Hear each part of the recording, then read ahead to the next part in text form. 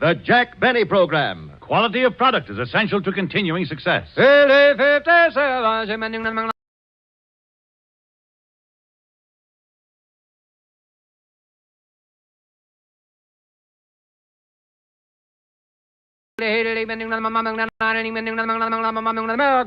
takes fine tobacco to make a fine cigarette. And first, last, and always, Lucky Strike means fine tobacco. LSMFT, LSMFT, LSMFT. Remember, year in, Year out. Lucky Strike means fine tobacco. And in a cigarette, it's the tobacco that counts. Season after season, at auction after auction, independent tobacco experts, auctioneers, buyers, and warehousemen can see the makers of Lucky Strike consistently select and buy that fine, that light, that naturally mild tobacco. Fine, light, naturally mild tobacco. Yes, Lucky Strike means fine tobacco. And fine tobacco means real deep down smoking enjoyment for you. So smoke that smoke of fine tobacco, Lucky Strike. At 57, American. The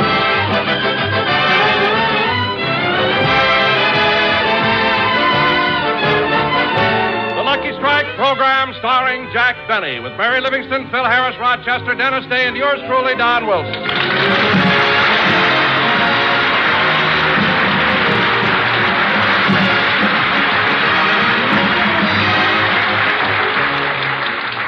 And now, ladies and gentlemen, we take you back 15 minutes. Jack Benny is in his dressing room where Rochester is trimming his hair. Just a little more off the sides, Rochester. Yes, sir. You know, Rochester, it may sound funny, but when I was a kid, I had the most beautiful head of thick golden curls. You did? Yeah. In fact, my mother was so proud of them, she gave a curl to every one of our relatives. Well, you better write to them, boss. It's time to get them back.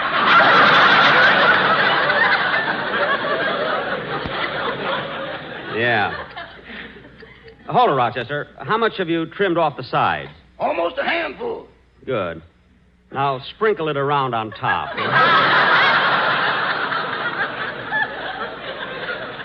Thanks.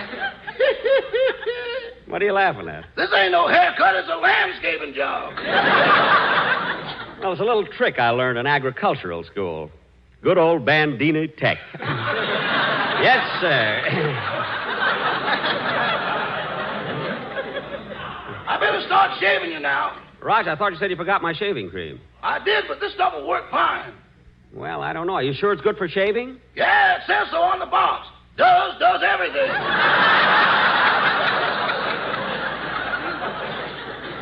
I guess so. But I wish my face could have that oxidal sparkle, you know? Now, hold still, boss, while I lather you up. Maybe you better open your shirt first. Okay. There you are. Say, boss, why do you wear that penny around your neck on a string? It's for sentimental reasons, Rochester. This is the first penny I ever owned. You know that dollar I have framed up in my bedroom? Uh-huh. That's the first dollar I ever owned. You know that picture of my Maxwell that hangs in the den? Uh-huh. That's the first car I ever owned. That's the first car anybody ever owned. What? That car scared more horses than the meat shortage.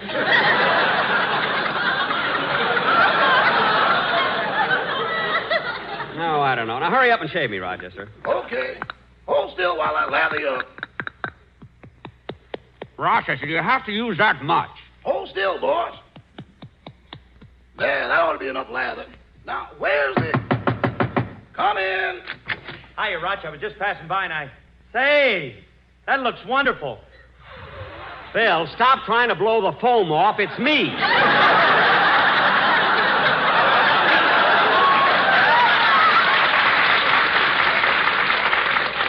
And get your foot off my knee. It's not a brass rail.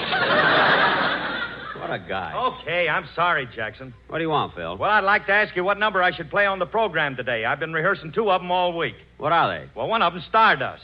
What's the other one? That's what I like about the sound.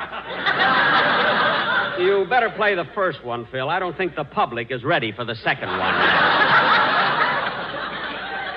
Go ahead, Rochester. Start shaving me. Yes, sir. Oh, say, Jackson, I want you and the rest of the gang to come over to the house tonight. I'm giving a little surprise party for Alice. Surprise party? What's it for?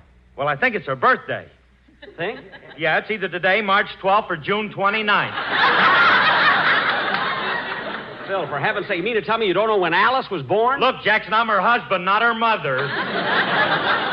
All right, Phil, I'll be glad to come. Shall I have dinner first? Well, of course not. I got everything all set. I prepared it myself.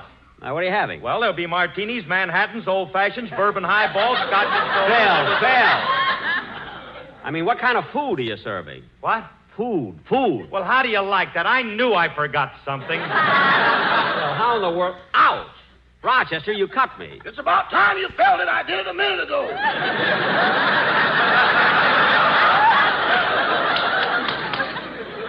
Well, why didn't you tell me? I thought you were dead. Don't be funny. Did you cut me bad? It's nothing, boss. I just snipped the stem off your Adam's apple. Clumsy thing. Now I have to buy a collar button.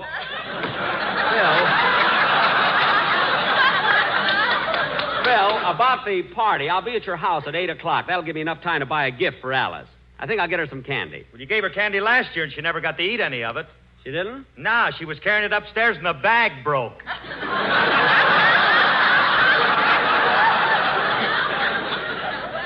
Gee, that's a shame. And those jawbreakers roll so.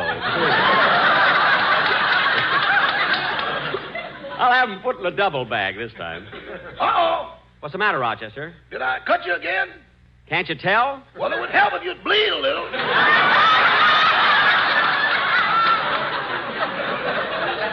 Well, I'm not going to force myself just for you. Say, Phil, what are you giving Alice for her birthday? Hey, Jackson, I got it right here in this little box. Let me show it to you. There. Ain't that a pretty? Oh, Phil, what a beautiful gold locket. She'll love that. Well, open it up, Jackson. There's a picture inside. No, I'd rather not, Phil. Alice should be the first one to see it. Well, we don't mind, Jackson. You're like one of the family. Go ahead. Open up the locket. Well, all right. Oh, now, isn't that sweet? A picture of Petrillo.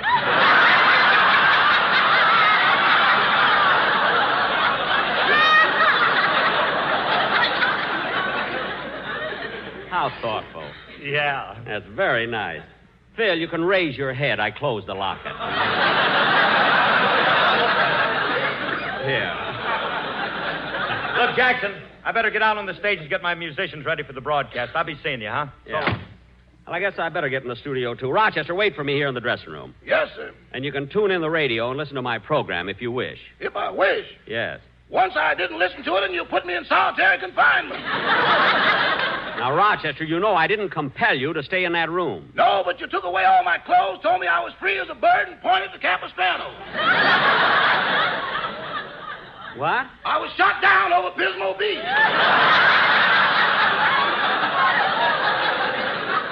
Stop being silly. I'll see you after the broadcast. Okay. Gee, that Rochester makes up the wildest things. But they're kind of funny. I wonder if he'd be good on the radio. Nah, he'd always be late for rehearsals.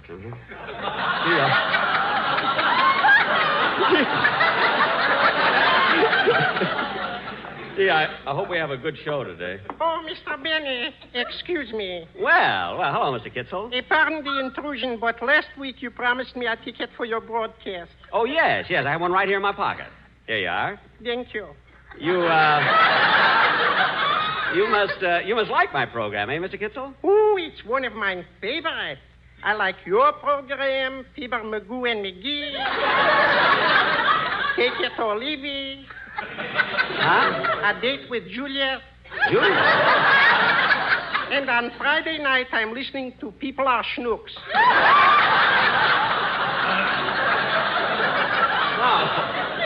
No. You mean people are funny. With this ticket, I'll soon find out. Oh, yes. Well, you better hurry in. I'll save you a seat in the first row. Laugh as hard as you can, will you? My heart is broken, and it tells me I should laugh. Your heart is broken? Why? Because yesterday, my alma mater didn't win the football game. Your alma mater? Notre Dame.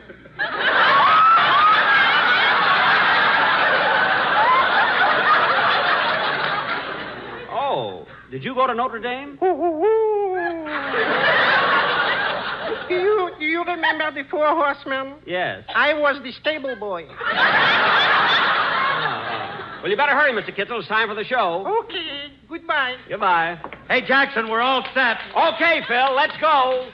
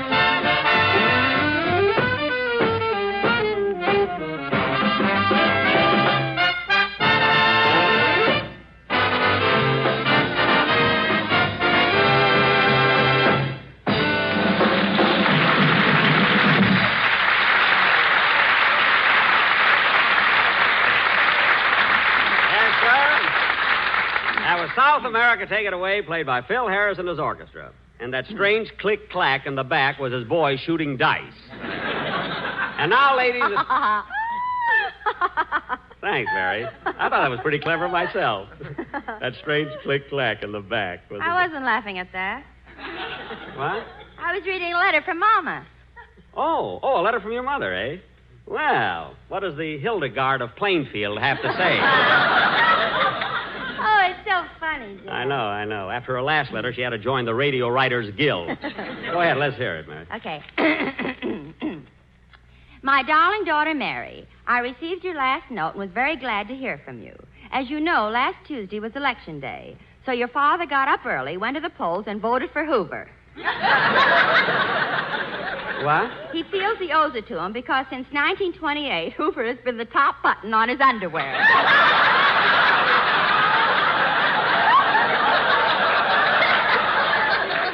That's what I like about your father. He's so loyal. Go on, Mary. Your sister Babe has become a career woman and now has a very novel job. She's a lifeguard at one of those new fountain pen companies. A lifeguard at a pen company? If anyone writes help underwater, she dives in and saves the pen. What a girl. Babe also received a lot of money from a picture studio in Hollywood. She sent a photograph of herself in her bathing suit, and they sent her a check for $5,000. Your sister, Babe? They said her legs gave them the idea for the spiral staircase. I knew she could do it. Say, Mary, does Babe still go with that slap-happy prize fighter? No, she couldn't stand it any longer. Why? What happened? Well, they'd be sitting in the living room, and every time the phone rang, he'd jump up, shake hands, and give her a right hook to the jaw. Oh, well, then I don't blame her. Well, Babe didn't mind getting hit, but she had to keep him training all the time. Oh. Well, go on with the letter, Mary. Okay. Last Saturday night, Pop and I went to a big formal affair. Aunt Edie's silver wedding. Gee, has your Aunt Edie been married 25 years? No, 25 times. Oh.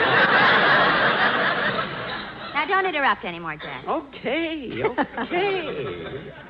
And Mary, speaking of Aunt Edie, do you remember little Harold, who was the ring bearer at Aunt Edie's first wedding? Well, that's the one she's married to now. Well, what do you know? Outside of that, Pop and I haven't done much. Although last week we went to the movies and saw Merle Oberon in a wonderful picture. Gosh, she's beautiful. Your father took one look at her, then looked at me, and when we got home, I realized what Babe went through with that prize fight.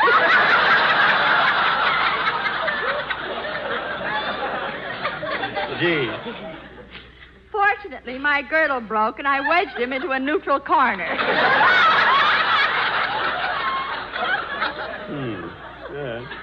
Some more, is there? Oh, yes. Go ahead. Hey, your mother's a riot. Go ahead. By the way, Mary, I certainly envy you being out there in California.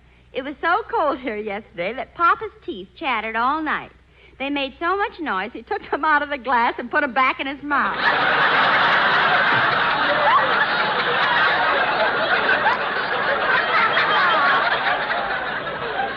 Mother's a card. What a family. That's all all for now. We'll write again next week. Your loving mother, Amber Livingston. Hey, that's a nice letter, Mary. Oh, wait a minute. Here's a P.S. I suppose Jack will start writing to us again now that airmail is down to 5 cents. What does she mean, 5 cents? I can get Rochester to fly it there for nothing. That's a good one. I don't see anything funny about that. Neither do I, Jackson. You don't? No. Rochester and his crazy jokes. Now, kids, come in. Hello, everybody. What's cooking? Oh, hello, Dennis. Dennis, you're a little bit late. Where were you? Well, I'd have been here earlier, Jackson, but I stopped across the bar in a bar. You gotta live, Bub. You gotta live. Stopped across a bar in a bar? That sounds like Chis Sweet Sandwich, you know? Oh, boy, am I dizzy.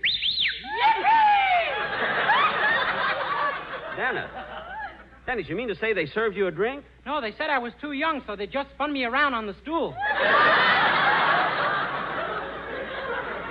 Oh. Hey, Livy, how about you and me painting the town? Dennis! What's eating you, Bub? You want to fight? A fight? Hey, Phil, how about an Alka-Seltzer? You don't need one! Dennis, what's the matter with you? All they did was spin you around on a stool. Yeah, but they held my head in one place.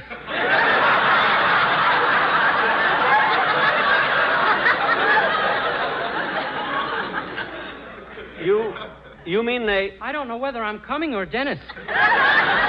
Believe me, you're Dennis, and cut out all this nonsense. Okay. He hates me because I'm head loose and fancy free. Dennis, nobody hates you. Now, come on, let's have your song. Okay.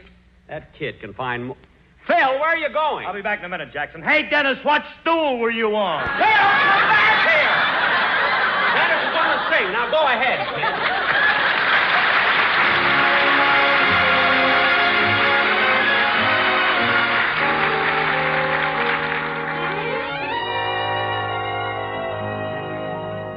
Somewhere in the night there must be someone for me.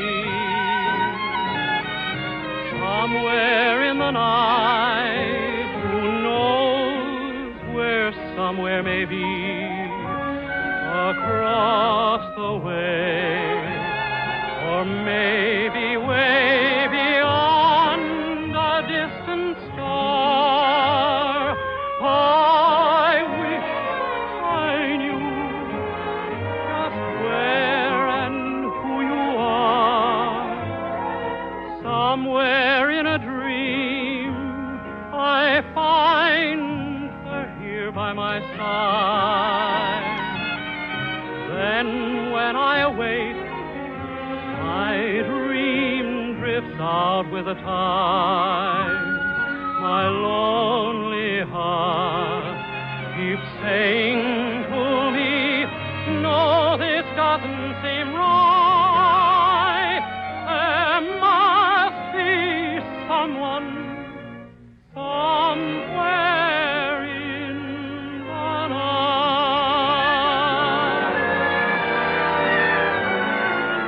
Somewhere in a dream I find her here by my side.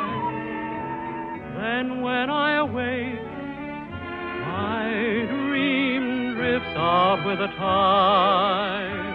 My lonely heart keeps saying to me, no, this doesn't seem right. There must be someone somewhere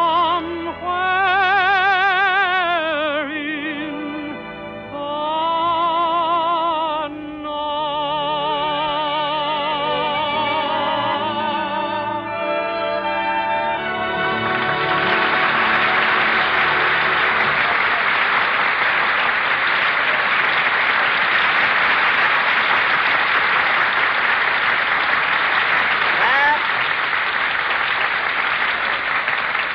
That was Somewhere in the Night, sung by Dennis Day. And, Dennis, you sang that beautifully. I wouldn't know. I'm loaded. You're not loaded. And I don't want to hear any more talk like that. You ought to be ashamed of yourself. Now, sit down. Yes, sir. And now, ladies and gentlemen, for our feature attraction tonight, we're going to do a sketch entitled The Strange Loves of Martha Benny. Whisper his age. Married. Now, in this play... Wait a minute, Jackson. Last week you announced that we were going to do The Killers. Well, we were, but I'm going to postpone it until 2 weeks from tonight. Why'd you do that, Jack? Because Mark Hellinger, the producer of the picture, asked us to wait 2 weeks before we louse it up. And by that time, the picture will have played in more cities. You see. Well, what's the thing you're going to do tonight? Well, actually, Mary, it's going to be a story based on my career as an entertainer. It opens with the actual incident of my first appearance on the stage in Washington, D.C. I'll never forget that night. See, my performance was so great that right in the middle of my act, one of my fans got so excited, he jumped right on the stage. That was John Wilkes Booth. He was making his getaway.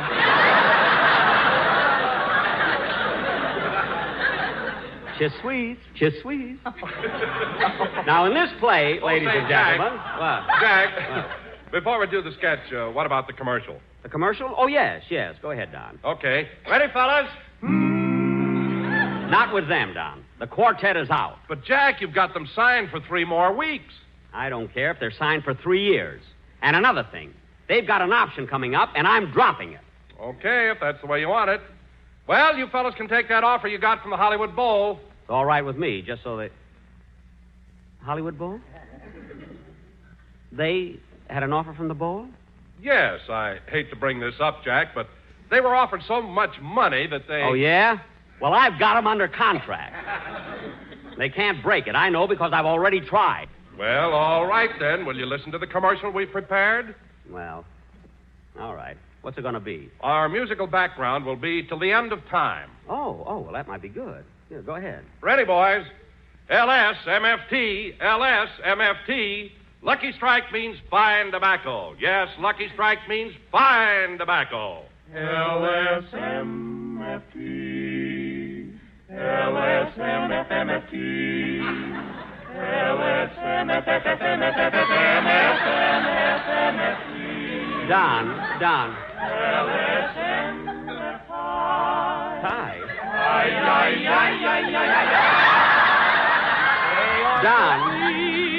Don, that isn't it. Don, that isn't what I want. Wait a minute, fellas. Don, just a minute, fellas. Wait. Don. Don, look at me. Donzy boy, look at me. Don. No, look, Don. Don, I'm being nice. Look, Don, I'm smiling. Don.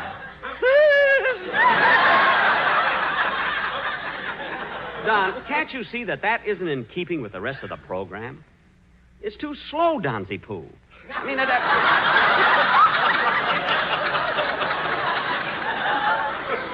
it has no pep. Well, Jack, if you want something lively, just listen to this. What? The William Tell Overture. Hit it, boys. LSMFT, what a smoke for me. LSM, talk, it's free and easy on the draw. Don. Wait a minute.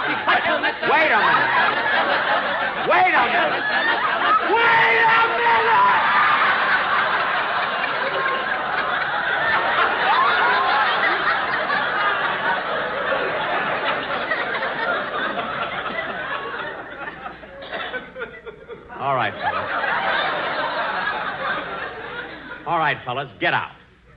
Out. You guys are driving me crazy. I'm going mad. Oh, Jack, stop pulling your hair. I'm only taking the ones that were sprinkled on. Now, come on, fellas. Get out. And it's for you, Don Wilson. You got me into this, and you better get me out. Jack, don't get so excited. Well, I am excited. I'm so mad I'm not even going to do the sketch tonight. But, Jackson, you got to finish the show. Let Don finish it. He's so smart. He knows everything. I'm getting out of here. Hello, Mr. Benny. May I have your autograph? Oh, shut up!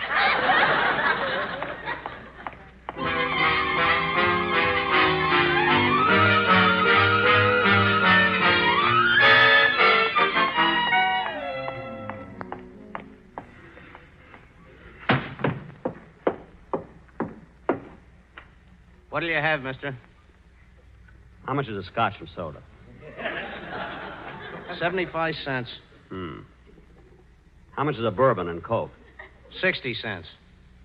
Well, Come on, buddy. Come on. What'll you have? just spin me around a couple of times. Okay, buddy. Here you go.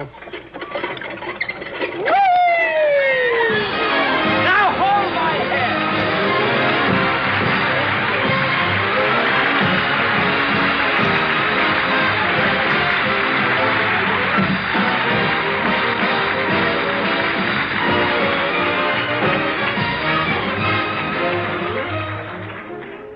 Hey, bartender, one more spin and I'll go home.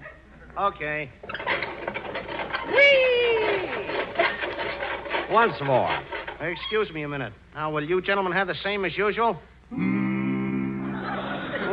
look who's here, my old buddies, my pals. You know what, fellas? I've been mean to you. Yes, I have. You know what I'm going to do? I'm going to make it up to you. I'm going to pick up your option and give you more money. Hey, bartender. What? Give these fellas a spin on me.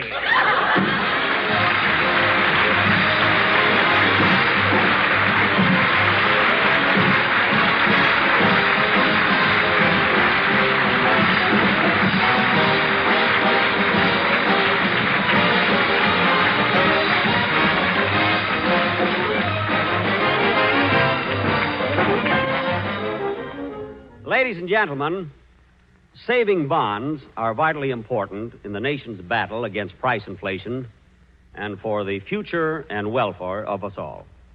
It is important that we, who have developed habits of thrift during the war, continue to build financial security for ourselves and our children. Protect your future. Buy extra bonds now. Thank you.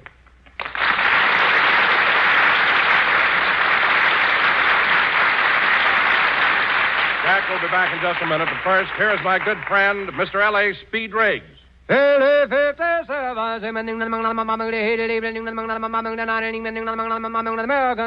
Make no mistake. In a cigarette, it's the tobacco that counts. And Lucky Strike means fine tobacco. Mr. James Maynard Talley, independent tobacco warehouseman of Durham, North Carolina, has been in the tobacco business all his life. He said, Season after season, I've seen good tobacco bought by the makers of Lucky Strike. Yes, good tobacco, full of flavor, ripe and mild. I've smoked Luckies for 18 years. Yes, year after year, independent tobacco experts, men who spend their lives buying, selling, and handling tobacco, men like Mr. Talley, can see the makers of Lucky Strike consistently select and buy that fine, that light, that naturally mild tobacco. Fine, light, naturally mild tobacco. Yes, Lucky Strike means fine tobacco. LSMFT, LSMFT, LSMFT. Lucky Strike means fine tobacco, and fine tobacco means real deep down smoking enjoyment for you. So smoke that smoke of fine tobacco, Lucky Strike. So round, so firm, so fully packed, so free and easy on the draw.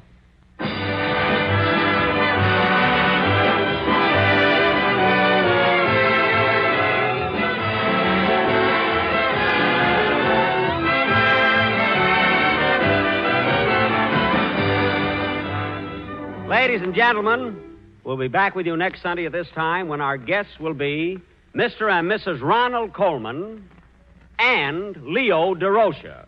Good night, everybody.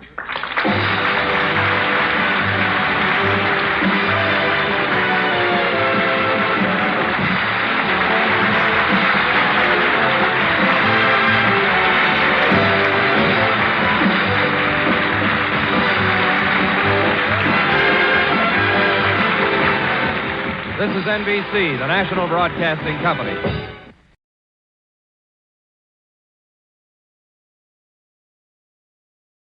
The Jack Benny Program. Quality of product is essential to continuing success. Let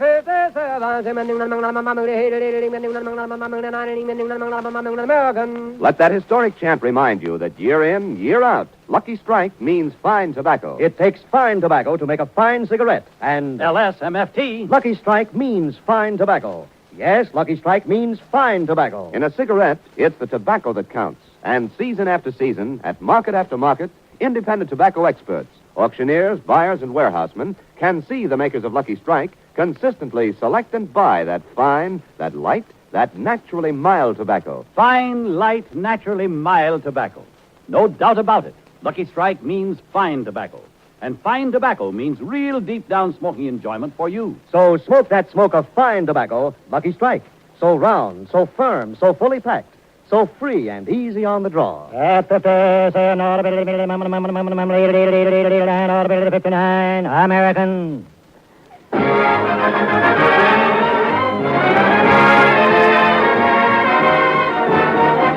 The Lucky Strike program starring Jack Benny with Mary Livingston, Phil Harris, Rochester, Dennis Day, and yours truly, Don Wilson.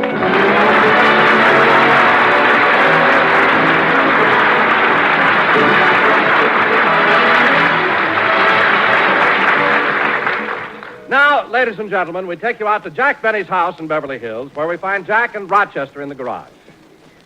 I can't understand why the car won't start. Try it again, Rochester. Yes, sir.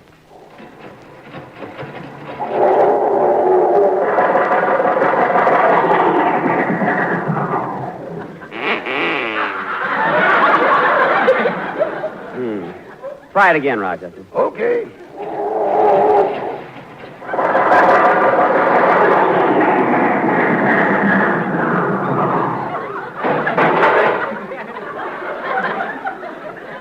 Try it again, Rochester. Where do I put the door back on? Okay.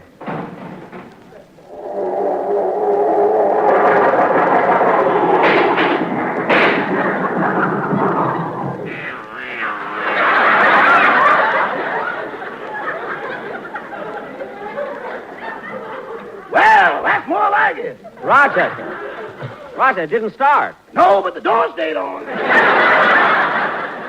Oh, good. I can't understand what's wrong. Maybe the motor's worn out. Oh, no, that's impossible. The speedometer only says 8,000 miles. Oh, come now, boss. We pushed it further than that. Well, you better go in the house and call Mr. Harris and tell him to pick me up on his way to the studio, will you? Oh, I did that before we came out to the garage. Oh, then you knew there was something wrong with the... Rochester, did you use my car last night? Well, Rochester, I just found a bobby pin on the front seat. A bobby pin? Yeah. What are you laughing at? There's only two of us here, and it ain't mine. Well, it isn't mine either. Rochester, you used my car last night to take your girl out. Uh-huh. Well, how did it go? Oh, very good, very good. Purred like a kitten. That's funny, and today it won't even start. Oh, you mean the car? Yes, the car. How did it go? Oh, fine, boss, fine. Until I lost a tire off the front wheel.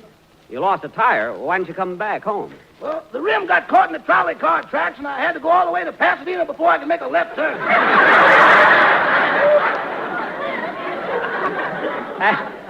Pasadena? Yeah, and on the way back, we got stalled right in the middle of the Santa Claus Lane parade. You and your girl, huh? What happened? Nothing. We prefer Mulholland Drive. Well, Roch, in the future, when you want to go out joyriding, borrow your friend's car. You know who I mean, Sam. He loaned it to you once before. Well, Sam ain't got that car anymore. He's got 2 motorcycles now. Oh. Traded his car in, eh? No, he backed into a buzzsaw.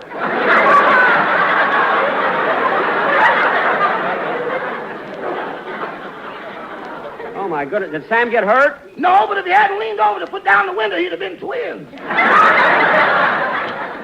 Well, look, Rochester, there's no use working with this any longer. Okay, Jackson, I'm here. Be right with you, Phil. So long, Rochester. I'll see you after the broadcast. Yes, sir. I'm sorry to take you out of your way, Phil, but I couldn't get my car started. You know, Jackson, when you bought that car, it's too bad you didn't wait just one more year. They came out with a wonderful improvement. Yeah? What was it? The Pony Express. All right. Come on, let's get to the studio. Say, this car really runs nice. Well, you know me, Jackson. Nothing but the best for Harris. Oh, boy, what a fancy dashboard. What are all those buttons for? Well, that's a radio. I push this button and get Australia. I push this button and get London, this button China, this button France, and on up to 8 countries.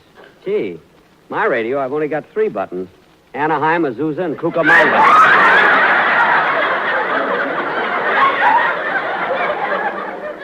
I can only get Anaheim when I'm in Azusa.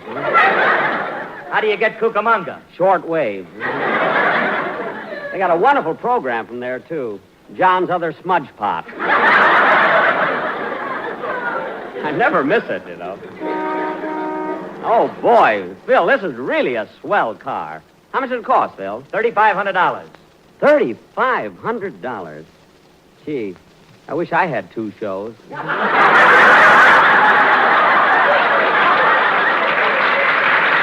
Hey, Phil, the traffic light is changing. I see it. Watch it, will you, kid?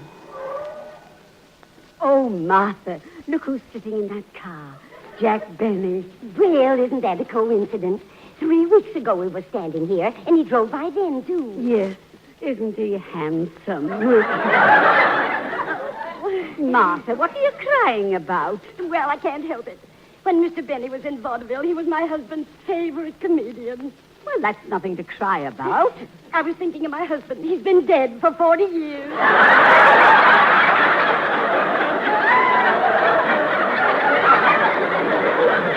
Oh, say, Martha, I've just noticed who's sitting next to Mr. Benny. Who? Look.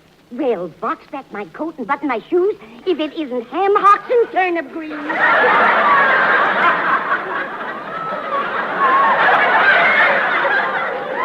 What a thrill. Let's go over to the car and ask them for her autograph. Oh, no, Emily. They'll think we're trying to pick them up. Oh, yeah. Gee, those 2 old ladies are sweet. You know, Phil, I saw them at the football game yesterday. Oh, did you go, Jackson? There was such a mob out there. How'd you ever park your car? Oh, I didn't take my car. It was such a nice day, I decided to swim. Fortunately, it was downstream, you know.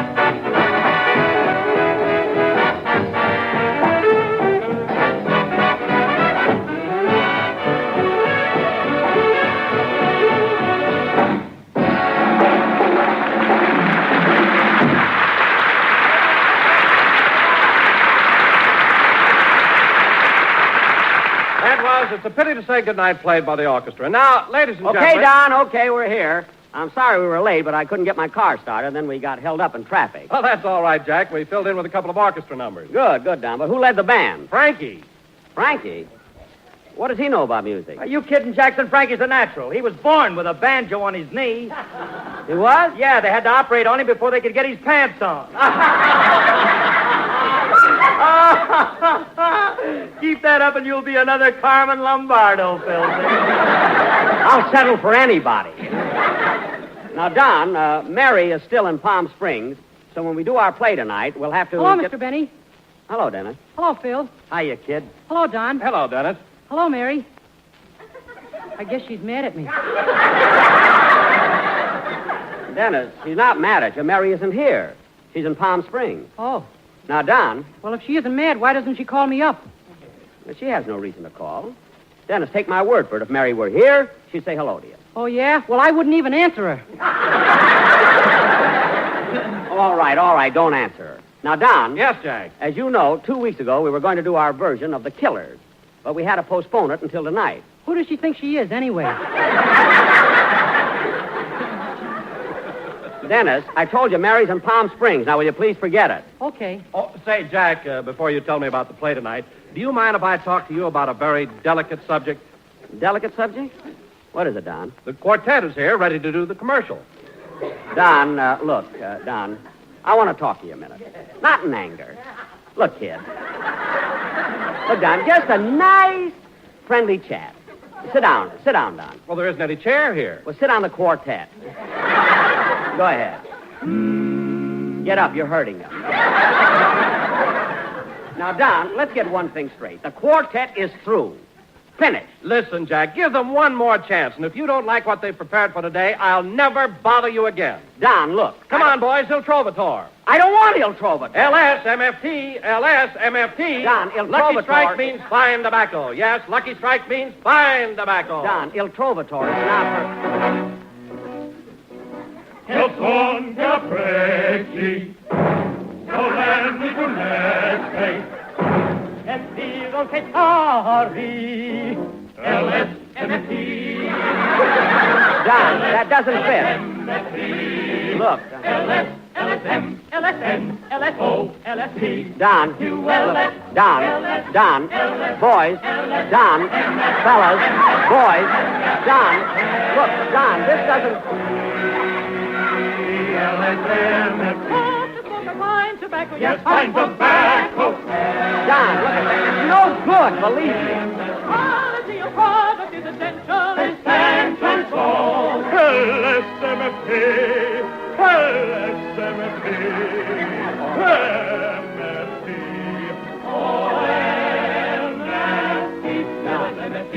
LSMFT, LSMFT, Don.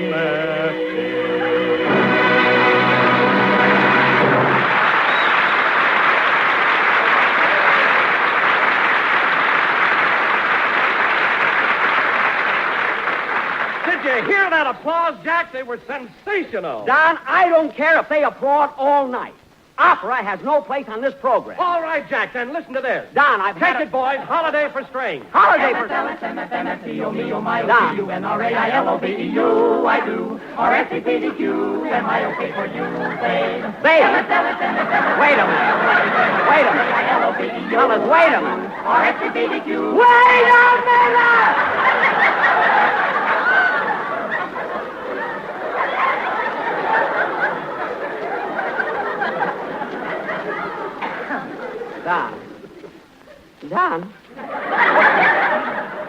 Don, I've had enough. I can't stand it any longer. Where's that contract? Here it is. There. That settles that. Jack, I don't blame you if you feel that way about the quartet. That's the best thing to do. Tear up the contract. Their contract? That was yours. What? Hey, Dennis, I guess that'll hold him for a while.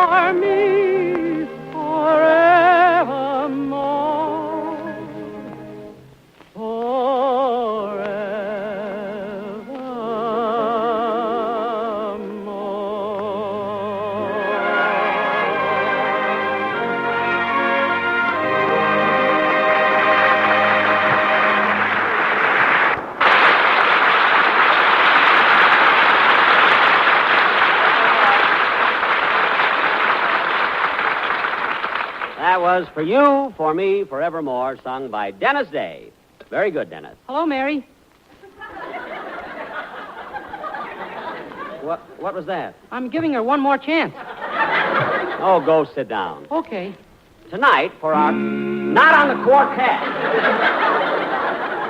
Find a chair. I wish Mary was here and I was in Palm Springs. And now... I wouldn't say hello to you either. Oh, quiet. And now, ladies and gentlemen, tonight, as our feature attraction, we're going to do our version of Mark Hellinger's thrilling, exciting, Universal International picture, the famous Hemingway story, The Killers.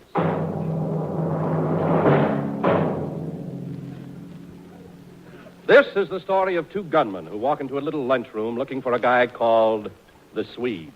It's midnight, and the lunchroom is deserted, except for one lonely customer.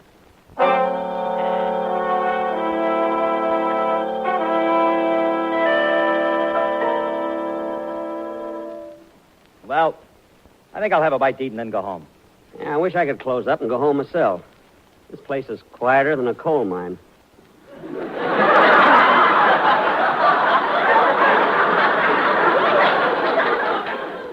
Kind of a dreary night, too. Yeah. Say, Charlie, don't the Swede usually drop in about this time? Uh-huh. Hasn't been in now for 2 or 3 weeks. Understand he's sick in bed.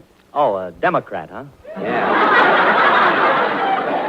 I miss him, too. Used to stay here for hours, just sitting by the jukebox, listening to the Missouri Waltz. Now, what do you have to eat? Oh, I don't know. How'd you like some squaw baked in wine? Nah. You got any ham hock stewed in bourbon? No, we're all out of ham hocks. Good. Just bring me the juice. Okay. Say, Curly, next week when you come here, you won't know this joint. It's going to be real ritzy. New curtains and drapes and rugs on the floor. Nice new lampshades and everything. This lunchroom is going to be beautiful. Well, it's about time. This joint looks like the sweat band out of the Brown Derby. Well, don't worry. I'm going to fix everything. In fact, I've already hired the interior decorators. Say, Curly, hurry up and finish eating, will you? It's such a nasty night. I want to close up and go home. I'll be through in a minute. How about a napkin? Use the drapes. I'm getting new ones. Yes, sir. I can just see the way this place is going to... What's the matter, Charlie? Look out the window. 2 guys just stepped off the curb and are crossing the street. I never seen them before. Yeah. They look kind of tough. Hey, I'm getting out of here. No, don't go. I don't want to be here alone. One of them guys, it looks like Edward G. Robinson. Hey, look. They're coming this way. Yeah.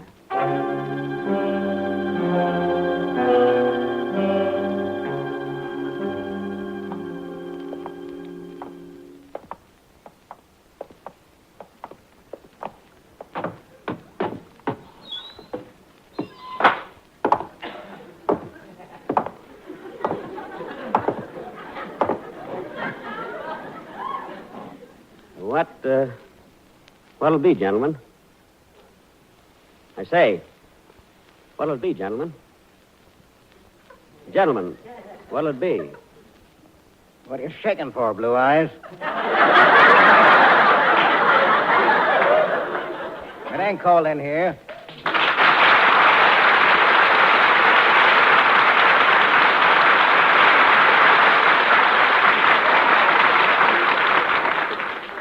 I'm getting ready to close up, gentlemen, so if you want something to eat, you better order it. Hey, Slugger. What is it, Eddie?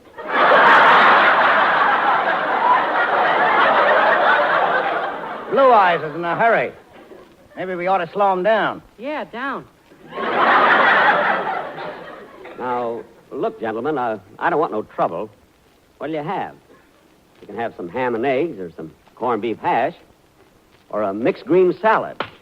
Ouch! I don't like salad.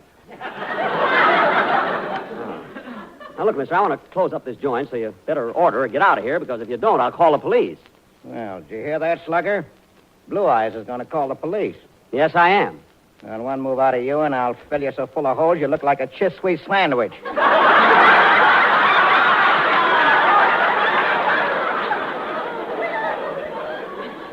That's Swiss cheese. Don't tell me how to get a laugh.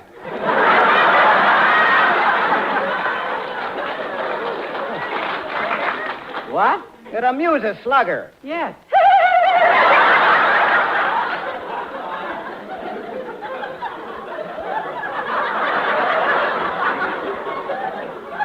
Now, see here, mister.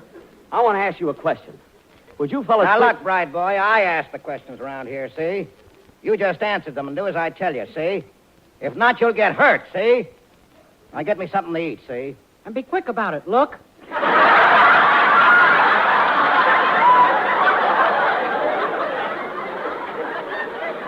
Look. Where? Oh, shut up, Slugger. Now, wait a minute. I don't have to stand for this. I'm a citizen. I pay my taxes. I got my rights, and you can't come in here and push me around. Oh, we can't, huh? No, you... Wait a minute. What are you reaching in your back pocket for? Just my handkerchief. Your handkerchief? Yeah. You must have a bad cold. Yeah. I just took those shots for it. Oh, Eddie, you keep that up and you'll be another Phil Harris. Now, look, will you fellas... Wait a minute. Now I know who you guys are. You're the killers. You're looking for the Swede. You hear that, Slugger? Bright Boy thinks we're looking for the Swede. Well, ain't we been looking for no Swede? Now, Bright Boy, we ain't looking for no Swede. We came in here to talk to you. Me? Yeah, you. We heard you're going to get this dump redecorated. Yes, I am, but what's that got to do with you? Well, we want to know something. What? Who are you getting your chintz from?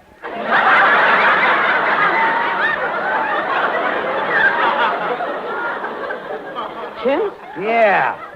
And the silk lining for your drapes. I'm not going to have them lined. Do you hear that? Now, listen, Bright Boy.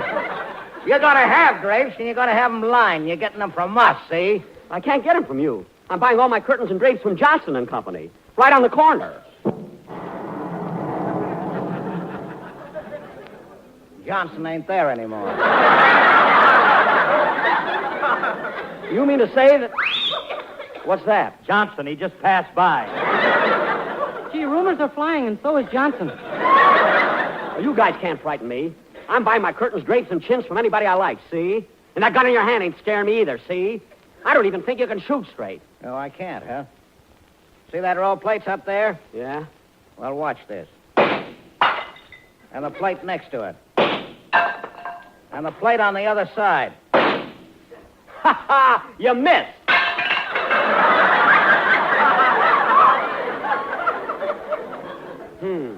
I put a curve on that one. Oh, yeah? Well, I'm not afraid of you now. You took 3 shots before and 3 shots now. You're out of bullets. No, I ain't, Bright Boy. This is an ever-sharp gun. It's got a 6-month supply of lead. I should have known with that deep pocket clip. Hey, you know, the gun I have only shoots 6 times. Look. Here, I'll show you.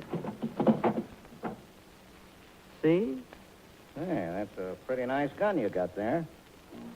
You're darn right it is. Now, come on now. Up with your hands, both of you. Oh, you want to shoot it out, huh? Well, take that. Ha, ha, ha. You missed me twice. Now, you take this. Oh! Oh, you got me, Slugger. You got me. I'm dying, Slugger. I knew the day would come. I knew I couldn't get away with it. Everything's getting dark. I can't see. I'm dying, Slugger. They finally got me. Me, Little Caesar. Goodbye, Slugger. I'm dying. I'm dying. Dying. Well, fall down, you big ham.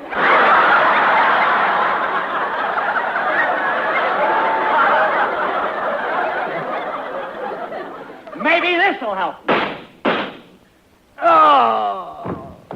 Well, how do you like that? He fell on the quartet. Come on, Curly, let's go home.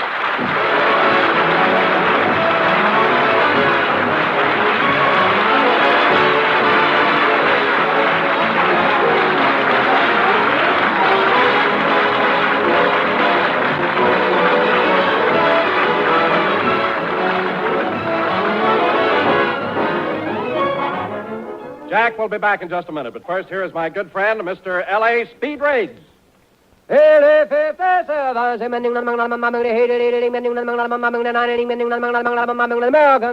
Common sense will tell you, in a cigarette, it's the tobacco that counts. And Lucky Strike means fine tobacco. Mr. George Alfred Webster, independent tobacco warehouseman of Durham, North Carolina, has seen millions of pounds of tobacco bought and sold at auction, and he said, At market after market, at auction after auction, I've seen the makers of Lucky Strike buy fine tobacco. Tobacco that makes one grand smoke.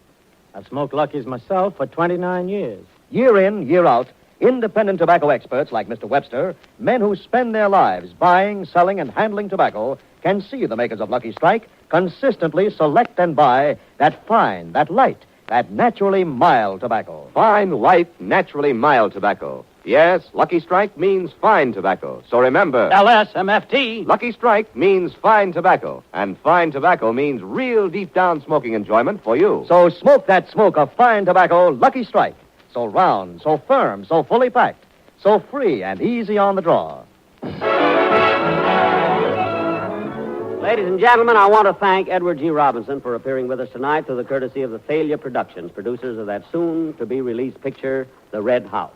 We'll be with you next Sunday at the same time. Good night, Mary. Good night, Mary. Good night, Herman. Herman? I'm mad at Mary. Oh, yes, I forgot. Good night.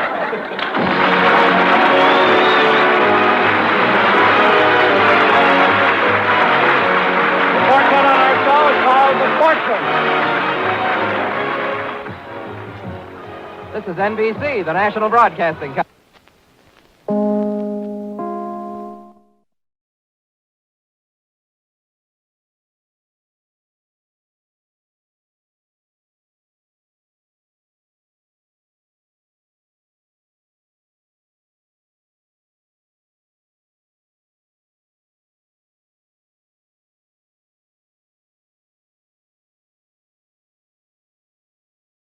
J-E-L-L-O. The Jell-O program starring Jack Benny with Johnny Green and his orchestra. This is Pat Weaver pinch hitting for Don Wilson. The orchestra opens the program with Yours Truly Is Truly Yours.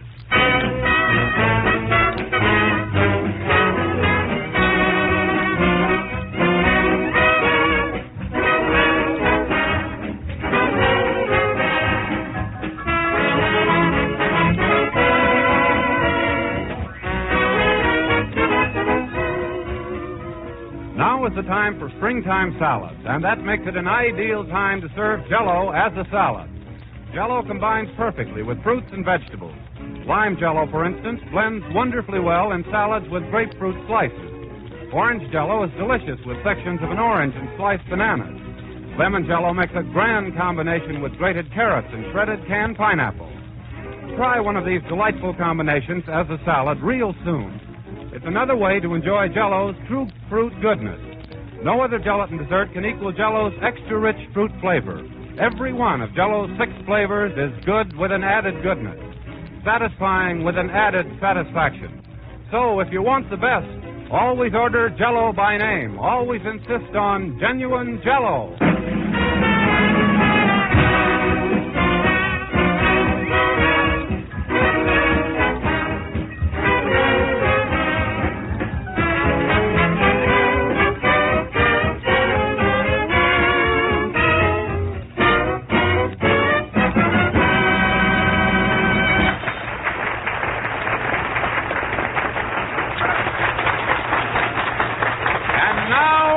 And now we bring to you not the hero of Bunker Hill, not the catch of Cape Cod, not the dean of Harvard University, but who do you think?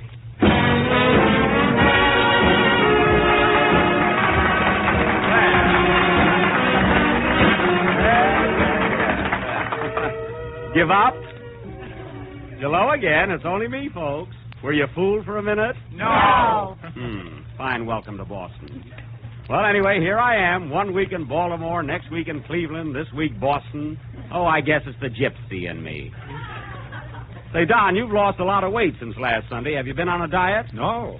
Well, what happened? Well, I happen to be another announcer. You see, Don Wilson couldn't make it. Oh, well, the streets are narrow here. He had a little trouble last year, you know. You know, that Wilson guy is pretty heavy. I know, but the streets in Boston aren't that narrow. They're not, eh? You know what happened yesterday? No. 2 worms collided in the middle of Washington Street and held up traffic for 3 hours. Is that a fact? No, but I thought it might get a laugh, you know. So you're taking Wilson's place tonight, huh? Yes, Weaver is my name. Patrick Henry Weaver. Henry, like in Ford. Oh, I see. And yours? John Quincy Benny. Quincy, like in throat. Tell me, are you enjoying your stay in Boston, Mr. Benny? Yes, but don't be so formal. I mean, you can call me Jack, you know. Thanks, Jack. You can call me Mr. Weaver. Well, thank you. But I am having quite a time here. I spent a few days looking over the historical points of interest. Oh, yes, there's a lot of American history connected with Boston. Oh, yes. You know, Paul Revere rode here. That's right. Say, was that Rockingham Park or Narragansett? I don't know. I even forgot the name of the horse. I think we did that joke last year, too, if I remember. Well, it's not important. Say, Pat, you're a stranger in our little group. Now, you won't feel offended if I give you a little advice, will you? No. You won't get mad? No. Promise now. For heaven's sake, what is it? Well, come here a minute. Now, as Don Wilson probably told you, dignity is the keynote of this program. By that I mean, you only mention Jello with the 6 delicious FLAVORS if it happens to fit. You know, don't drag it in. You mean strawberry, raspberry, cherry, orange, lemon, and lime? Not so LOUD. Somebody will hear you, you dope. Sorry. Well, just be careful, that's all. Come in. Mr. Benny? Yes. On behalf of our great Commonwealth, it affords me extreme pleasure to welcome you to Boston. Well. And I hope that your sojourn in this metropolis will be most diverting. Well, thank you. And who may you be? I may be the mayor, but at present I'm a dishwasher at Child's.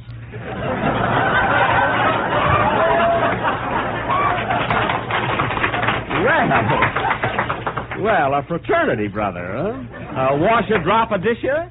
No, mopper, upper floor. Goodbye. Goodbye. Nice fellow, wasn't he? Charming. What are we talking about, Pat? Oh, about Boston in general. Oh, yes. Well, I must say that it's a great thrill for me to be playing in Boston. You do meet such cultured and intelligent people. Hello, Jack. What was that last line? Oh, Kenny, I was just telling Pat that in Boston you meet such cultured and intelligent people. You said the same thing about Cleveland. I know, but I can't write new stuff every week. Oh, Kenny, this is our announcer for tonight, Mr. Weaver. How do you do, I'm sure. Well, how do you do? Have you seen much of Boston during your stay, Mr. Baker? Oh, sure. I've been everywhere. This morning I was out to Harvard University. Gee, I'll bet it was a thrill. You can get 3-1 on that. What were you doing at Harvard, Kenny? Well, as long as I was in Boston, I thought I'd stop by and pick up a degree. Did you get one? No, they're closed on Sundays. Oh. Never mind. You can pick one up tomorrow. Hello, Jack. Gee, I had a hard time finding this place. Hello, Mary. Welcome to Boston.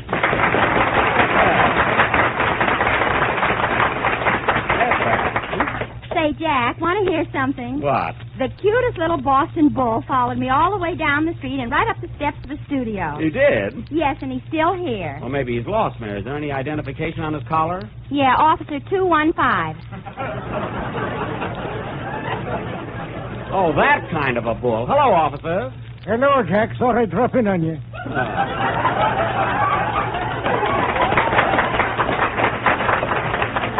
Isn't he cute? Yeah. Say, Mary, I want you to meet our Boston announcer, Pat Weaver. He's taking Don Wilson's place this week. Well, how do you do, Miss Livingston? I'm so glad to meet you. I've always been a great admirer of yours. Oh, yeah? Well, let me tell you something, Mr. Weaver. We better understand each other right now. I'm a homegirl, and I don't live in taxis. You can keep your old diamonds and furs. Who wants them? And another thing, I get more kick out of a good book than a highball, so there. But, Mary... I've got a good mind to tell Mrs. Weaver. Well, Miss Livingston, I didn't say anything. But I know what you're thinking. You men are all alike. You love us, you marry us, and then you look around for a pinochle game. Well, you can't do that to me. Why, Mary, all he said was he's glad to meet you. Yes, but the way he said it. I suppose the next thing he'll do will invite me to dinner, and then what? What are you talking But, about? Miss Livingston, I wasn't going to ask you to dinner. Oh, so I'm not good enough, huh?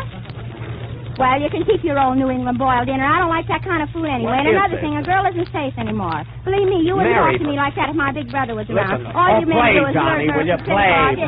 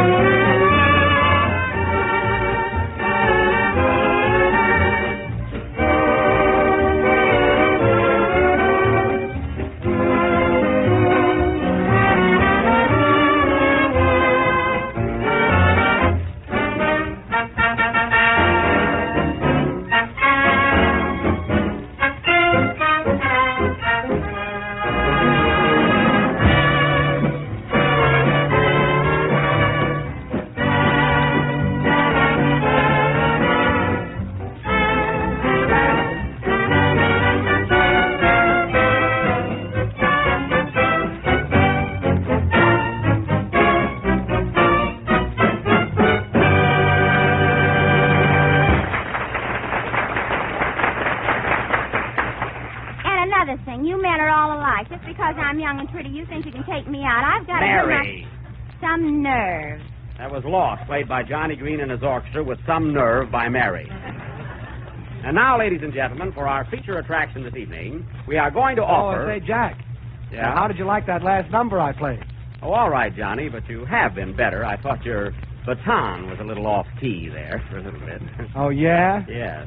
Well, just for that. What? Oh, never mind. Well, anyway, tonight, folks, we are going to offer an unusual drama. Something entirely away from our regular... Jack. Yeah? Are you going to the party tonight? What party? The one Johnny's aunt is giving. It's a big tea party. It is? Yeah, Johnny invited me. Gee, I didn't hear anything about it. Who's going? Kenny, myself, and the boys in the band. Oh. Weren't you invited? No, this is the first I've heard about it. Well, maybe I shouldn't have said anything. Oh, I don't care. Say parties. I'm sick of them. See, I went to one every night 12 years ago. Well, anyway, folks, as I said before, tonight we are going to offer an unusual drama. Something entirely away from the... Well, say, Jack. Yes, Kenny? Do you mind if I quit early? I want to go to Johnny's party. Oh, Kenny, what do you see in all these parties? Why did you stay home like I do? Oh, then you haven't been invited, huh? I'd rather stay home and practice my violin. La, la, la, la, la, la, la, la, la. Later, later. Well, Jack. Yes, Johnny? What time is it? Oh. About 7:15. Say, Johnny, you know, I was only kidding before. I thought your number was all right. Oh, I don't mind. Say, have you seen much of Boston, Johnny, since you've been in town? Yes, why? Well, I just thought well, you know, I know the town pretty well, and if there are any of the local sights you want pointed out, I'll be glad to point at them for you, you know. Well, thanks, but Boston happens to be my home.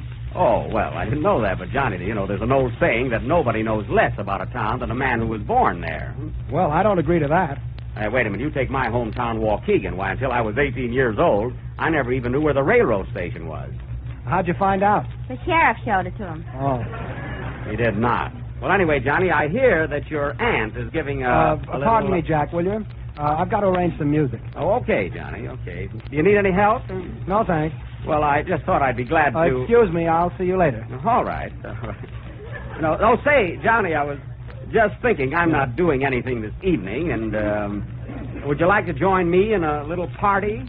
You know, where we can sit around and chat, you know. Just, I'm afraid I can't make it, Jack. Oh, you mean you have other plans? Yes. Someplace else to go, huh? Yes, yeah, that's right. You mean another party, for instance? That's it. Well, gee, Johnny, I certainly envy you. I wish I had someplace to go. You don't know what it means to be alone in a strange city. No, I guess I don't. Well, so long, Jack. Now, who wants to go out anyway? It's raining. It won't be raining inside. Yeah, I'm tired. Oh, I don't feel like going anyplace anyway. Guess I'll go right to bed after the broadcast, you know. Oh, Jack. Yes, Johnny.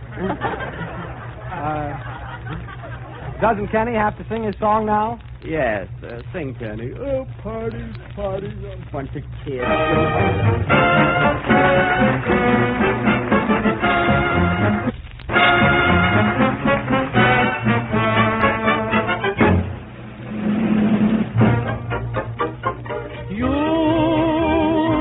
But you're wonderful, you, lovely you. You completely satisfy, I'm confessing that is why there's nobody like you. You, so much depends upon you, tell me true. Will it be my fate at all, will I ever rate at all with somebody like you? Just to think that you love me makes my future look strong.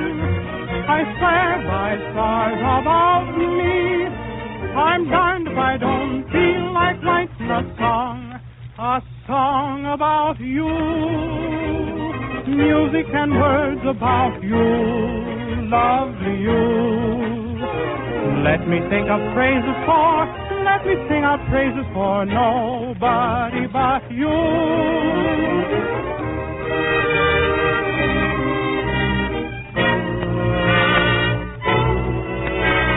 You're the inspiration of my fondest dreams. Here's the situation. This is how it seems.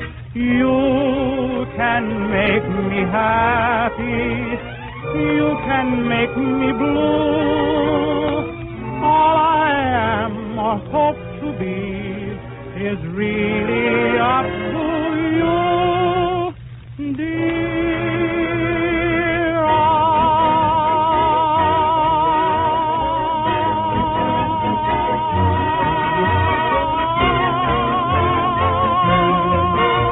Sometimes I don't feel like writing a song about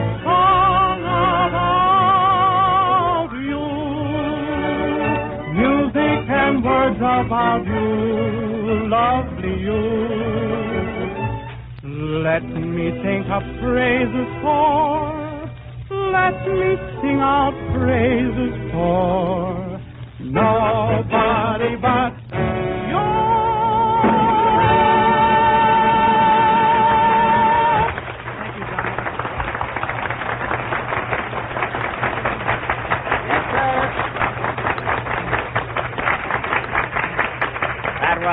Kenny Baker singing You from the great Ziegfeld. And very well done, Kenny. That was well. You know, they like you here. Thanks, Jack. Say, Kenny, with that voice, I'll bet you'll be the life of the party tonight. Huh? You said it. Gee, I hope there's dancing. You know, Jack, I've been taking ballroom dancing from a girl who teaches me, and she says I'm doing fine. Oh, ballroom dancing, huh? Yeah. Really? Yeah, one more lesson I can dance alone. Is that so, huh? Come on, fellas, let's go. Hurry, Kenny. You too, Mary. We got to get going. We'll be late for the party. Well, so long, Jack. Gee, I'm sorry you're not coming with us. Oh, that's all right, Mary. I'll stay home and listen to the radio. There's a swell lecture on tonight, The Home Life of a Grasshopper. I don't want to miss it, you know. Who's interested in a grasshopper? Another grasshopper. Well, good. so long, Jack. See you later. So long. Guys, I'll better have a swell time at that party. Well, it's all right if you have nothing else to do, you know. I'm going to a theater and see Follow the Fleet for the 12th time. Come on, Kenny. Everybody's waiting. We'll get in your car. My car? I haven't got a car now. You haven't? No. Did you see that new telegraph pole on Tremont Street? Yeah. Well, I didn't. Well, Mary, looks like they'll all have to go in your car, huh? I haven't got a car either. You haven't. You had one yesterday. You know that corner at the post office? Yes. Well, it isn't a corner. Oh. Oh, gosh, this is awful. We'll never get to the party. Hasn't anybody got a car? La la la da da da dee da da da da da. Oh, Jack. Mm-hmm. Why don't you drive us to the party? Well, I'd like to, Johnny, but gee, while everybody's inside having fun, I don't want to stay outside and wait. You know? Why, Jack, you don't have to stay outside and wait. No, you can go home. Oh, come on, Jack. Come on. Don't be stubborn. Come on along with us to the party. Well, coax me. Well, if you insist, let's go. Huh? Come on, fellas. Hey, there's a car, boys. Hey, pile your instruments in the back. Hey, Jack. Yeah? I can't get the grand piano in the car. Oh, no wonder you forgot to put the top up. Oh. Hey, Roy, slide that trombone in. Say, Jack, how can I get my cornet in? I can't what? How can I get my cornet in? Push the middle valve down. Well, are you all set? Everybody in? Yeah, okay. Well, that's fine. Let's go. Close the door, boys. Release the brake, Mary. Hey, Kenny, throw out the clutch. What was that? Kenny threw out the clutch. Play clutch. I mean, Johnny.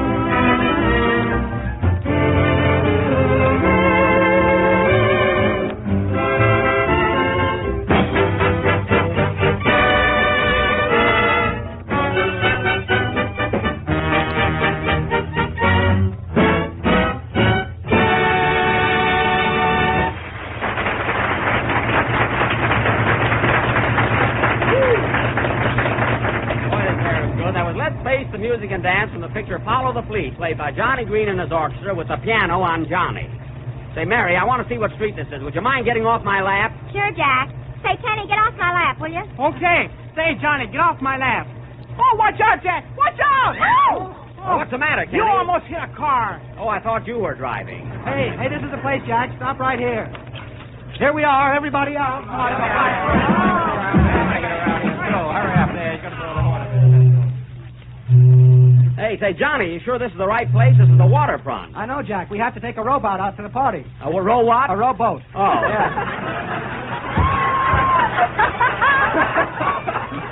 Yeah, the party's on a yacht. On a yacht, eh? Oh, boy. Yeah, see it over there? It's all lit up. I guess the party's in full swing. Hey, here's a rowboat. Hey, wait a minute, Johnny. We can't all get in that dinky little boat. How deep is the water? About 2 feet. I don't mean in the boat. Gee, I'm afraid. Oh, don't worry, Kenny. If anything happens, I'll save you. You know, I used to be a lifeguard. Ask Mary. Say, Mary, is Jack a good swimmer? No, but he can wade like the devil. Oh, we're wasting time. Let's get in the boat. Yeah, women and children first. Come on, Kenny. Hey, don't push. Gee, I'm afraid, too. Mary, if you want to be afraid in this crowd, you'll have to stand in line.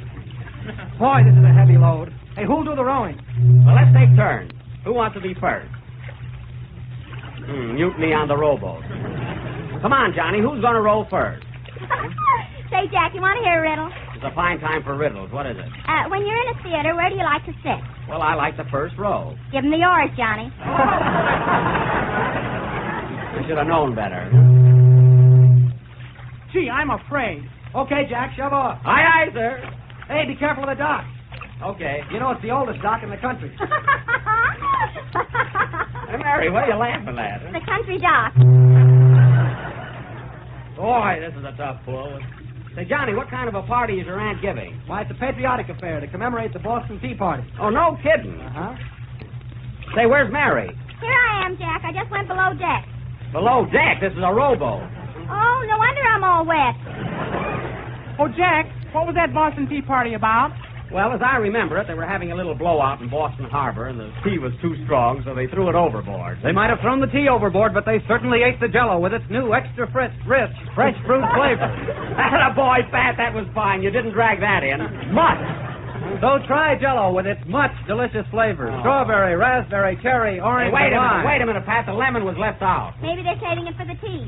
Bravo, Miss Livingston. That was very clever. Oh, yeah? Well, let me tell you something, Mr. Weaver. I'm a homegirl, and I don't want to see any extras. And you can keep your flowers... Oh, Mary, you're overdoing it. Say, Pat, what are you doing here on the boat? Oh, I just thought I'd come along and help. Is there anything I can do? Yeah, get out and push. Ahoy! Ahoy there! Party coming up. Lower the ladder. All right, everybody. Climb on board.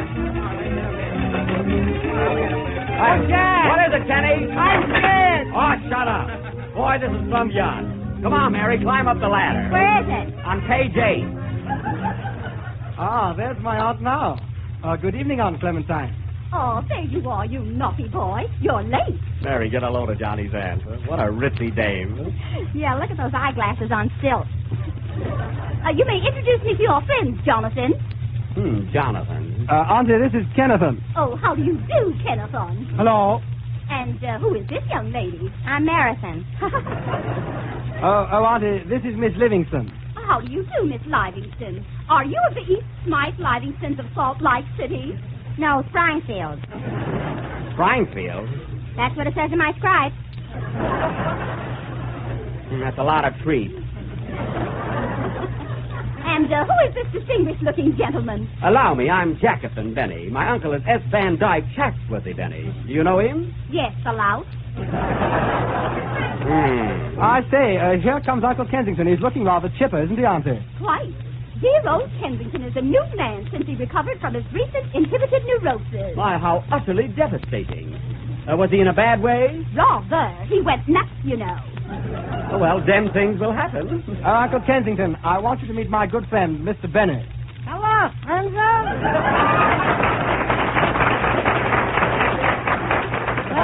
Well, strike me thinketh. Why, Clever, where'd you get the name? Where'd you get a name like Kensington? Huh? It's fictitious. Oh. It's what I call a non-diplomi. Hello, Mary. Hello, Slap. Well, I must toddle along and rejoin my guest. Au revoir, Schleppington. Toodle-doo, second mate. Second mate? Yes, I was married twice. Oh. Hey, Jack, is this a swanky party? They got here the sweet cream of society. Oh, the 400 are here, huh? 450. They brought their friends. Jack, it don't be a wallpaper. They got plenty food. Caviar, chicken, turkey, and whatnot. I'll take the drumsticks. Drumsticks? This is a Boston Tea Party, not the Spirit of 76. Come on, Jack, there's plenty to eat, by Jove. Don't be bashful. Have a cookie. Slap, this is too much. All right, break it in half.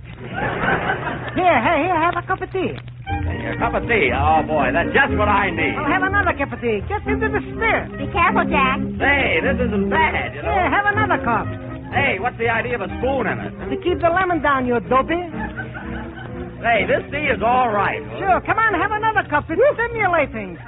You forgot the sugar. All right, here. Thanks. Now I have another cup. It's flabbergasting, I'm telling you. Wait a minute, this is the 8th cup. Don't be a teetotal. Come on, Jackie boy, have another cup. It's nauseating. Oh, Kensington. Yes, Clementine? The guests are all assembled for the annual ceremony. Come on, everybody, gather around. It's time to throw the tea overboard. Leave it to me, Mama. Stand aside. Look out below! Wait a minute, Slep. Wait a minute, you're throwing me overboard. What's the idea? What can I do? You drank all the tea. Play, Johnny.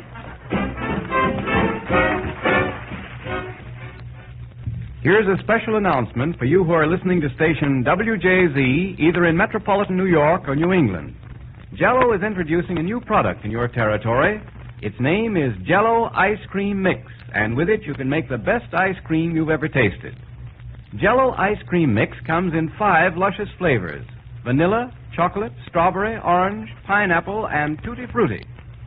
The 3 fruit flavors are actual fruits in their own sweetened juices. The vanilla and chocolate syrups are wonderfully rich and mellow. Each flavor freezes to smooth, flawless perfection in the trays of your automatic refrigerator.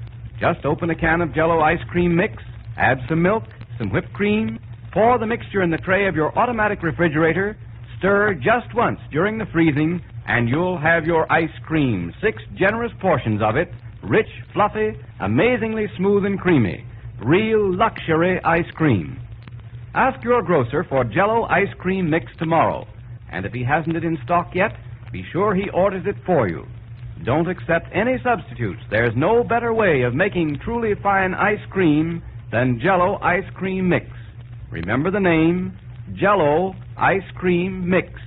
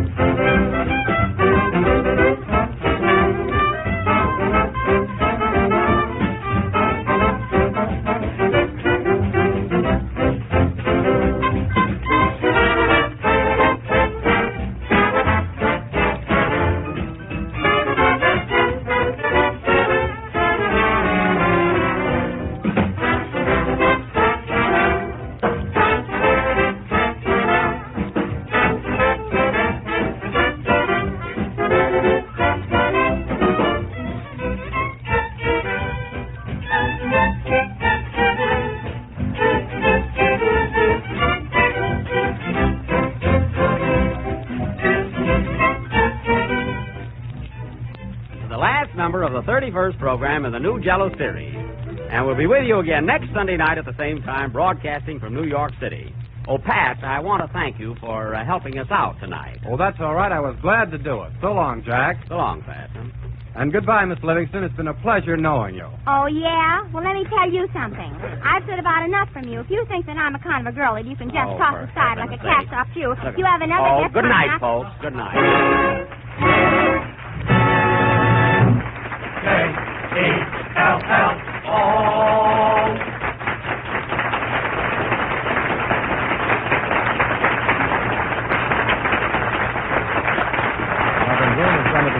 She Loves Me Not. This program has come to you from station WBZ in Boston. This is the National Broadcasting Company. J-E-L-L-O. The Jell-O program, starring Jack Benny, with Mary Livingston, Phil Harris, Dennis Day, and yours truly, Don Wilson. The orchestra opens the program with Wyoming, Why Do You Begin with W?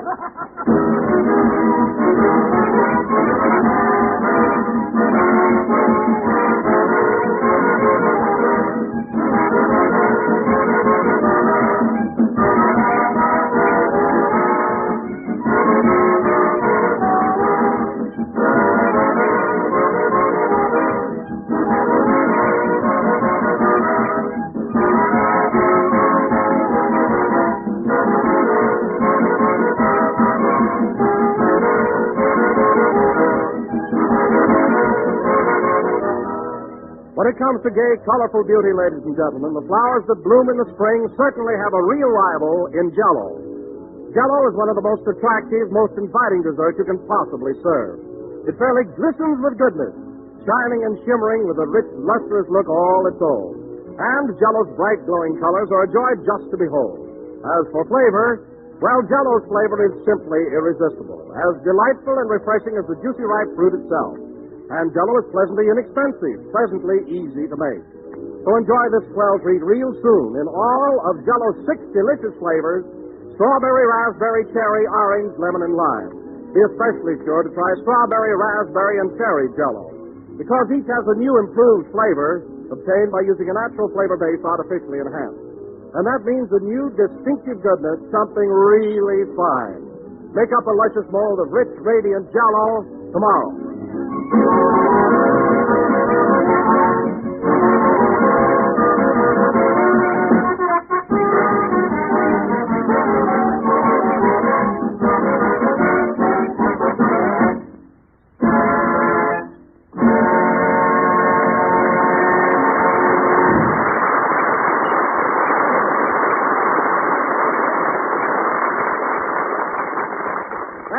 Wyoming, Why Do You Begin with W, played by the orchestra. And now, ladies and gentlemen, once again I bring you our master of ceremonies, a man who last Sunday night refereed that famous battle of wits between the Quiz Kids of Chicago and the Jell-O Hold Kids. it, Don, hold it. Mary just called up and said that Jackson won't be here tonight. Well, why not? Well, he's worried to death about his appearance on that Quiz Kids show next Wednesday night. He's home studying so he'll be as smart as they are. He should live so long. You said it, Dennis. You know, them kids is mental giants. Why, even I'd be afraid to go on that program. No kidding. Well, Jack is taking this pretty seriously. I understand he even had Mary over to his house all day yesterday asking him questions. That's all that's on his mind. The Quiz Kids. Questions, answers, questions, answers. What a mess. I can't get over it.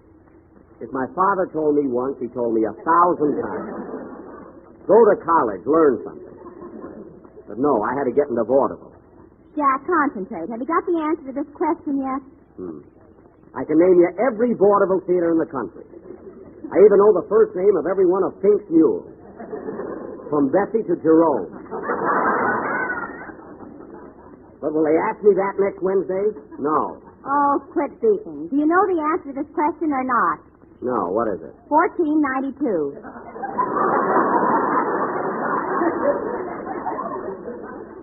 Holy smoke, was it that long ago? All right, Mary, ask me another one. Okay. Here's an easy one. What's the Taj Mahal? An auto court on Ventura Boulevard.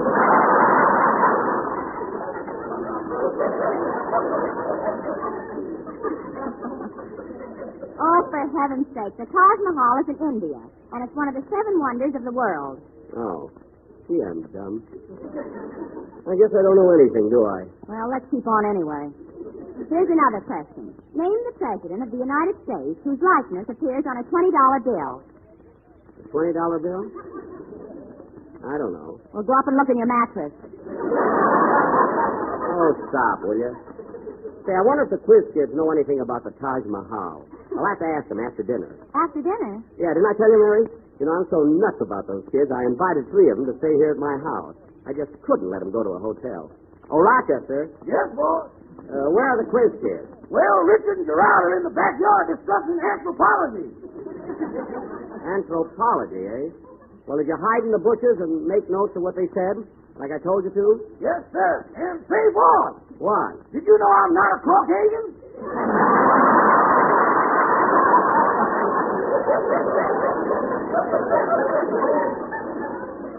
No, but if they say so, it's right.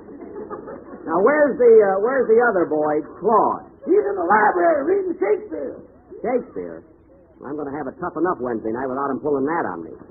Go in the library and see if you can mix them up. Mix him up? Yes. I tried to, and he said, "Oh, fellow, don't mess around."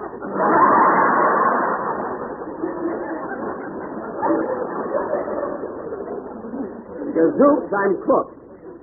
Well, at least find out what he's reading, and I'll read the same thing. See you later. Okay, boy. Parting is such sweet song. Get out of here.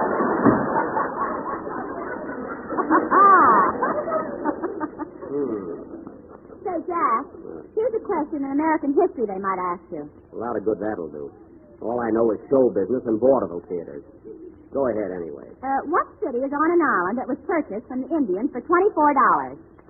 What city is on an island that was, let's see. I'll give you a clue. Where's the Roxy Theater? New York. New York is the answer. I got that one right. You know, Mary, I might do pretty well against those quiz kids Wednesday night. Oh, sure. All I need is a little hint now and then. A big hint would throw you. No, I don't know about that. Well, that's enough for now, Mary. I'm going to the library and talk to Claude. See you later. Let's see. The Taj Mahal is in New York, and it was built in 1492. I must remember that. And then, whoop! Rochester, what are you doing at that keyhole? Bend down here, boys, and take a look at Claude. Now, what's he doing? That boy's got Shakespeare in one hand, H.G. Wells in the other, and his forehead ain't even wrinkled.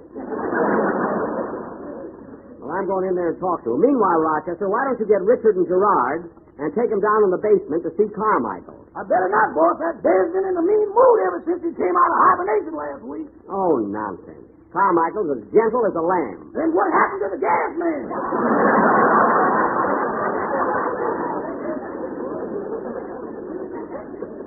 Will you stop worrying about the gas man?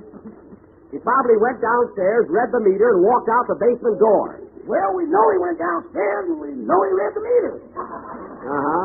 But walking out that basement door ought to pay fantastic odds.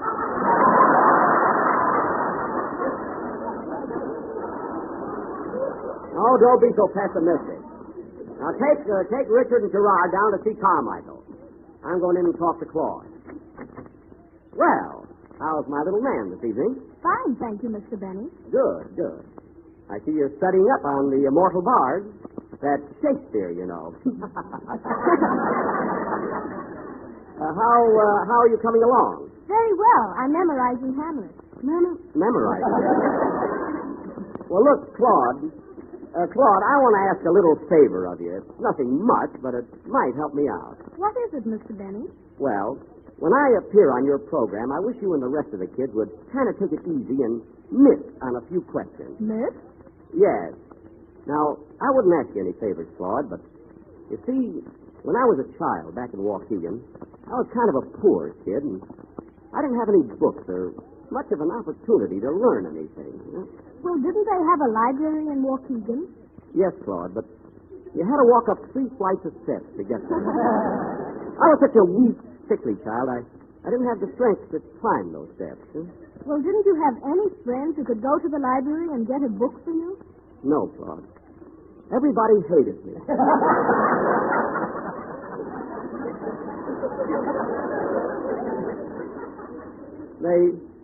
They used to call me Mouseface.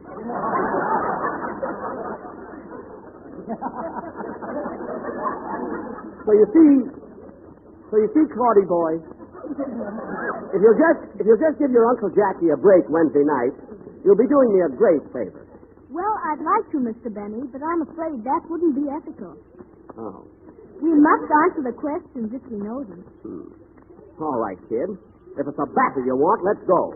What's the Taj Mahal? The Taj Mahal is a white marble mausoleum which was built at Agra, India, by the Shah Jahan as a monument for his favorite wife, Mumtaz Mahal. Oh, yes, Mumtaz.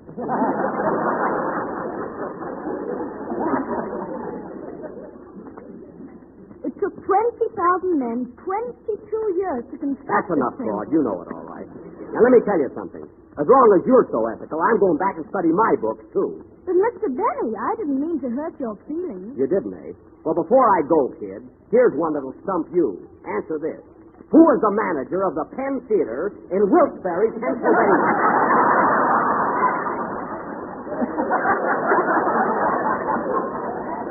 Come on. What's his name? I'm sure I don't know. Johnny Galvin, that's who. Think it over, kid. That burns me up. Invite him to the house, he can't do me one little favor. Has to be ethical. What kills me at dinner tonight, that kid will probably have 4 helpings of mashed potatoes. He eats like a horse. Who eats like a horse? Claude. He won't even cooperate with me. Did you pull mouth face on him? Not only that, I have tears in my eyes. Oh, well. Ask me some more questions, Mary. Okay. You got him on that Johnny Galvin, though. You should have seen his face, Mary. I'll bet. Here's a good one, Jack. Name the states that border the Mississippi River. The Mississippi? Let's see. There's Missouri, Tennessee, Louisiana, and then there's Idaho. No, that's wrong. No, I know. Alabama. You know, Mary, one time I played Mobile, Alabama.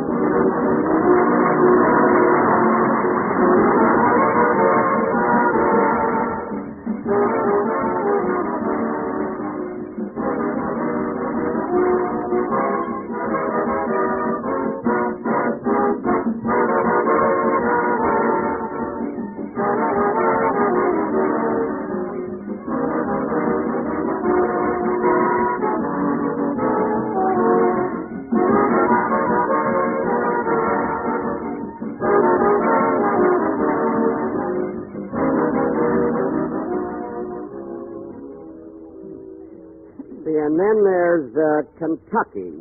I guess that's about all. Ask me another question. Okay. Here's one in spelling. How do you spell physiotherapy? What? Physiotherapy. Physiotherapy? Let's see. Capital F-I-Z. Never mind, spell cat. Wait a minute. I'm not through with physiotherapy yet. I am, and I'm sick of you, too. A fine attitude. Well, I've got a headache again. Come on, Mary. Let's go out in the yard and see what Richard and Gerard are doing. Okay. Burns me up. Why'd I ever accept that invitation to go on their program? I wouldn't mind being stupid, but I've got gray hair. Oh, well, this is only Saturday. I still got 4 days to study. Yeah, why worry? You might get run over before Wednesday. With my luck, they broadcast from the hospital. Where are you going, Rochester? I'm going out in the kitchen and fix dinner. Well, did you take the children downstairs to see Carmichael? Boss, I don't think I ought to take those kids near that polar bear.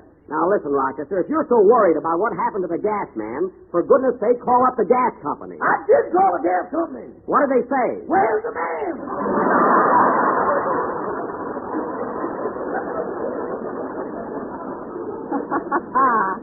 Oh, you're as crazy as Mr. Billingsley. Now, call us as soon as dinner is ready. I'll be with Gerard and Richard. Physiotherapy. I hope I can... Oh, there they are. See those kids are cute. Yeah. Let's sneak over and hear what they're talking about. Every little bit helps. Say, Richard, hasn't Mr. Benny got a nice house? He certainly has. But you know, Gerard, I think we're paying as much here as we would at a hotel.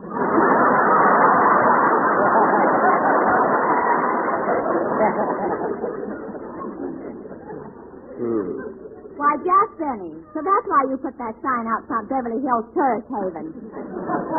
I just did that for a gag. Well, hello, Gerard. Richard?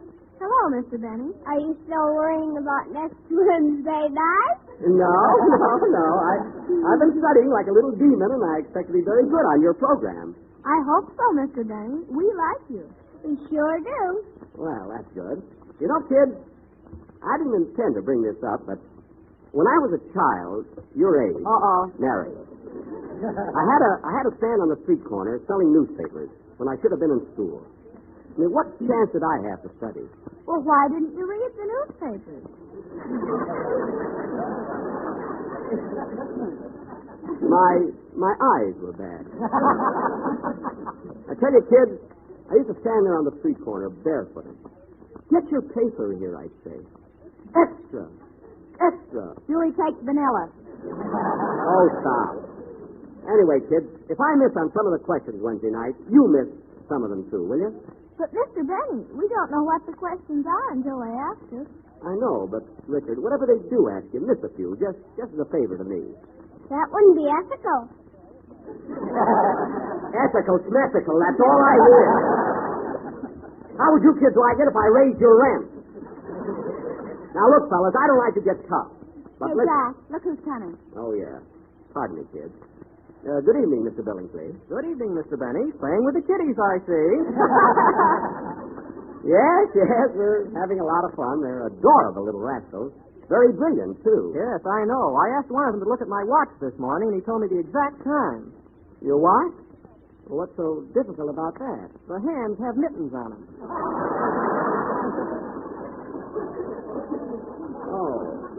Oh, I see. Well, look, Mr. Billingsley, if the hands are covered, how do you tell time? Oh, I always go by the stars. You can't miss that way. The stars?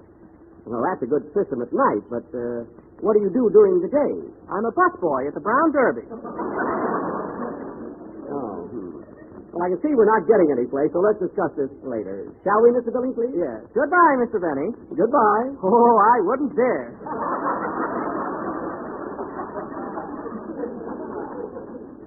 Can't understand that guy. Now, kids, getting back to the... dinner's ready. Okay, Rochester, go get Claude. Come on, Mary. Come on, Richard, Gerard. Oh, boy, food. Gee, I'm hungry. Well, we got a nice dinner prepared for you. Roast duck and everything. You know, kids, there was one thing I forgot to tell you about my childhood. You know, there was a public library in my hometown, but you had to climb 3 flights of steps to get there. And I was so weak and frail that as much as I wanted an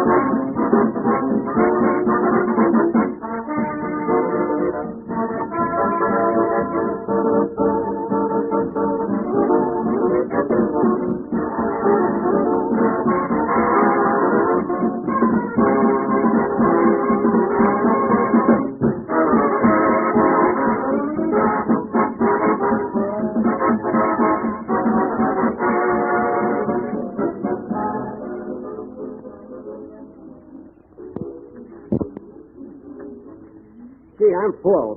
Well, kids, didn't Uncle Jackie give you a nice dinner tonight? Yes, Mr. Benny. I'm glad you liked it. I certainly enjoyed that Marilla Colares. Oh, it was... I beg your pardon?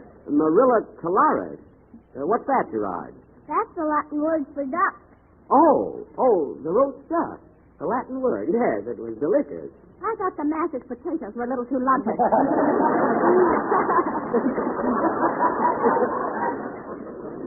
Mary, don't be funny. Well, kids, Uncle Jackie's pretty tired from studying all day, so if you don't mind, I think I'll go up to bed. See you in the morning, everybody. Oh, Mr. Benny, do you want me to tell your story again tonight? No. No, thank you, Richard, thank you. I'll fall asleep all right. Well, good night, kids. Good night, Mr. Benny. Good night, Mary. Good night, Jack, and for heaven's sake, stop worrying. I'm not worried. Say, Rochester, go upstairs and turn down my bed, will you? Okay, boss. I'll answer the door. Marilla Colares. Amazing how that little child knew that. Huh? Good evening. Good evening. Say, mister, my wife and I'd like to rent a room. A room? Yes, we were driving by and saw your sign. We're on our honeymoon. Oh, that sign, Beverly Hills Tourist Haven. Well, I just put that up for a gag. I really have no rooms for rent. Show him the license, Homer.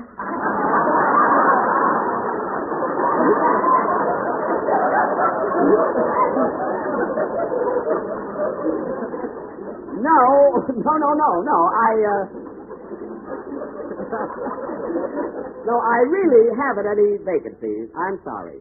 Okay, come on, Sam. Sam, that must be short for Bland. Well, I might as well hit the hay. Now, let's see. Physiotherapy is the Latin word for duck. No, that's not it. Oh, well, I'll probably think of it in the morning. Well, good night, Rochester. Tomorrow's Sunday, and it's my busy day, so wake me up early, will you? Yes, sir. Boy, am I tired. been a tough day for me, all right. Geez, that feels good. I wonder if I ought to look now and see whose picture is on a $20 bill.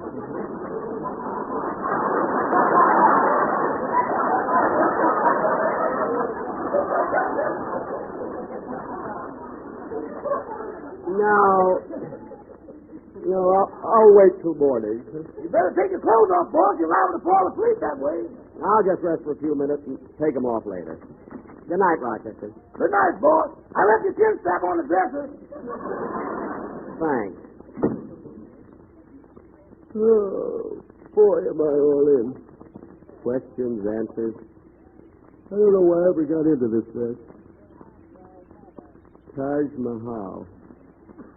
Imagine, it took 22 men, 20,000 years to build it. No, that can't be it. Must have been 20,000 men. Can't get over that little kid knowing all about it.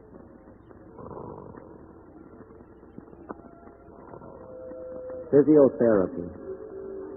I never saw kids with so...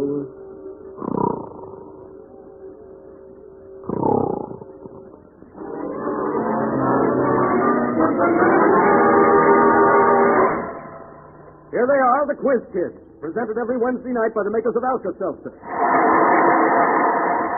Gee, look at all those people. Well, I just have to do the best I can. I will now call the roll. Jackie? I am Jackie Benny. I am 9 years old, and I attend the Taj Mahal School in Wilkes-Barre, Pennsylvania. I'm ready, sir. William? I am William Shakespeare. I am 7 years old, and I go to the King Lear School in Hamlet, Indiana. Shakespeare? Gee, you ought to know all about Shakespeare. What chance have I got? Isaac? I am Sir Isaac Newton. I am 4 years old, and I discovered the law of gravity. That's gravity. Hey, mister, Phil got that wrong. I mean, Sir Isaac. Gee, she looks like Phil. And now, lady. I am Lady Godiva. Lady Godiva? I am 12 years old, and I'm riding the Fay Meadow.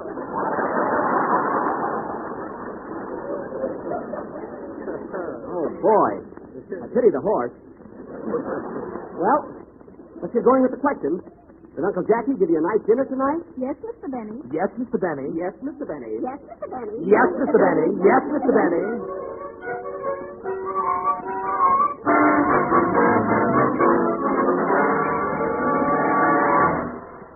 The score is now Quiz Kids 1492, Benny nothing. Gee, I better get going here. Now, William Shakespeare. Yes, sir? Finish the quotation, to be or not to be. Hey, I know that one, but I haven't any vacant room. Show him the license, Homer.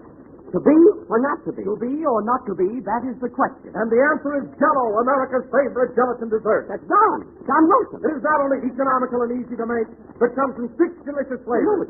Strawberry, raspberry, cherry, orange, lemon, and Marilla Calaris. Gee, that must be the Latin word for lime. So look for the big red letters on the duck. Darn it. That's another question I missed. Hey, mister, ask me something. I know lots of answers. All right, Jack Benny. Here's a question for you. If you had a farm of 22,000 acres, and on this farm you planted library steps. Library? Yes.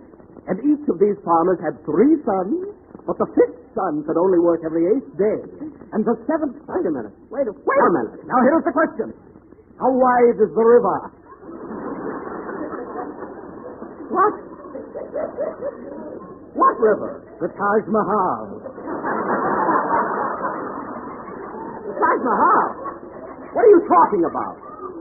Are you crazy? Who are you? I am the gas man.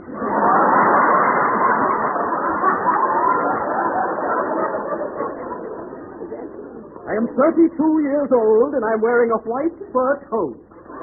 Oh, my goodness, he's inside a Carmichael. Correct. 1 point for Rochester Van Jones. You keep out of it. Come on, Jackie. Are you going to answer the question or not? How wide is the river? Let's see. 22,000 acres of library space. I got to find the prime factor in the least common multiple. Well, do you know the answer or not? Give me a chance, will you? Let him have it. Chief will beat it out of him. I'll get it. You better get it or you'll get the electric chair. The electric chair? No, I didn't do it, I tell you. I didn't do it. The electric chair? Mary, what are you laughing at? Who discovered electricity? Benjamin Franklin, but I'm sorry. Hey, mister, I've got the answer. The river is... Take it easy, Sam. I know the width of that river. The river is... He doesn't know. Mouse face. I know it. Mouse face. Please, fellas, give me a chance. Nothing down, men. Off with his head. Let me out of here. Let me out of the chair. I know the answer. The river is... Boss, wake up. The river is 300 and... Boss, what's the matter with you? Wake up. Rochester, get away from me. I've got the answer. Boss, wake up. It's been dreaming. The river is... What? You've had a nightmare, boss. Wake up. A nightmare? Oh. Well, gee whiz. Wow, what I just been through. You know, Rochester, I just dreamt I was in the Quiz Kids program, and I didn't know the answer. Did you have to dream that? Thank heaven it was only a dream. Hand me that chin strap, Rochester. I want to look nice for my new picture. Here you are. Good night, boss. Good night, Rochester.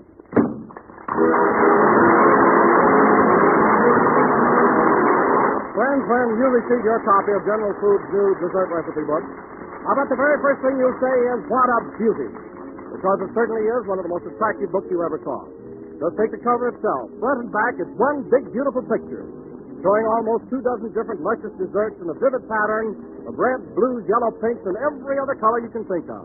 And when you look inside this lovely book, you'll be practically dazzled by the sight of so many rich, glowing color photographs and paintings. And then you see that the whole book is crowded with what strikes you as the world's cleverest and most enticing recipes. Recipes for every dessert under the sun. Pies, cakes, cookies, Bavarians, ice creams, and, well, just simply everything. 365 different dessert recipes and suggestions of all kinds. A brand new dessert for every day in the year. So, friends, be sure to write for your copy. All you have to do is mail 10 cents and coin or stamps to Don Wilson, care of General Foods, Battle Creek, Michigan. That's all, just 10 cents. And remember the address, Don Wilson, care of General Foods, Battle Creek, Michigan. Send for your copy today. Hey, wait a minute, Hurry. Frank Bingham, what's all this hurry about? Is there a circus in town? Well, it is circus time, Don. But what I'm telling the folks to hurry about is to hurry and try Jell-O puddings. Those new creamy, ready-prepared puddings that bear the Jell-O name. Like Jell-O, Jell-O puddings are tops for quality and unsurpassed for rich, delightful flavor. And like Jell-O, Jell-O puddings are easy to make. To prepare them, you simply add milk, cook until thickened, and then cool. And what a grand, mellow flavor. Jell-O puddings sell for the same low cost as Jell-O, too. And you can have your choice of 3 flavors, chocolate, vanilla, and butterscotch. Start in tomorrow to enjoy the tempting goodness of smooth, creamy Jell-O puddings. Remember, when you go to your grocer's for Jell-O, be sure to get Jell-O pudding. Hurry, hurry, hurry, hurry. The last number of the 28th program in the current Jell-O series, and we will be with you again next Sunday night at the same time. Now, I want to take this opportunity of thanking the makers of Alka-Seltzer, Lewis Cowan, and the Quiz Kids for their splendid cooperation on tonight's program. And, folks, if you think I had a nightmare tonight, listen in Wednesday. Those kids will... This is the National Broadcasting Company.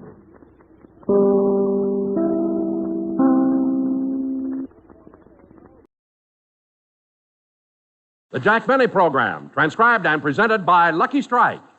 You know, friends, nothing beats better taste. And remember... Lucky's taste better. Cleaner, fresher, smoother. Lucky's taste better. Cleaner, fresher, smoother. For Lucky Strike means fine tobacco, richer tasting, fine tobacco. Lucky's taste better. Cleaner, fresher, smoother. Lucky Strike, Lucky Strike. Which cigarette is the right one for you? That's easy. The one that tastes better. Because a better tasting cigarette will give you more enjoyment. That's right. Nothing beats better taste. And Lucky's taste better, cleaner and fresher and smoother. Here's why. First of all, Lucky's are made of fine, light, really mild tobacco. Yes, LSMFT, Lucky Strike means fine tobacco. Then, too, Lucky's are made better to taste better. Made round and firm and fully packed to draw freely and smoke evenly. Made to give you a cleaner, fresher, smoother tasting smoke. So, friends, for the one thing you want most in a cigarette, for the better taste that brings greater smoking enjoyment, be happy. Go Lucky. Make your next carton Lucky Strike. Cleaner, fresher, smoother. Lucky Strike, Lucky Strike.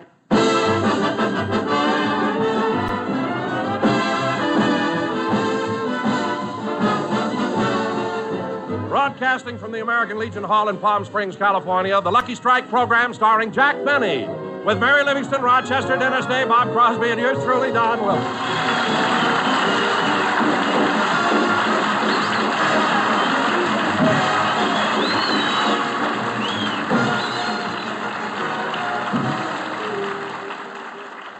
And now, ladies and gentlemen, I bring you a man who, after 1 week in Palm Springs, has become a picture of health. He was on the golf course Tuesday, Wednesday, Thursday, and Friday, looking for the ball he lost on Monday. And here he is, Jack Benny.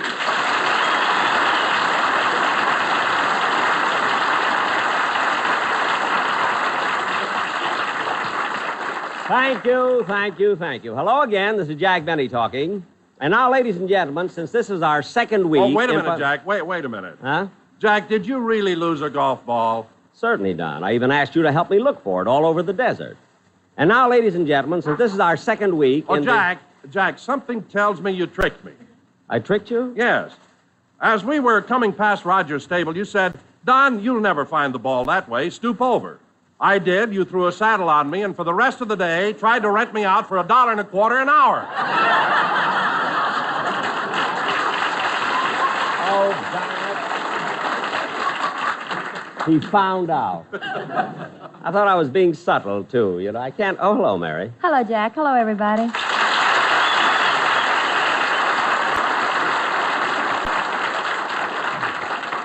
Mary, why didn't you show up for rehearsal this morning? Well, if you must know, for one thing, I was busy moving out of that hotel where you're living. But, Mary, I've stayed in that hotel for the last 2 weeks. It may be small and crowded, but it's a lovely place. Some lovely place. This morning, a guest bawled me off for using the roller towel. Why? He was sleeping in it. Well, Mary, it's the height of the season. People have to sleep where they can. As a matter of fact, I happen to know that last night, some people had to sleep in the police station. Jack, that was the orchestra, and the height of the season had nothing to do with it. Oh. Say, Mary, you're kidding about the orchestra being arrested, aren't you? No, I'm not, Don. Well, for heaven's sakes, what'd they do? I don't know about the others, but the police found Remley lying at the curb, and he hadn't put a penny in the parking meter. Mary, stop making up jokes. Now, you know the boys in the band. Oh, hello, Bob. Hiya, Jack. Hello, Mary. Hello, Bob.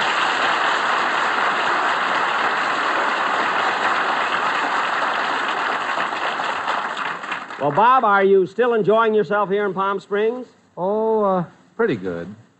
What do you mean, pretty good? You're living at one of the swankiest places in town, the El Mirador. Well, that's right, Bob. And you know, during the war, the El Mirador was a hospital, but it isn't anymore. Well, I wish someone would tell the waiters. Why? Well, last night I ordered borscht. Borscht?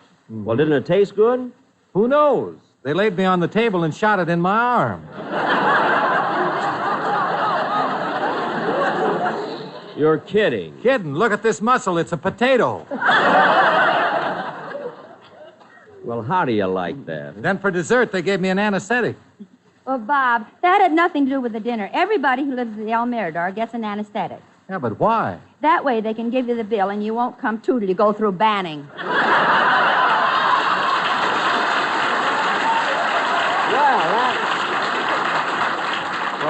That explains a lot of things. Yeah, it really explains a lot of things. Yeah. Like what? Well, when I drove up to the place, the bellboy came out, carried in my wallet, and left my bags in the driveway. Sorry I took your line then, Bob. Anything happens when you do that. I take his lines, he takes somebody else's. That's because we don't rehearse, you know. Well, anyway, at the El Mirador is really one of the nicest... Come in. Telegram for Mr. Jack Benny. I'll take it, boy. Yeah, here you are. Oh, just a minute, boy. Have you got change for a $5 bill? Change for a $5? Yeah, I think so. Good, good. Here's the $5 bill. All right, here's your change. 1, 2, 3, 4, 5. Okay, boy, you can go now. Oh, Thank you, Mr. Benny. Thank you. This is my lucky day. Wait a minute, boy. What do you mean this is your lucky day? Mr. Benny gave you a $5 bill, and you gave him back 5 ones. What are you so happy about? When you do business with him and break even, it ain't bad.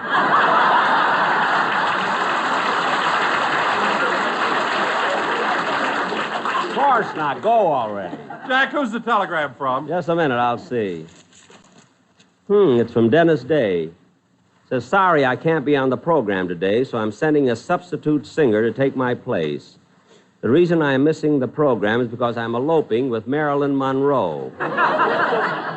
However, I'm silly enough to be back with you next week. That crazy kid making up jokes for a telegram. It's 6 cents a word. It's ridiculous. Say, Jack, why did he say he's sending over a substitute? I can sing. Why, certainly, Bob. That's exactly what you're going to do. Any substitute that Dennis would send over would probably be some silly jerk who doesn't even know how to... Now, who can that be? Come in. Jack, look who it is! Bing Crosby!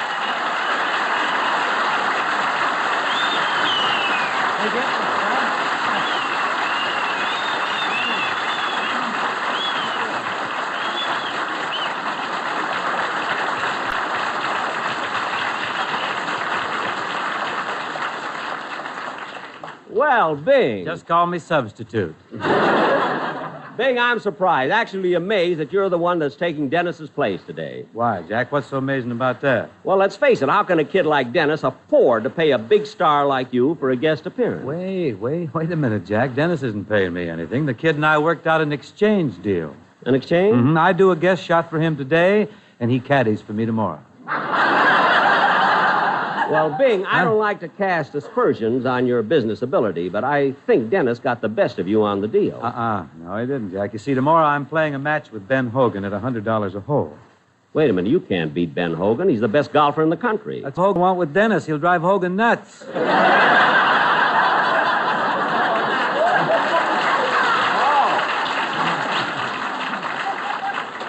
Oh. There's some writing. I got 3 O's in there. A little redundant. What? You know, I'm here. You know my whole gang, don't you? Oh, yes. Hi, fellas. And hello, Mary. Hello, Bing. Well, I guess I know everybody except who's the fellow standing over there? I'm your brother. I didn't recognize you. How are you, Robert? I'm fine, Bing. Gosh, I haven't seen you for months. In fact, not since I started working on Jack's program. Gee, no wonder I didn't recognize you, kid. You got a lot thinner.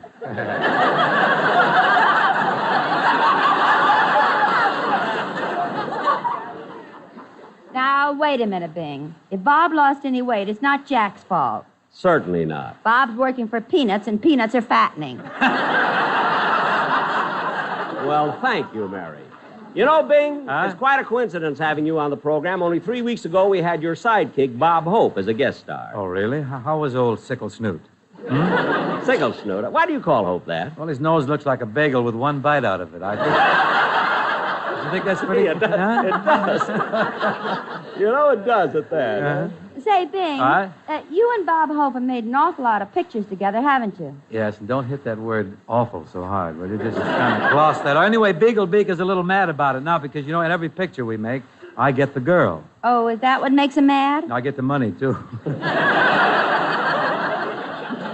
Oh, for heaven's sakes, Bing, with everything else you have, why are you so interested in money? Believe me, you can't take it with you. They finally convinced you, huh?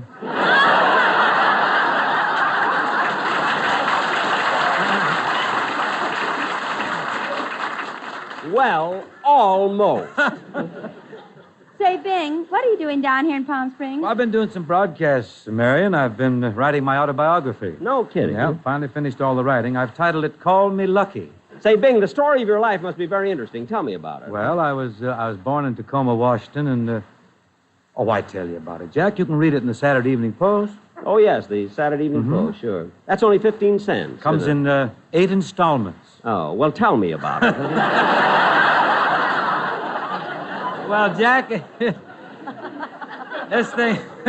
This thing starts in the February 14th edition of the Saturday Evening Post, and you can read it there. I know, but I want to hear the whole story at once. I don't want to wait 8 weeks. Well, all right. You see, my life story starts off with my birth in the year 1914. 1914. Mm-hmm. See, this is 1953. 14 from 53. That would make you 39. Bing, you can't be 39. What's the matter? You got it patented or something? No, it's just that. That finder's keepers. It is not. Look, Bing, do you have a copy of your autobiography with you? Yeah, got it all right here, just as it appears in the Post. Well, look, I'll tell you what. Suppose I read the story while you sing your song. Well, what makes you think he'll sing a song? What makes you think I won't? Let's go.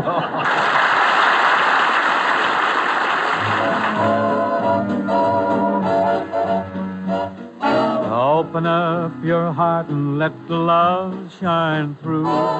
Open up your heart and make my dreams come true. Why do you just hide behind it? Loosen up the chains that bind it. Open up your heart and let me in. Baby, I've been mighty lonesome. Baby, I've been mighty blue. And the reason for it all is plain to see. From the very first day I met you, you've been walking in all my dreams. It's time you gave a little thought to me.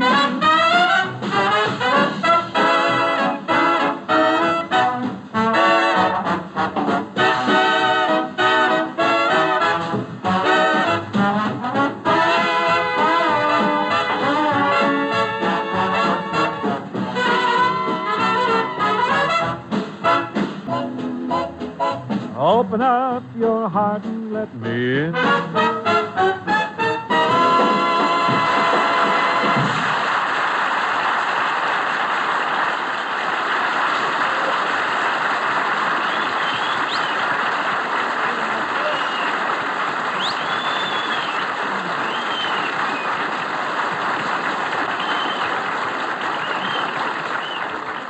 Bingo, that was wonderful. And I just read your autobiography, and it's really interesting. Say, Jack, I've got an idea. What, Mary? Well, since we've got Bing with us, why don't we dramatize his life story? Say, that is a good idea. Look, Bing, suppose I do your life story on my show.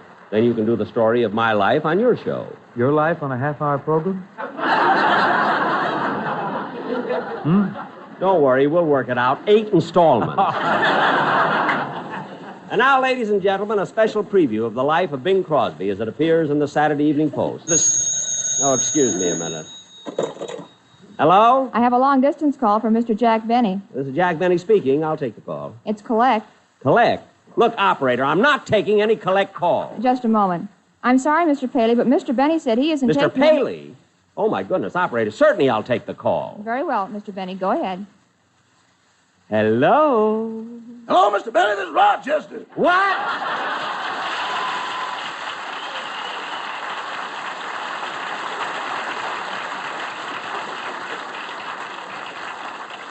Rochester, you tricked me. I had to, boss. I'm in the garage in San Bernardino, and I haven't got any money.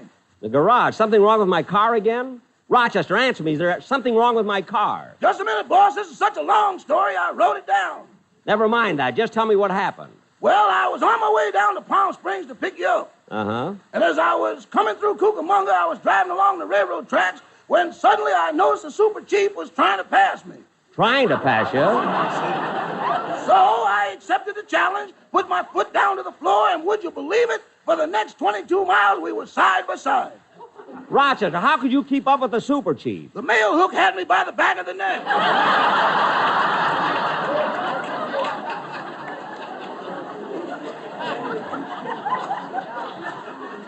Well, that's one way of keeping up with it. Yeah, we were coming along at 90 miles an hour, and then it happened. What? We came to a tunnel.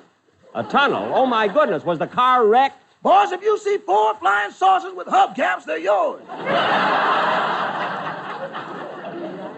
That's terrible. Rochester, are you hurt? No, I was protected by the ironing board.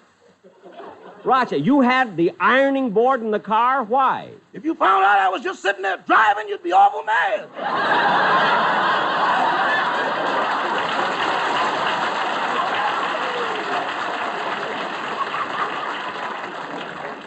I would not. Anyway, before you leave the garage, find out how much it'll cost to fix my car. Oh, I already did that. In fact, I had two fellas look at it, and they each gave me an estimate. The first said $17.50, and the second fellow wanted $800. Well, that's quite a difference. $800 out of the question for fixing up my car. What'll the fellow do for $17.50? Bury it.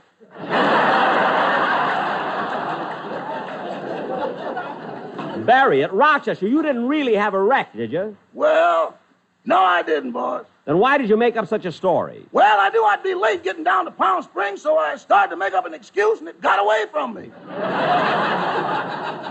Well, that's ridiculous. No, it isn't. I sold it to the Saturday Evening Post in 8 installments.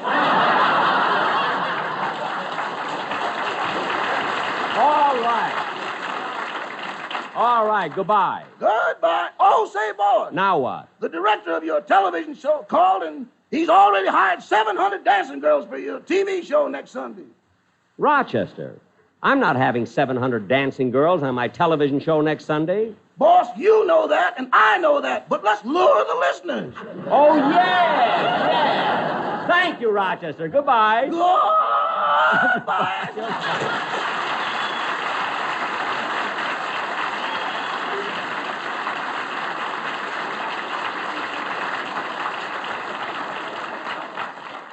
And now, ladies and gentlemen, we present our dramatization of the Saturday Evening Post autobiography of Bing Crosby, Call Me Lucky.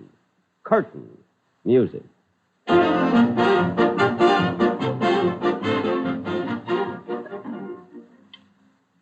the city of Tacoma, Washington, the stork paid a visit to Mr. and Mrs. Harry Crosby in the year 1914, it says here.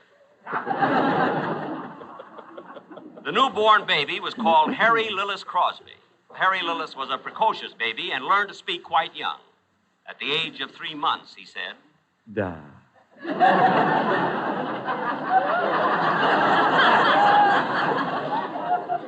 At the age of 4 months, he said, Da, da. At 5 months, Da, da, da. and at 6 months. Da, da, da, da, da, da, da, da, da, da.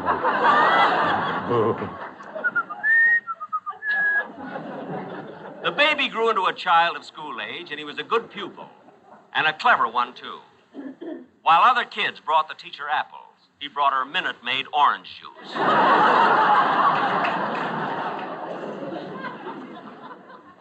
Then at the age of 7, he received the nickname he made famous, Bing. It happened because his family lived next to a cherry orchard, and he was very fond of Bing cherries. Fortunately, he didn't live next to an orange grove, or today he might be known as Naval Crosby.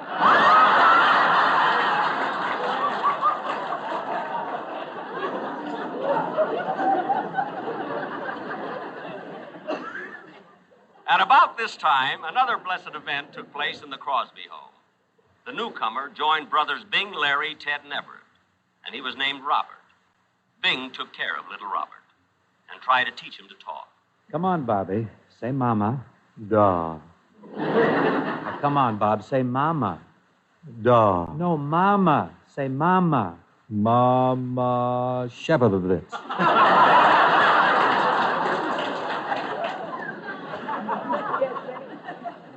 That's how it started, folks. The boys grew up and began going to high school, and Mother Crosby thought Bing was old enough to have responsibilities, so she decided to give him an allowance of $1 a week. When it came time for him to receive his first dollar, Bing said, Mother, may I have my allowance? Why, certainly, son. Here it is. Oh, but Mother, I'm supposed to get $1 allowance. How come you only gave me 90 cents? Brother Everett gets 10%. That's how that started, folks. By now, Bing was attending high school, and one day on his way to class, he ran into his best friend, Robert Leslie Hope.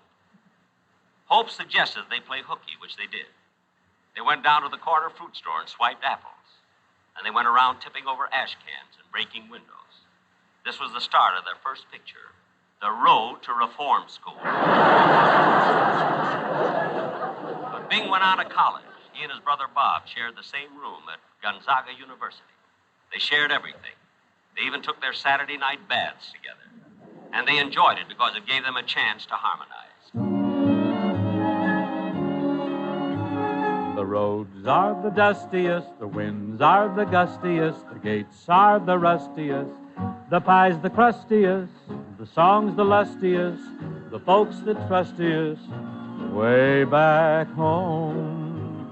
The trees are the sappiest, the days are the nappiest, the dogs are the yappiest, the kids the scrappiest, the jokes the snappiest, the folks the happiest, way back home.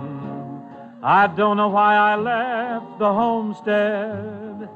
We Crosbys had such fun. Yeah, but Bing, we drove the neighbors crazy. They had to move. Yes, one by one. Bob was the littlest, Sister Kay the prettiest, Larry was the dumpiest, Mary Rose the plumpiest, Bing's clothes the dingiest, Everett the stingiest. All right. Way back home. Soloista. Let's light a lucky strike. That's sure a smoke I like. My folks are tearing them, and they're comparing them. Yes, it's a favorite smoke of all the smartest folk. Way back home. A lucky is round and firm. That's more than just a term. It's made of fine tobacco. There's 20 in a pack. No puff is ever rough. It's Lucky's we all puff. Way back home. Lucky Strikes are better tasting. What feeling? And there are no loose ends. That's my boy, Grease the This sponsor. is my butter and eggs. Grease Lay off. him. A Yeah. cleaner, fresher, smoother Make smoke. it sound sincere. You'll be proud to give your friend. We folks are the happiest. My brothers are the snappiest. Everett the daffiest. Bob is the pappiest. You said it. We're happy it is true to Go go Luck strike with you way back home.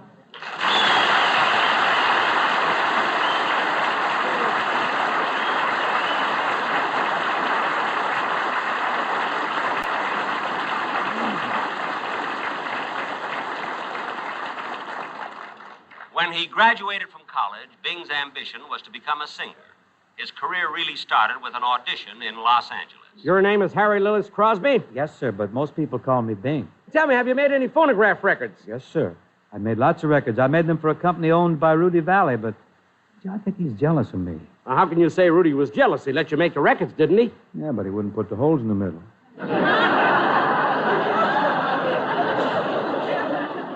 Young man, you know, I like you. I'm going to give you a chance. Here, learn this song, and tomorrow night you'll sing on a coast-to-coast radio network. And the following night, for the first time in history, the rich baritone voice of Bing Crosby was heard as he sang, Crunchy munchies hit the spot. From a cannon they are shot. They will become your favorite dish. They are better than Cavill fish.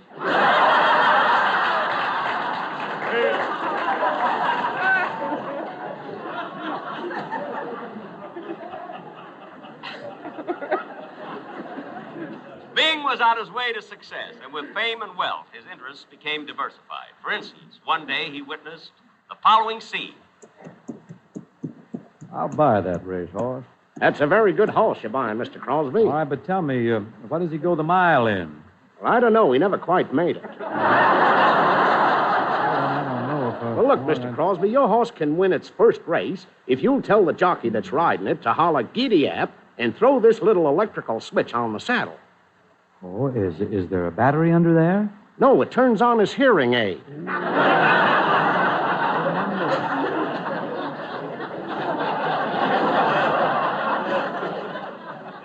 But Bing could afford a stable of slow horses. He had gone into pictures. His movie career was always successful, but it became more so because of three brilliant decisions.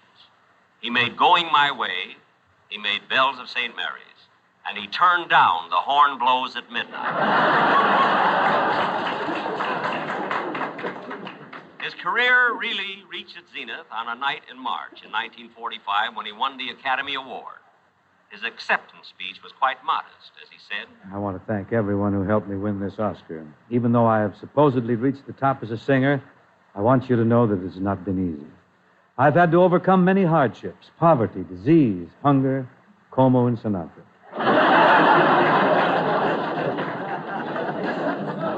Yes, Bing had reached the very top, and yet his fortunes grew and grew. He had records, television, movies, radio, frozen food, inventions, cattle, and oil wells. Yes, the world was his. And I wish he'd give it back already. This is Bing's True Story.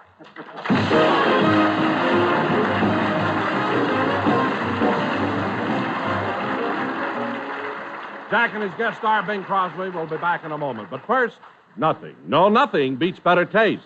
And remember, Lucky's taste better. Cleaner, fresher, smoother. Lucky's taste better. Cleaner, fresher, smoother. For Lucky Strike means fine tobacco, richer tasting, fine tobacco. Lucky's taste better. Cleaner, fresher, smoother. Lucky Strike, Lucky Strike. friends, the taste of your cigarette is all important. For in a cigarette, nothing beats better taste. And Lucky's taste better, cleaner and fresher and smoother. You see, Lucky's better taste really begins with the fine, light, truly mild tobacco that goes into every single Lucky Strike. Yes, LSMFT, Lucky Strike means fine tobacco. Good tasting tobacco, of course. Then, too, Lucky's also taste better because they're made better, to give you a cleaner, fresher, smoother tasting smoke. So, friends, remember how important better taste is to your enjoyment of a cigarette. And remember that Lucky Strike gives you the better taste of fine tobacco in a better-made cigarette. But most of all, remember to pick up a carton of Lucky's tomorrow. Yes, be happy. Go Lucky. Be happy, go Lucky, get better taste today.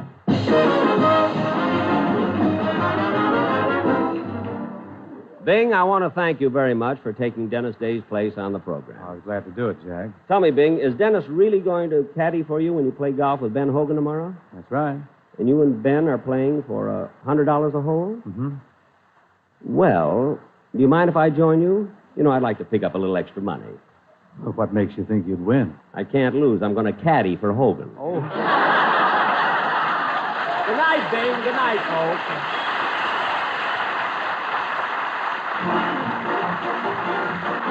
Jack Benny program is written by Sam Perrin, Milt Josephsberg, George Balzer, John Tackerberry, and produced and transcribed by Hilliard Marks. Be sure to hear The American Way with Horace Heidt for Lucky Strike every Thursday over this same station. Consult your newspaper for the time. Jack Benny program is brought to you by Lucky Strike, product of the American Tobacco Company, America's leading manufacturer of cigarettes. This is the CBS Radio Network.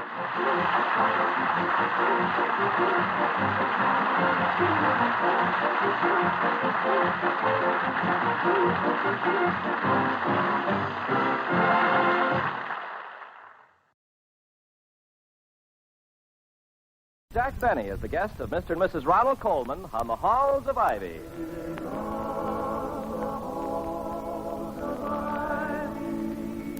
Welcome again to Ivy. Ivy College, that is, in the town of Ivy, USA.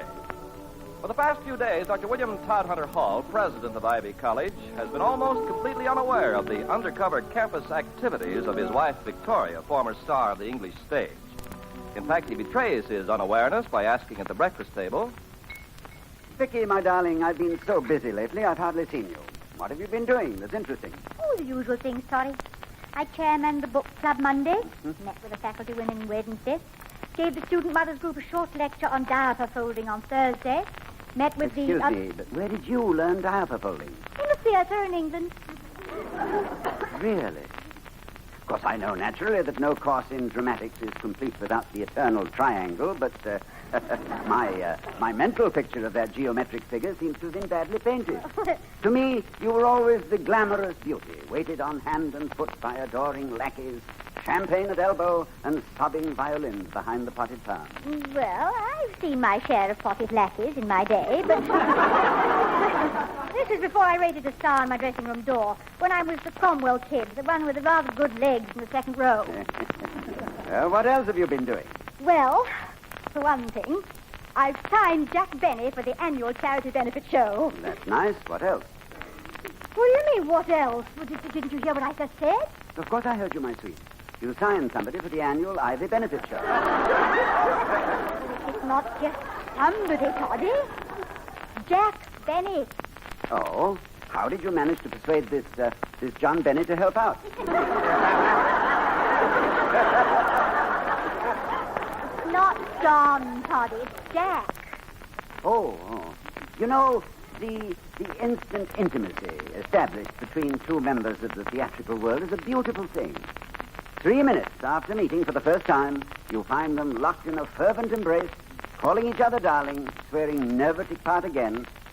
And as they leave each other, murmuring, he looks a lot thinner in pictures. I wonder if he wears a girdle. You know so much about it, dear. You must know who Jack Benny is. Oh, the name's familiar to me, of course. Jack Benny, yes, he's in radio, isn't he? Mr. Benny is radio. Rather an all-encompassing statement, my dear, it seems to me. How about Carlton Bourne and Meet the Funny People and... That's two shows, darling. People are funny and Meet the People. Toddy, you don't seem to realize what a wonderful thing it's going to be to have Jack Benny here, right here on the campus. It's the greatest drawing card we ever had. Someone at the door, Vicky. You were all right, darling. I get it. You take your breath. Bells, doorbells, telephone bells, classroom bells. I'd like you to meet Mr. Morton, Milton Morton, Mr. Benny's advance man. Oh, yes. How do you do, Mr. Morton? Hiya, Dr. Hall. Thought as long as I was fixing up this guest shot for Jack, I might as well meet the big wheel. Probably won't have to bother you with details. I think I got everything nailed down okay. Nailed down? You know, he just means he's got everything under control, dear. The publicity, billboards, concessions, parking facilities, you know. Incidentally, is there a hunk of high brass around here named Willman or Woolman or something? A Clarence Woolman? Clarence Wellman? Oh, yeah, that's him, Clarence Wellman. What goes with him anyway? Oh, hypertension. And an interesting assortment of anxiety neuroses to give you a clinical answer, Mr. Morton. Why do you ask? Well, he's been chasing me around all day yesterday and this morning on the telephone. He's up on his big fat ear about something, and, well, I've been ducking him till I could finish my job. Who did you say he was? Mr. Wellman is the chairman of the Board of Governors of Ivy College. Oh, fine. Got to be such a pest yesterday that I had been leaving messages all around town telling him to go fry a pig. What is this typhoid Mary's particular grief? Does he hate actors? No. To be perfectly fair to Mr. Wellman, he has nothing but the best interests of this college at heart. Yeah, then why... However, his methods are somewhat lacking in grace. Apparently, he has a heart of gold and an abiding fear that someone will report his possession of it to the government. How about a little coffee, Mr. Morton? No, thanks. I had my breakfast earlier. 2 Boilermakers and a pound of Benzedrine. No, I just wanted to check in, Doctor, and tell you how we appreciate Mrs. Hall. Oh, nonsense. I don't think it's nonsense, Victoria. Merely to know you is to appreciate you. Thank you for coming by, Mr. Morton, and I'm sure Mr. Bunny's appearance will be most successful.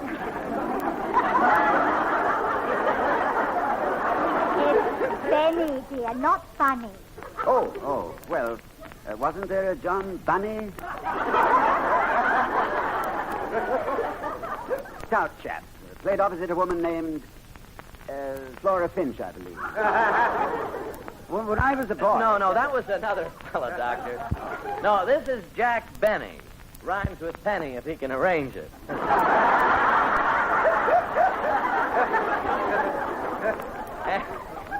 And believe me, he can. Inside joke, I tell you.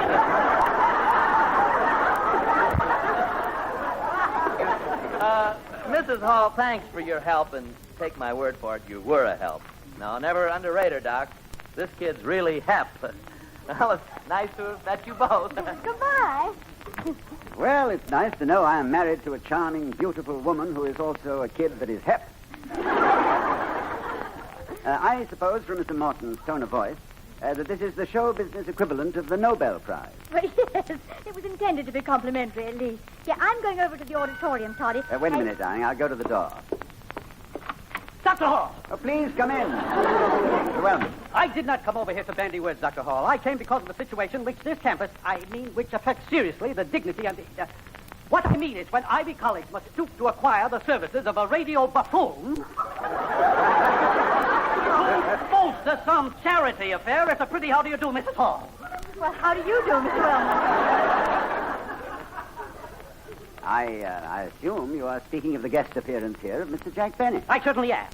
bad enough that we should seek the assistance of this performer, and worse, that the wife of our president should not only have instigated this affair... Mr. Wellman. But what is it? Specifically, what is your complaint? Do you object to Mr. Benny as a performer, Mr. Wellman? Definitely not, Mrs. Hall. As radio comedians go, he is probably very good. In fact, he is good. I have heard him several times myself. He has even made me laugh. Out loud. No. Yes. What? Nothing. Oh. Do you realize what this man and his accomplices have done, Dr. Hall? No, but anyone who can make you laugh out loud, Mr. Wellman, must have powers denied to ordinary mortals. But what has this genius done now? It is disgraceful. As you must know, there are certain coincidental sources of revenue which accompany many public and semi-public functions here at Ivy. Extra chair rentals, parking concessions, refreshments, programs. These are things which have traditionally been the rights and prerogatives of local people. That's exactly what... Do you know who has by some sort of conniving made arrangements to handle all these concessions himself?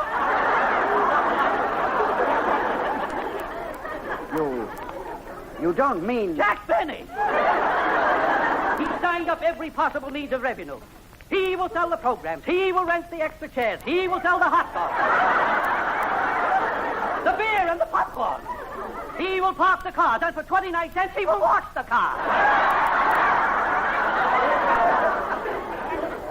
Have you spoken to Mr. Morton about it? I can't catch up with the man. I've telephoned him all day yesterday and all morning this morning, and when I finally did get word from him, I was told to go fry a pig. Mr. Wellman, was there anything illegal or unethical in the manner in which these concessions were acquired by Mr. Benny? Well, no, but it has always been, traditionally, they have always, local businessmen have always assumed, they have always taken it for granted that... What group of local businessmen, Mr. Wellman? Well, I wouldn't exactly say it was a group, but the fact remains that... You mean that one local man has always had these concessions? Yes, but... Anyone we know, Mr. Wellman? Yes, that is... Would the money from these concessions have been turned over to the charity, Mr. Wellman? The group concerned has always given very generously. Well, I will not pursue the question. I believe in the principle of give and let give. Good night, Mr. Wellman.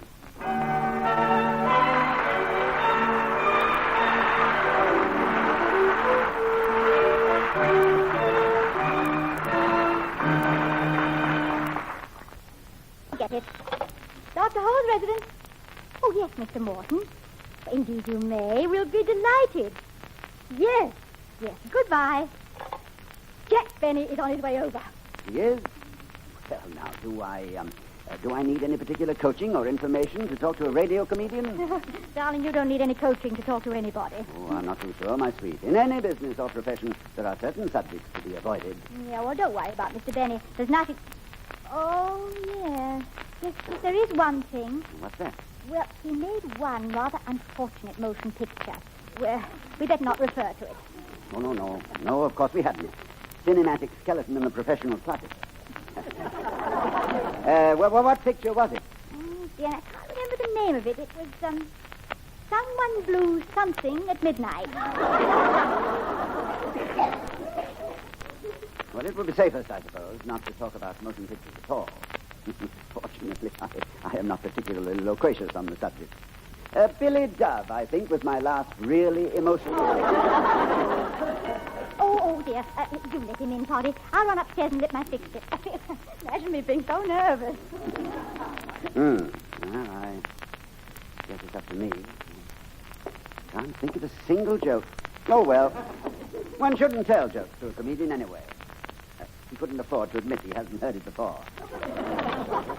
Oh, Dr. Hall, I'm Jack Benny. Ah, yes, Mr. Benny, we were expecting you. Please come in. Thank you. May I take your hat?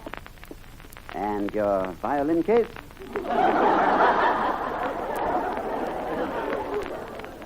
Thank you. Thank you very much, Doctor. I'll put your hat here on the table. And the violin case in the corner. A valuable instrument, is it? Strad. Really? A Stradivarius? Well, no, just a Strad. A friend of mine makes them, Herman Stradnik. That is, he used to make them before his accident. Accident? Oh, nothing serious? I No, hope? no. Just a few bruises on the throat. He tried to sell one to Heifetz. You've heard of them, Jackie's Heifetz.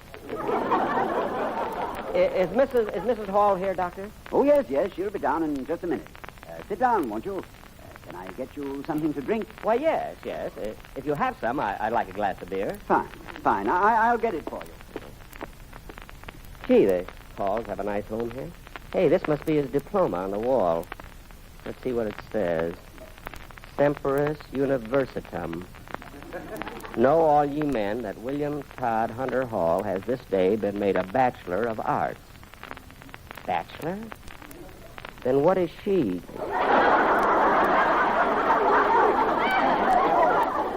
Oh, I guess he got that diploma while he was single. That reminds me of the one I have hanging on my back porch.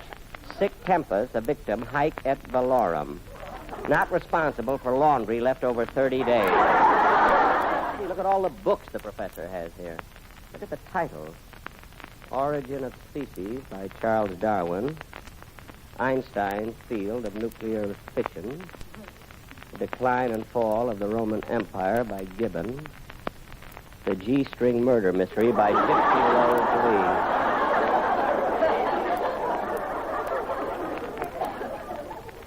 See, the professor sure has good taste in books.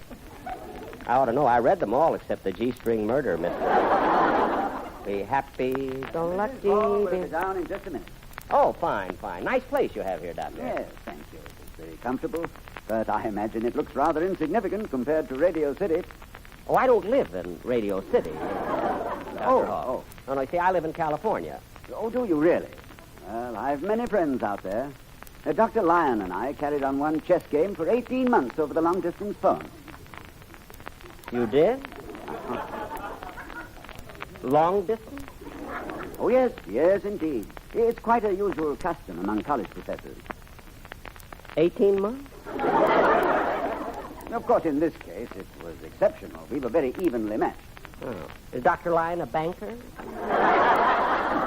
Oh, no. He's president of Pomona College. Oh. 18 months. Long distance. Let's see, 3 times 4 is 12. 18, which is 6.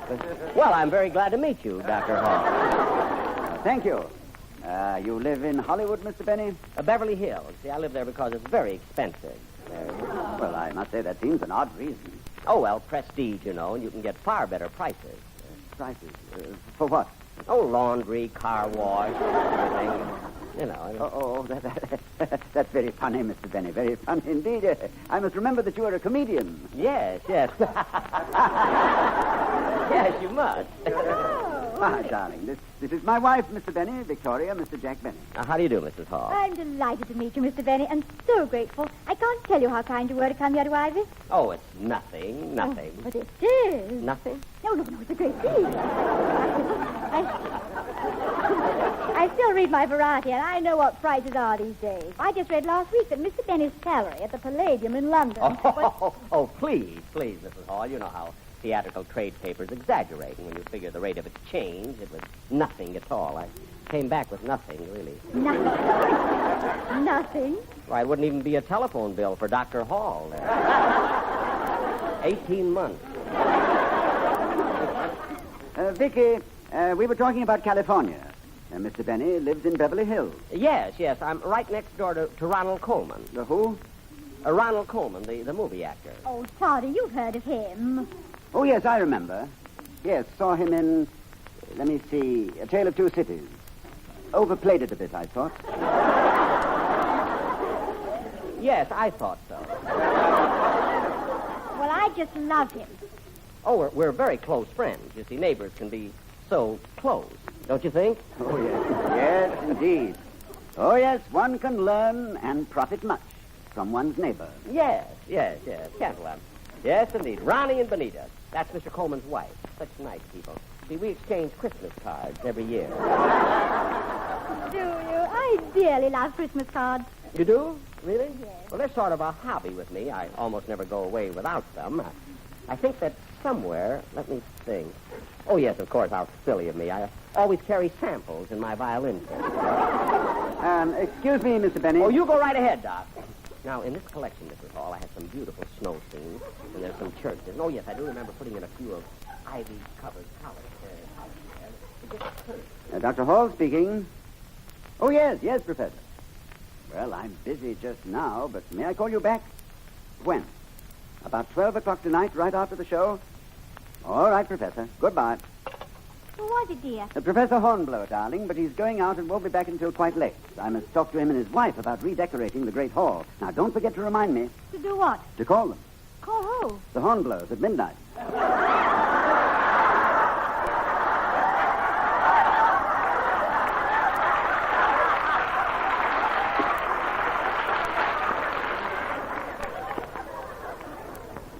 Well,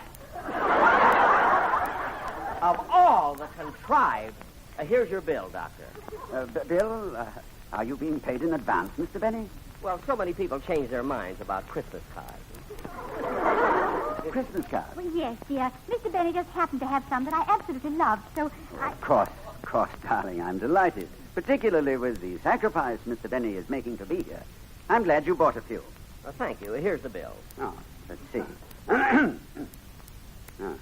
Jack Benny, star of stage, screen, radio, and television. Christmas cards, $12 a hundred. 200 cards, $24. 200, Vicky. I'm glad I didn't talk on the phone any longer. All right, here is $25, Mr. Benny. Well, thank you. Well, let's see. Where did I put my violin case? Oh, yeah.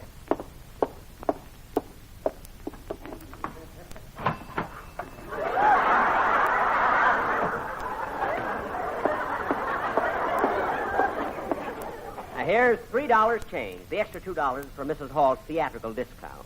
Thank you. Thank you. Yours was not a misspent youth, Vicky. Well, excuse me. I'll just see who that is. This is the life of a college president, Mr. Benny. At the beck and call of bells. Never a moment you can call your own. It's Mr. Wellman, dear. Dr. Hall, I heard that Mr. Benny was here. Yes, he is, Mr. Wellman. Mr. Benny, this is Mr. Clarence Wellman, chairman of our board of governors. Hello, Clarence. Mr. Benny, your advance man, Mr. Morton, has tied up every concession in this town. Tickets, the program, the parking, the car wash. Popcorn. Yes, popcorn. Concessions that are normally handled by our local group. This I consider most unethical. And in addition to this, he has submitted an expense account. Well, this is quite proper. We expect to pay all Mr. Benny's expenses. And another thing, Mr. Wellman, Mr. Benny has come a long distance to help our local charity, and without any fee. This is far more than we had any right to expect. If he has outwitted a local group in manipulating his extracurricular activities so that he emerges with a profit, well, I suggest that we appoint him the dean of our School of Economics. Now, is there anything else, Mr. Wellman? No, Dr. Hall, there is not. And don't bother. I can find my way out. Well, Mrs. Hall, I hope you're coming to the show tonight. Oh, we wouldn't miss it for anything. And that student body of ours will be the greatest audience in the world. Well, I know. I've played to them. Well, I better get out of here and get ready. Thanks very much, Dr. Hall. It's been a real pleasure meeting you both. We'll see you right after the show, then. Yes. You must let us take you to the airport. No, I'm afraid Morton has a car waiting for me. Oh. Here's a little note I wrote you, Mrs. Hall. Don't open it until after the show. Why, all right. Thank you.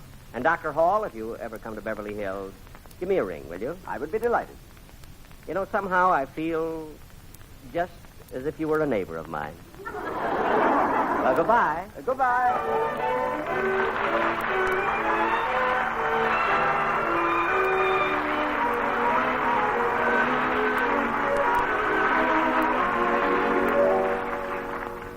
Wasn't the show absolutely wonderful? It certainly was.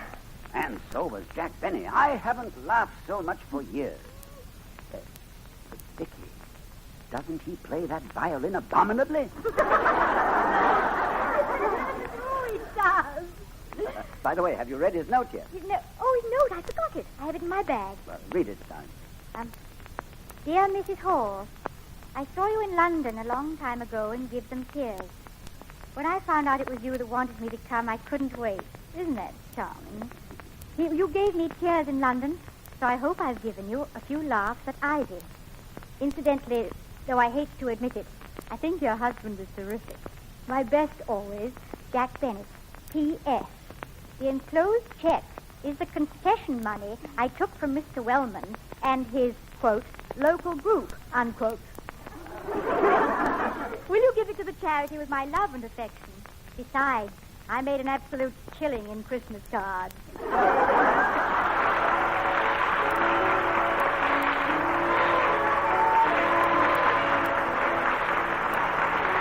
We'll be seeing you next week at this time at the Halls of Ivy, starring Mr. and Mrs. Ronald Coleman. Ken Carpenter speaking. This is the United States Armed Forces Radio Service, the voice of information and education.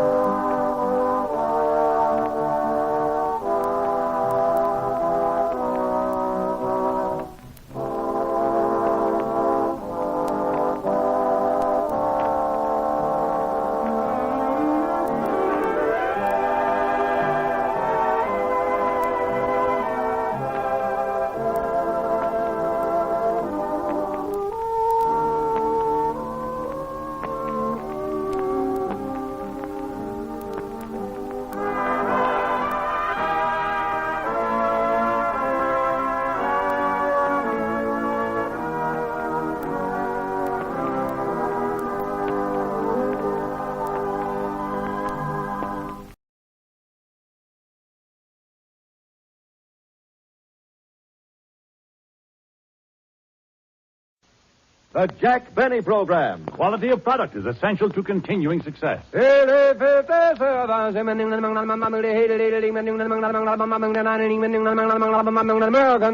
cigarette, it's the tobacco that counts, and LSMFT. Lucky Strike means fine tobacco. Yes, Lucky Strike means fine tobacco. It takes fine tobacco to make a fine cigarette.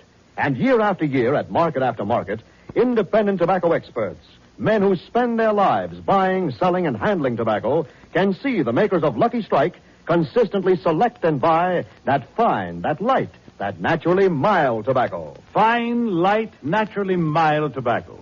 Yes, Lucky Strike means fine tobacco. And this fine Lucky Strike tobacco means real deep down smoking enjoyment for you. So smoke that smoke of fine tobacco, Lucky Strike. So round, so firm, so fully packed. So free and easy on the draw. At 50, say not a bit, 59, American.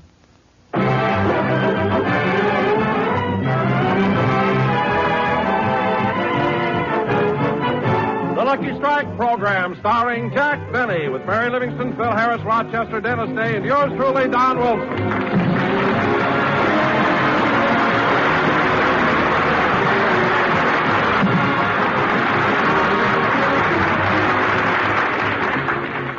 Ladies and gentlemen, Christmas will soon be with us, and millions of people are rushing around making hasty last-minute purchases. So let's go back to last Monday and look in on a local department store in Beverly Hills. Have you made up your mind yet, mister? Well, I don't know. That was Monday. We now bring you up to Wednesday. Same store. Now, look, mister, you've examined them both very carefully. Haven't you made up your mind yet? Gee, I don't know which one I want. That was Wednesday. We now bring you up to Saturday. Same store. Gosh, I wish you hadn't shown me both of them. Let me see that first one again, will you? Look, mister, I got a wife and 5 kids. I haven't been home in a week. Now make up your mind, will you? Gosh, I can't decide. This one looks nicer, but the other seems to be more durable. Oh, Jack, for heaven's sake, shoelaces are shoelaces.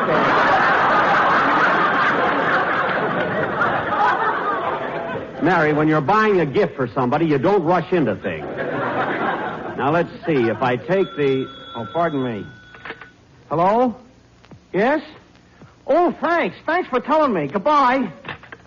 Gee, it's so hard. Look, mister, I want to go home. I got 6 kids now.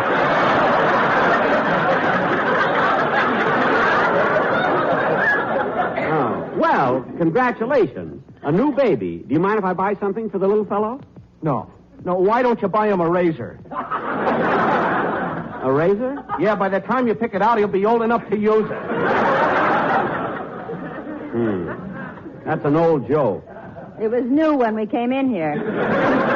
Well, look, mister, I'll take these shoelaces, the shorter ones. Well, thank heavens. Now do you want the metal tips or the plastic tips?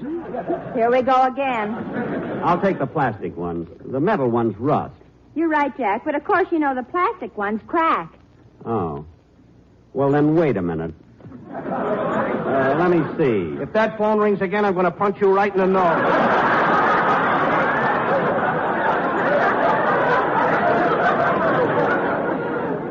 All right. Give me the metal one. Yes, sir. I'll pick them up later. I'm opening a charge account.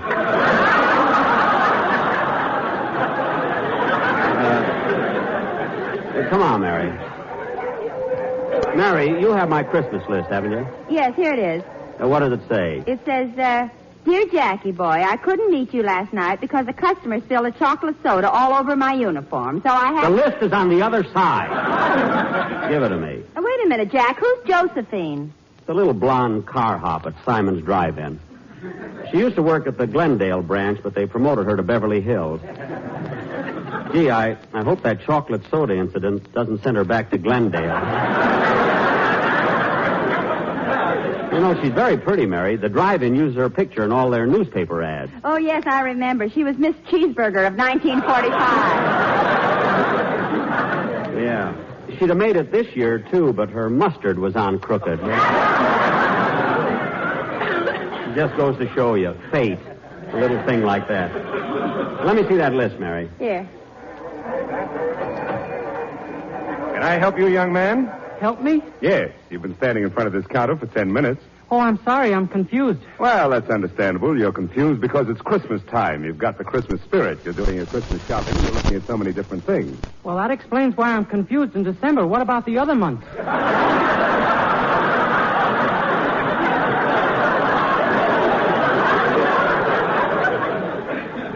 Well, I wouldn't know about that. I'm a coal miner by trade. I'm just doing this to help pay the fine.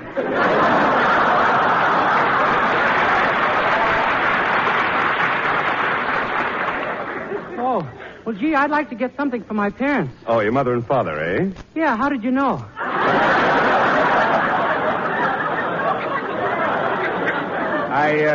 I just figured it out. Oh, I know. I think I'll get my mother a new corset. Well, don't you think she should come down and pick out her own corset? Oh, Mother hasn't left the house for 3 days. Is she sick? No, the string broke on her old one and she can't get through the door. Oh, that's too bad. Yeah. We were spending a quiet evening at home when boing!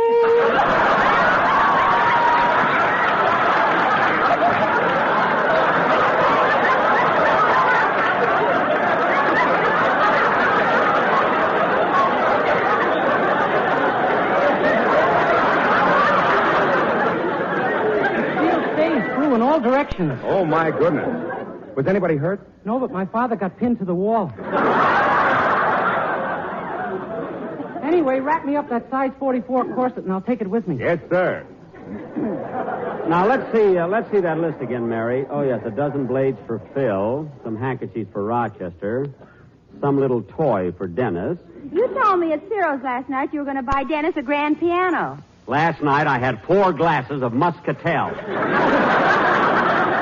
I'm all right now, so where's the toy department? Oh, wait a minute, Jack. What about your producer, Robert Ballin? Oh, yes. I don't know what to get him. Oh, Jack, look. Why don't you get him one of those new canvas golf bags?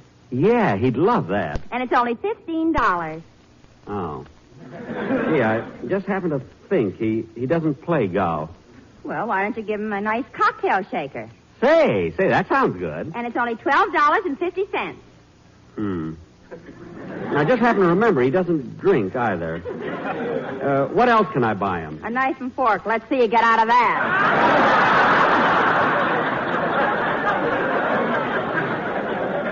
Oh, stop, will you? I'll think of something. Now, let's see. Hi, Jack. Long time no see. Huh? What? Oh, hello. Come on, Mary. Who is that? Oh, he's a racetrack tout I used to see at Santa Anita. You remember we ran into him at the Union Station last year? Oh, yes. Say, Mary, I want to get a watch for my sponsor. I wonder where the jewelry department is. Well, there's a floor walker. Ask him. Oh, yes. Oh, floor walker. Floor walker.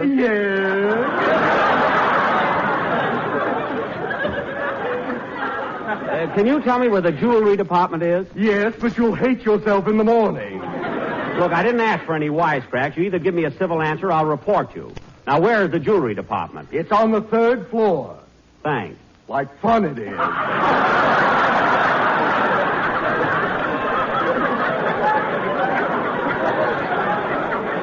Never mind. I'll find it myself. It's a fine store to do business with. You walked in here, Lotus Blossom. Nobody dragged you. Oh, quiet. Come on, Mary. We'll find it.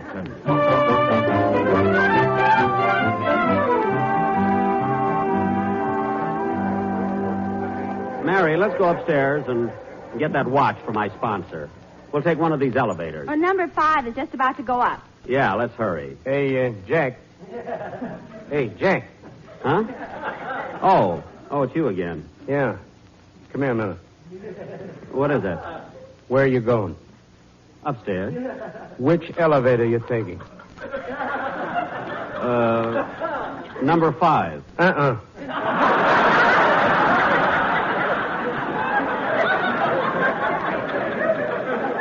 What? Take number 3. It'll beat 5 to the top by 2.5 floors. But number 5 is about to go up. I know, but she's carrying too much weight. Well, I don't know. What do you think about number 1? Local. Can't go the distance. Oh, well, what about number 2? Slow starter. Well, it really doesn't make any difference. I'm only Christmas shopping. Okay. It's your money. I wonder where he gets his information. Huh? Jack, are we going up or not? So far, all you bought is a pair of shoelaces. Well, at least the... Say, Mary, I was thinking. Maybe you were right about those plastic tips. I think they're better than the metal ones. I'll go back and change them. Oh, Jack. Come on, I'm going to change those shoelaces. Pardon me, miss. Would you mind waiting on me, please? Why, yes, sir. What can I do for you all? Well, honey, child. Where you all from? Alabama. You know, that's down south. Well, corn my pone and mint my julep. Shake hands with a fella rebel. Are you from the South, too? Am I from the South? Just run your hands through my hair and feel those boll weevils. Well, I declare. Say, wait a minute. Your voice is awful familiar. Haven't I heard it before? Well, I sure you have, babe. I'm Phil Harris, the Texas Toscanini. Well, imagine that. Just wait till I tell the other girls that I waited on Phil Harris. Now, what would you like to buy? Well, sugar, I don't know. How would y'all like to see something nice in lingerie? Now, honey, you know you shouldn't throw me a line like that.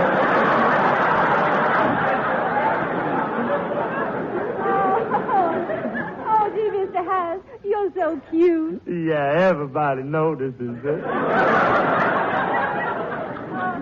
You know, Mr. Harris, you're so much different than I pictured you to be. On the radio, you're such a braggart. You sound so conceited. I know, but it ain't really like that, honey. But Benny's writers always write me that way. His writers? Yeah, every time they get a hold of a beautiful hunk of man, they make him conceited.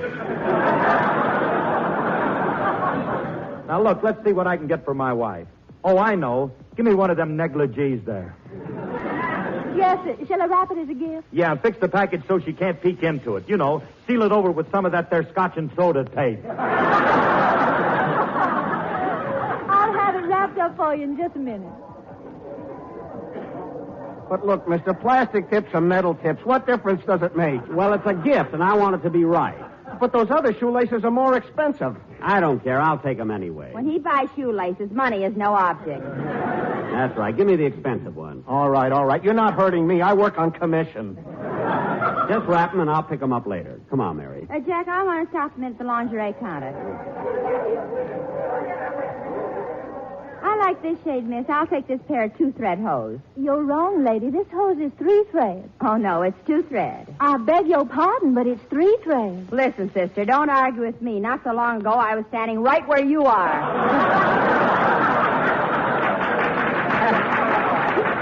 That's Sullivan, Mary. Well, hello, Mr. Benny.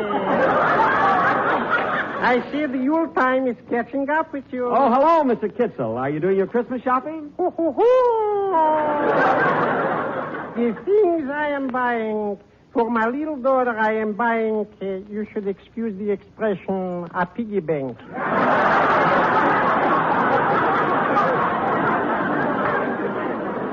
Uh-huh. And my little boy is at the age where he is going in for sports, but I don't know what to get him. Well, why don't you buy him a badminton set? Yeah, I'll pay a little more and I'll get him a good minton set.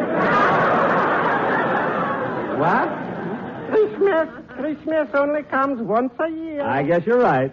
But I'm having trouble finding what my wife wants. What's that? A mishmashel. A what? A mishmashel. Oh, no, you mean a mixmaster. That's right, a mixmashel. Well, I'm sure you'll find one in the appliance department. Thank you. Well, goodbye, Mr. Kitzel. Goodbye. Mary, while you're buying the stockings, I'll go over to the toy department and get something for Dennis. All right, Jack. I'll see you later.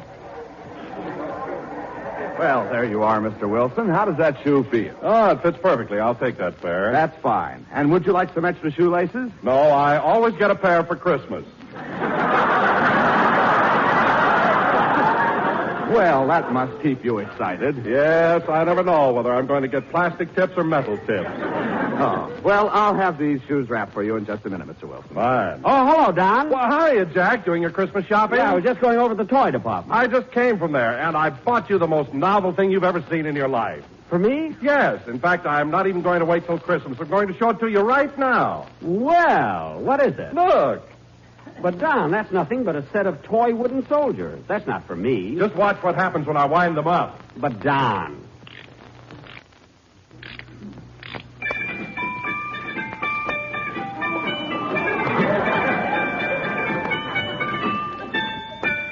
LSMFT, LSMFT,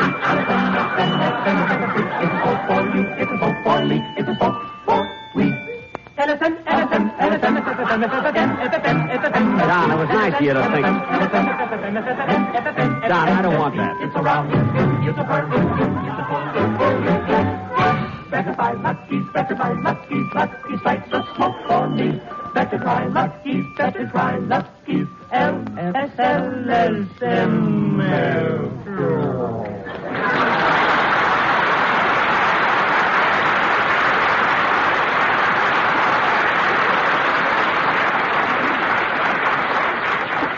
Oh, darn it, I'll have to wind them up again. Never mind, Don, I don't want it, but it was a nice thought anyway. See you later. Don't bother wrapping them as a gift. Here you are. Well, thank you. Oh, hello, Dennis. Hello, Miss Livingston. Gee, am I tired. I just walked up to the 6th floor and back. Walk? Why didn't you take the elevator? Well, I was going to take elevator number 3, but some man came over and told me it was scratched.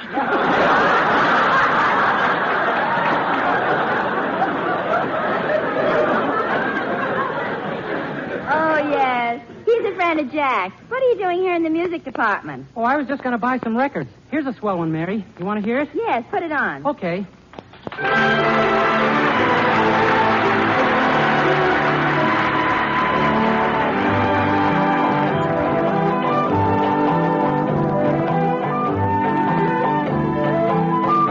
Old buttermilk sky, I'm keeping my eye peeled on you. What's the good word tonight? Are you gonna be mellow tonight? Oh, buttermilk sky, have you seen our little donkey and me? We're as happy as a Christmas tree, heading for the one I love. I'm gonna pop her the question, that question. Do you, darling, do you do? It'll be easy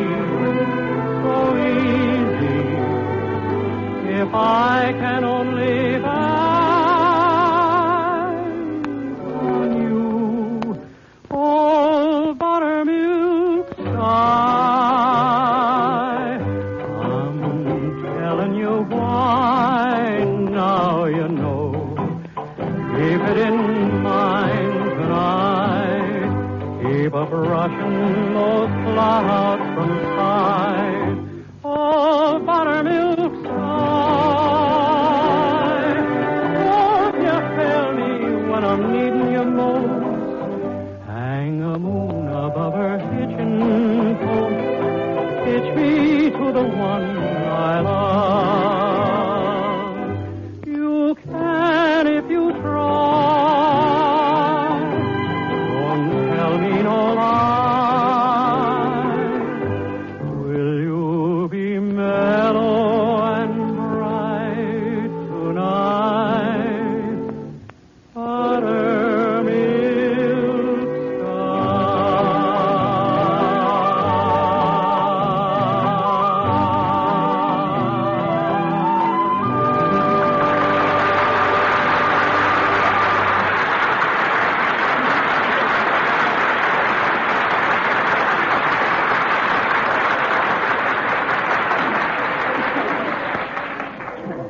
Mary, I was looking for you. Where have you been? Oh, I was just talking to Dennis. Oh.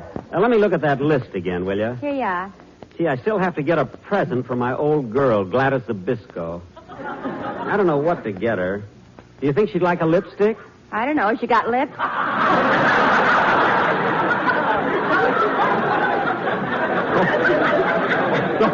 Don't be so catty. I think I'll buy her a bottle of. I think I'll buy her a bottle of perfume. Let's see what else. Oh yes, I'll have to send something to Fred Allen. Fred Allen? I didn't know you and Fred exchanged gifts. Oh sure.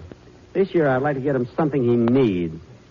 I wonder what department sells plasma. Oh well, come on, I'll get the perfume first. I think it's right over there. But Look, there's Jack Benny.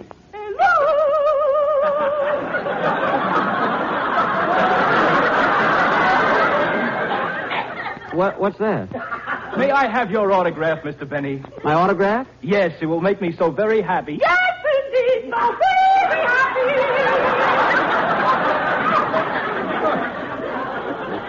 Well, I'll be glad to. There you are. Oh, thank you very much, Mr. Benny. Thank you. Goodbye.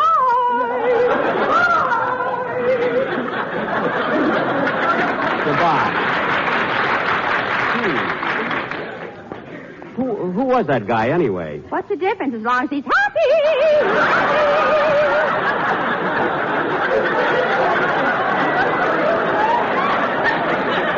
Yeah.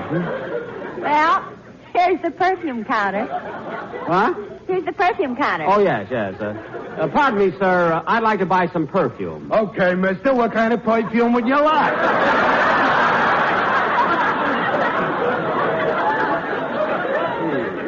Well, I don't know. What's popular right now? Well, here's something that's not too strong, yet leaves a trail of broken hearts. Oh. It's called Avec Très Je t'aime beaucoup, my chérie très bien. What does that mean in English? Condensation of steam that's been forced through a motorman's glove.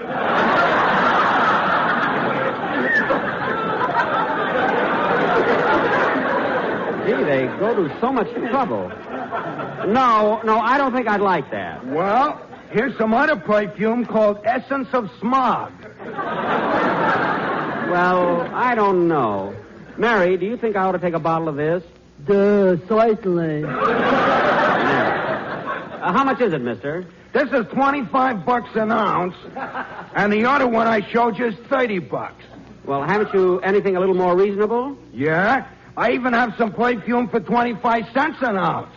25 cents an ounce. What kind of a bottle does that come in? It don't come in no bottle. We keep it on tap.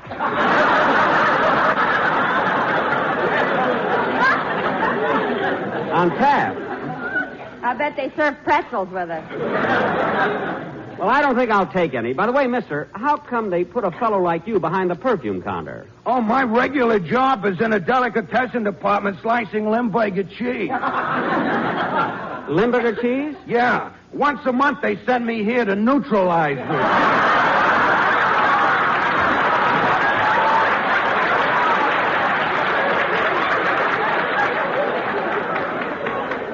Well, what do you know?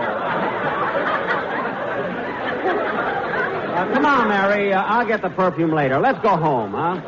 I'm tired. Well, don't forget to stop at the notions counter to pick up the shoelaces you bought, the ones with the plastic tips. The shoelaces? Mm-hmm. Hey, wait a minute. Did I get the plastic tips? Sure, you went back and changed them. Oh, yeah. You know, Mary, now that I think about it... Jack! Yes, Mary, I might as well get what I want, and I'd rather have the metal tips. Come on. Oh, look, there's Rochester buying some neckties. Yeah, and that floor walker's waiting on him. Let's sneak up behind him. I think this tie is beautiful. It's very unusual. Yeah, but I don't think my boss would like it. It isn't his style. I see. What type of man is your boss? Well, he's medium tall, medium weight, and rather conservative. You mean he's conservative in appearance? It goes deeper than that. At least he's subtle. Quiet, I want to hear this. Now, here's a nice tie. Maybe he'd like this one.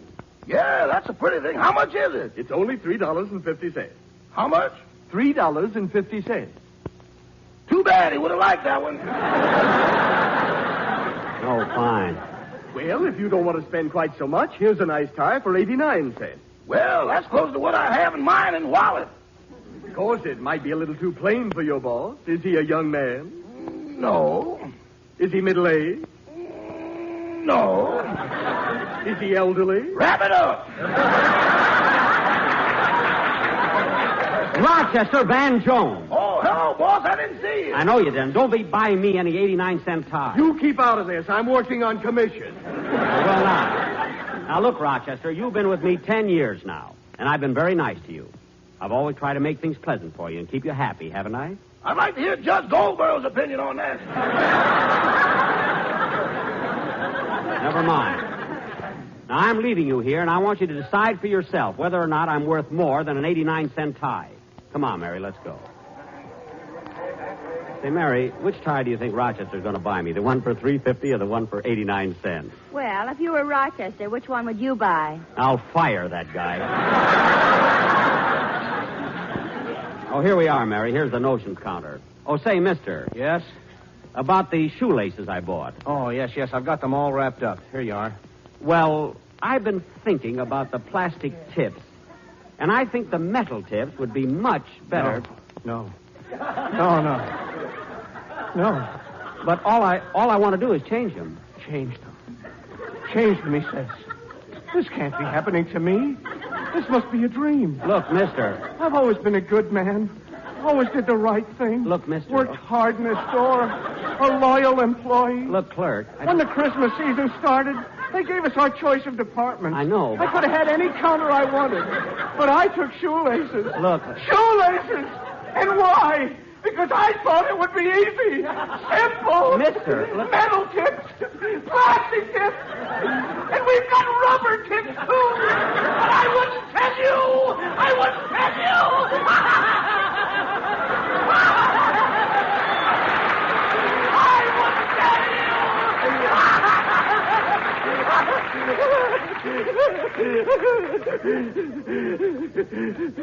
Come on, Mary. There's a crowd forming. Let's get out of here.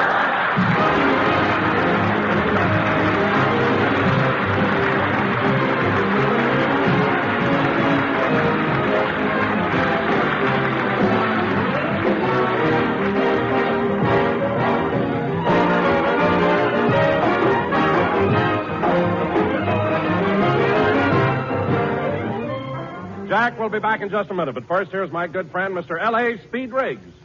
In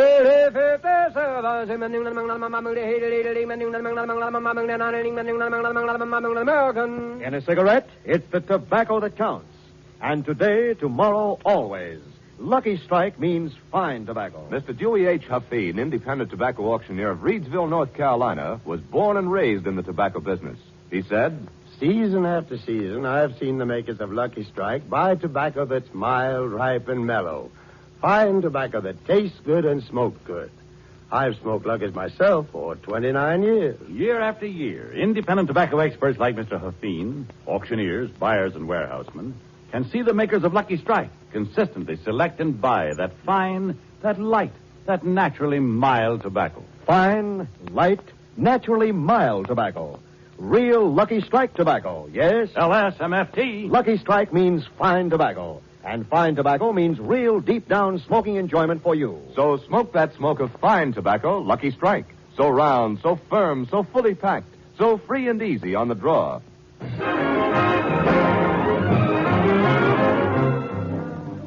Say, Mary, that department store was certainly crowded, wasn't it? It sure was. And they had so many people working there. There was Mel Blanc, Gerald Moore, Frank Nelson, Benny Rubin, Viola Vaughn, Artie Auerbach, Sandy Bickert, Pete Leeds, Elliot Lewis. And you know those little wooden soldiers that sang? Yeah? Sounded just like that quartet, the Sportsmen. I was going to mention my writers, too, but they wouldn't even come in for the show. They stayed in Palm Springs. I hope they run out of suntan oil. Good night, folks.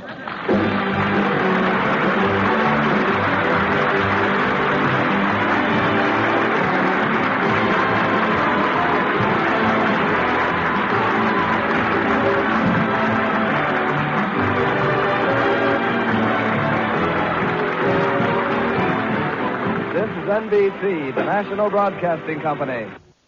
This is ChestertonRadio.com. The Chevrolet program starring Jack Benny with Frank Black and his orchestra.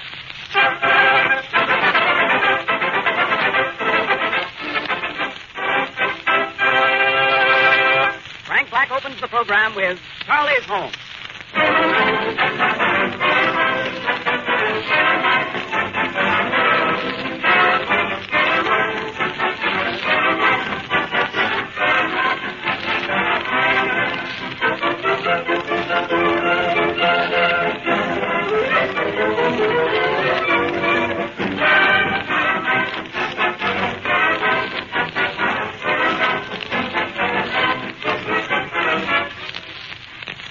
Throughout the United States, a series of big, colorful posters are going up on the billboards, reading, "Every minute someone buys a new Chevrolet."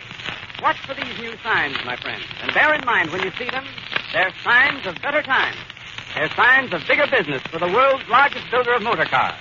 Also, they're sure signs that the one best buy in the low-price field must be Chevrolet. America certainly wouldn't buy Chevrolets at the astonishing rate of one every minute unless Chevrolet were the one best buy at its price. And that's exactly what it is. The only car in its field with a Fisher body. The only one with Fisher no-draft ventilation, with a cushion-balanced engine mounting, with a time-proved six-cylinder power plant, a starterator, an octane selector, and no other full-size car in the world is so economical on gas and oil and upkeep, or so dependable. In view of all these things, do you wonder why every minute someone buys a new Chevrolet?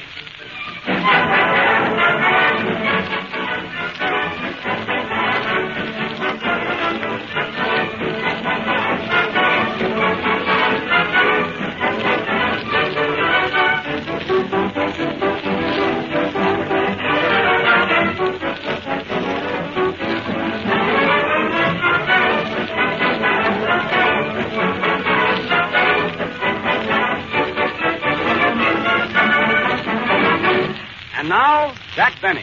Hello some more. This is your New York correspondent, Jack Benny, the Earth Galloper, coming to you with all the late news reports with the courtesy of the Weekly Watch. The news that brings out all the dirt. Okay, Frank, let's go. Thank you. Chicago, Illinois. World's Fair gets off to a good start with many notables arriving daily to represent their respective countries. Sam Insull will represent Greece. Jimmy Walker will represent France. And Black's orchestra will represent Russia. Scotland sends Harry Lauder, C.O.D. Jack, another wire just came. All right, what is it, Mary? Quick. World's Fair, Chicago. Molly and Dietrich just arrived representing Pennsylvania. Mary, go away, will you, please? Bombay, India. More Gandhi news. Mahatma Gandhi finishes 21-day fast and is now wearing a cigar band. When last seen, he was mistaken for a Panatella. Babylon, Long Island. Man and wife discovered here with 16 children. Stork found dead on stoop. Overworked, you know. Special cable dispatch. Frank Buck and Jimmy Walker will sail for America shortly. Buck will bring them back alive, and Walker will bring them back a wife. Glasgow, Scotland. Harry Lauder also sailing for America.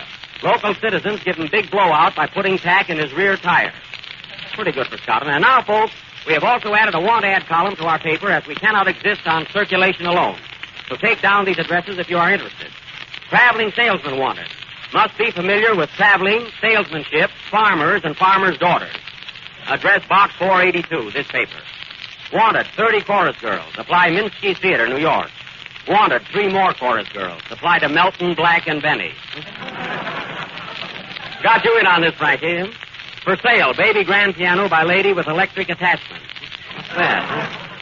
Girls wanted, to knit sweaters for Katz, Broomberg, and Riley. The boys must be told.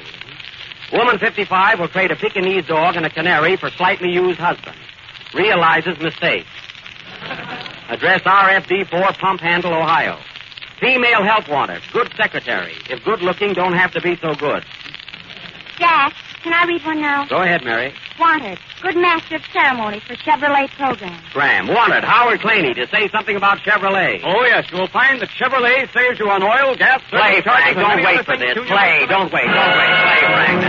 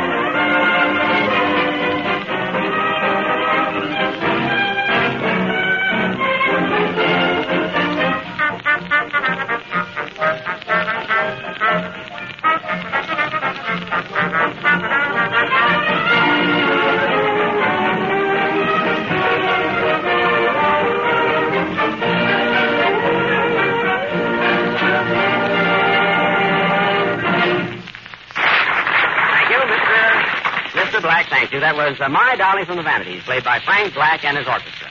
And now, ladies and gentlemen...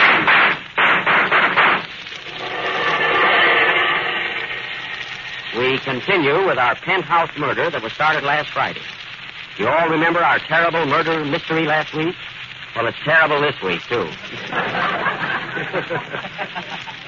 Who killed Mr. X? You remember, folks? Mr. X was killed in his penthouse a week ago tonight between 8 o'clock and the bathroom. And the only clue found was a hot dog running away from a stand in Coney Island.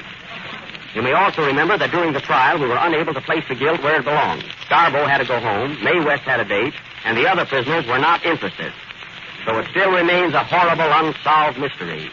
Who killed Mr. X? I said, who killed Mr. X? Oh, pardon me. Yeah.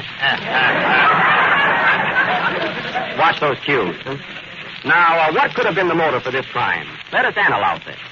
Mr. X was the landlord of 3 apartment houses, so you see he had no enemies. He lost every cent in the market, his wife was pressing him for back alimony, and he had incurable rheumatism, so there was no reason for suicide. Now, what was it? How old was he, Jack? 95. Then he did not die of old age. Neither will you, Mary. What did he have to suffer the night of the crime? Liver. Then it couldn't have been a heart attack. No, Mary, it couldn't. A pipe was pulled out of his mouth, and he was examined carefully. What kind of a pipe? A gas pipe. Oh, well, a little gas never hurt anyone. I know. Well, anyway, folks, we've had 2 detectives working on this case. Detective Nelson. Detective Nelson, you've been out on this case a week. Yes, sir. What have you found? I found a place where you can get a sandwich and a glass of beer for a nickel. Mary, take down the address, but that doesn't help solve the mystery. Detective Planey, what did you find? I find that every minute of the day someone buys a Chevrolet. Well, now we're getting someplace. After all, that's what we're here for. Did you find anything else, Planey? Yes, but the Chevrolet has the Fisher no-drop ventilation. That's great. Now all we have to find out is who killed Mr. X. Jack, why not put it in the hands of Sherlock Holmes, who understands crime? You're right, Mary. We'll get Sherlock Holmes, the man who sees all, knows all, and plays the fiddle. Hey, Jack. Jack, wait a minute. Yes, Jimmy? I hate to interrupt your mystery, but do you mind if I sing my song now? Oh, no, pardon me, Jimmy. Go right ahead. What are you going to sing? Franz Lehar's Prostituta Serenade. I know that, Jimmy. I just couldn't pronounce it. Play, Frank, please.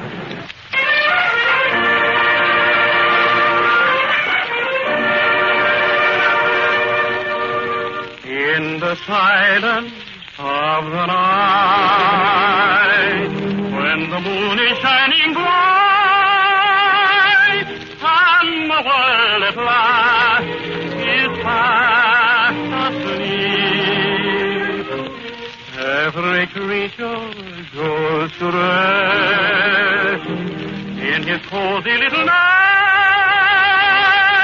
just his very own to keep. Done by James Melton. And now, ladies and gentlemen, we will continue with our mystery and take you to the residence of Sherlock Holmes.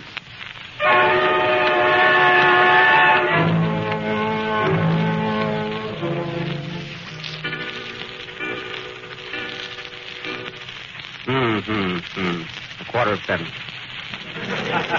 Only 1 more hour until 7:15. And just an hour ago, it was 6:15. What a strange world. Answer that, Mary. I'm not in. Hello? Hello? You want to speak to Sherlock Holmes? Yes, this is Sherlock Holmes, but Sherlock isn't home. He's working on a case right now. Yes, he's on his last bottle. What is it, Mary? It's about that penthouse murder of Mr. X. They want you to start working on it at once. Oh, yes. I was expecting that case. Tell him I'll take it. Hello? Mr. Holmes just came in and said he'll take the case. Tell Mr. X not to worry. Goodbye. Mary, call in Dr. Watson. We have work ahead of us. Mr. Sherlock, I hate to ask you this, but can I draw 5 shillings to payday? That's elementary, Mary. I get it, Sherlock. Sherlock to you. Call Dr. Watson. Dr. Watson, the boss wants you. Okay, I'm coming. Well, Sherlock, what's new? Watson, we have much work ahead of us. By the way, you've been eating herring. Is that right? Sure. But tell me, Sherlock, how did you know it? That's elementary, Watson. Besides, I can smell it. Sherlock, you're a genius. Watson, you're a lip box. You know, Watson, you're really supposed to be an Englishman. Well, I say, Mr. Holmes, I'll try, you know. I like the other dialect better. All right. What do you want? Watson, we have a strange mystery to solve. Mr. X was killed in his penthouse, and we start working on the case today. All right, but before we start, why don't you eat something? You're always working. Now, I just made some nice homemade soup. What kind of soup? I made some chicken, vegetable, and noodle. Which do you want? Quick, Watson, the noodle. We leave, Watson. We leave for the Empire State Building in 10 minutes. The Empire State Building. Pack your bag and hand me my violin. I've got a lot of thinking to do. I must think.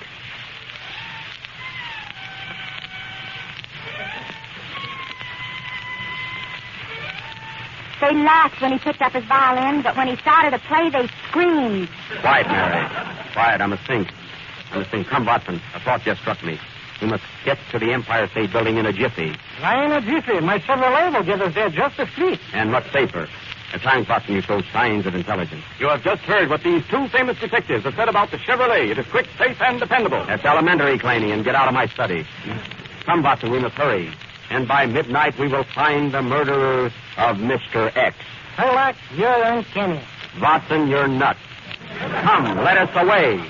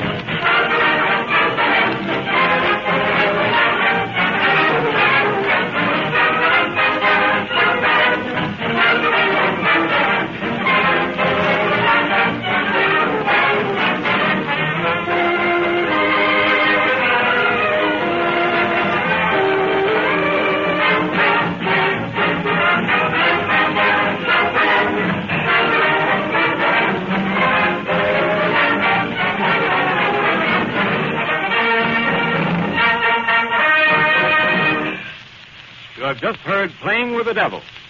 And now we take you to the lobby of the Empire State Building where we meet Sherlock Holmes and Dr. Watson.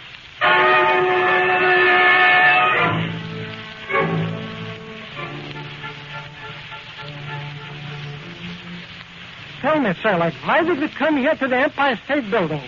What has this got to do with the murder of Mr. Hex? Watson, I'm surprised at you. While playing the violin, I made the following deduction. Mr. X was killed by some gorilla here in New York. Do you follow me? A gorilla was seen climbing up the Empire State Building with a girl in the palm of his hand. And is at present on the tower. How do you know? I saw the picture. Now, if he could climb up a building the size of the Empire State, why couldn't he have climbed up that penthouse and killed Mr. X? You mean the gorilla is King Kong? Of course. Who else is covered with hair like that? George Bernard Shaw. Well, he didn't do it. Well, here's the elevator. What floor, Captain? We want to go to the tower. That's the 102nd floor, boss. Yes, I know that. When will we arrive? Sunday night, sir. You know, Sherlock, that elevator boy looks very suspicious and very friendly, too. I think so. What's your name, son? My name's Jim Milton, sir. Oh, sure, Jimmy. He's our tenor, Watson. Say, Jimmy, I hate to ask you this, but did you kill Mr. X? No, sir, Captain. I didn't kill him. I was a lady killer. Quick, Watson, the needle. Ow! And cut out those jokes. Well, we have 2 days in this elevator. 2 days. I must keep my mind occupied. Hand me my saxophone.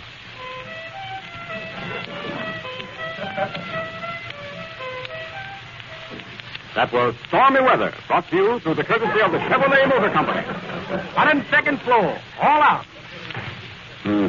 Sunday got here quick. Now be careful, Watson, and very quiet. Very quiet. Please follow me around the edge of the roof. We must use our wits and trap him. This fellow King Kong is the biggest creature you have ever seen. He eats elephants like you eat salami. With mustard? That's elementary, Watson. Come, follow me. What was that? The drummer just dropped the cymbal. Frank, keep the boys quiet, will you? Just a moment. Watson, don't move. It's so dark up here. Why didn't we come up here in the daytime? Quiet. Go ahead. I'm right behind you. I'd sooner be behind you. Watson, look. Look carefully. Carefully. You see that figure standing there in the doorway? Yes. Look. Somebody is handing him some money. Oh, that's Al Smith. He runs this building and he's collecting the rent. Hello, Al. You're wrong again, Watson. What is that, Philip? That's King Kong. He's here, all right. Keep down, Watson. He mustn't see us.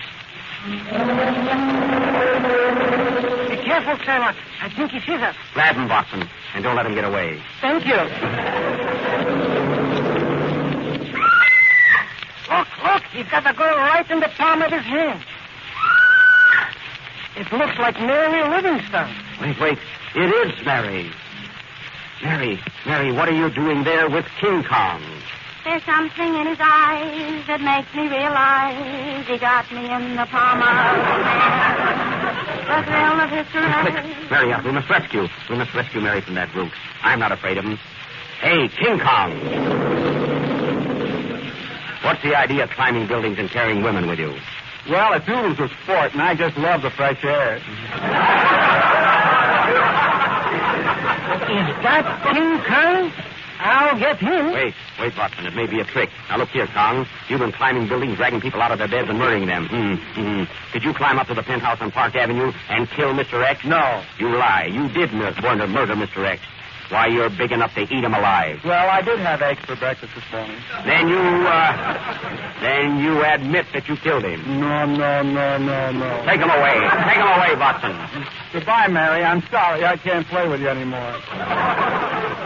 Goodbye, Paul and Harry. Come up again sometime. Well, it didn't take us long to get him, did it, Watson? Yeah.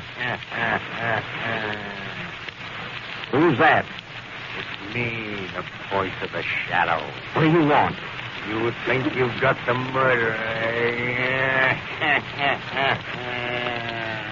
Well, King Kong did not kill Mr. X. Then who did? Mr. X was killed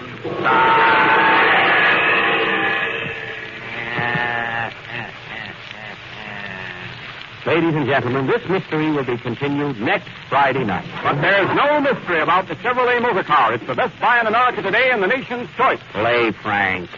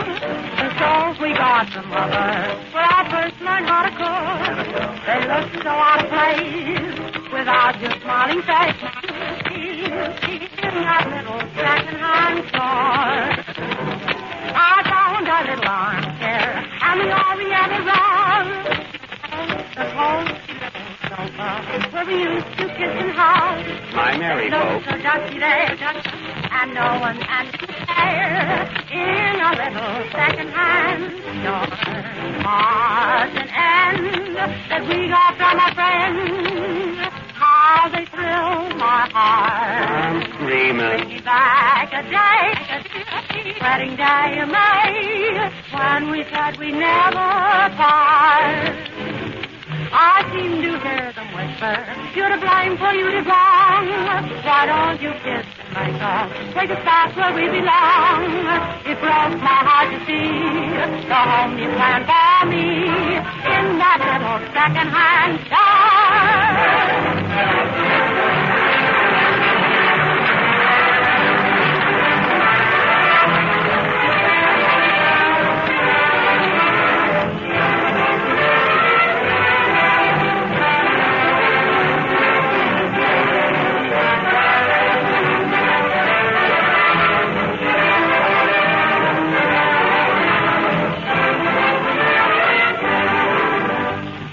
Whenever you see or hear the figures 445 FOB Factory, always think, my friends, of Chevrolet, of the new Chevrolet Standard 6, the car that made $445 famous, of the smart, fast-stepping Chevrolet that gave a new meaning to 445 by giving so many wonderful new features for that wonderful low price. A Fisher body, a big, comfortable interior, Fisher no-draft ventilation, safety plate windshield glass, an octane selector, a low-to-the-road chassis that rides smoothly and steadily, and a six-cylinder valve and head engine that's not only one of the snappiest on the road, but listen to this. Some Chevrolet Standard 6 owners report gasoline mileages as high as 26 miles to the gallon, and nearly all of them are getting between 18 and 24, depending on how they drive.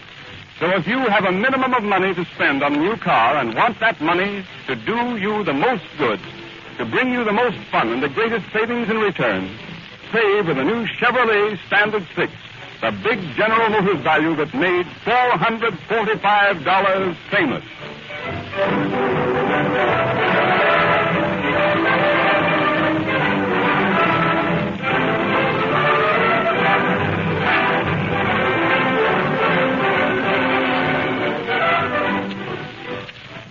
Well, folks, this concludes our program for tonight. Be sure and listen in next Friday. Try and figure out for yourself who killed Mr. X.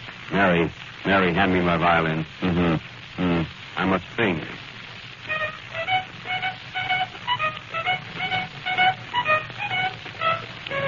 Good night, folks. Good night.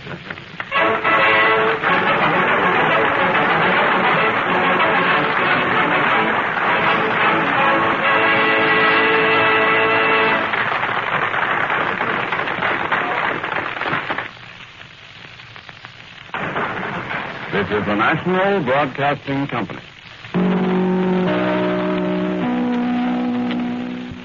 WEOS, New York. This is Chesterton Radio, your home for podcasts of works by G.K. Chesterton, plus drama, comedy, mystery, science fiction, big bands, and much more. The soundtrack to your Chesterton day at chestertonradio.com. The Chevrolet program starring Jack Benny with Frank Black and his orchestra.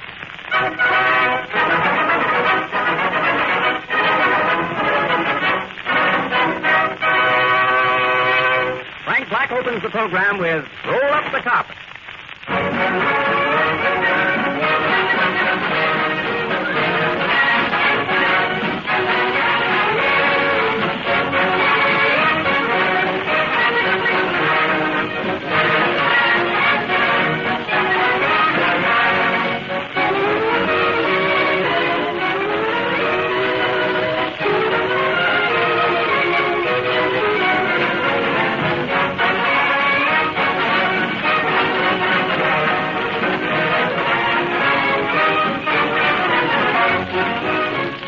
Last week, my friends, I directed your attention to that big, striking Chevrolet poster now on all the billboards. Every minute, someone buys a Chevrolet.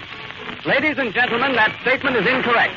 Tonight, I take pleasure in informing you that since the Chevrolet poster was prepared, Chevrolet sales have shown such an increase that instead of every minute someone buys a Chevrolet, it should be every 40 seconds someone buys a Chevrolet. Now that, mind you, is every 40 seconds, night and day. And here are the figures to back it up. During the month of May, Chevrolet dealers reported the sale of over 65,700 cars and trucks. That's 17,500 better than May 1932. 11,800 better than April of this year. Naturally, Chevrolet is grateful to the American public for making such a record possible. A record which exceeds by 1,000 cars a day the May production of any builder of automobiles. And everybody knows why. Chevrolet is the only car giving Fisher body, no draft ventilation, fine performance, proved dependability, and unexcelled economy at prices as low as $445 FOB Flint. That's why, today, more than ever before, Chevrolet is the world's largest builder of automobiles.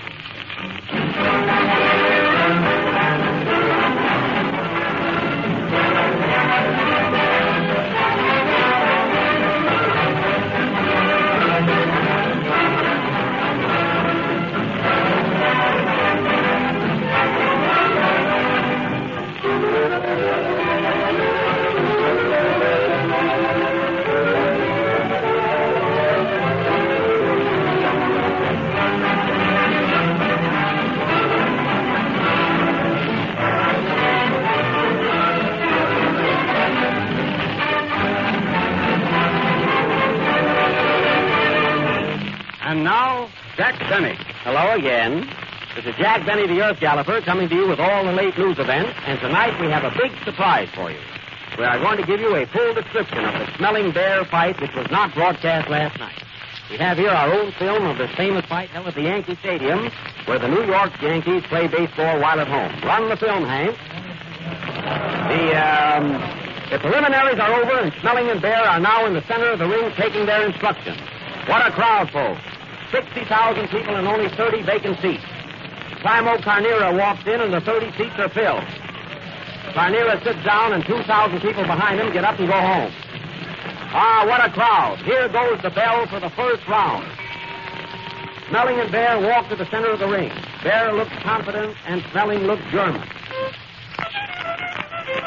They are fiddling around for a minute and there they go. Bear starts off with a hard right to Smelling's jaw, and Bear counters with a hard right to Smelling's jaw. Ah, what's this? Smelling sends a hard chin to Bear's right. Bear swings a wild right to Smelling's jaw, and Bear comes back with a wild right to Smelling's jaw. Smelling's jaw seemed surprised as it didn't even know that Bear was in town. They are both mixing in the center of the ring as the round ends. Smelling's round and Howard training. The Chevrolet motor car is the finest. Round two. Both men step to the center of the ring and exchange blows. What a crowd at the Yankee Stadium. Starkey is here sitting right over second base. Gene Tunney is also here sitting over first base. Bear sends a long left to Smelling, sending Starkey to third and Tunney to second. None out and Bear still at bat. What a game. In the outfield, we see Lefty Grove warming up for Germany, and Smelling still catching. As the bell rings, Ruth and Gehrig are seen walking through the dugout. And Howard trading. The Chevrolet motor car is the most economical car in the world. Round three. At the start of this round, Bear makes a mad rush at Smelling, but Smelling tosses a right to his nose, and Bear starts singing California, Here I Come. He sees Jimmy Melton become self-conscious and lands a right to Smelling's temple. What a blow. Watch out, Bear. 4 feet lower. It would have been a foul. Bear takes command again. He's much bigger than Moxie. What a mountain Bear is. Bear Mountain. Get it, folks? That was good. Smelling leads a right. What's that? Another fight breaks out at the ringside. Another fight. Who is it?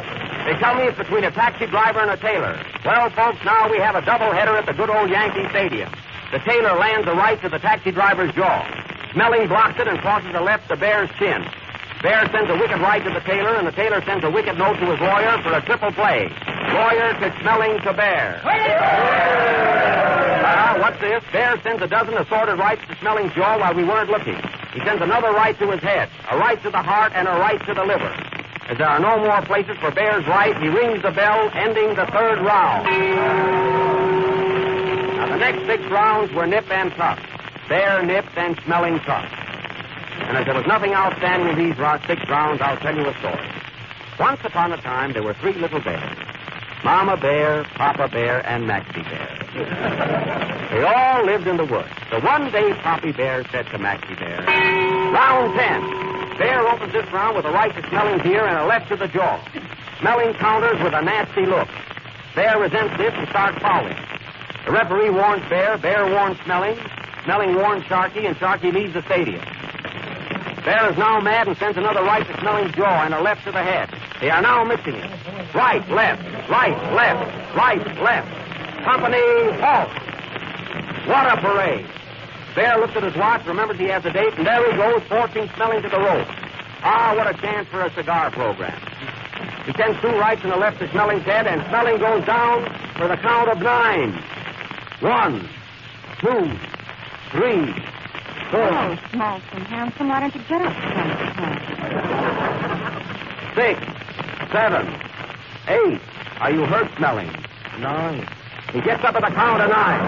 But it's too weak to carry on, and the referee steps in and announces Max Baer the winner, which is a surprise to everyone. Now Frank Black, who bet on Smelling, will try and play Somebody Stole Gabriel's Horn. Play, Frank.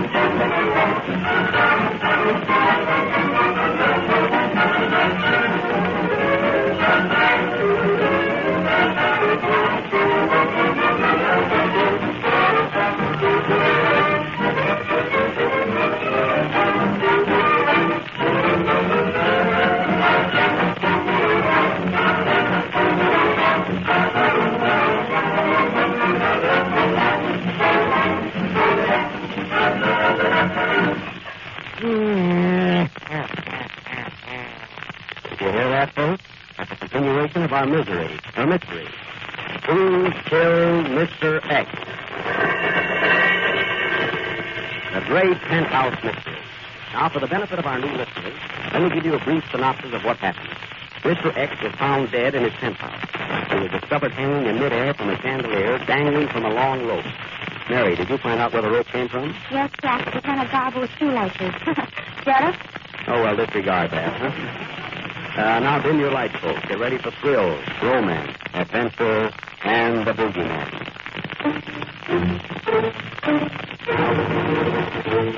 Not yet, Frank. Besides, we're not feeling anything. This is a mystery. Hey, Mr. Benny, when do we answer this case? One mystery at a time, please. Remember, folks, last week we put the case in the hands of Sherlock Holmes, but nothing happened. And if we pay Sherlock in advance, we will have to give him another chance. And those of you who have given Chevrolet a chance will admit there is no mystery attached to it. It was Hawkshaw plainly, folks. It was always on the trail of a plum. You'll have to pardon me while I put on my makeup now. I'm Sherlock Holmes, you know. Now, while we are preparing for this scene, James Nelson will sing Our Sweet Mystery of Life. It has nothing to do with our mystery, folks.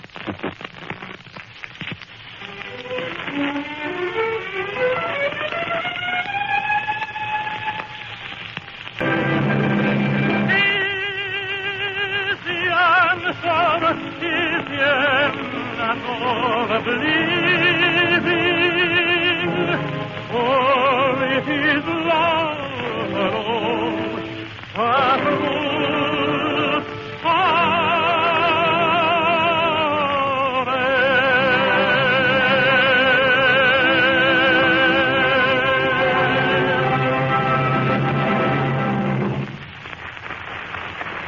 That was All Sweet Mystery of Life, sung by James Nelson. And now we take you again to the study of Sherlock Holmes, who is working out some new clues in hopes for a speedy arrest of the murderer of Mr. X. The Home of Sherlock Holmes.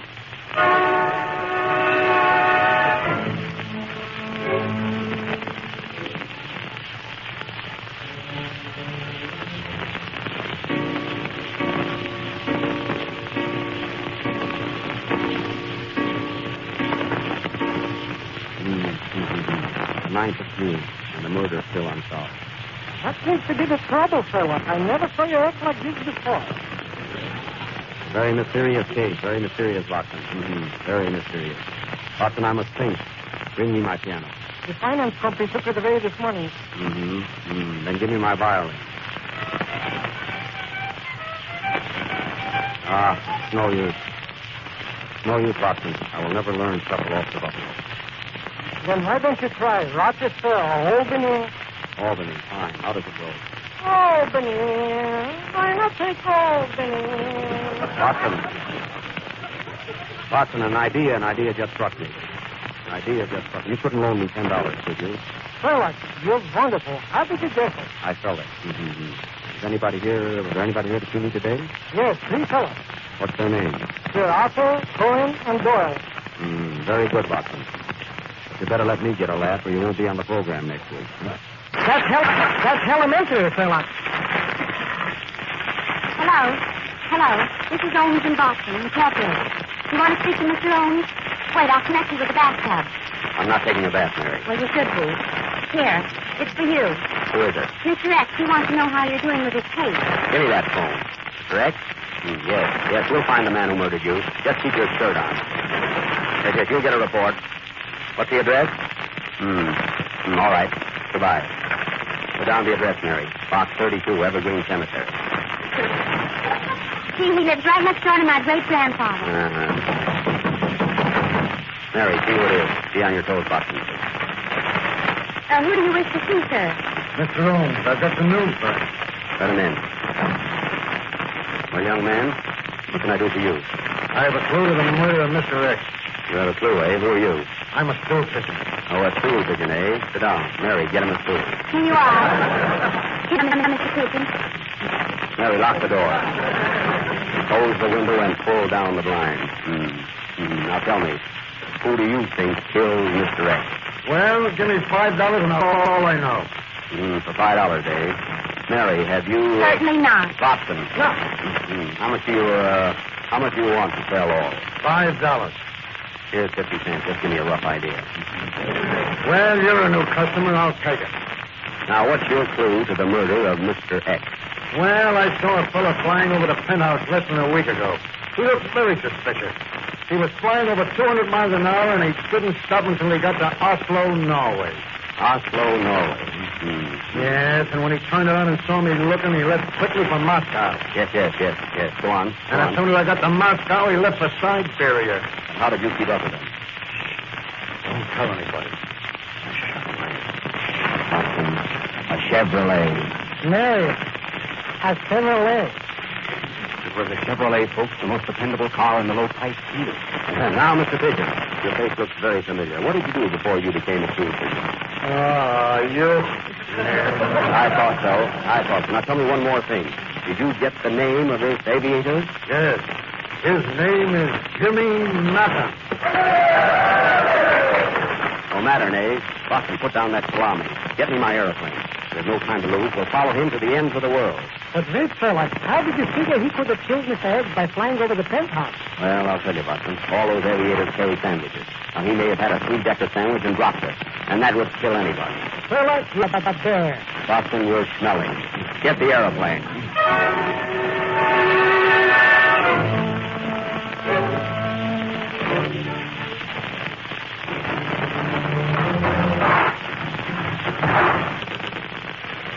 Here you are, Sherlock. All we got is a tri-motor plane. What's a tri-motor plane, Jack? Plane with 4 motors. Watson, spin the propeller.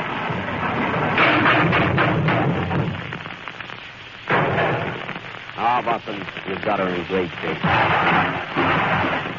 What was that? The left wing fell off. Do we need it? Yes, I'll have to fix it. I've got a safety pin. Not yet. That's in the next scene. I'm only rehearsing. Oh, come on, let's go. Get in, Watson. Are you coming along, Mary? Are we going up in the air? Yes. Well, wait till I get my air device. Never mind, Ed. Get in. All right, get ready. Be careful, Mary. Be careful how you get them.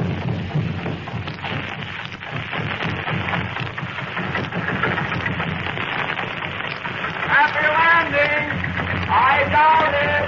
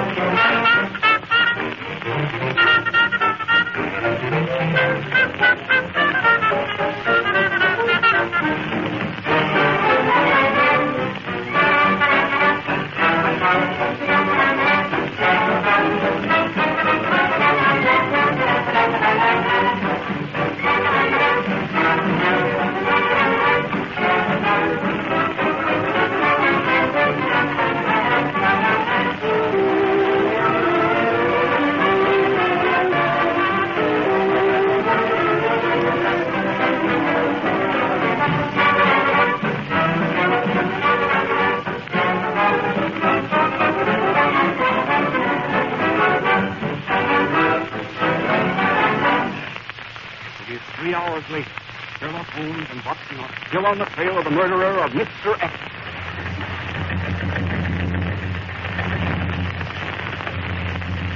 How fast are we going, Watson?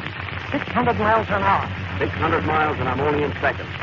We're certainly going fast. What country is this we're passing? England. What country? You're too late. France.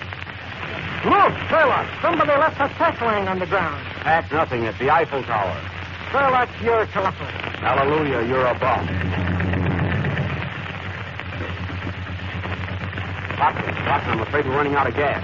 Don't worry, I just put a quarter in the meter. Good work. Look, we're crossing the Russian border. So quick.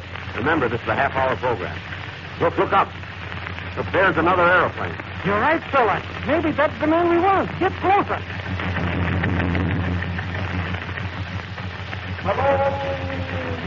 Hello there. I'll see you, folks. Frank Black, what are you doing in Russia? I need 2 more men for my orchestra. Hello, Frank. See you when we get back. Are you all right, Mary? Back there? Yes, Shirley. Gee, this is certainly a wonderful night for flying. Look how bright the moon is. Hello, round and shiny. Why don't you come down sometime? Sherlock, there's another plane ahead of us. What plane? That one straight in front of us. That's a mosquito on your nose. Oh, I was wondering why it bit me. Watson, put down that cloud. What are you doing with that cloud in your hand? The silver lining. Doc, isn't that another plane ahead of us? He's right, Sherlock. Yes, sir. Do you see it? Yes. That might be our man, Jimmy Mattern. Now pull up alongside him. Hello! Are you Jimmy Mattern? No, I'm Jimmy Melton. Well, that's clear enough. Did you kill Mr. X? No, you asked me that last week. Pardon me. Watson is getting awfully foggy now. Yes, Sherlock. Be careful. I'm afraid to go further. I think we better turn back. Don't bother. It's foggy on this side, too. There's a storm coming up, and the fog is getting worse. You're right, Watson. I can't see 5 feet ahead of me. Who killed Mr. X? Never mind X. I've got my own problem.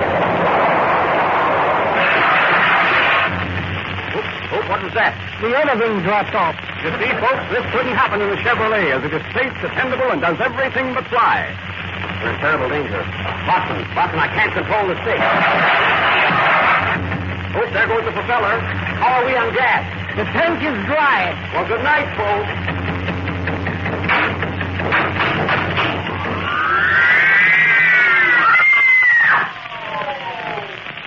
Next week, ladies and gentlemen, we will continue our mystery. Who killed Mr. X? And what happened to Holmes, Watson, and Mary? And Snelling. Right, Watson. Play, Frank.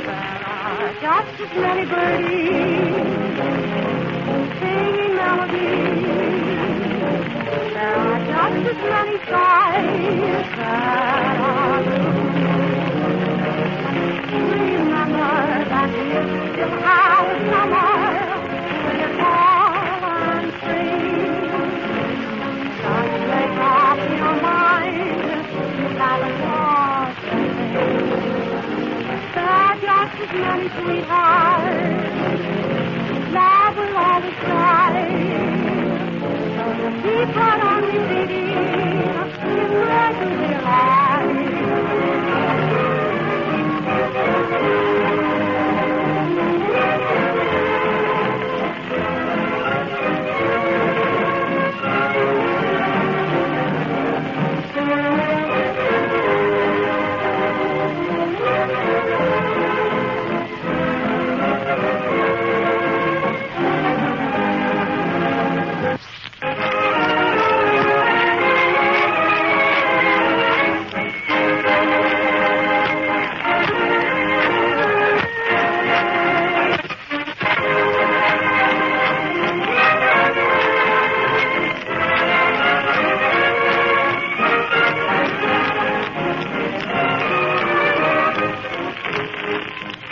Century of Progress Exposition.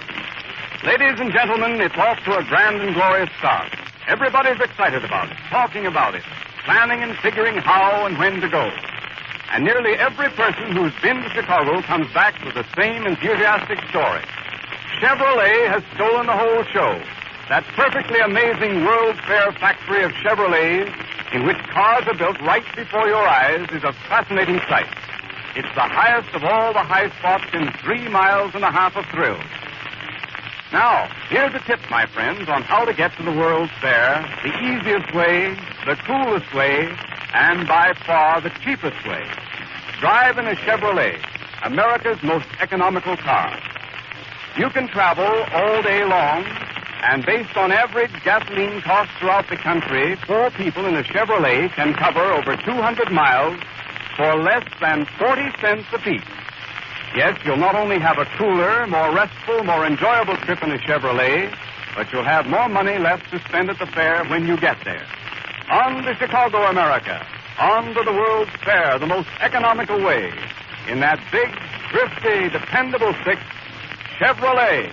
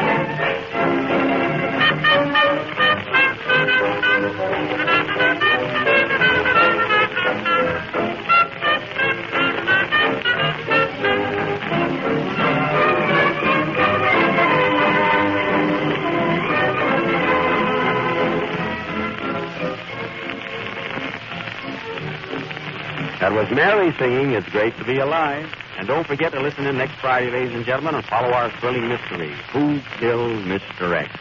Come on, Mary, I'll take you home now. I'm sorry, Jack. I have a date tonight. With whom? Oh, yeah? Well, he'll find out. Good night, folks. Come on, Shadow.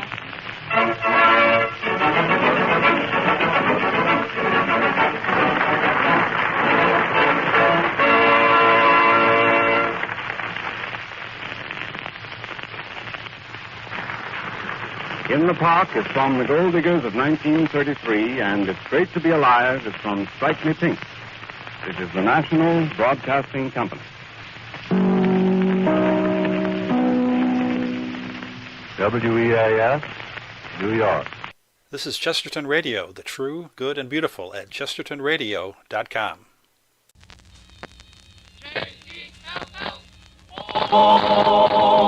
The Jell-O program, coming to you from Radio City, New York, starring Jack Benny with Mary Livingston, Phil Harris, Kenny Baker, and yours truly, Don Wilson.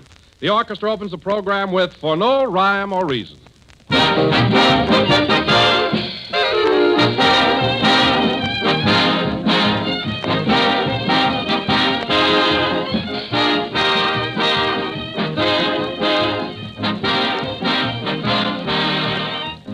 From California to New York, from Maine to Texas, every home has one common problem, and that's meal planning. You want to keep the family happy. You want to keep their appetites interested. Well, there's where Jell-O is a great big help. Jell-O is one dessert the family always likes because, first of all, there are so many different ways to serve it. With fruits or nuts or whipped cream, molded in shimmering layers of 2 and 3 lovely colors, or just served perfectly plain. A grand dessert any time. And second, and most important, Jell-O tastes so delicious. It's a new treat every time, for Jell-O brings you that extra rich fruit flavor, a wonderful real fruit goodness that makes every Jell-O dish a triumph. Just be sure to get genuine Jell-O when you buy if you want to enjoy Jell-O's delicious extra rich fruit flavor. Look for the big red letters on the box. They spell Jell-O.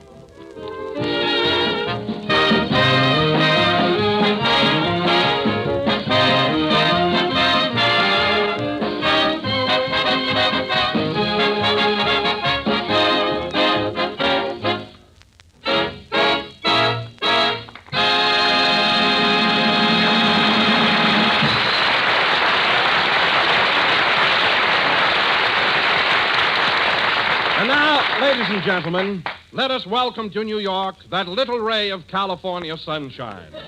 That shivering, quivering, ice-kissed comedian, Jack Benny.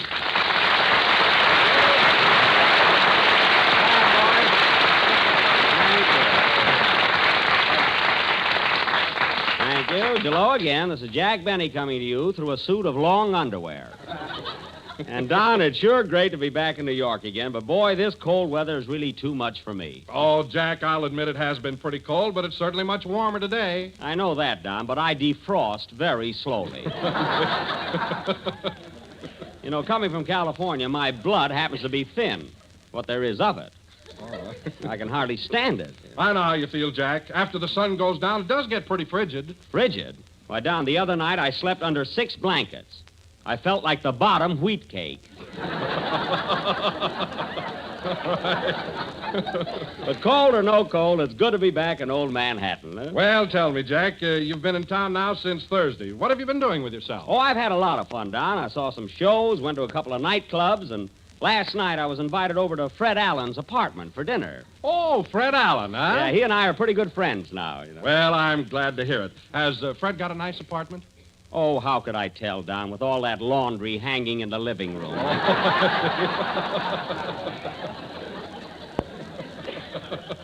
But, Don, you should have seen the meal he put on. Now, you know me, Don. I mean, you know, now, I don't want to sound catty. But after all, how often do I come to New York? Maybe once a year.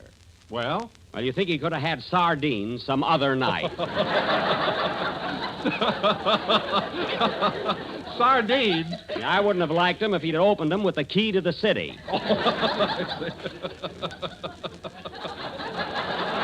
Oh, really? I got even with him, though. When I left, I took 3 spoons back to the automat. Wait till he finds that out. Huh? Gee, it doesn't seem possible that Fred would invite you to dinner and serve that kind of a meal. Well, he did. And wait a minute. Here's the payoff. No, the only ones there were Fred, Portland, Mary, and myself. And when we got through eating, Fred asked me to get up and make an after-dinner speech. An after-dinner speech? What was that for? Well, he was hoping I'd say something that he could use on his program next Wednesday. Oh. You know. Oh, I get it. I fooled him, though. I got up and recited the Gettysburg Address in French.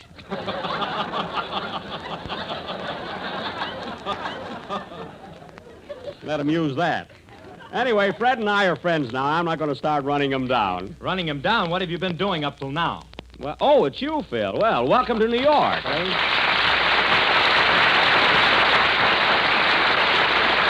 it. Keep bowing. Flash those pearly teeth. Yes, sir.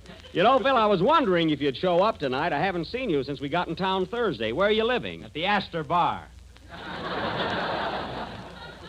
The Astor Bar? Well, for goodness sake, why didn't you take a room in the hotel upstairs? Funny, the bartender asked me that when I was shaving this morning. Well, I can imagine the kind of time you've been having. Say, Phil, I was just looking over the boys in the orchestra. This isn't your regular band, is it? No, Jack, these are local boys. What do you think of them? They're a fine bunch. They look like you picked them up at a rummage sale. What if I did? Their instruments are new. Oh, yeah. Well, that's something, yes. But I can't understand why you didn't bring your regular band along. I offered to pay their expenses. Their expenses? That's rich. Well, I did. Sure you did. I got 14 musicians, and you wanted to put them in 7 upper berths. Well, the berths were opposite each other. They could have slept crossways. You know, the train was crowded. Crowded? Yeah, I had to share my berth with an Indian that got on at Albuquerque. Kept me up all night trying to sell me a blanket. Happened to snore once or twice. He tried to scalp me. I never thought of that. What a trip, huh? Hello, Jack. Here's your little glamour girl. Oh, hello, Mary. How are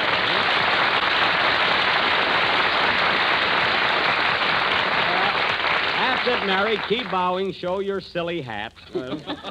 How do you like this New York weather, Mary? What a change. Burp, it's cold. Burp? That's burr.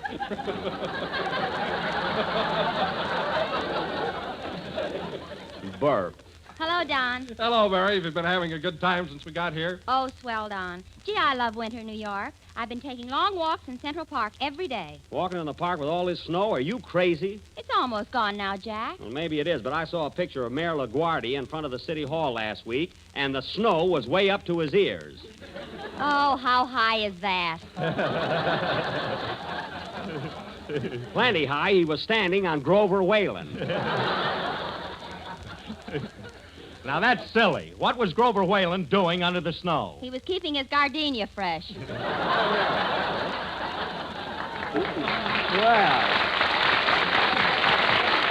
Well, thanks, Mary. I'd have never thought of that. Well, anyway, you can all have this winter weather. Every time I go out of the hotel, I just about freeze. Well, no wonder you came from California without an overcoat. Why don't you buy one? Oh, we're only going to be here a couple of weeks, say. Well, I spend $50 or $60, you know. That's right. You can get a can of Sterno for a dime. Yeah. Now, Mary, if you don't stop ribbing me, I'll tear into that hat you're wearing tonight. You ought to see this one, folks. I think it's cute. Yeah, it sure is. Looks like something a bride would bake.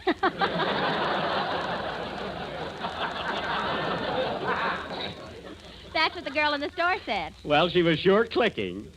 Say, Phil, we got a long show to do. How about a number? Huh? Okay, Jackson. Okay.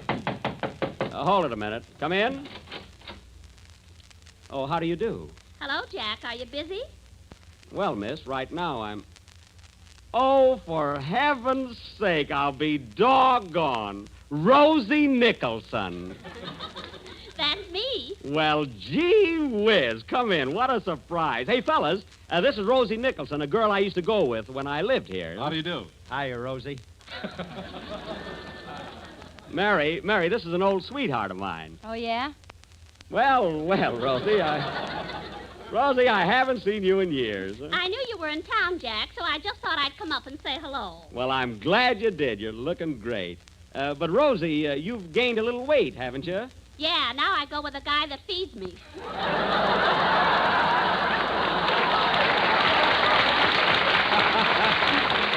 Oh, boy, so same sense of humor, but you haven't changed, though, Rosie, really. You're a blonde now, and you were a blonde when I met you. That's right. Yeah. A lot of peroxide has gone over the dam since then. Miss Livingstone, please. Ha, ha, ha.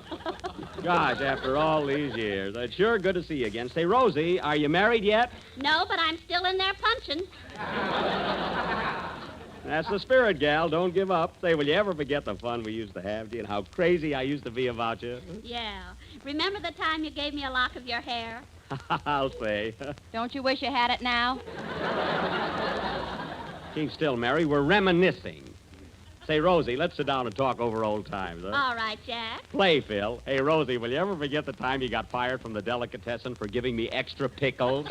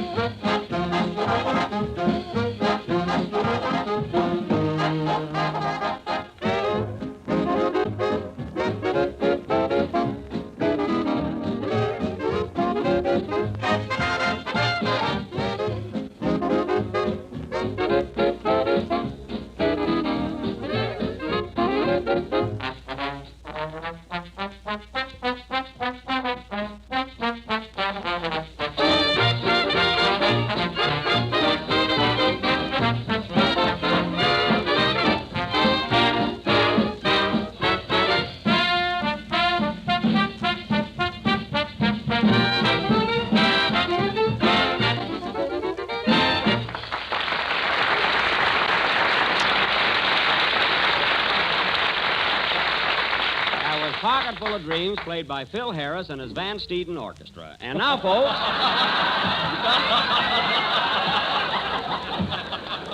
and now...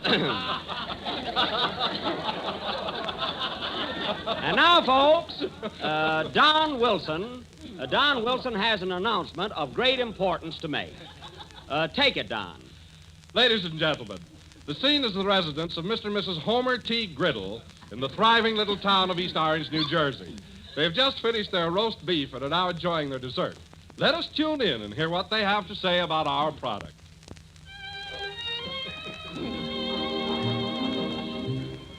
Gee, darling, this is a swell dessert. It's so appetizing. What do they call it? I'm glad you like it, Homer. It's called... My, it's delicious. And tempting, too. Tell me, dear, is this the only flavor it comes in? Lordy, no, honey. This economical dessert comes in... Well, it's simply wonderful. I hope you serve it often. Oh, sweetheart, is there any way of telling this from other similar desserts? Yes, indeedy, precious. All you have to do is look for the... Well, I must run along now. I have an appointment at the office. Where is your office? It doesn't say here. Goodbye, dear. Goodbye.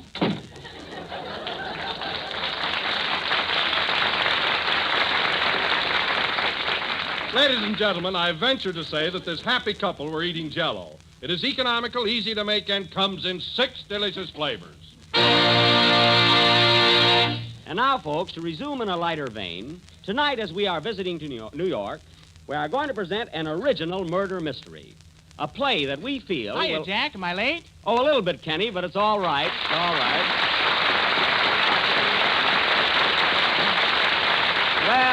Well, look at those rosy cheeks. Say, Kenny, how do you like this kind of weather? It's a little different from Glendale, isn't it? Huh? I'll say it is. And you know, Jack, this is the first time I've ever seen snow. Well, it looks beautiful, doesn't it? It tastes good, too.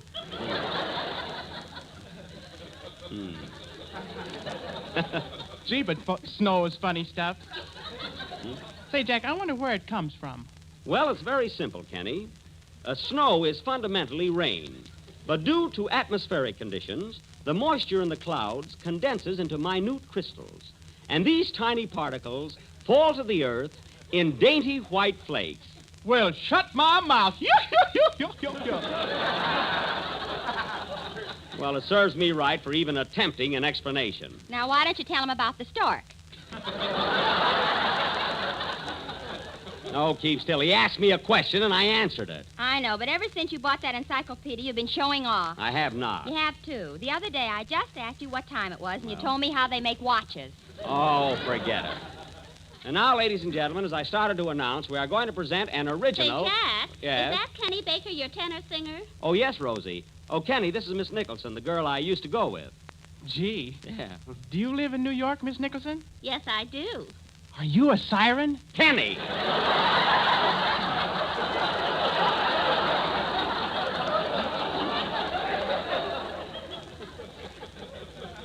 You'll have to excuse him, Rosie. He's been reading the wrong kind of magazines. And now, folks, as I started to announce, Kenny, stand still and stop scratching. Tonight, we are going to present an original detective thriller entitled Murder in the Movies. Now, in this gripping drama, Phil Harris will be sergeant of police. Don Wilson will be lieutenant, and I will be the captain. We knew that.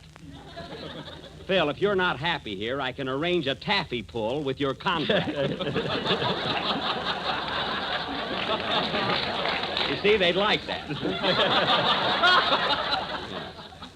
Now, let's see. Well, I think that Stop before... arguing, Phil. Jack should be police captain and nobody else. Why should he be? Just give me one reason. I'll give you 2. He's got flat feet. Now, wait a minute, Mary. My feet are not flat. Go on. Your Yeah. footprints on the beach have fooled many a duck hunter. Well, I can't help that. Now, let's see. Oh, Jack, is it really true that you purposely flattened your feet the day the United States entered the World War? No, Don. The World War had nothing to do with it. It was an accident. An accident? How could you accidentally flatten your feet? Because I was hanging out of a window at the time, and I was so surprised at the war news that I dropped. That's ridiculous. Why were you hanging out of a window? Because we were a large family, and shut up.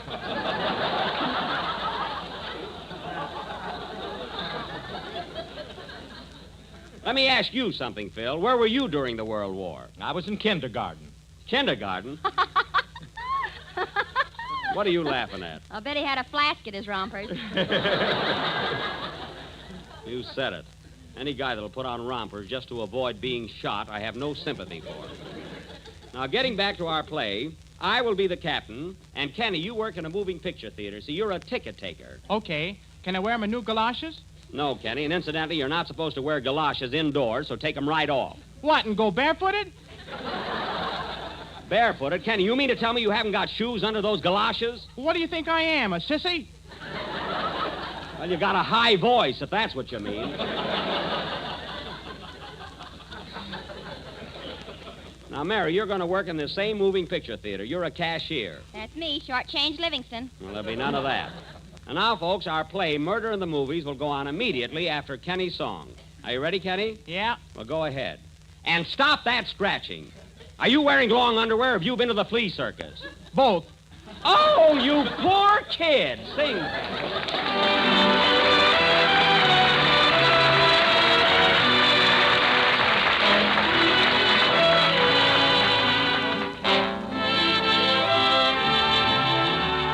Let me hear you say it with a kiss. If you mean that look I've seen, say it with a kiss.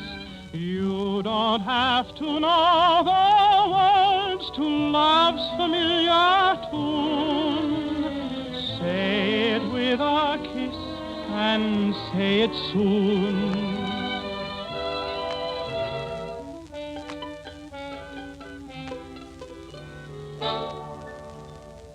My eyes have looked at you and found you fair. My heart's been asking me if you could care.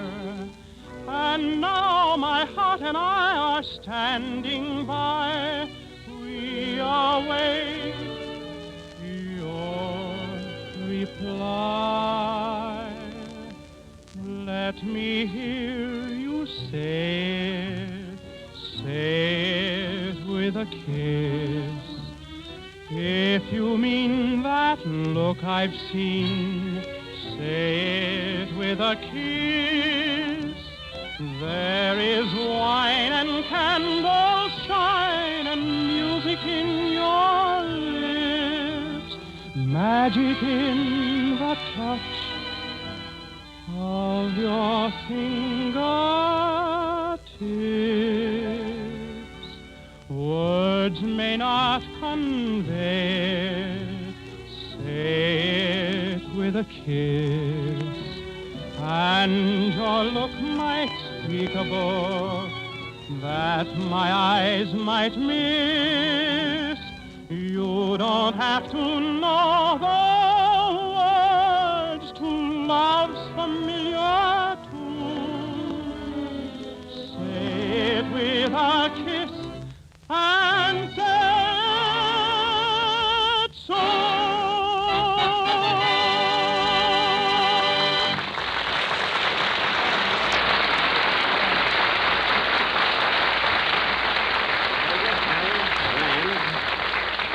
That was Say It With a Kiss, sung by Kenny Baker. And Kenny, that was simply marvelous. Thanks, Jack. Your kindness is exceeded only by your good looks. Well. Hey, where did that come from? And now, folks, before somebody says something, he couldn't let that line go by without making a face at me. And now, folks, we will proceed with our original dramatic thriller entitled Murder at the Movies, or Please Don't Talk About Me When I'm Gone. The scene opens at police headquarters where we find Captain O'Benny and his assistants, Lieutenant Wilson and Sergeant Harris. Curtain. Music.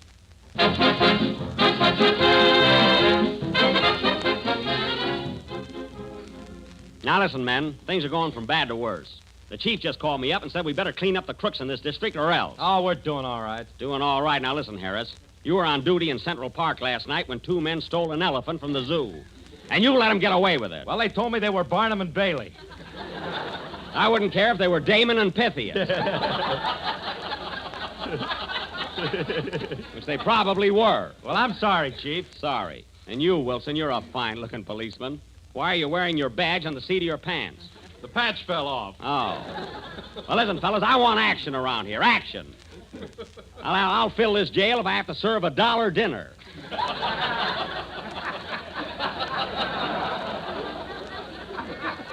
That's what. I'll take it. Hello, police headquarters. Hello, police headquarters. Hello, Cap. This is Mamie Livingston, cashier at the Bijou Theater. Oh, hello, Mamie. How's Trix? Fine. She just had pups. I don't mean that. What did you call me up for? Better get over here right away, Cap. A fellow was just murdered right in front of my box office. Gee, he was cute. Murdered, eh? How do you know he's dead? He doesn't wink back. I see. Well, tell me, when did this murder happen? 3 hours ago. 3 hours? Why didn't you call me before? I was selling a ticket to a Scotchman. Oh. Well, hold everything, Mamie. We'll be right over. What's up, Cap? Plenty. There's been a murder in front of the Bijou Theater. We better get over there at once. Right with you, Cap. Now, this may be dangerous, so take everything you need. Oh, Harris, where's your bulletproof vest? At the cleaners. I'm going to a party tonight. Oh. Well, it's lucky you got an excuse. Come on, man. Let's go. Gee, it's cold out tonight. Sure, it's cold. You ought to buy an overcoat. Oh, I can stand it. There's the police car. Let's go. Calling all cars. Calling all cars. Murder at the Bijou Theater. Also free dishes. That is all. Step on it, Wilson. I've almost got a set. Say, Cap, can we stop by Joe's pawn shop for a minute? What for? I want to pick up my gun. We haven't got time for that. Come on, give her the gas, Wilson. Okay.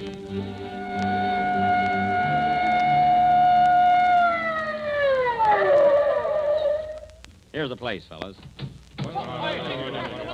All right, break it up, men. Now stand back, everybody. There's the body, Cap. Yeah. Help me lift him up, fellas. I'll take his overcoat for evidence.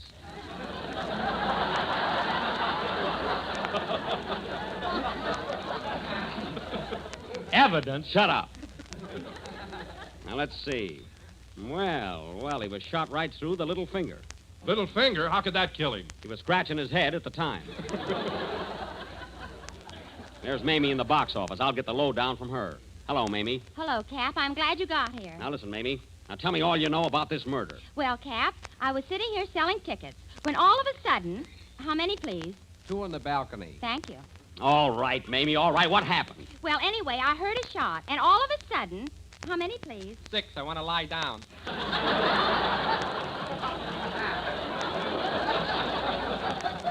Now, come on, Mamie. I got to get the facts. What did the murderer look like? What was the color of his hair? I don't know. He had a hat on. Well, his eyes, then. His eyes. What color were his eyes? He had dark glasses on. Oh, well, what about his face? What did his face look like? A veal cutlet. You're trying to shield him. Now, where did he go? Well, as soon as he fired the shot, he ran into the theater. That's what I wanted to know. Come on, boys. We'll go in after him. We're with you, Cap. There's the doorman. Hey, Buddy, did a man come in here a few minutes ago with a gun in his hand? Yes, sir, he did. Was the gun smoking? Yes, so I made him sit in the loges.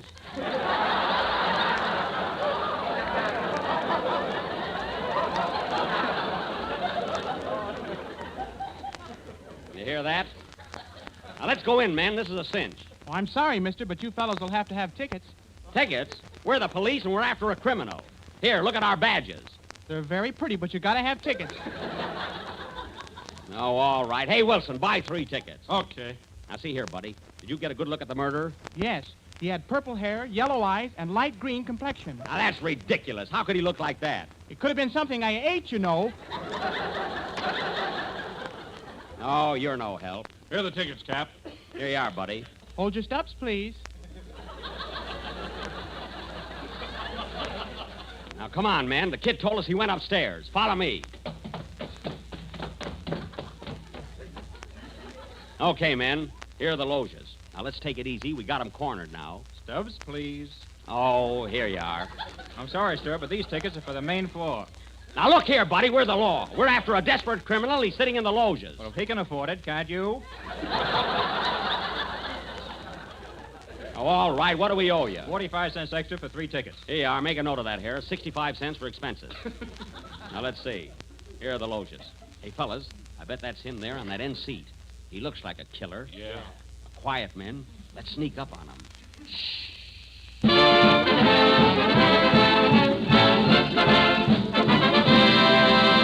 Oh, darn it, there's the newsreel. Philadelphia, Pennsylvania.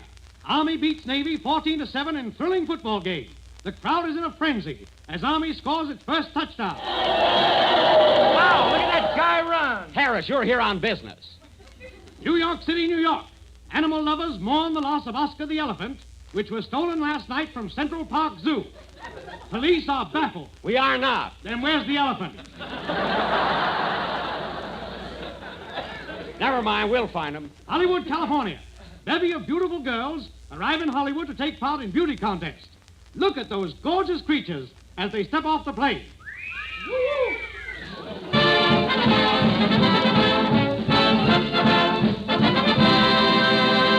Well, thank heaven that's over. Now, come on, men. We got to catch that murderer before he gets away. Hey, Cap, there's a fellow with a gun sitting over there by the door. That's the guy we want. Come on. Oh, now what's that? It's the feature picture. Look! Yeah, there's the title. Jack Benny and Artists and Models. Why, that's my old picture. We can't nab that guy now. We'll have to wait until it's over. Oh, no, you don't. I'm not going to sit through this. Take it away. I give up. I surrender. What? I confess. I killed him. I'm the murderer. But I'm not going to sit through this picture. I'm not hanged, you hear me? Hang! Slap the bracelets on him, men, and take him away. I'm staying for the picture. Play, Phil. People say there are tricks to all trades. Well, here's a trick every housewife ought to know about. It's a quick and easy way to add new excitement to your dinner table tomorrow night. Serve the new Jell-O vanilla pudding with crisp toasted nut meats folded right into it. It's inviting, it's new, it's delicious. For Jell-O vanilla pudding has a marvelous flavor, creamy, delicate, and smooth as satin. It's made with real vanilla. That's why it's so tempting and good. Then try the new Jell-O butterscotch pudding. It's just as delicious as the vanilla, for it's rich with old-fashioned butterscotch flavor, a flavor your whole family will love. And it has a golden taffy color that makes you hungry just to look at it. And then try Jell-O chocolate pudding. Every bit as tempting as the kind that Mother used to make, but far quicker and easier. For all three new Jell-O puddings can be prepared in next to no time with just a few minutes cooking. Simple directions are in every package. So ask your grocer tomorrow for all three Jell-O puddings. Vanilla, butterscotch, and chocolate. We're a little late, so good night, folks.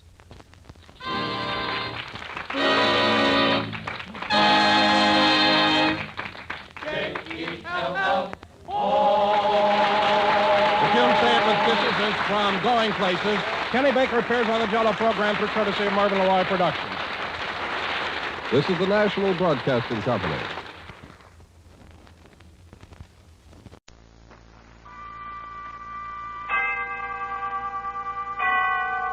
Autolite and its 98,000 dealers bring you Mr. Jack Benny in tonight's presentation of Suspense.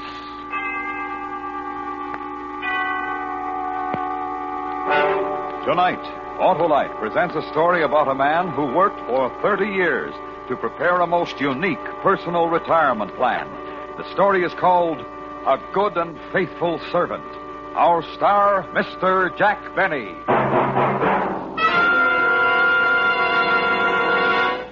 Hello there, Harlow. Well, the legislative luminary. How are you, Senator? My car is giving me trouble, Harlow. Your car? What's wrong with it, Senator? Well, it gets going slower than a loser leaving office. It rides rougher than a tax debate and uses more gas than a 3-day filibuster. Well, it may be spark plug trouble, Senator. Spark plugs should be checked every 3,000 to 4,000 miles, so see your nearest Autolite spark plug dealer. His exclusive Autolite plug check indicator will quickly show the exact condition of your spark plugs. If they're worn out or wrong for your style of driving, he'll recommend resistor or standard type, ignition engineered Autolite spark plugs for smoother performance, quick starts, and gas savings. Sounds like a propitious proposal, Harlow. How do I find this Autolite spark plug dealer? Why, just phone Western Union by number and ask for Operator 25. She'll quickly tell you the name of your nearest Autolite spark plug dealer where you can get the finest spark plug service money can buy. And remember, from bumper to tail light, You're always right with Autolite. And now, with the performance of Mr. Jack Benny, Autolite presents transcribed A Good and Faithful Servant, hoping once again to keep you in suspense. I know you've been through a lot, Mr. Fenton, but if you could just try to recall anything else about the appearance of the two men. Lieutenant, couldn't this wait? Fenton has spent 14 horrible hours locked in a vault. And while I admire his spirit and pluck in bearing up as well as he has... I'm just trying to get something to go on, Mr. Waterman. Do you want your money back or don't you? The welfare of my employees comes first, Lieutenant. First, last, and always. And you're insured. Mr. Fenton. Don't answer if you don't feel up to it, Fenton. I don't mind, Mr. Waterman. I'm anxious to cooperate. Now, as near as I can remember... Be sure you get this, Florence. As near as I can remember... Of course, I had only a flash before they forced me into the vault. Yeah, we understand, Mr. Fenton. I had the impression of one being tall, but not too tall, and the other one was shorter. But not too short. Exactly. And they were wearing masks, rubber masks. One had a Lionel Barrymore mask, and I think the other was Dick Tracy. It was quite a shock to see him. Aha. The Brinks Gang, Lieutenant. The Brinks Gang to a T. Maybe. Mr. Cartwright, would you come over here, please? Mr. Cartwright? Is it the practice to keep large sums of cash on hand overnight at the store? Well, yes, the store does a tremendous cash business, Lieutenant. Tremendous. And yesterday was Dollar Day. Thank you. Mr. Cartwright, how did it happen that Fenton was alone in the cash room when the bandits entered? Did he customarily close the vault for the night? Well, not customarily, no. When I'm unavoidably called away from the store... Well, does this happen often? Well, very seldom, Lieutenant. Very seldom. But it happened yesterday. And two men walked in, put you in the vault, and walked out with a big hunk of money. At precisely 5:56. Mr. Cartwright opened the vault this morning at 8:02. Correct, Lieutenant. We won't know how much they got until I can make an audit. And if there's any question, Lieutenant, of corroborating Fenton's story, I need only to say that he's been with Waterman's for 30 years, a good and faithful servant. More exactly, Mr. Waterman, 29 years, 11 months, and 29 days. I was due to retire tomorrow before this unfortunate circumstance arose, and... nonsense, Fenton. You'll retire tomorrow. And if there's any question, Lieutenant, of Fenton's character, his honesty, his devotion... Yeah, sure. You can go home, Mr. Fenton. Better get some rest. If you want to duck the reporters, go out this back way. Well, what do you think, Mr. Waterman? Entirely up to you, my boy, entirely. But in these days of doubt, of confusion, and dishonesty in high places, I believe your simple story of courage and devotion to duty will be an inspiration everywhere. Mr. Waterman, I am ready to face the press.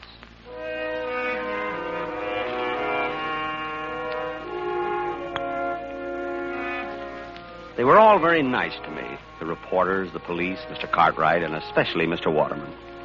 All that money missing. $50,000. Yet his only concern was for me. I thought that if I could afford it, I'd like to buy him some little token of gratitude. Then I thought again. In my desk at the office, there was a secret compartment, and in that compartment was $50,000. I guess I could afford it.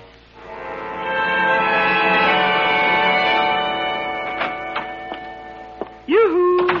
Mother, I'm home. Good morning, Harold. I hope you haven't had breakfast. I've kept it hot for you. You're not going to ask me how it went, Mother? Oh, I heard over the radio. But I wish there'd been some way of doing it that it wouldn't have kept you out all night. Oh, I wasn't out all night, Mother. I was in a vault. I know you were, Harold. And if you keep on, you're going to end up with that same sinus strip your father used to have. Oh, Mother, it was a perfectly dry, warm... Oh, never mind. Eat your cereal, Harold. You'll feel better. Mr. Waterman told me to take the day off, Mother. I'm not going in until tomorrow. That was certainly big of him, after all you've done for them. How much did you get? $50,000. It's in my desk at the office, in the drawer with the false bottom. In your desk? Will it be safe there, Harold? Well, no one will be looking for it. Harold, you don't think you'll have any trouble getting the money out of your desk? I think things will work out all right.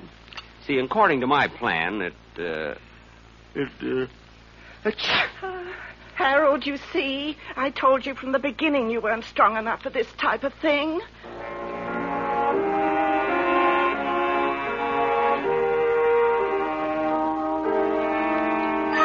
The next morning at 8:43, I punched in at the store. Figuring 308 working days a year, that made 9,240 punches. It was a little strange to think of this being my last. I walked through the store to the elevator, past lingerie, ladies' gloves, and perfume the way I always went. But this morning was different. People looked up when I passed. They spoke to me. They knew who I was. Even the brunette in perfume smiled at me. I almost stopped, but I couldn't think of anything to say. In the elevator, one of the girls asked me how I felt. Still scared, I said, and they laughed. They wouldn't have laughed any harder for Mr. Waterman. I got out at 8, my floor, and as I went into my office, Miss Prentice, Mr. Cartwright's secretary, looked at me. 23 months and 2 days she'd been looking at the top of my head. But this morning, she looked at me. And she smiled. I guess I smiled back. Good morning, Mr. Fenton. Good morning, Miss Prentice. It wasn't much, but I felt it could have been a start. I was almost sorry this was my last day. Fenton, did you hear me? Yes, Mr. Cartwright. I heard you, Mr. Cartwright. All right. A big workload piled up yesterday when you took off, and we haven't anyone new coming in till tomorrow. Not that I want to overload you on your last day. An honest day's work for an honest day's pay, Mr. Cartwright. Oh, good. I'm still trying to find out how much was taken in the holdup, so you're on your own. I think I can tell you almost to the penny, Mr. Cartwright. I'll make my own check. And now about the work Oh, good morning, Mr. Waterman. I was just, Well, Fenton, back at the old desk, eh? Well, I just didn't feel right away from it, Mr. Waterman. Hey, I got a surprise for you this afternoon, Fenton. Going to make a little ceremony out of your retirement. A ceremony? Good for store morale. Right, Cartwright? Oh, absolutely, Mr. Waterman, absolutely. And about that request of yours you made last week, Fenton, I wouldn't be a bit surprised if we can swing it. Oh, you're too kind, Mr. Waterman. Oh, my boy, when you work for Waterman's 30 years, you've got something coming to you. No. Really?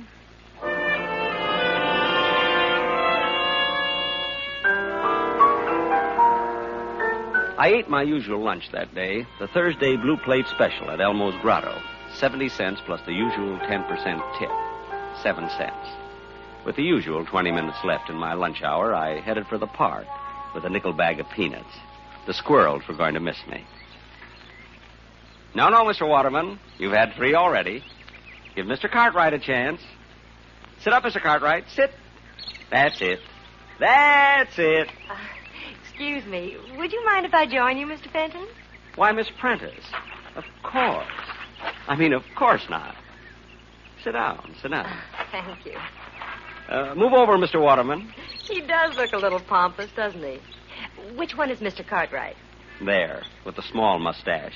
He bites. And, is there a Miss Prentice? Well, there is, but I believe she is, Nesting? Well. How long have you been feeding them, Mr. Fenton? They seem so friendly. 30 years, Miss Prentice. My favorite animal. You give a squirrel a nut, and does he eat it? No. He runs away and stores it in a hole. We could all benefit from their example. And now that you've stored your little nest egg, you're retiring, Mr. Fenton. Well, you might say that, yes. You're quite a fascinating character, Mr. Fenton. Me? I'm sorry I didn't know you sooner. You know, the whole store is talking about your ordeal in that vault. Oh, it wasn't so bad. In fact, I've always rather liked the vault. What an odd thing to say. Well, chacun est son goût, Miss Prentice. That's French for each to his own taste. Oh, you've been abroad, Mr. Fenton. Me? Oh, my goodness, no. Oh, but you will now that you're retiring. No, I've got my eye on a little cottage by a lake. And woods. Lots of squirrels there. And no time clocks. You and your wife? Mother. Oh, I hope you get it, Mr. Fenton. Thank you, Miss Prentice. I wonder what the robbers are going to do with all that money. I wonder. 5 to 1. Shall we go back and punch in, Miss Prentice?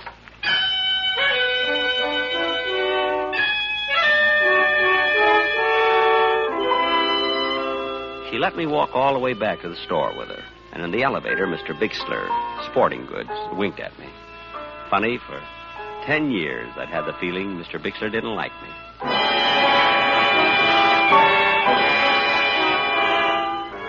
There was quite a gathering in the cashier's office when we arrived. All the executives from Mr. Waterman's down, and the editor of the store paper wandering through Waterman's.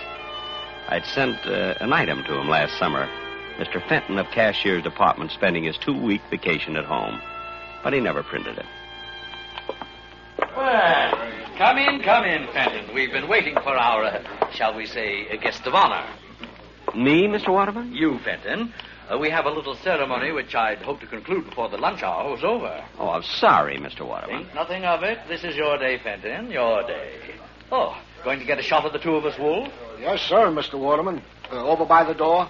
Oh, if you don't mind, I'd like it sitting at my desk. I feel more, secure there. By your desk. How's this? Got it? Good. And now, Fenton, we all say farewell to a good and faithful servant, one who has given 30 years of his life as a contribution, however small, to making Waterman's the great institution it is today. Well done, Harold Fenton. Thank you.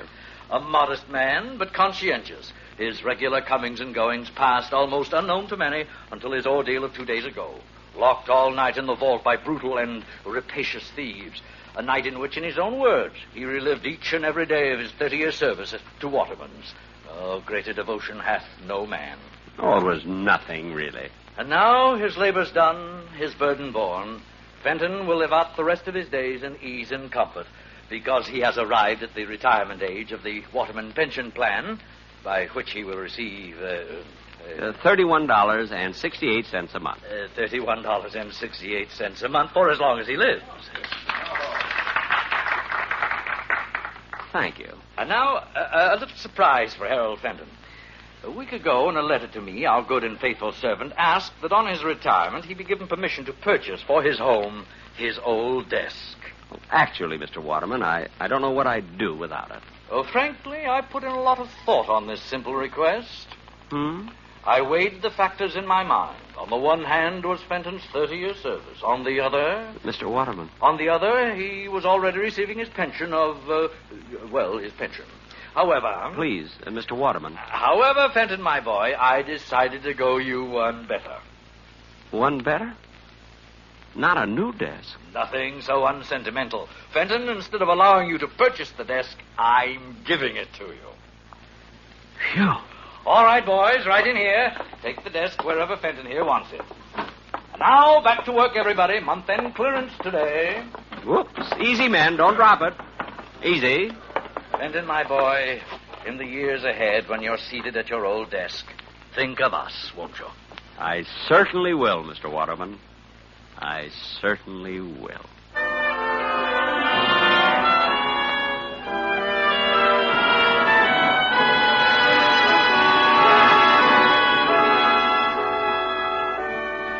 Autolite is bringing you Mr. Jack Benny in A Good and Faithful Servant. Tonight's presentation in radio's outstanding theater of thrills, Suspense.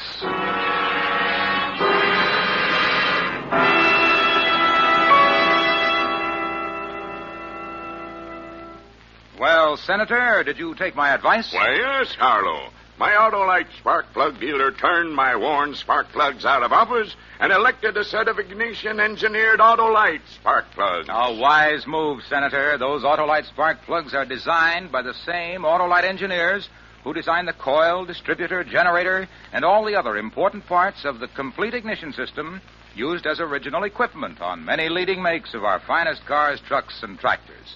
They're world famous for quality and performance. And my Autolite spark plug dealer nominated Autolite resistor spark plugs for my car, Harlow. Ah, you're on top now, Senator, because Autolite resistor spark plugs represent one of the greatest advancements in spark plugs for automotive use in the past 20 years.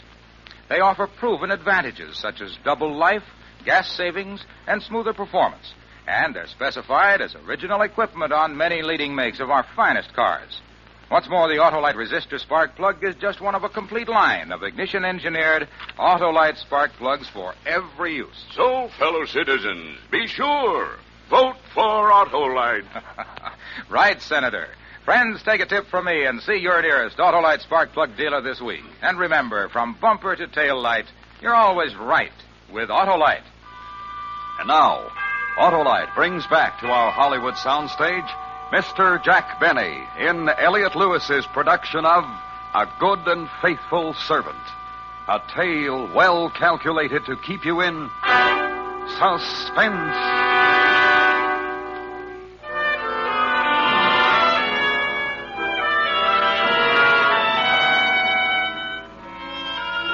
Retirement agreed with me.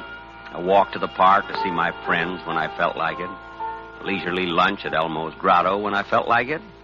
And when the need arose, a little gardening. Mother and I were very happy. You've done enough for one morning, Harold. Your back will go out again. All through, Mother. Just cleaning off the spade. What were you planting this morning, Harold? Mother, if anything should happen to me, knock wood. Knock wood. Right in between the beets and the radishes, there's a very rich patch of dirt. Son, aren't we going to get our little cottage by the lake? I have to go in town today, Mother. I might just inquire around. Oh, good. You know, Mr. Waterman is really a very sweet man. The Waterman pension plan. I just wish I could tell him how happy it's made me.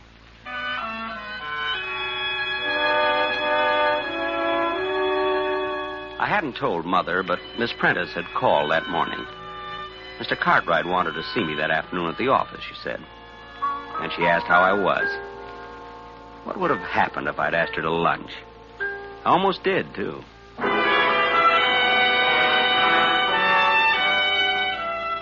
In the cashier's office at the store, Miss Prentice smiled when she saw me, and I smiled back. In fact, we struck up quite a conversation. Oh, Mr. Fenton, how are you? Fine. Just fine, Miss Prentice. Retirement agree with you? Yes, indeed. Fine. You notice we haven't filled your old job. No? Oh, yes, indeed. Haven't been able to find another man of your type.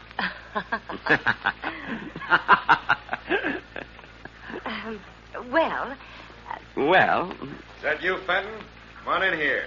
Coming, Mr. Cartwright. Sit down, Fenton, sit down. Thank you. Just trying to clean up accounts on the robbery. Fenton, what was your final tally again? 50,000, almost exactly, Mr. Cartwright. You're way off. That doesn't check with my audit at all. I'm quite sure of my figures. Well, then you're wrong, that's all. My check shows they got away with 82,000. 82,000? Right. Now, if you'll just sign the necessary statements corroborating my audit... I can't do that, Mr. Cartwright. And just why can't you? Don't you take my word for it? Frankly, no. Fenton, look. You're retired. It's nothing to you one way or the other. You just made a little mistake in your figures, that's all. Mr. Cartwright, are you asking me to help cover up a shortage in your accounts? All right. Smell of this robbery of yours. I don't like it at all. What do you think of that? You're implying that I made off with $50,000 belonging to Waterman's? I think it's highly possible. And how are you so sure it was 50,000?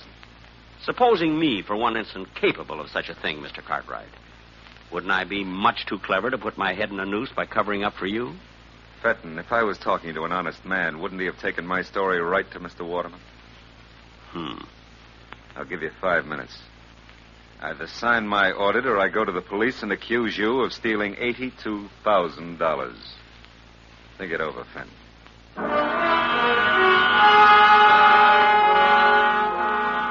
No question about it, Mr. Cartwright's dishonesty might be a bit awkward for me. My instinct about the man had been thoroughly sound. I had disliked him for 16 years. Well, there was only one safe way out of it. Well? Mr. Cartwright, if you need money... Yes? Why don't you rob the vault? Actually, it isn't hard at all. Well, how do I get away with the money? I'm sorry, I never reveal professional secrets. Well, then you'll have to help me, Fenton. Lock me in the vault and you get away with the money. Me? Sure. Then we're both in the clear for good. Help me out, Fenton. You mean I'm going to clear out the vault a second time? You'll never regret it. Regret it? The fact is, I'd rather enjoy it.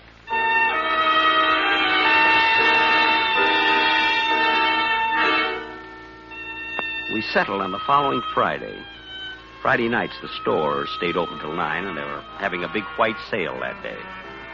The money was already stacked on Mr. Cartwright's desk when I got there. It was a juicy haul. I didn't see Mr. Cartwright around, but... Hello, Mr. Fenton. Miss Prentice. But the money. I was listening when you and Mr. Cartwright made your plans, Mr. Fenton, and he caught me and forced me to help him. You understand, Harold. I mean, Mr. Fenton. Harold, times like these draw people together quickly, don't you think? Oh, I do. I really do. Miss Prentice. Helen. Thank you. Helen, Miss Prentice, Mr. Cartwright mentioned a woman in his life. You're not the one? Harold, of course not. Excuse me. I just thought... You remember the office party last Christmas? Oh, that? Well, that was just because he was under the mistletoe. And if you'd been under it instead of Mr. Cartwright... Really? Well... Oh, Fenton, you're here. Good. Anybody see you come up? It doesn't matter, really, Mr. Cartwright. Might even be better that way. Then you and Miss Prentice can say that I left minutes before the bandits arrived. You're right, of course, Harold. Thank you. Are you ready, Mr. Cartwright? I brought some wrapping paper for the money. Even brought along a handle with care sticker. That's the Fenton touch, you know. Get on with it, will you? No need to be nervous. There. Neat? I spent 8 years in wrapping and mailing. All right. You know what to do with it, Helen. I know. Just a minute, Mr. Cartwright. I'm to take the money, remember? There's been a change, Fenton. We rewrote the script. You think that's wise? To fly in the face of my experience? Now, look, Fenton, we're not children. You lock us in the vault and take off with the money. You think we'd ever see you again? Well, you're questioning my honesty? I'm sure Miss Prentice will vouch for me. We're rather good friends. Miss Prentice. Helen. Unfortunately for you, Fenton, Helen's on my side. Now, if you wouldn't mind getting into the vault, huh? Me? In the vault? But... This is a loaded gun, Fenton. Get in the vault. But... You came back for a second helping, that's all. The Confederate got away with the money, but I courageously slammed the vault door on you and went for help. But... Will they believe me? I imagine they'll find $50,000 somewhere around your house. They'll believe me. Helen. I see. I'm sorry, Harold. It's a nasty trick, but we're nasty people. You should have stuck to squirrels. Just one thing, Fenton. How did you ever get that $50,000 out of here the first time? How?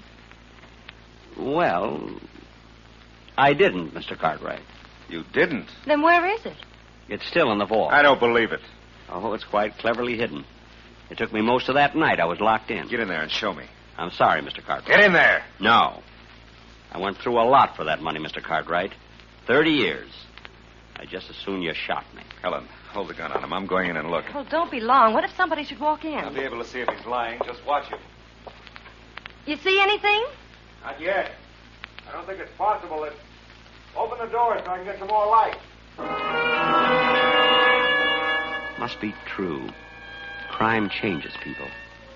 I had never lied, yet I lied to Cartwright. I never used violence, yet I got behind Helen and... Hey! I guess I'll go home. Mother will be wondering what's happened to me.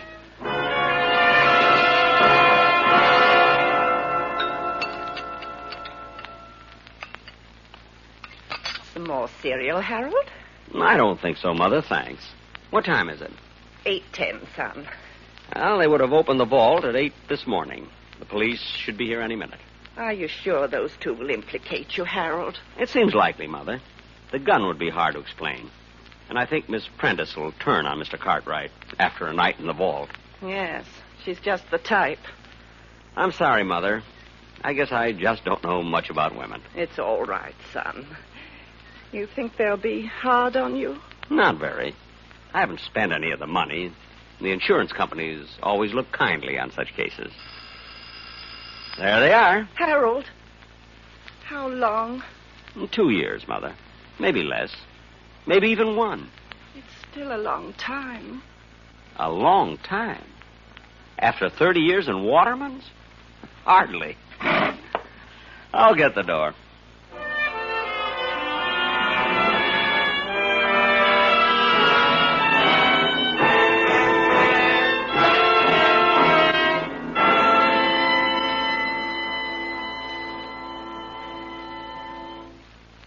Suspense. Presented by Autolite. Tonight's star, Mr. Jack Benny. This is Harlow Wilcox speaking for Autolite, world's largest independent manufacturer of automotive electrical equipment. Autolite is proud to serve the greatest names in the industry. They are members of the Autolite family, as are the 98,000 Autolite distributors and dealers in the United States and thousands more in Canada and throughout the world. Our family also includes the nearly 30,000 men and women in 28 great Autolite plants from coast to coast and in still other Autolite plants in many foreign countries, as well as the 18,000 people who have invested a portion of their savings in Autolite. Every Autolite product is backed by constant research and precision built to the highest standards of quality and performance. So remember, from bumper to tail light, you're always right with Autolite.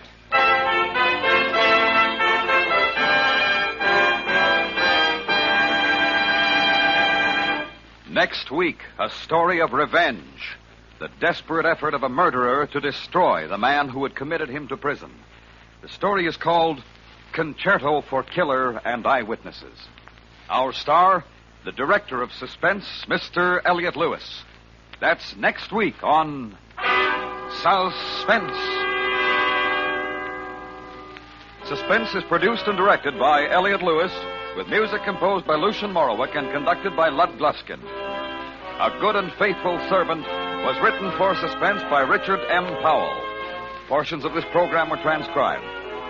In tonight's cast, Norma Varden was heard as Mrs. Fenton, Doris Singleton as Helen, Gerald Moore as Mr. Cartwright, Joseph Kearns as Mr. Waterman, Hy Averback as Lieutenant Miller, and Charles Calvert as Mr. Wolfe. For the location of your nearest Autolite spark plug or Autolite battery dealer, or your nearest authorized Autolite service station, phone Western Union by number and ask for operator 25. Switch to Autolite. Good night. This is the CBS Radio Network.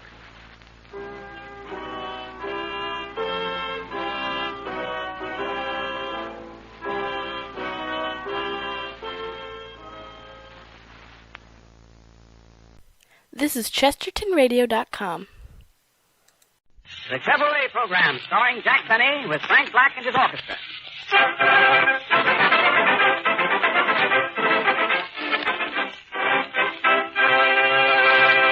Frank Black opens the program with Charlie's Home.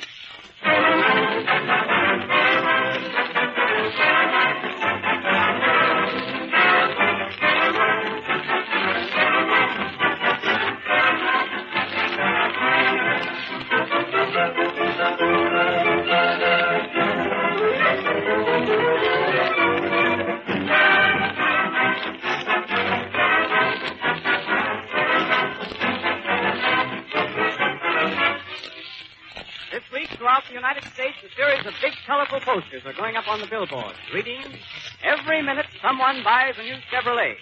Watch for these new signs, my friends, and bear in mind when you see them, they're signs of better times. They're signs of bigger business for the world's largest builder of motor cars. Also, they're sure signs that the one best buy in the low-price field must be Chevrolet. America certainly wouldn't buy Chevrolets at the astonishing rate of one every minute unless Chevrolet were the one best buy at its price. And that's exactly what it is. The only car in its field with a Fisher body.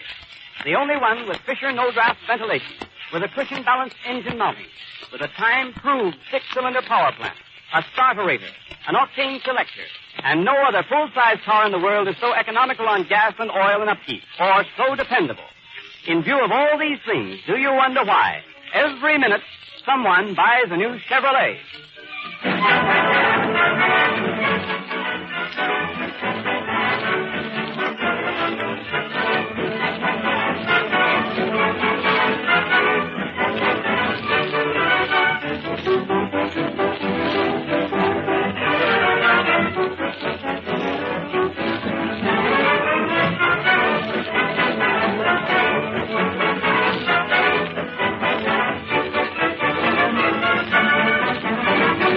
And now, Jack Benny.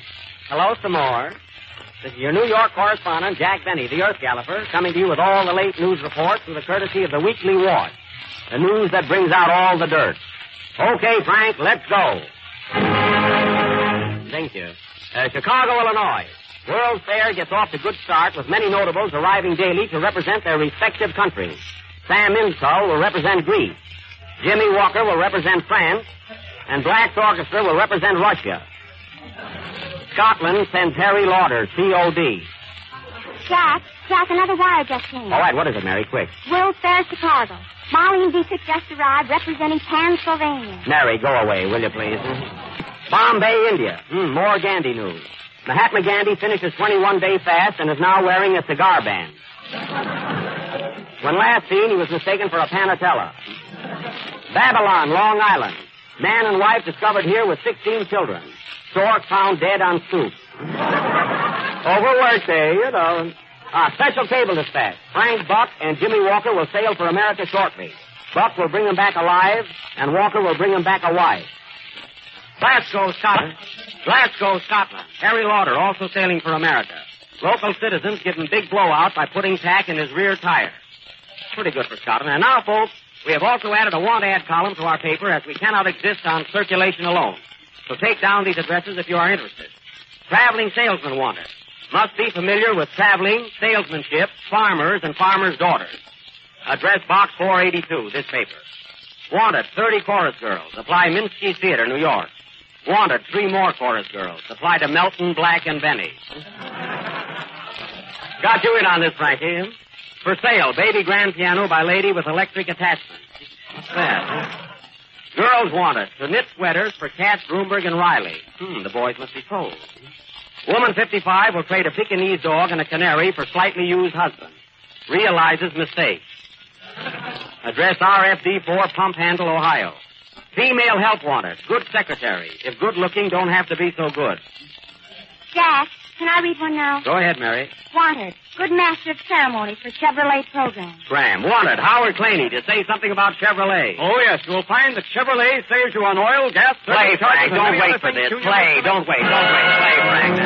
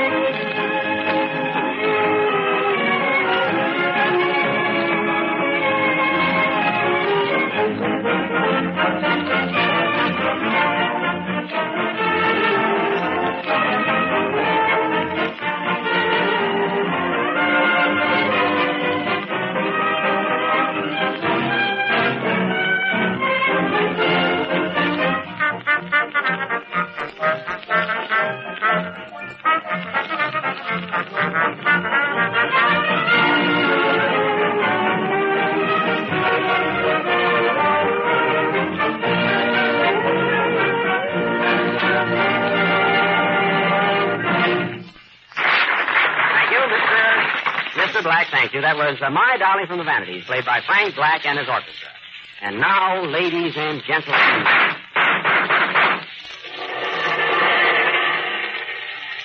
we continue with our penthouse murder that was started last Friday. You all remember our terrible murder mystery last week? Well, it's terrible this week, too. Who killed Mr. X? You remember, folks? Mr. X was killed in his penthouse a week ago tonight between 8 o'clock and the bathroom. And the only clue found was a hot dog running away from a stand in Coney Island. And we also remember that during the trial, we were unable to place the guilt where it belonged. Garbo had to go home, Mae West had a date, and the other prisoners were not interested.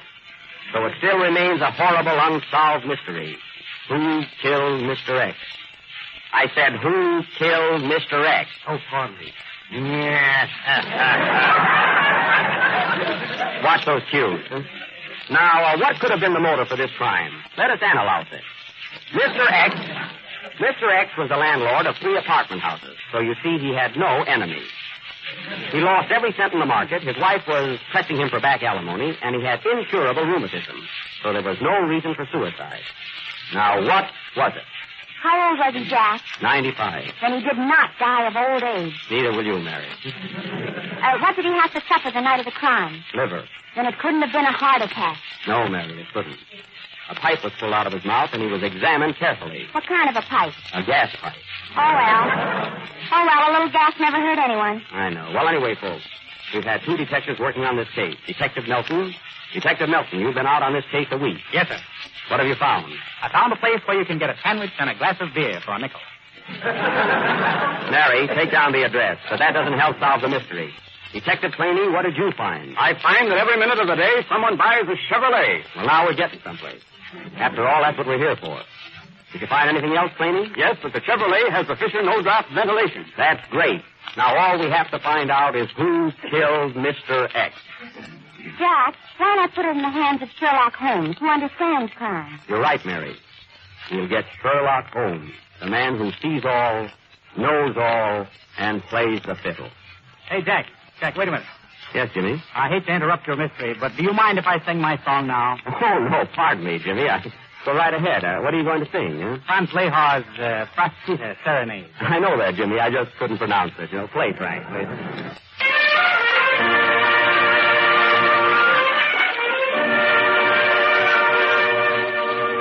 In the silence of the night, when the moon is shining bright,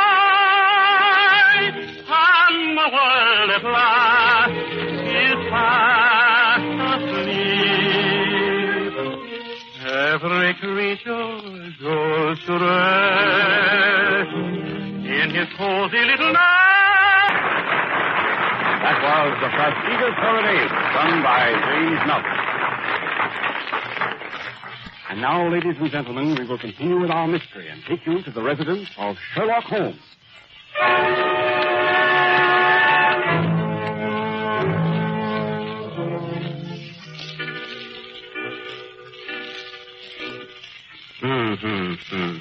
A 7:15.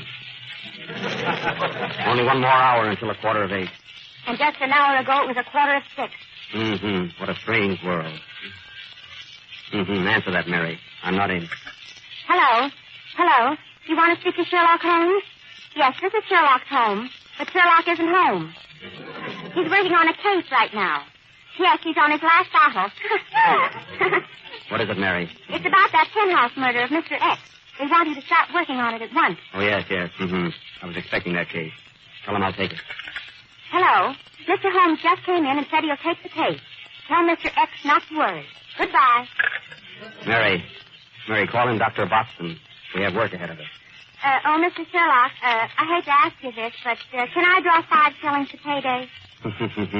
That's elementary, Mary. I get it, Sherlock. Sherlock to you. Call Dr. Watson. Dr. Watson, the boss wants you. Okay, I'm coming. Well, Sherlock, what's new? Watson, we have much work ahead of us. By the way, you've been eating herring. Is that right? Sure. But tell me, Sherlock, how did you know it? That's elementary, Watson. Besides, I can smell it. Sherlock, you're a genius. Watson, you're a litbox. You know, Watson, you're really supposed to be an Englishman. Well, I say, Mr. Holmes, I'll try, you know. I like the other dialect better. All right. What do you want? Watson, we have a strange mystery to solve. Mr. X was killed in his penthouse, and we start working on the case today. All right, but before we start, why don't you eat something? You're always working. Now, I just made some nice homemade soup. What kind of soup? I made some chicken, vegetable, and noodle. Which do you want? Quick, Watson, the noodle. We leave, Watson. We leave for the Empire State Building in 10 minutes. The Empire State Building. Pack your bag and hand me my violin. I've got a lot of thinking to do. I must think.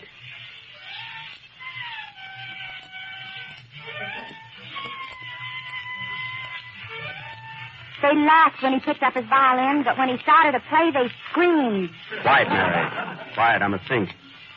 Come, Watson. A thought just struck me. We must get to the Empire State Building in a jiffy. Why in a jiffy? My Chevrolet will get us there just as sleep. And much safer. At times, Watson, you show signs of intelligence. You have just heard what these two famous detectives have said about the Chevrolet. It is quick, safe, and dependable. That's elementary, Claney, and get out of my study. Come, Watson, we must hurry. And by midnight, we will find the murderer of Mr. X. Sherlock, you're uncanny. Watson, you're nuts. Come, let us away.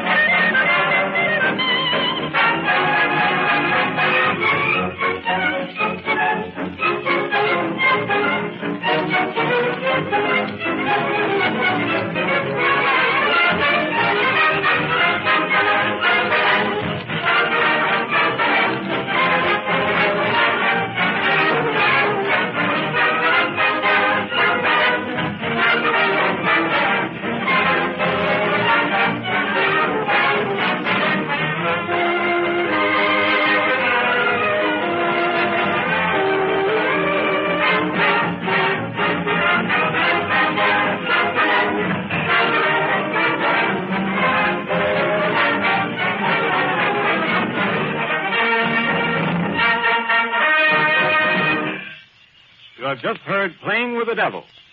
And now we take you to the lobby of the Empire State Building where we meet Sherlock Holmes and Dr. Watson.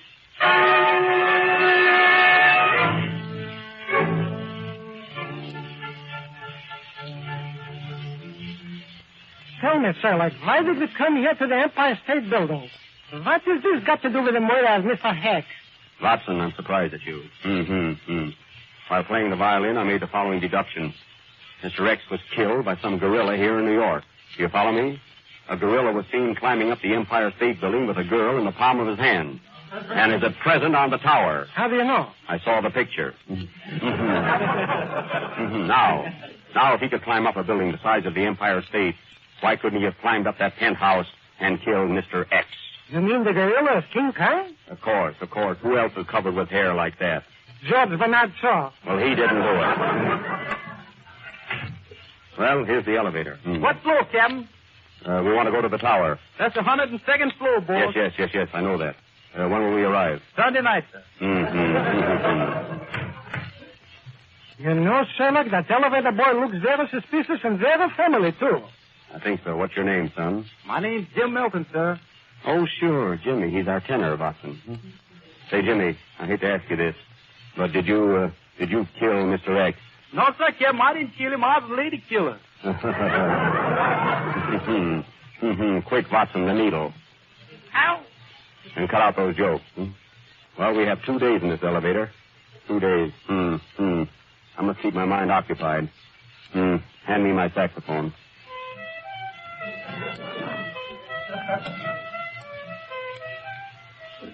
That was Stormy Weather, brought to you through the courtesy of the Chevrolet Motor Company. 102nd floor, all out. Sunday got here quick. Now be careful, Watson, and very quiet. Very quiet. Please, follow me around the edge of the roof. We must use our wits and trap him. This fellow King Kong is the biggest creature you have ever seen. He eats elephants like you eat salami. With mustard? That's elementary, Watson. Come, follow me.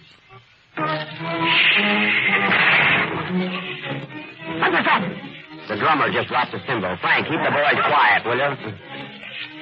Just a moment. Watson, don't move. It's so dark up here. Why didn't we come up here in the daytime? Quiet. Go ahead. I'm right behind you. I'd sooner be behind you. Watson, look. Look carefully. Carefully. You see that figure standing there in the doorway? Yes. Look. Somebody is handing him some money. Oh, that's Al Smith. He runs this building and he's collecting the rent. Hello, Al. You. You're wrong again, Watson. What is that, Philip? That's King Kong. He's here, all right. Keep down, Watson. He mustn't see us. Be careful, Philip. I think he sees us. Grab him, Watson, and don't let him get away. Thank you. Look, he's got the girl right in the palm of his hand. It looks like Mary Livingstone. Wait. It is Mary. Mary, what are you doing there with King Kong? There's something in his eyes that makes me realize he got me in the palm of his hand. The thrill of his caress. Mary, we must rescue Mary from that brute. I'm not afraid of him. Hey, King Kong. What's the idea of climbing buildings and carrying women with you? Well, it's always a sport, and I just love the fresh air. Is that King Kong? I'll get him. Wait, Watson. It may be a trick. Now, look here, Kong. You've been climbing buildings, dragging people out of their beds and murdering them. Did you climb up to the penthouse on Park Avenue and kill Mr. X? No. You lie. You did want to murder Mr. X. Why, you're big enough to eat him alive. Well, I did have eggs for breakfast this morning. Then you admit that you killed him. No. Take him away, Watson. Goodbye, Mary. I'm sorry. I can't play with you anymore. Goodbye, Paul and Harry. Come up against some.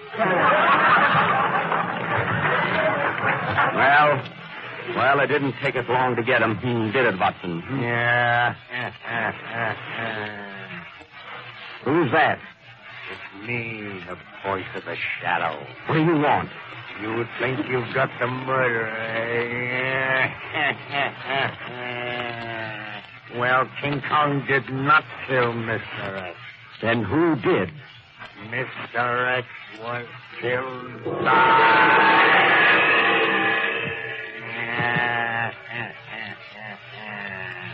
Ladies and gentlemen, this mystery will be continued next Friday night. But there's no mystery about the Chevrolet motor car. It's the best buy in America today and the nation's choice. Play, Frank.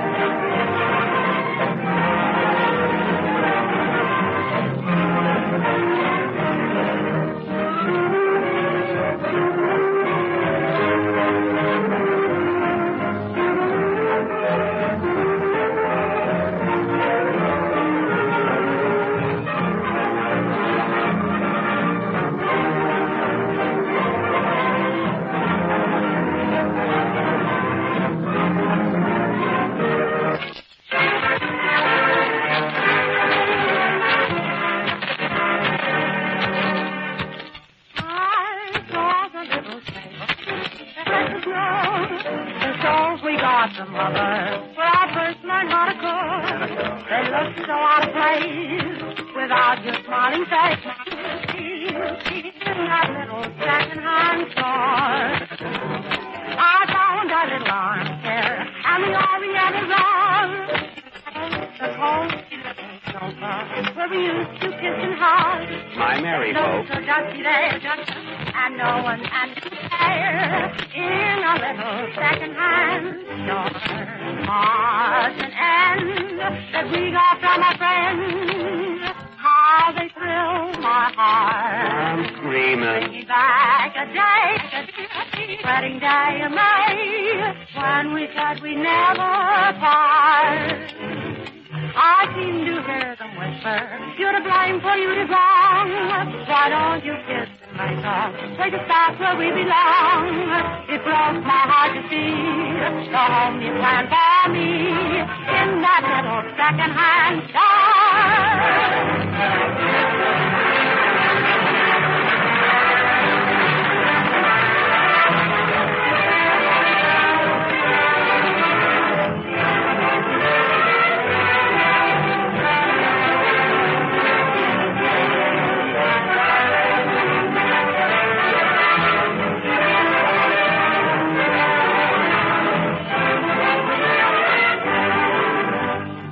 Whenever you see or hear the figures 445 FOB Factory, always think, my friends, of Chevrolet, of the new Chevrolet Standard 6, the car that made $445 famous, of the smart, fast-stepping Chevrolet that gave a new meaning to 445 by giving so many wonderful new features for that wonderful low price. A Fisher body, a big, comfortable interior, Fisher no-draft ventilation, safety plate windshield glass, an octane selector, a low-to-the-road chassis that rides smoothly and steadily, and a six-cylinder valve and head engine that's not only one of the snappiest on the road, but listen to this. Some Chevrolet Standard 6 owners report gasoline mileages as high as 26 miles to the gallon, and nearly all of them are getting between 18 and 24, depending on how they drive. So if you have a minimum of money to spend on a new car and want that money to do you the most good, to bring you the most fun and the greatest savings in return, save with a new Chevrolet Standard 6, the big General Motors value that made $445 famous.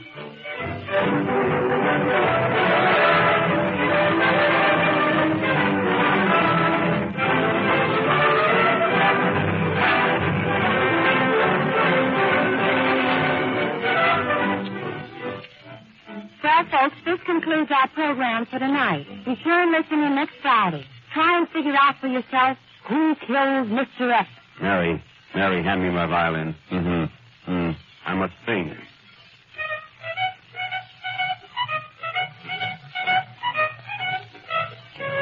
Good night, folks. Good night.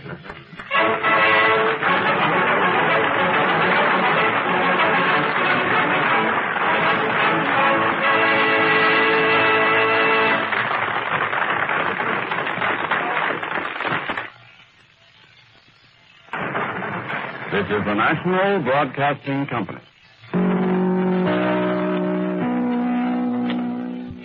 WEOS, New York.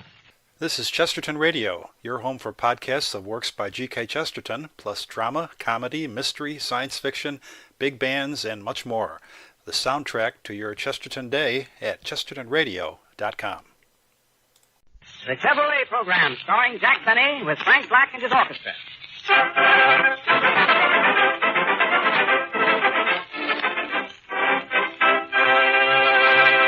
Frank Black opens the program with Charlie's Home.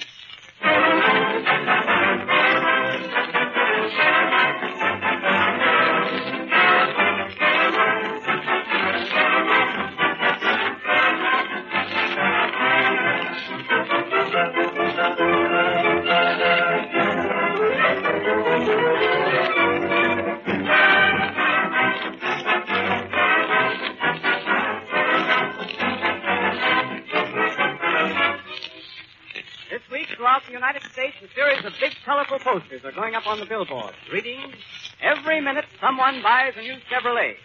Watch for these new signs, my friend. And bear in mind when you see them, they're signs of better times. They're signs of bigger business for the world's largest builder of motor cars. Also, they're sure signs that the one best buy in the low-price field must be Chevrolet. America certainly wouldn't buy Chevrolets at the astonishing rate of one every minute unless Chevrolet were the one best buy at its price. And that's exactly what it is. The only car in its field with a Fisher body. The only one with Fisher no-draft ventilation, with a cushion-balanced engine mounting, with a time-proved six-cylinder power plant, a starterator, an octane selector, and no other full-size car in the world is so economical on gas and oil and upkeep, or so dependable. In view of all these things, do you wonder why every minute someone buys a new Chevrolet?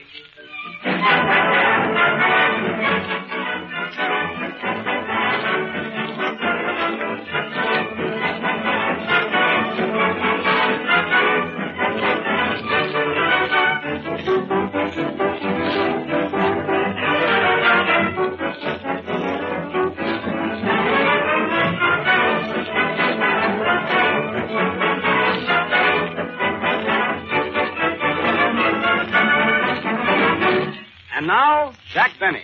Hello, some more. This is your New York correspondent, Jack Benny, the Earth Galloper, coming to you with all the late news reports from the courtesy of the Weekly Watch. The news that brings out all the dirt. Okay, Frank, let's go.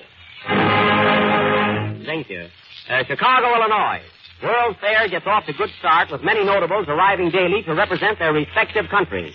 Sam Insull will represent Greece. Jimmy Walker will represent France. And Black's Orchestra will represent Russia. Scotland sends Harry Lauder, C.O.D. Jack, another wire just came. All right, what is it, Mary? Quick. World Fair, Chicago. Molly and Dietrich just arrived representing Pennsylvania. Mary, go away, will you, please? Bombay, India. More Gandhi news. Mahatma Gandhi finishes 21-day fast and is now wearing a cigar band. When last seen, he was mistaken for a Panatella. Babylon, Long Island. Man and wife discovered here with 16 children. Stork found dead on stoop. Overworked, you know. Special cable dispatch. Frank Buck and Jimmy Walker will sail for America shortly. Buck will bring them back alive, and Walker will bring them back a wife. Glasgow, Scotland. Harry Lauder also sailing for America. Local citizens give him big blowout by putting tack in his rear tire. Pretty good for Scotland. And now, folks, we have also added a want ad column to our paper as we cannot exist on circulation alone. So take down these addresses if you are interested. Traveling salesman wanted. Must be familiar with traveling, salesmanship, farmers, and farmers' daughters. Address Box 482, this paper. Wanted 30 chorus girls. Apply Minsky Theater, New York. Wanted 3 more chorus girls. Apply to Melton, Black, and Benny. Got you in on this, Frankie. For sale, baby grand piano by lady with electric attachment. What's that? Girls wanted to knit sweaters for Katz, Broomberg, and Riley. The boys must be told. Woman 55 will trade a Pekingese dog and a canary for slightly used husband. Realizes mistake. Address RFD 4, Pump Handle, Ohio. Female help wanted. Good secretary. If good looking, don't have to be so good. Jack, can I read one now? Go ahead, Mary. Wanted. Good master of ceremony for Chevrolet program. Graham. Wanted. Howard Claney to say something about Chevrolet. Oh, yes. You'll find that Chevrolet saves you on oil, gas... Play, Frank. Don't wait for this. Play. Don't wait. Play, Frank.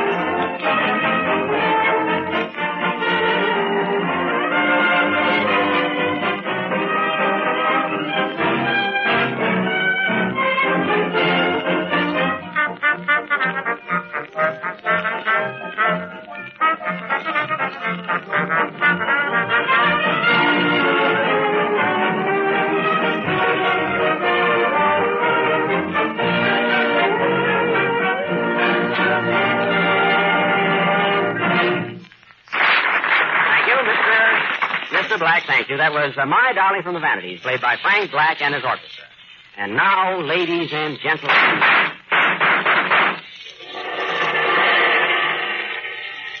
we continue with our penthouse murder that was started last Friday. You all remember our terrible murder mystery last week? Well, it's terrible this week, too. Who killed Mr. X? You remember, folks? Mr. X was killed in his penthouse a week ago tonight between 8 o'clock and the bathroom. And the only clue found was a hot dog running away from a stand in Coney Island. You may also remember that during the trial we were unable to place the guilt where it belonged. Garbo had to go home, Mae West had a date, and the other prisoners were not interested. So it still remains a horrible unsolved mystery. Who killed Mr. X? I said, who killed Mr. X? Oh, pardon me. Yes. Watch those cues. Now, what could have been the motive for this crime? Let us analyze it. Mr. X was the landlord of 3 apartment houses, so you see he had no enemies. He lost every cent in the market, his wife was pressing him for back alimony, and he had incurable rheumatism, so there was no reason for suicide. Now, what was it? How old was he, Jack? 95. Then he did not die of old age. Neither will you, Mary. What did he have to suffer the night of the crime? Liver. Then it couldn't have been a heart attack. No, Mary, it couldn't. A pipe was pulled out of his mouth, and he was examined carefully. What kind of a pipe? A gas pipe. Oh, well, a little gas never hurt anyone. I know. Well, anyway, folks, we've had 2 detectives working on this case. Detective Nelson. Detective Nelson, you've been out on this case a week. Yes, sir. What have you found? I found a place where you can get a sandwich and a glass of beer for a nickel. Mary, take down the address, but that doesn't help solve the mystery. Detective Claney, what did you find? I find that every minute of the day someone buys a Chevrolet. Well, now we're getting someplace. After all, that's what we're here for. Did you find anything else, Claney? Yes, but the Chevrolet has the Fisher no-drop ventilation. That's great. Now all we have to find out is who killed Mr. X. Jack, why not put it in the hands of Sherlock Holmes, who understands crime? You're right, Mary. We'll get Sherlock Holmes, the man who sees all, knows all, and plays the fiddle. Hey, Jack, wait a minute. Yes, Jimmy? I hate to interrupt your mystery, but do you mind if I sing my song now? Oh, no, pardon me, Jimmy. Go right ahead. What are you going to sing, huh? Franz Lehar's Serenade. I know that, Jimmy. I just couldn't pronounce it. Play, Frank, please.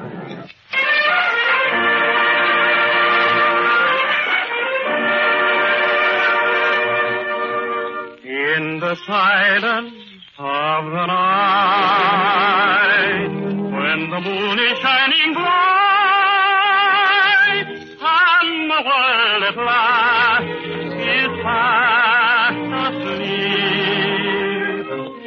every creature goes to rest in his cozy little nest,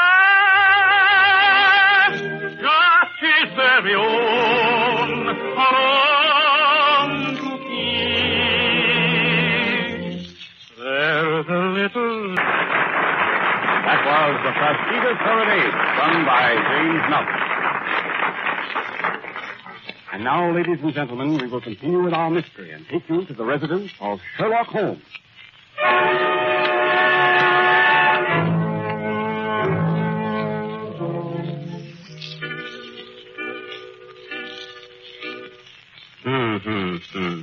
A 7:15. Only one more hour until 7:15. And just an hour ago, it was 6:15. What a strange world. Answer that, Mary. I'm not in. Hello? You want to speak to Sherlock Holmes? Yes, this is Sherlock's home, but Sherlock isn't home. He's working on a case right now. Yes, he's on his last bottle. What is it, Mary? It's about that penthouse murder of Mr. X. They want you to start working on it at once. Oh, yes. I was expecting that case. Tell him I'll take it. Hello? Mr. Holmes just came in and said he'll take the case. Tell Mr. X not to worry. Goodbye. Mary, call him Dr. Boston. We have work ahead of us. Mr. Sherlock, I hate to ask you this, but can I draw 5 shillings to payday? That's elementary, Mary. I get it, Sherlock. Sherlock to you. Call Dr. Watson. Dr. Watson, the boss wants you. Okay, I'm coming. Well, Sherlock, what's new? Watson, we have much work ahead of us. By the way, you've been eating herring. Is that right? Sure. But tell me, Sherlock, how did you know it? That's elementary, Watson. Besides, I can smell it. Sherlock, you're a genius. Watson, you're a litvot. You know, Watson, you're really supposed to be an Englishman. Well, I say, Mr. Holmes, I'll try, you know. I like the other dialect better. All right. What do you want? Watson, we have a strange mystery to solve. Mr. X was killed in his penthouse, and we start working on the case today. All right, but before we start, why don't you eat something? You're always working. Now, I just made some nice homemade soup. What kind of soup? I made some chicken, vegetable, and noodle. Which do you want? Quick, Watson, the noodle. We leave, Watson. We leave for the Empire State Building in 10 minutes. The Empire State Building. Pack your bag and hand me my violin. I've got a lot of thinking to do. I must think.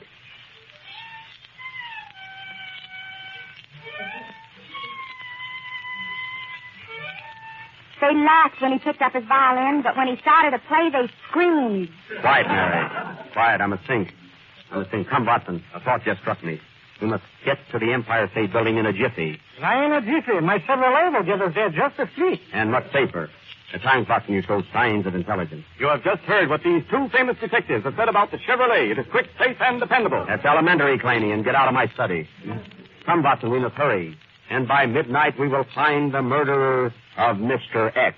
Sherlock, you're uncanny. Watson, you're nuts. Come, let us away.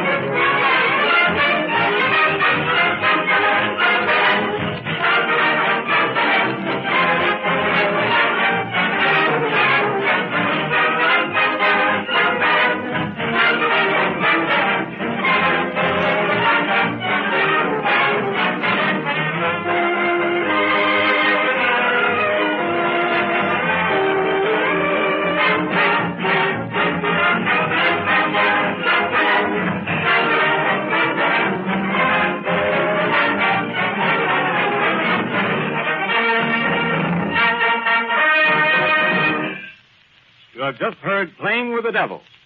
And now we take you to the lobby of the Empire State Building, where we meet Sherlock Holmes and Dr. Watson.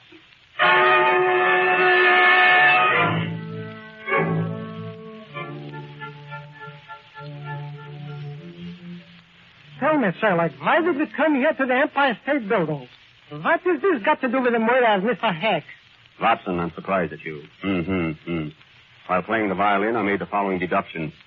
Mr. X was killed by some gorilla here in New York. Do you follow me? A gorilla was seen climbing up the Empire State Building with a girl in the palm of his hand. And is at present on the tower. How do you know? I saw the picture. Now, if he could climb up a building the size of the Empire State, why couldn't he have climbed up that penthouse and killed Mr. X? You mean the gorilla is King Kong? Of course. Who else is covered with hair like that? George Bernard Shaw. Well, he didn't do it. Well, here's the elevator. What floor, Captain? We want to go to the tower. That's 102nd floor, boss. Yes, I know that. When will we arrive? Sunday night, sir. You know, Sherlock, that elevator boy looks very suspicious and very friendly, too. I think so. What's your name, son? My name's Jim Milton, sir. Oh, sure, Jimmy. He's our tenor, Watson. Say, Jimmy, I hate to ask you this, but did you kill Mr. X? No, sir, Captain. I didn't kill him. I was the lady killer. Quick, Watson, the needle. Ow! And cut out those jokes. Well, we have 2 days in this elevator. 2 days. I must keep my mind occupied. Hand me my saxophone.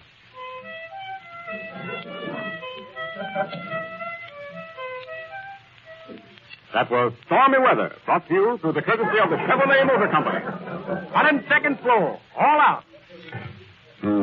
Sunday got here quick. Now be careful, Watson, and very quiet. Very quiet. Please follow me around the edge of the roof. We must use our wits and trap him. This fellow King Kong is the biggest creature you have ever seen. He eats elephants like you eat salami. With mustard? That's elementary, Watson. Come, follow me. What's that? The drummer just dropped the cymbal. Frank, keep the boys quiet, will you?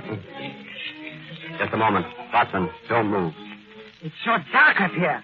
Why didn't we come up here in the daytime? Quiet. Go ahead. I'm right behind you. I'd sooner be behind you. Watson, look. Look carefully. Carefully. You see that figure standing there in the doorway? Yes. Look. Somebody is handing him some money. Oh, that's Al Smith. He runs this building and he's collecting the rent. Hello, Al.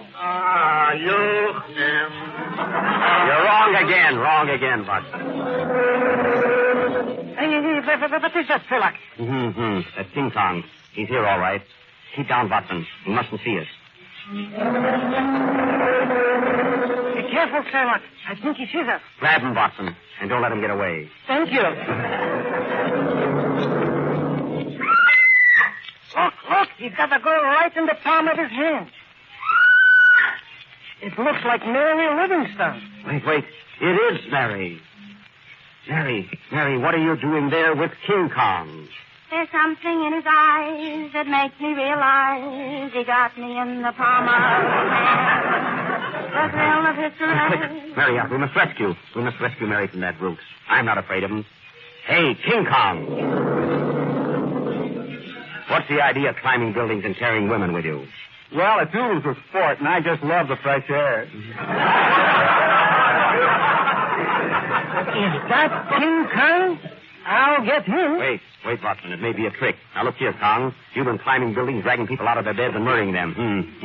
Did you climb up to the penthouse on Park Avenue and kill Mr. X? No. You lie. You did murder Mr. X. Why, you're big enough to eat him alive. Well, I did have eggs for breakfast this morning. Then you admit that you killed him. No. Take him away, Watson. Goodbye, Mary. I'm sorry. I can't play with you anymore. Goodbye, Paul and Harry. Come up again sometime. Well, it didn't take us long to get him, did it, Watson? Yeah. Who's that? It's me, the voice of the shadow. What do you want? You think you've got the murderer, eh? Well, King Kong did not kill Mr. X. Then who did? Mr. X was killed.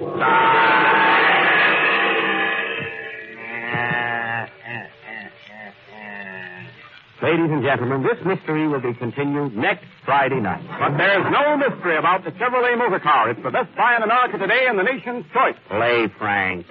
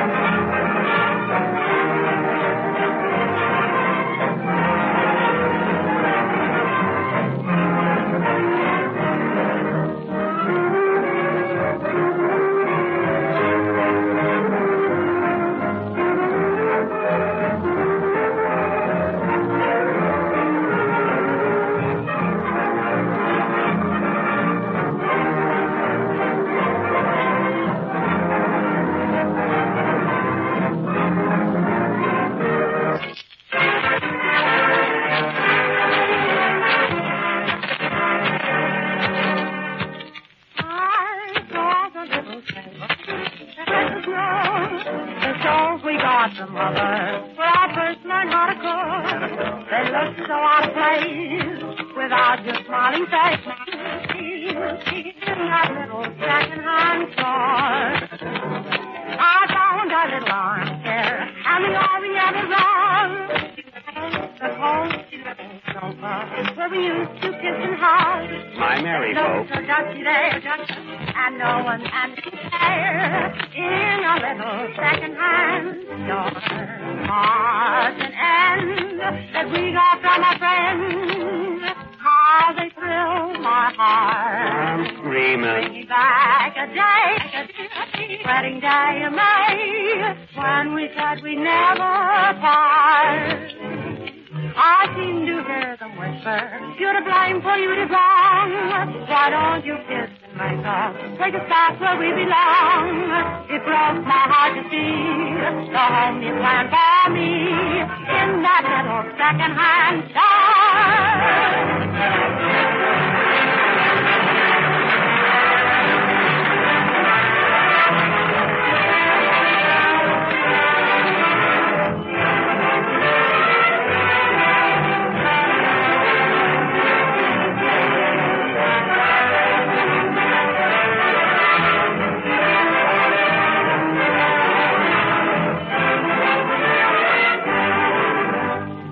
Whenever you see or hear the figures 445 FOB Factory, always think, my friends, of Chevrolet, of the new Chevrolet Standard 6, the car that made $445 famous, of the smart, fast-stepping Chevrolet that gave a new meaning to 445 by giving so many wonderful new features for that wonderful low price.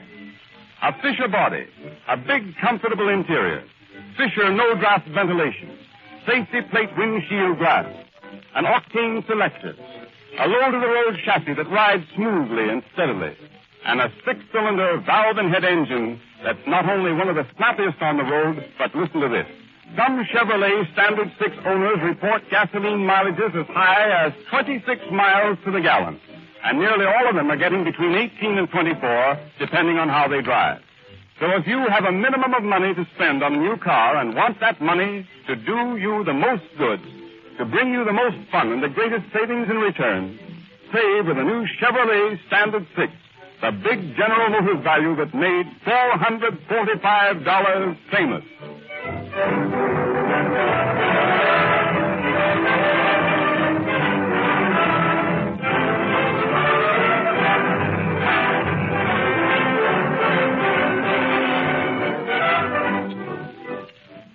Well, folks, this concludes our program for tonight. Be sure and listen in next Friday. Try and figure out for yourself who killed Mr. X.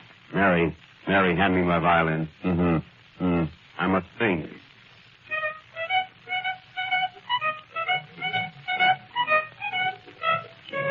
Yeah. Good night, folks. Good night.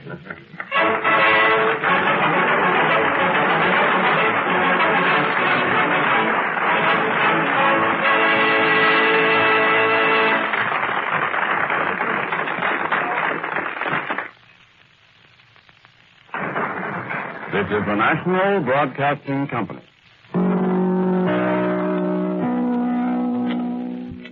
WEOF, New York.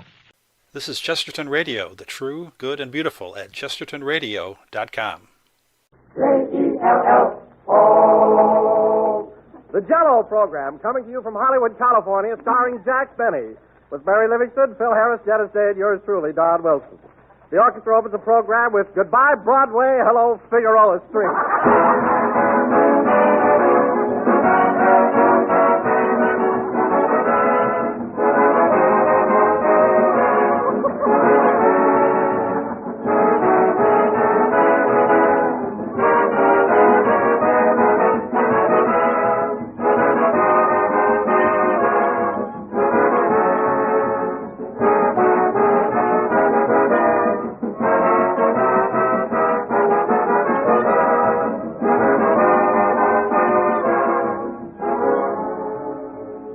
Today, ladies and gentlemen, those big red letters on the box mean twice as much as they ever did before. For today, the name Jell-O not only means America's favorite gelatin dessert, It also stands for those rich, creamy Jell-O puddings. Jell-O puddings are so downright delicious and so quick and easy to make, they're winning new friends every day.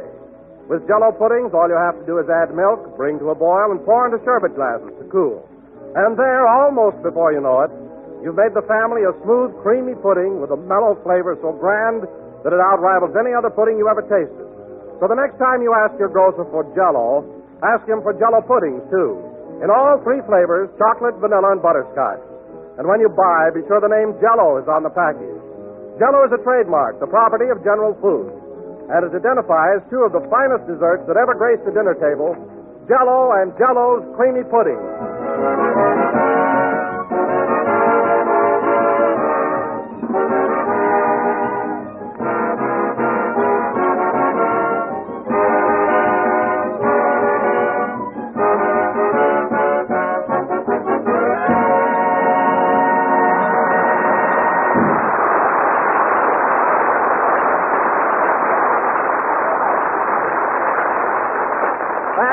Goodbye, Broadway, Hello, Figueroa Street, played by the orchestra.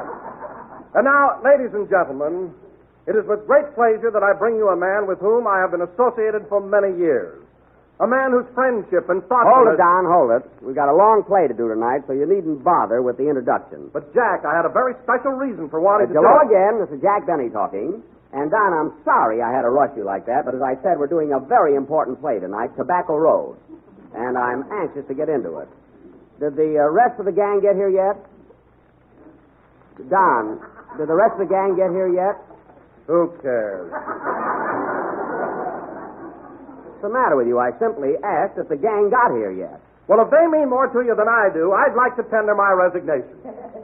What are you talking about? Well, just this. The reason I wanted to introduce you tonight was because I wanted to tie it in with my 8th anniversary. Your 8th anniversary? Yes, I've been on this program 8 years tonight. And the least you could have done was to acknowledge it. Oh, so that's it. Well, gee whiz, congratulations, Don, and many happy returns of the day. Thanks. Well, what do you know? It's your anniversary. I'm sorry it slipped my mind. Say, I wonder what happened to the rest of the gang. Slipped his mind. What? That's fine treatment. After I've worked and slaved and given you the best years of my life. The best years of your life. For heaven's sake, Don, we're not married. Jeepers. You think I was the husband and you were the little woman. Now, please, don't be unreasonable. I don't think it's unreasonable to talk about my anniversary. All right, let's talk about it. So you've been with me 8 years, eh, Donzie? Well, if you hate me, come right out and say so. Now, look, Wilson, if you're going to act like a baby, I'm going to put you over my knee and change your option.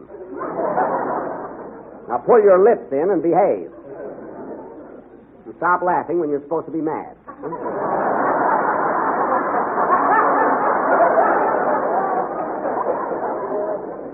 Now, the reason I asked about the gang getting here is because I want to start casting Tobacco Road. I think we've got a swell play for tonight. It happens that my writers are very illiterate, and this hillbilly stuff is right up their alley. Yes, sir. Don't expect me to laugh, brother. Who asked you to laugh? I merely said my writers are a couple of hillbillies, and that's the truth. Well, why don't you get writers that are educated? Don, if they were educated, they could read, and if they could read, they would never have signed their contract. I got Phil Harris the same way. Oh, hello, Mary. Hello, Jack. Oh, hello, Don. Congratulations on your 8th anniversary. Thanks, Mary. I'm glad you remembered. Mighty nice to find out who your friends are. Don, I'm your friend, believe me. I just happened to forget your big, fat anniversary.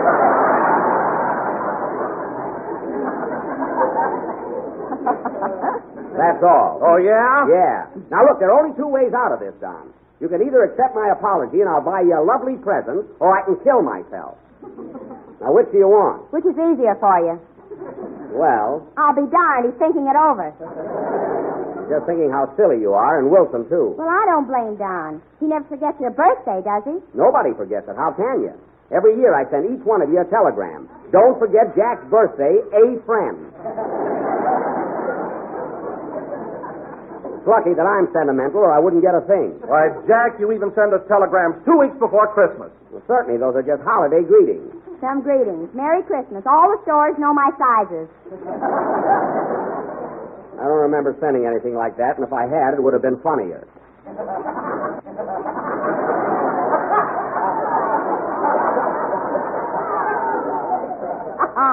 Anyway, I'd be much more subtle than that. Oh, you're about as subtle as a $2 toupee.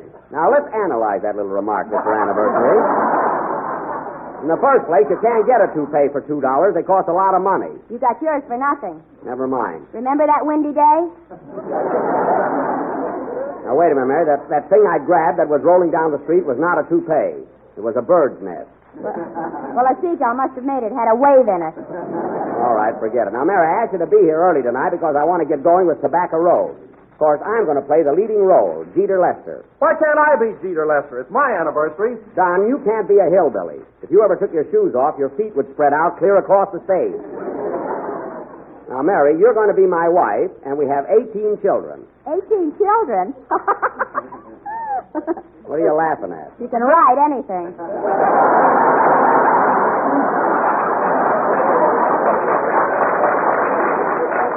That's the play, and that's the story. Now, let's see. Hiya, Jackson. Here I am, bright and early. Well, I might know you'd been on time tonight, Phil. This hillbilly stuff is your meat. Yeah, you know my Mammy and Pappy down in Tennessee are listening in tonight. I just sent them a radio. Thought you sent your folks a radio over a year ago. Well, I did, but Pappy spilled a drink on it and it ate the dial off. Well, there's an 8 that Wilson can't tie into. Say, where's Dennis? I told him to get here. What'd you say? I said, where's Dennis? Thanks, Phil. I said, where's Dennis? I told him to get here early tonight. Oh, I seen the kid. He's across the street shooting pool. Shooting pool? Why doesn't he get over here? Well, he was making a tough shot and he got his foot caught in the side pocket. What? Imagine he's paying 60 cents an hour just for laying there. Well, if that's the case, you might as well play your band number, Phil. And Mary, you run over to the bowling alley and get Dennis. I'm tired of that place. I've been setting up pins there all morning. You have not. You're just too lazy to go over, that's all. All right, hit it, Phil. Hold it a minute. Come in. Estamos aquí otra vez y muy enojados. Pues, ¿qué dicen? ¿Nos va a pagar o no? Sí, ya esperamos mucho tiempo, Jack Benny. Páganos el dinero enseguida, pronto. Well, I told you last week. Mañana. Play, Phil. All right, boys. 80-os, will you, muchachos? 80-os. My goodness.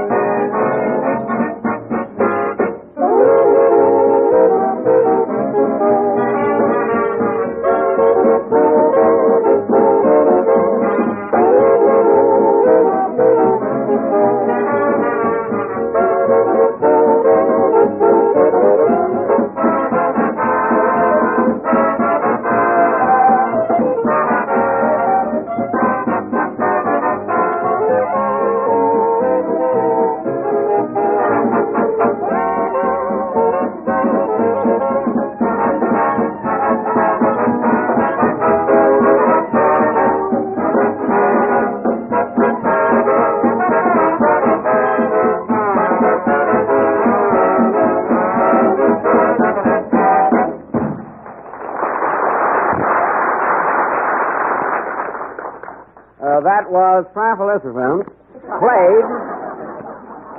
played by Phil Harris and his lovely orchestra. Lovely being as close as we could get to the word that was blue pencil at rehearsal. And now, ladies and gentlemen... Now, wait a minute, Jackson. Now, we should lay off of my boys. They're high-class artists and they're commencing to resent us. High-class artists? Yeah. Phil, I'd like to throw a cigar away just once without having one of those high-class artists grab it on the first bounce. They're all down there on their hands and knees. Not my first violinist. No, he's proud. He's got a nail on the end of his bow.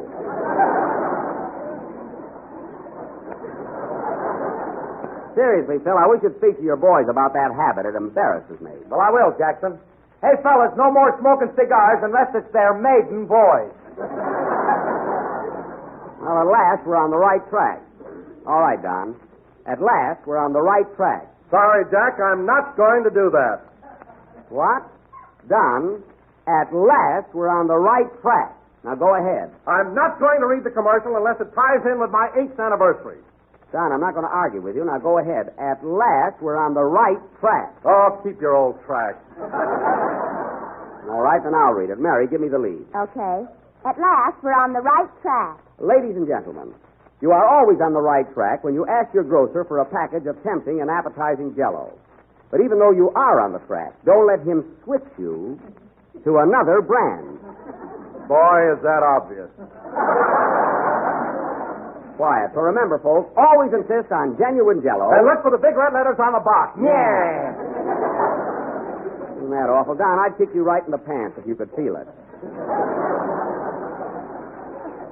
Personally, I think that was a very clever commercial. And now, folks... Hello, Mr. Benny. I'm sorry I'm late. Well, I wanted you here early tonight, Dennis. Are you all set for Tobacco Road? This ain't Stenson I'm chewing. Dennis? Boy, am I sick. You ought to be ashamed of yourself, the idea of chewing tobacco just because we're doing a play called Tobacco Road. Well, I'm such a lousy actor, I figured anything would help. Dennis, we don't use that word on this program. You're a lovely actor. Lousy. Lovely. Then I ought to get more money. Look, Bud, make off like I didn't correct you. Anyway, Dennis, in our play, you're going to be Dude Lester, my son. Say, Jack, who's that fat girl standing in front of the piano? Where? Oh, her. That must be the actress I hired to play the part of Ellie Mae, my daughter. Are you looking for me, miss? I sure am, kid. Well, look, Miss... Noodleman. Heather Noodleman.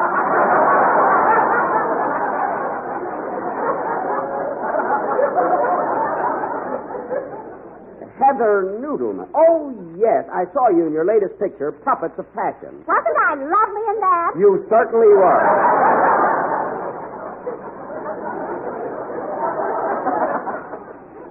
Now, look, Miss Noodleman. Just call me Heifer. That's Heather. Heather. It's Heifer from where I'm standing. Never mind. Now, look, Miss Noodleman, you're not exactly the type I had in mind for our play. You see, Ellie Mae is supposed to be a thin, undernourished girl, and you're a little bit on the plump side.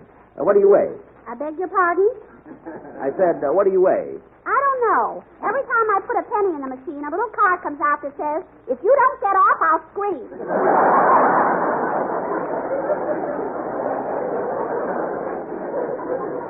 Well, that's what I'm getting at. Frankly, Miss Noodleman, you're much too fat. Be careful, young man. I'm a high-class artist. You are? But don't drop your cigar.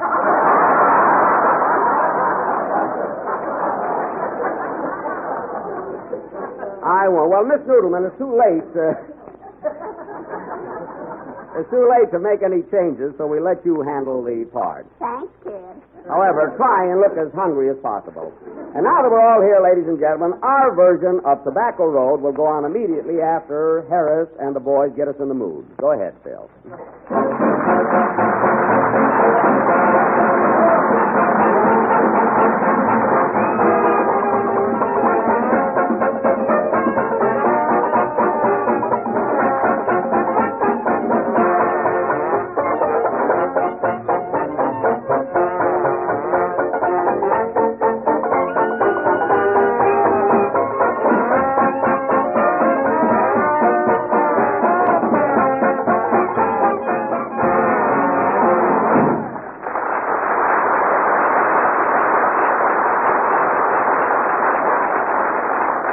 Nice going, boys. Now, there's a number they can play. No music. And now, ladies and gentlemen, without further ado, we bring you our feature attraction of the evening, Tobacco Road. All right, fellas, let's get in the spirit of this. Take off your shoes, everybody. Good. Hey, Jackson, you only took one shoe off. Well, I got a little hole in my other sock, so I better leave it on. Take both shoes off. You made us do it. Oh, all right.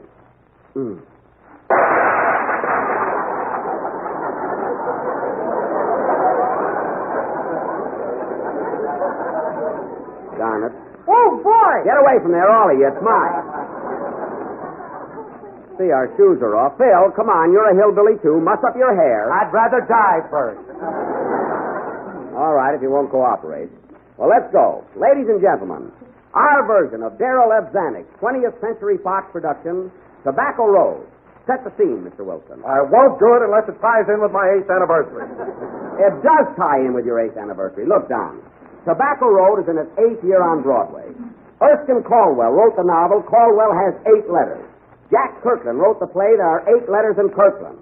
John Ford directed the picture. There are 8 letters in John Ford. Nunnally Johnson wrote the screenplay. There are 8 letters in Johnson. There are only 7 letters in Johnson. 8. I borrowed an extra N from Zanuck. Johnson.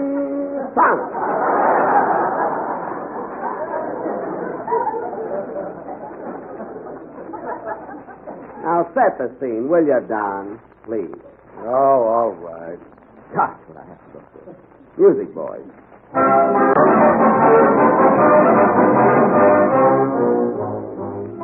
Tobacco Road 100 years ago was the scene of the richest cotton and tobacco plantations in the entire South. But today it is a famished and desolate land. The opening scene is the tumble-down shack of the Jeter Lesters. It's a hot summer's day, and Jeter is lying on the front porch asleep in the sun.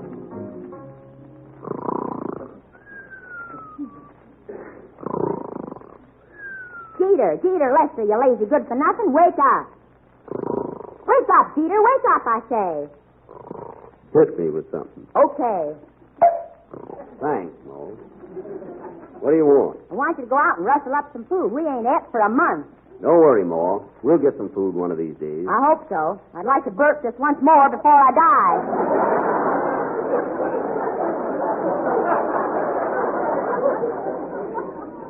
We ain't going to get that much.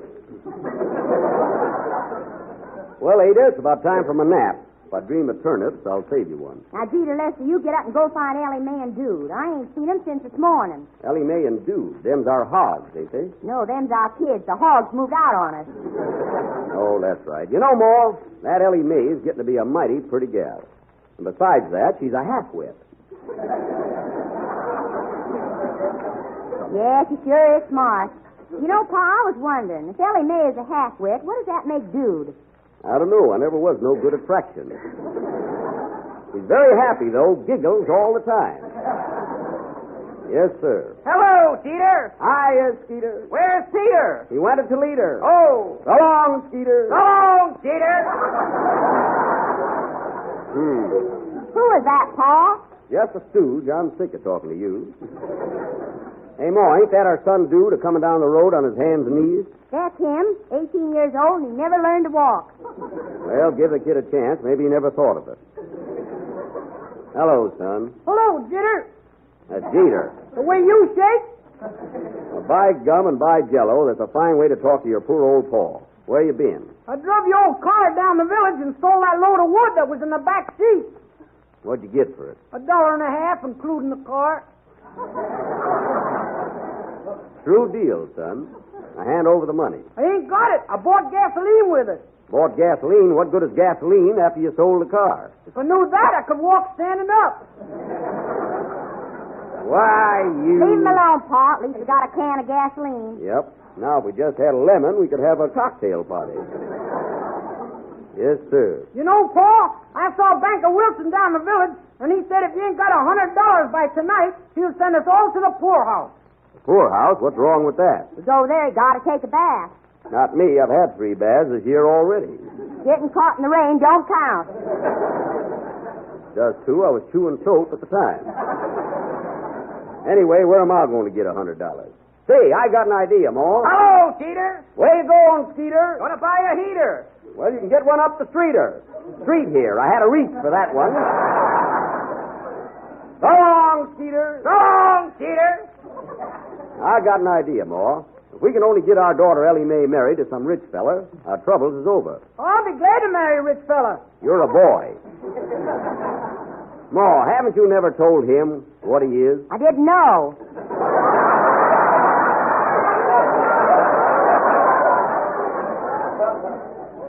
Well, he's a boy. He's got long pants. Hey, Pa, I'm hungry. Now go over to that barrel, son, and help yourself to some ice cream. Thanks. Listen, Jeter, I wish you'd stop feeding our kids cotton. Oh. They know it ain't ice cream. Their gums don't get cold.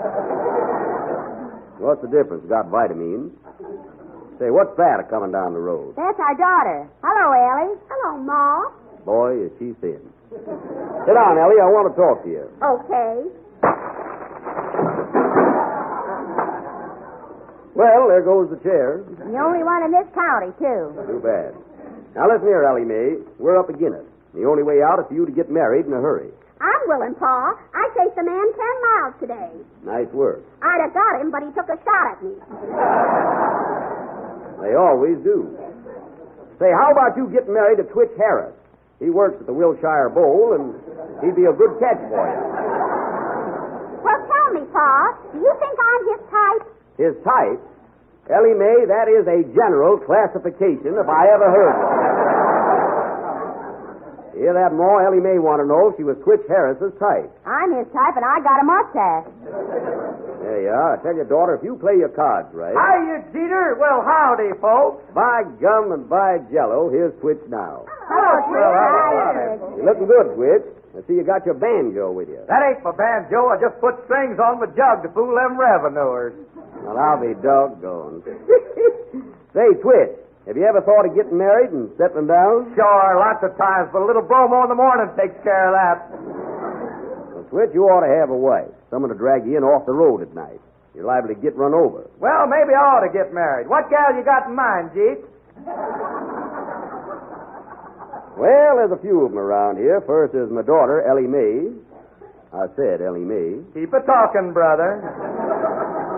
Now, hold on, Twitch. Ellie Mae's a fine gal. She's homelier than a mud fence, but she's a wonderful cook. Who cares? If I marry her, I couldn't eat.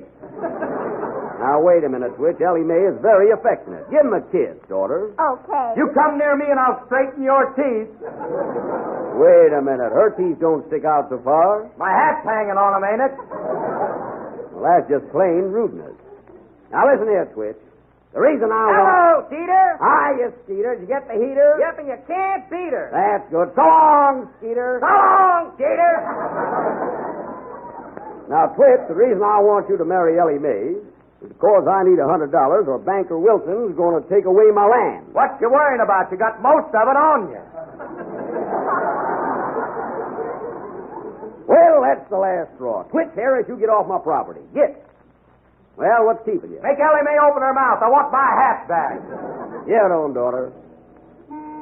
Hey, Pa, here comes Banker Wilson. Doggone, he's here already for his money. We better hide. Yeah, let's all get behind Ellie Mae. Oh, ain't no use. Might as well face it. Hello, Banker Wilson. Nice day, ain't it? Now, listen here, Jeter Lester. I came here for that money, and I'm going to get it. Well, I'll tell you. Tell me nothing. You give me that $8 or I'll throw you out. $8? I owe you $100. Make it 8. I want to tie it in with my anniversary. We ain't got $8, Banker Wilson. We ain't got $7. There's 6. Shucks, we ain't even got $5. Have we, more? Gosh, no. We ain't been to Ciro's for weeks. That's right. Then get going, Jeter. Get off this land. Where are going, Wilson? Come on, Moore. Come on, Ellie Mae. Hey, dude. Yes, Pa? Get down on your hands and knees. We're walking to the poorhouse. I sure hate to leave the old place, though. Hello, Peter. Hello, Skeeter. Say, if you got $8, you don't need her? Sure. Can I marry your Peter? Skeeter, she'll be better than that heater. Here, Banker Wilson. Here's your $8, and we're a-staying on this land. Thanks, Skeeter. You're welcome, Peter. So long, Skeeter. So long, you old bum. Well, that was it, folks. Our version of Tobacco Road. Play Twist.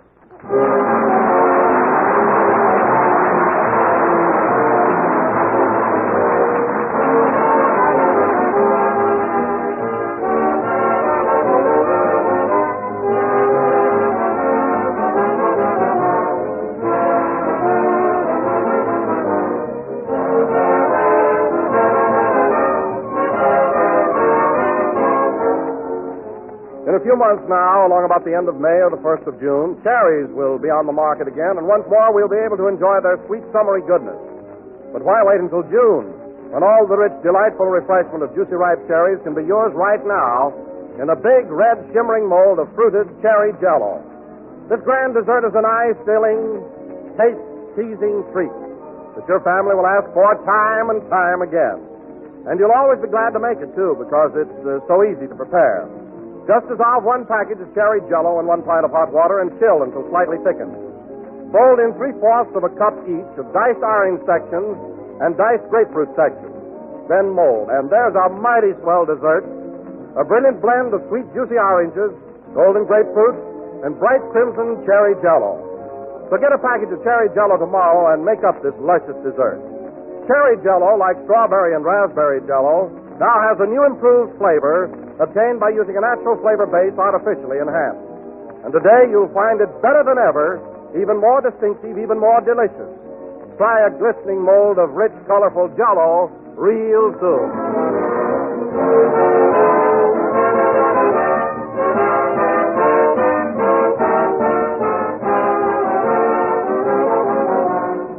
The last number of the 25th program in the current Jello series, and we will be with you again next Sunday night at the same time. Say, Jack. What did I say, same time? You certainly did. Same. We're with you next Sunday night at the same time. Say, Jack. What? You know that Fred Allen did Tobacco Road last Wednesday? He did? Well. You don't have to... Oh. You don't have to be jealous, Jack. More money fell out of your shoe than his. Oh. I knew I was a better actor. And now, folks, at this time, I want to wish a lot of success to Sam Schlepperman Hearn, who opens at the Palomar Theater in Seattle, Washington tomorrow. Good luck, Slep. Good night, folks.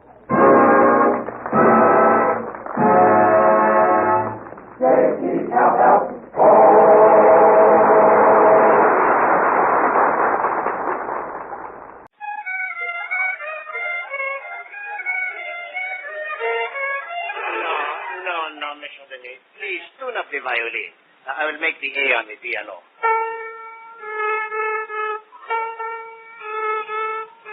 No, you are flat. Pull the string up a little tighter. Okay. Tighter. Oh, darn it, the string broke. Good, that's 1 down and 3 to go. Well, you better put a new string on, Professor, while I open the window. It's kind of hot in here. There. Hey, Stevie, kick it to me. And then I'll... Look, there's Mr. Benny in the window. Hello, Mr. Benny. Oh, hello, Joey. Hello, Stevie. Hello, Mr. Benny. Say, Mr. Benny, some of us kids are going to play football. Can you come out and play with us? Oh, gee, I can't, Joey. I got to take my violin lesson.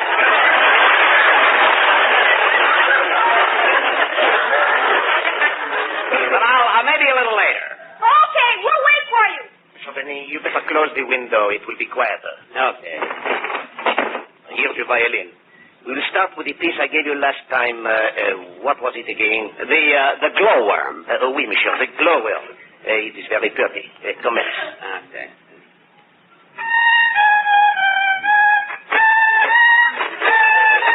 Mr. Benny.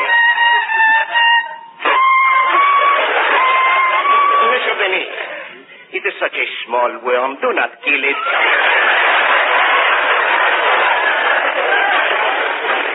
Oh, I'm sorry. I'll take it again.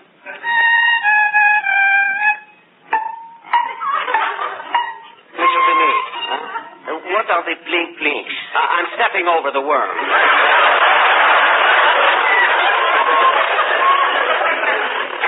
Mr. Benny, leave the jokes to the comedians.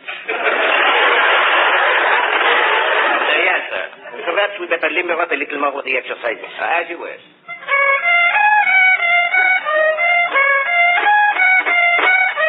Lay it softer with emotion. Dip your bow in Jergens lotion. Nero played while Rome was burning. Now for a match I'm yearning. Now, Mr. Benny, you are sounding worse than ever. But, Professor, I've been practicing 2 hours every day. How can you stand it? What? Now, look, that is enough of the exercises. Let us go back to the lesson. Come in.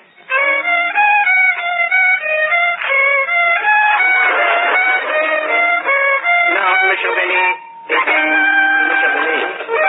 Benny. Mr. Benny, please. The lesson she is over. Will you please pay me my money now, and don't keep me waiting like always? Oh, yes, Professor. How thoughtless of me. I'll go into my vault and get your money.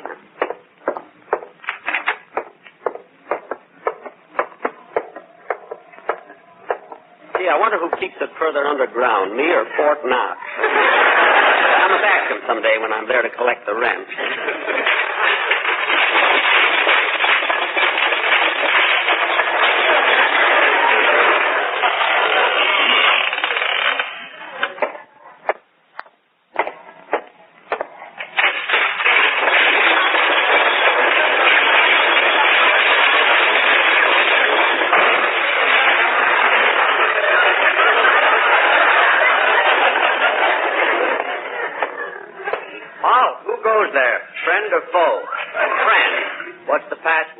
The British are coming. Oh, it's you, Mr. Benny. Yes. We've had that password a long time now, haven't we, Ed? Yes, ever since that night you hung the lantern in the old North Church. Oh, yes. By the way, Mr. Benny, did that fellow on horseback ever make it? Why? I had $2 on him. Well, excuse me a minute, Ed. I'm going to open the vault. How much money are you putting in? Oh, nothing. I'm taking some out. Oh? Sickness in the family?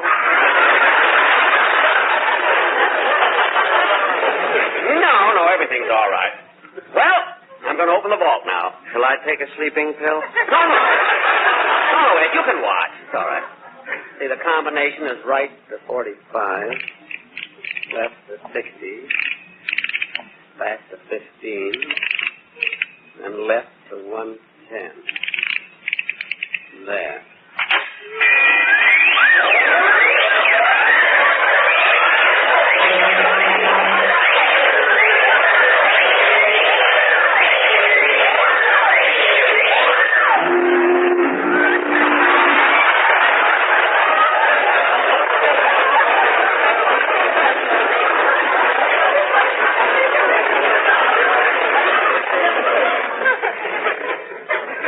Why be half-baked?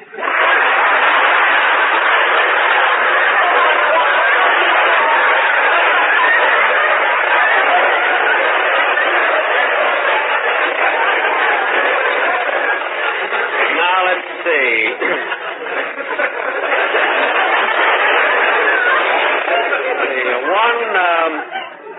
One violin lesson, $1.50. There it is. Well, see you later, Ed. All right. Oh, by the way, Mr. Penny, I meant to ask you, how are things on the outside? Oh, it's December. Winter is nearly here. And the leaves are falling. Hey, that must be exciting. No, Ed. People are wearing clothes now.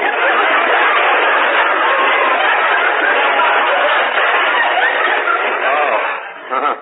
Well, goodbye, Mr. Benny. Goodbye, Ed. Well, here you are, Professor, $1.50. Here's your $1, and here's oh, darn it, it was so dark down there, I got the wrong coin. Professor, have you got change for a Spanish doubloon? Where's Bob Crosby? Well, here I am. Bob, I just happened to think of something. You missed rehearsal, too. What's your excuse? Well, I had to go down to buy a little gift for Sammy's new baby. Sammy, the drummer's wife, had a baby? Mm-hmm. Gee, I didn't know that. Hey, remind me to send something, too. Eh? Okay. No, it's wonderful the way the presents have been rolling in. All the musicians sent gifts. Josh Bagby sent a little blanket. Wayne Songer sent a cute little dress. Remley sent a sweater that he knitted. And Kimmick sent a knife. Hold it a second, Bob. Hold it. You said Remley sent a sweater he knitted? Yeah. I didn't know Remley could knit. Jack, when you got the shakes like Frankie has, you can do wonders with knitting needles. Well, I guess so. After 6 martinis, he's an Argyle man. I think we ought to start on the sketch we're going to do. Huh? What about the sketch, Mr. Benny? Well, it's based on that wonderful Universal International picture, Mississippi Gambler, starring Tyrone Power. I, of course, will play Tyrone Power's part. Wait a minute, Jack. Do you think you're the type? Well... He certainly is. He's young, handsome, and romantic, just like Tyrone Power. Oh, thanks, Dennis. You're loyal and devoted. I'm nuts, too.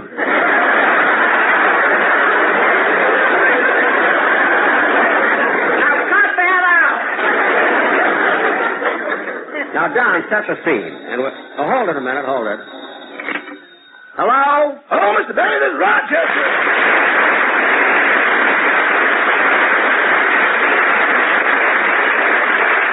Rochester, I called you before and you were out. I had to go down to the market to do some shopping for the house. Oh, what'd you get? I got a half-pound of hamburger, a can of peas, a can of beans, and a bale of alfalfa. Why in the world would you buy a bale of alfalfa? The price of milk went up 2 cents, and I know what you're going to do about that.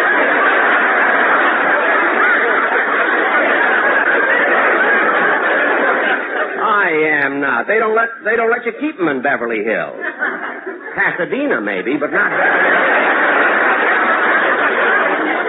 Now, Rochester, the reason I called is because Dennis Day said he phoned yesterday and told you he'd have to miss rehearsal. Oh, yes, boss. I forgot to tell you. Oh, you did, eh? Well, were there any calls today? Yes, sir. I have them right here. Let's see.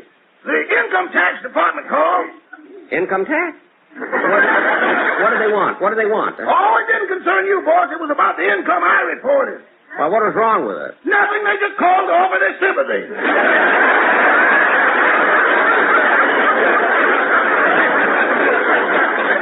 Well, that's your problem. Were there any other calls? Oh, yes. Miss Barbara Stanwyck called. She's giving a big party tomorrow night, and she wants you to be there. Oh, good, good. Black tie or white tie? White coat. You'll be parking cars.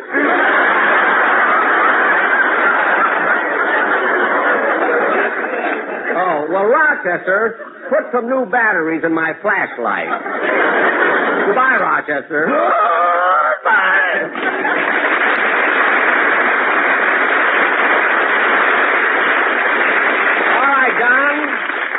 Now, Don, you can set the scene for our sketch. Okay.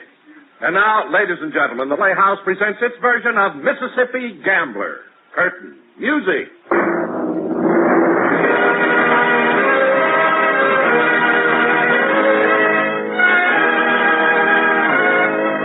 In the middle of the 19th century, the main artery of commerce and transportation between the North and the South was the Mississippi. Riverboats used to paddle their way up and down in a never-ending stream. Aboard these ships was cargo and passengers, and a special breed of these passengers was the Mississippi Gambler.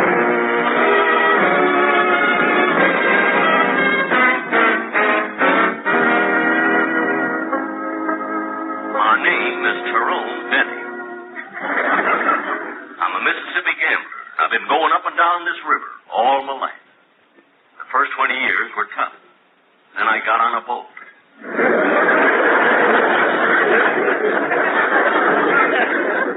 I don't remember much of my father, but my mother was a kindly woman.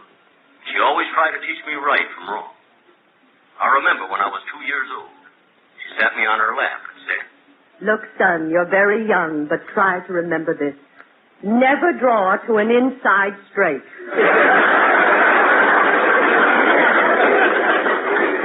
Ours was a wonderful relationship. When I was 18, Mother and I parted. I went to New Orleans. She went to Tehachapi.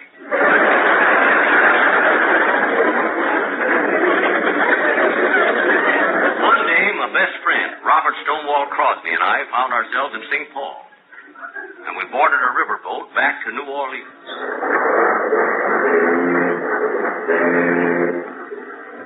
You think we'll make any money this trip, Tyrone? Sure. There are plenty of suckers aboard. But, Bob, I don't know whether you're ready to be a professional gambler yet. Well, why not? Well, you don't keep a good poker face. Well, what makes you say that? Because I've watched you. When you fill a full house, you're supposed to sit there with a vacant expression. Not jump up on your chair and sing 2 choruses of Oh Happy Day.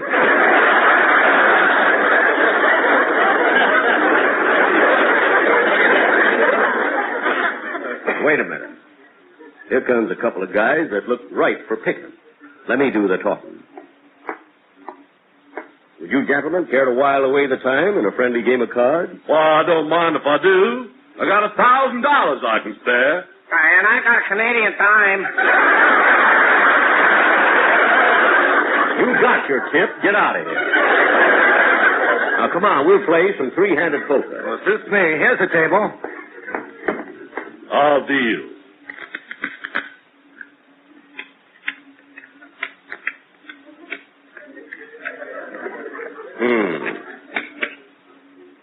I'll open for $50. I'll see that and raise it 100. I'll see your raise and raise it another 100. That's too much for me. I'm out. Well, I'll call. Give me 2 cards. I'll take 1. I'll bet $100. I'll raise 200. Well, I'll just call. What do you got? 4 aces. Beats me. I got 3 aces.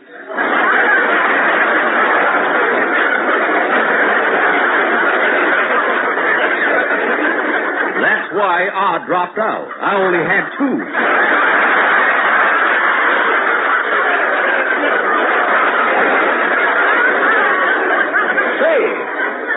Wait a minute, stranger. You dealt those 9 aces, and I'll think you're cheating. No man can say that to me, sir. Do you know what it means when someone slaps your face with his glove? It means a challenge to a duel. That's right, so take that. I'll accept your challenge.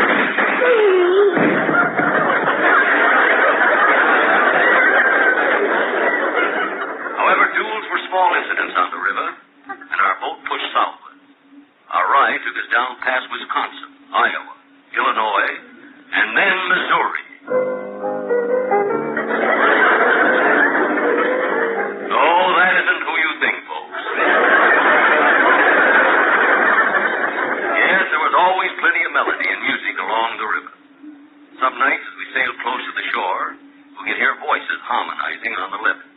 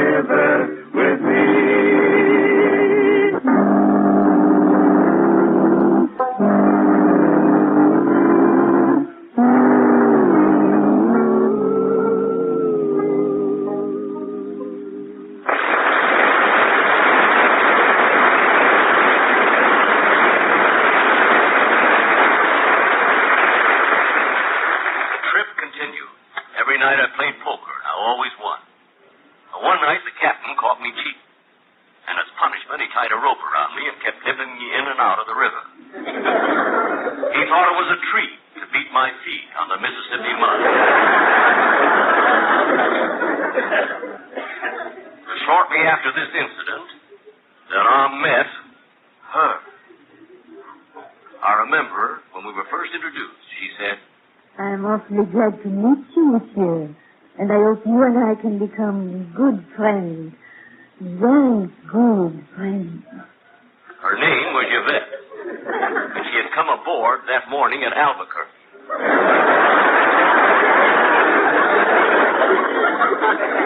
Oh, I know that Albuquerque is far from the Mississippi. But for her, somehow the boat made it.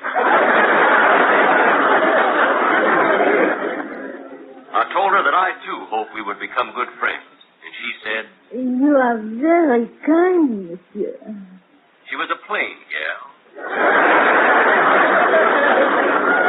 Slim, frail, and immature. This description was written before the part was cast.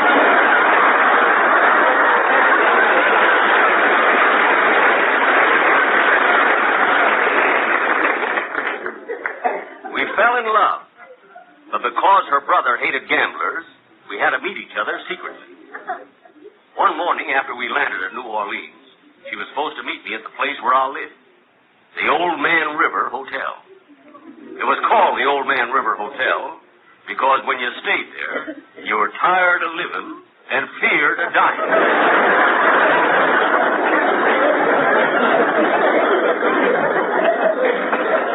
While waiting for her, I thought I'd have some breakfast and call room service. Soon the waiter was knocking at my door. Come in? Did you call for room service? Yes, I want some breakfast. Orange juice, coffee, and let's see, what can I have with the coffee? Well, we have toast, English muffins, donuts, and Cimarron rolls. What? Cimarron rolls. Look, waiter, bring me some orange juice, coffee, and a Cimarron roll. Okay, and you're lucky. Yesterday I couldn't have brought you any Cimarron rolls. Why not? We were out of cinnamon. All right, just go get it. He brought me my breakfast, and I finished it. And then Yvette arrived. She looked so beautiful standing there in her new knitted dress. I could tell it was newly knitted because a drunken guitar player was still working on it. Now, darling, you're here. Oh, yes, Your Honor. I'm sorry to be late, but Don't talk. Just come into my arms. And let me kiss you. Oh, your kiss. It is so wonderful. It tastes of cinnamon.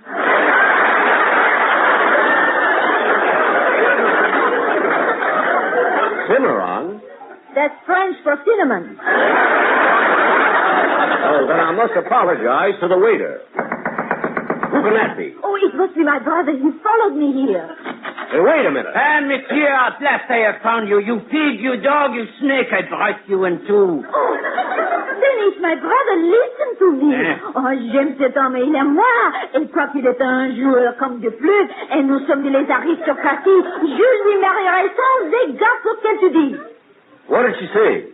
I do not know, but dig that crazy language. Now look. Monsieur, my sister will not marry your gambler. I challenge you to a duel. What? I slap your face with my glove. You're supposed to take your hand out of it first. But if you want a duel, draw your sword. En garde!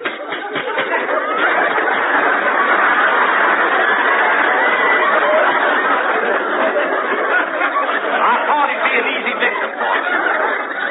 He was so young, so inexperienced. But as the duel progressed, the minutes walked on and on, till we had fought an hour. Still we fought on with unabated fury, and another hour passed. And another hour. Then suddenly it was over. He didn't hurt me, and I didn't harm him. But my two sound men killed each other.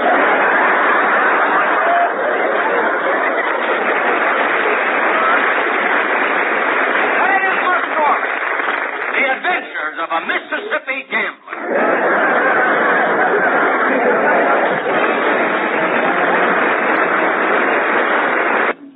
What's this bakery here? Oh, there, look at those nice-looking cakes in the window. I'm going to buy something. Yes, sir, what can I do for you? Well, I don't know if it works so good.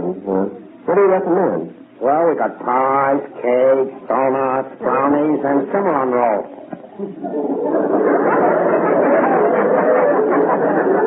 What? Cimarron rolls.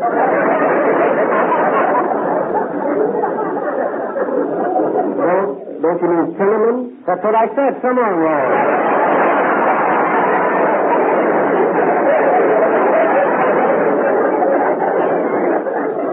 Well, I don't want any of those. Oh, I know. Have you got any lady fingers? I used to have, but I had to get rid of them. They kept cracking their knuckles. Don't be so smart. I came in here to buy something. Well, let's see. Well, I know. I'll have a half a dozen donuts, that chocolate cake, and I'll have this Napoleon. That's a Josephine. I've been having those for years. It's a Napoleon. It's a Josephine. This is stainless pastry.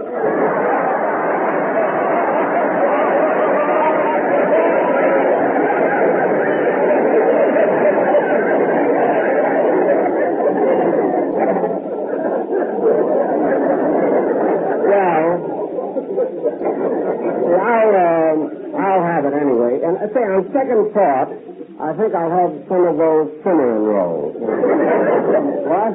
I said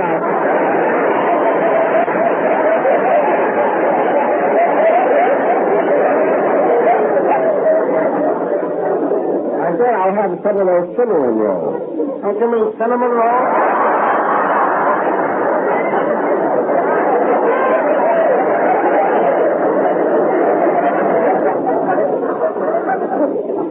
Give me 6 of them. How much is it altogether? Let's see, donuts, chocolate, pastry, and half a dozen cinnamon rolls. That comes to $1 even. $1? Well, here you are. Goodbye. Goodbye. And call again. You're quite a character.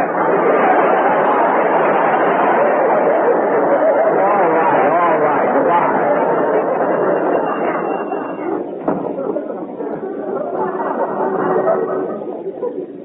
Rochester will be happy I stopped at the bakery. She loves donuts. I'll put a candle on one of them tomorrow is his birthday. See, look at all the new sets in this television store window. Hey, they're advertising that TV show that goes on today. So don't miss Jack Benny's version of Dr. Jekyll and Mr. Hyde. Oh, boy, I love those shows where I can play 2 parts. Hi, Jack. What are you doing here? Huh? Oh, Bob Crosby. I was just looking at the television set. Where are you going, Bob? Oh, nowhere. Just coming from Remley's house. You see, Frankie's sick in bed with the flu. Gosh, everybody seems to have had it. Is Remley taking good care of himself? Oh, yes.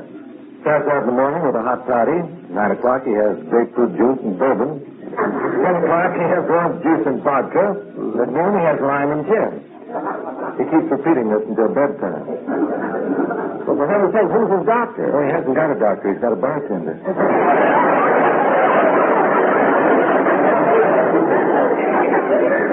Well, the boy, why doesn't he get a doctor? What? And get well?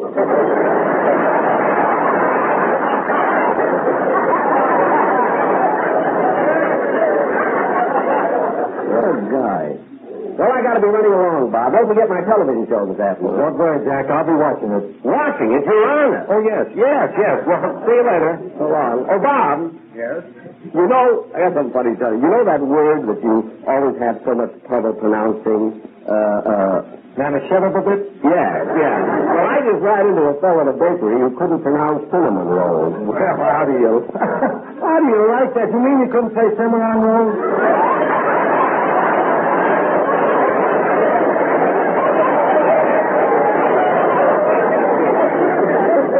Yeah. So long, Bob. So long.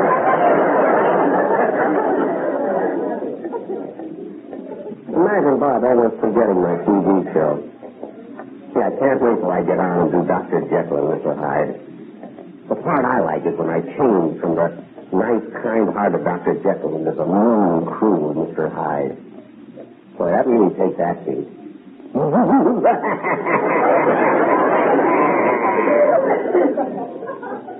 my goodness. People are looking at me. I'm so embarrassed. Thank you.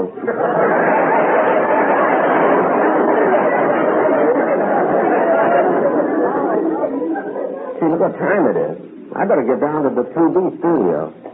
Extra, get your paper here. Latest election return. Election return? Extra. Herbert Hoover elected president of the United States.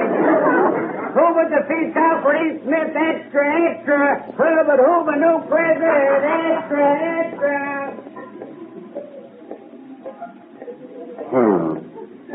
That's what I get for transcribing my show so far in advance.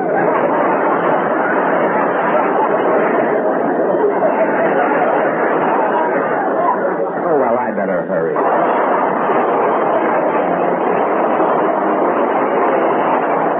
Good night, folks.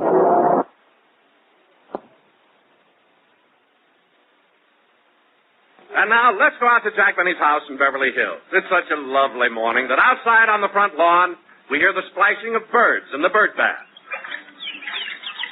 While upstairs, we hear the sound of the shower. Oh, what a beautiful morning.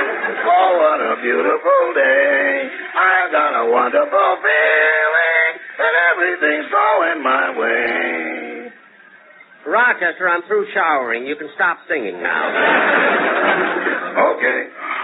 Say, Rochester, I don't know where you're buying soap lately, but that new bar I just used didn't lather at all. I didn't know you took a new bar of soap.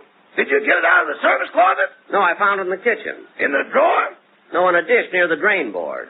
Well, congratulations, boss. Why? You have just showered with a peeled potato.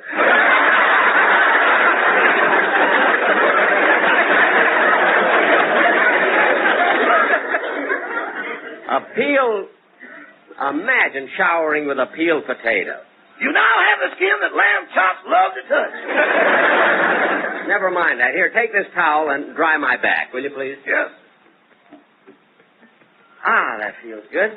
Now, Rochester, while I get dressed, how about fixing me some breakfast? Yes. Oh, what a beautiful morning. Oh, what a beautiful day. I've got a wonderful... Oh, good morning, Polly. Oh, what a beautiful morning. Oh, what a beautiful day. Ah, I've got a wonderful feeling that something is coming my way. You had a feeling all right. You laid an egg. Good girl, Polly. Coming. Coming. Oh, what a beautiful morning. Hello, Rochester. Oh, good morning, Miss Livingston. Come right in.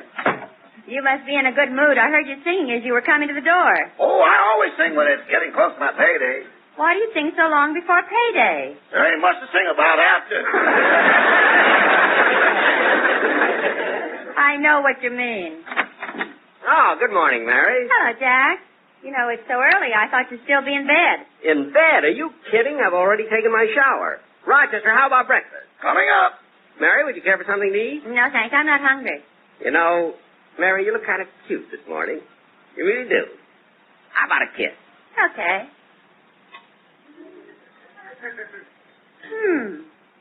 That's funny. What? I just said I wasn't hungry, and now I've got a craving for potatoes.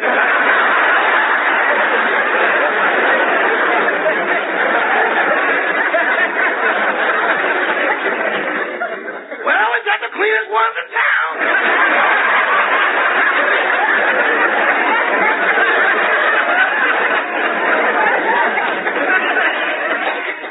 What? Nothing. Rochester, just make my breakfast. Wait a minute, Jack. What is Rochester talking about? All right, I'll tell you. This morning when I was taking a shower, I thought I picked up a cake of soap, but it turned out to be a peeled potato. It could happen to anybody. That couldn't happen to Gracie Allen. All right. So I showered with a potato. What do you want me to do? Kiss me, I'm hungry. Never mind. Rochester, is breakfast ready? I just put the coffee on. What else would you like? Well, I'd like a little bacon and one fried EGG. Yes, sir. A little bacon and one fried EGG. Jack, what's the idea of the spelling? Why don't you just say you want a little bacon and one fried... Don't say it, Mary. Don't say it. We always spell it. You know, Polly lays an EGG every day, and she'd go crazy if she ever found out we were eating them. EGG. Isn't that cute? EGG. Hey!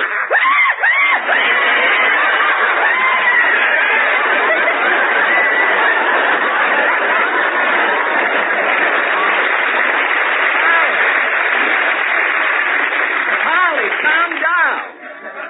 Rochester, no eggs. Fix me some pancakes. Yes. Now, who can that be? Oh, I'll get it. Oh,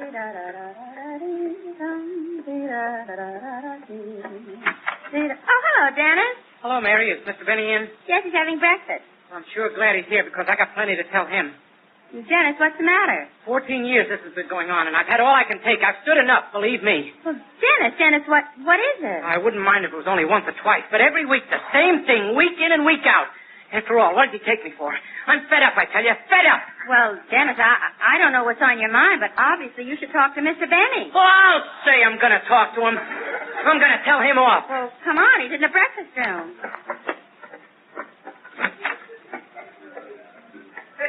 Oh, hello, Dennis. Hello, Mr. Benny. Gee, you're looking well today.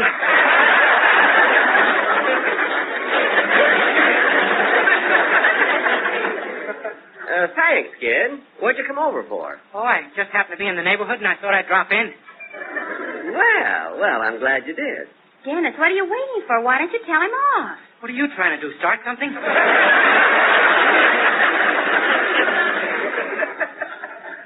Yes, Mary, what's the matter with you? What's the matter with me? Yeah. You've been mistreating Dennis and taking advantage of him for 14 years. What? And he's had enough of it. After all, what do you take him for? Mary, what are you trying to do, make trouble or something? That's telling her, Mr. Benny. Now, wait a minute. Look, Dennis, I'm going to straighten this thing out right now. Didn't you come to the door and tell me that you were mad at Mr. Benny? Uh-huh. And didn't you tell me that you were fed up with the way he was treating you? Uh-huh. And didn't you say you were going to tell him plenty? Uh-huh. Then why is it when you walked up to Mr. Benny you were so nice to him? When I saw his long fingernails, I lost my nerve.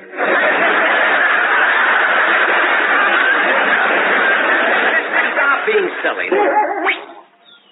Rochester, what was that? The toast, it flew out the window. Oh, my goodness. That piece of toast landed on the lawn, and it'll attract ants. I'll be right back.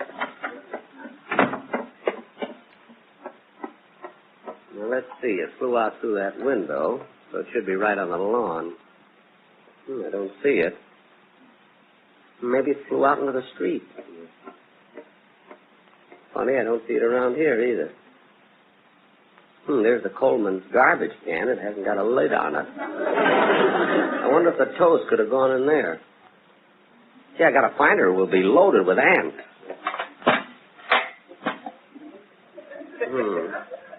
There's several pieces of toast in here. Jack. Huh? Oh, hello, Bob. I was just looking for a piece of toast. Well, Jack, why didn't you tell me that things were that rough? Why, I'd work for nothing. Bob, you don't understand. Well, Jack, you can be honest with me. Come on, I'll take you down to the market and buy you enough food to last for 2 months. Bob, I'm trying to tell you that... What'd you say? Huh? Well, I said that I'd take you down to the market and buy enough food for 2 months. Jack, come on in. Your breakfast is ready. You eat it. Bob and I are going shopping. Hey, now, wait a minute. You mean you have food in the house and yet you were going to let me try to buy some for you? Bob, I was just going to teach you a lesson for being so silly. Now, come on in the house.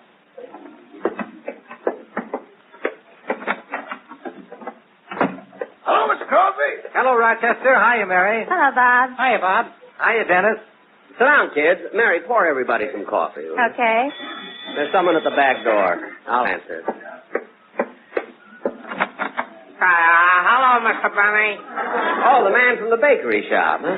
Yeah, I got the stuff that you ordered. Some donuts, some chocolate cake, some pastry, and a half a dozen cimarron rolls. You still can't pronounce it, can you? Look, it isn't cimarron, it's cinnamon. Now, let me ask you something. Maybe this will help you pronounce it. How are these rolls made? Well, you take some flour, sugar, eggs, and do you want to know all the ingredients? Now, look, it isn't ingredient. It's ingredient. Yes, I want to know all of them, then. Well, there's flour, sugar, eggs, shortening, and cinnamon. That's it. That's it. That's it. Now, look, take your time. Think. Okay. Now, let me hear you say it. Ingredients.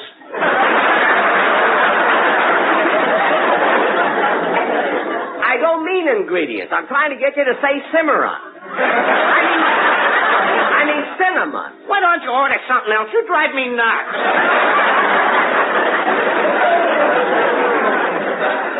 All right, just give me my stuff. Thanks and goodbye. Bye. Jack, who is that? Oh, that silly guy from the bakery. The fellow who insists upon saying cimarron roll. Well, here you are, kid. You can have some of these with your coffee. They're nice and fresh. Wait a minute, Jack. He's right. What do you mean he's right? Well, look at that label on this paper box. These are genuine Cimarron rolls, named after J.P. Cimarron, founder of the Cimarron Baking Company.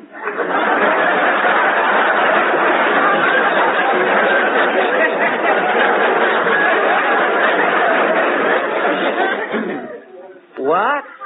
These Cimarron rolls should not be confused with ordinary cinnamon rolls, which are made from entirely different ingredients.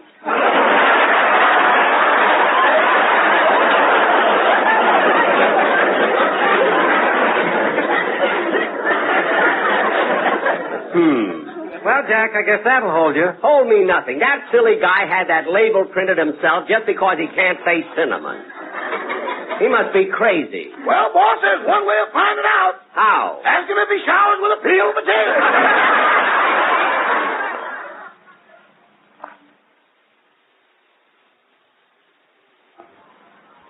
Nearly every good comedian has good timing. They couldn't be good without it. Burns has great timing. Ed Wynn had the greatest. Gracie Allen had probably the greatest. Well, she was the great of all time when it came to timing. You have to have real good timing or you can't exist as a comedian. The Federalists had us outnumbered. They killed my workers and took the mine. I had to flee into the hills for my life. After wandering for days, I stumbled exhausted into a camp of insurrectos. At first they were suspicious. But finally, one of them came over and shook my hand. You want to shake hands?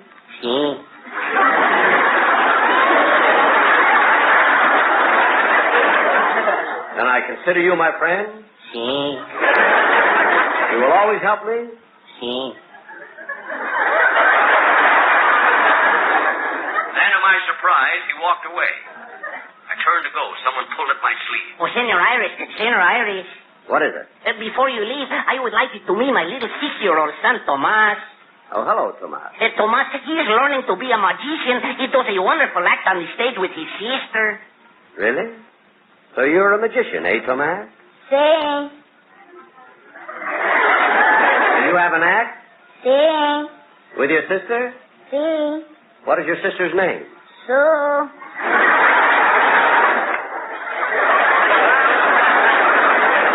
Sue? Sí. What do you do in your act? Saw. What do you saw? Sue.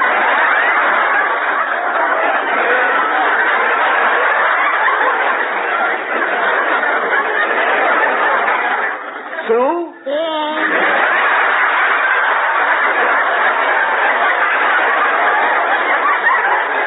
Now, wait a minute. Somebody put you up to this. Who was it? Me. You? Sí.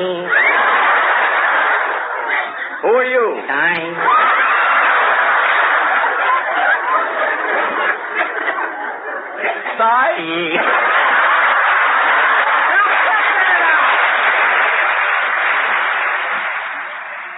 Like Joe, Earl Carroll's Vanities.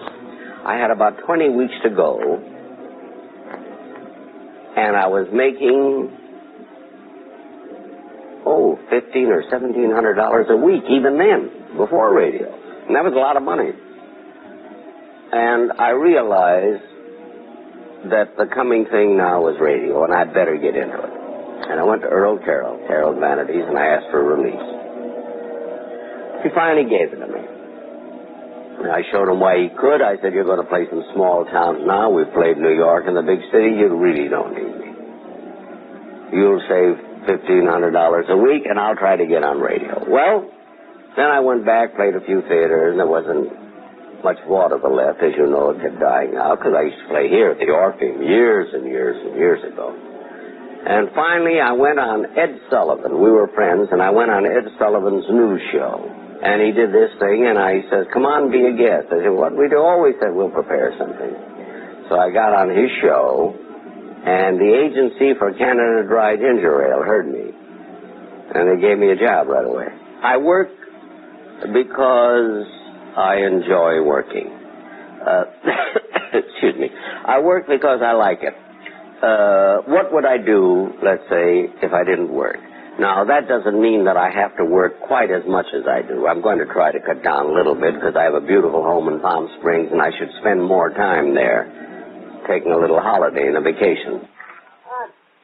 Gee, Mary, it was awfully nice of you to drive me down to the station. Oh, that's all right, Jack. I wanted to see yours. Well, let's go in. Train leading on track 5 for Anaheim. Azusa and Cucamonga. You know, Jack, there's something fascinating about a railroad station. So many people going so many places. Yeah. Mary, I'm going over to the newsstand to get a magazine. You wait for me here. Okay. Attention, please. Attention. Train leading on track 1 for Baltimore and Washington. It's leaving now, so you better run.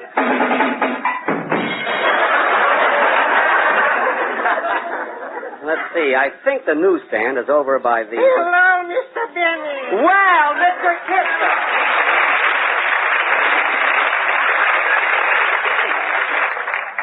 Mr. Benny, what are you doing by the railroad station? Well, I'm going to Houston, Texas. Well, put her there, partner. That's where I'm a-heading. Well, Mr. Kistler, I'll probably see you down there. I'll be at the Shamrock Hotel. Shamrock. My, that's a wonderful name for a hotel. It brings a lump in my throat. It does? Yes, I haven't seen a Shamrock since I left the old country. Well, so long, Mr. Kitchell. See you in Texas. Yippee-yi-yay, yippee-yi-yo, Ghost Rider.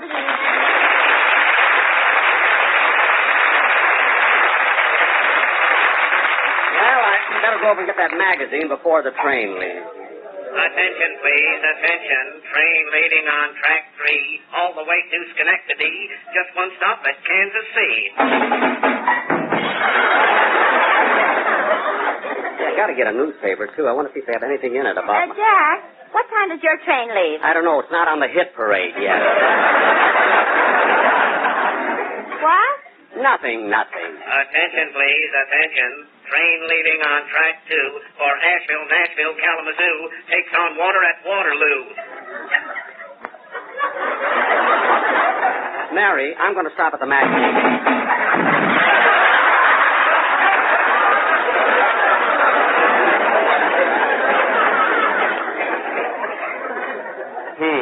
Watch it, Sam.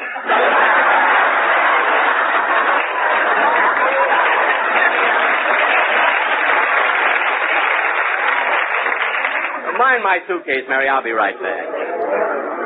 Now, let's see. There's so many magazines here. I don't know which one to get. Oh, Mister.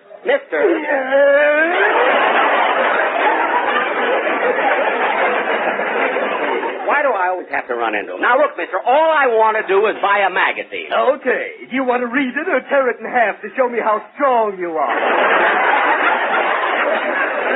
I want to read it, and I'll take this one here. Well, house and garden, aren't you lucky? What? Today only, with every copy, we give away a pocket full of fertilizer.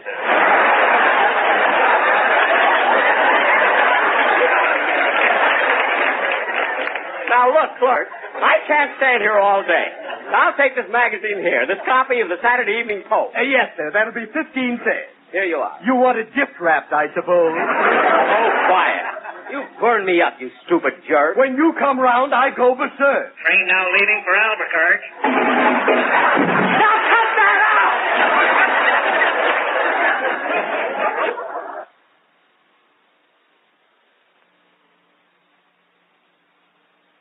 Ladies and gentlemen, we present our version of The Snows of Kilimanjaro, which starred Gregory Peck, Susan Hayward, and Ava Gardner.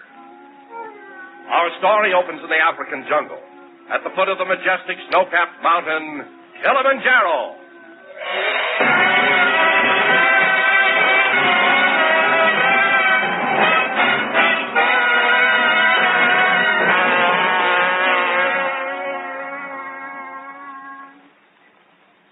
My name is Gregory Peck. I am a writer who came to hunt in Africa. As I lie here at death's door with the painful throbbing of my infected leg, my entire life has flashed before me. I can tell this is the end because as I look up at the hot African sky, I see two vultures circling over me. Oh, I've seen vultures before. But these two are carrying a bottle of ketchup.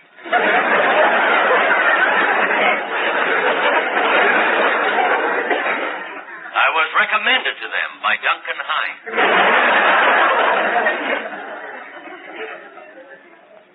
As my temperature rose, I felt a soft, cool hand on my forehead. It was my wife, Susan, tenderly stroking my fevered brow. But as I muttered and moaned in my delirium, she said, "Cut out that blubbering, Mac."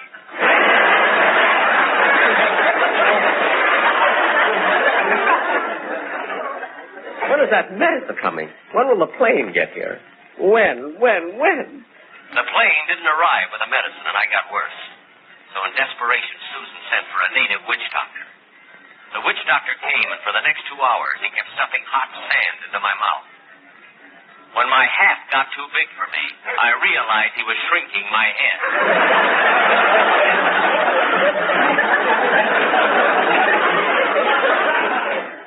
Fortunately, I stopped him in time. But to this day, I wear a size 2 3/8.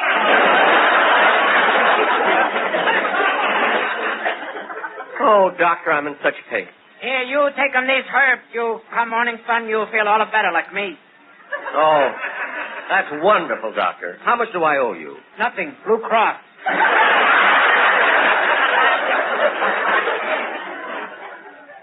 The witch doctor left. And as the night wore on, my feverish mind was frightened by the sounds of the jungle. The roar of the lion. The cry of the wild boar. The frightened whinny of our horses.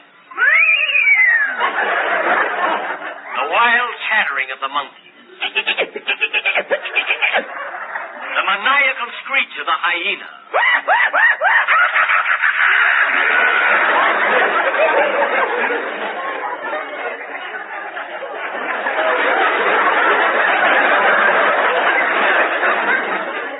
The terrifying sound of the crocodile.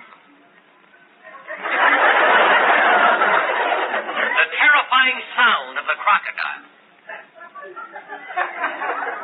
I knew if I kept trying, I'd find something that Mel Blanc couldn't do.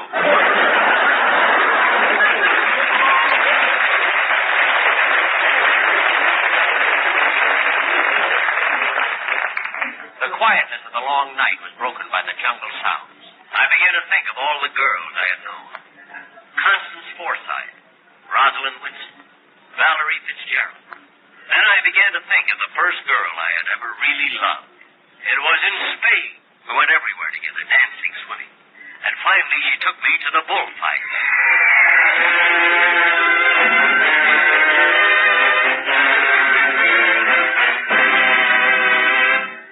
It was my first time at a bullfight. I didn't know much about this Latin sport. But the traditional blare of trumpets, the first event got underway.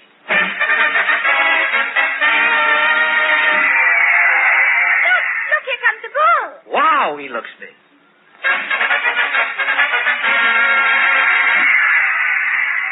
Ooh, here comes the toreador. Hey, dig that crazy steak knife.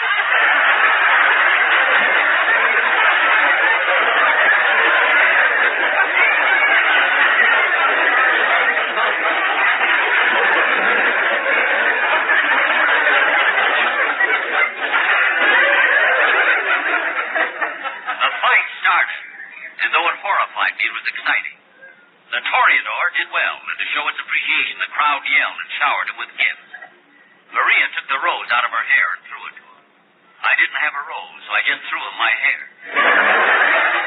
But when I threw it, my hair sailed out in a wide circle and landed back on my head. It was the toupee I had bought in Australia.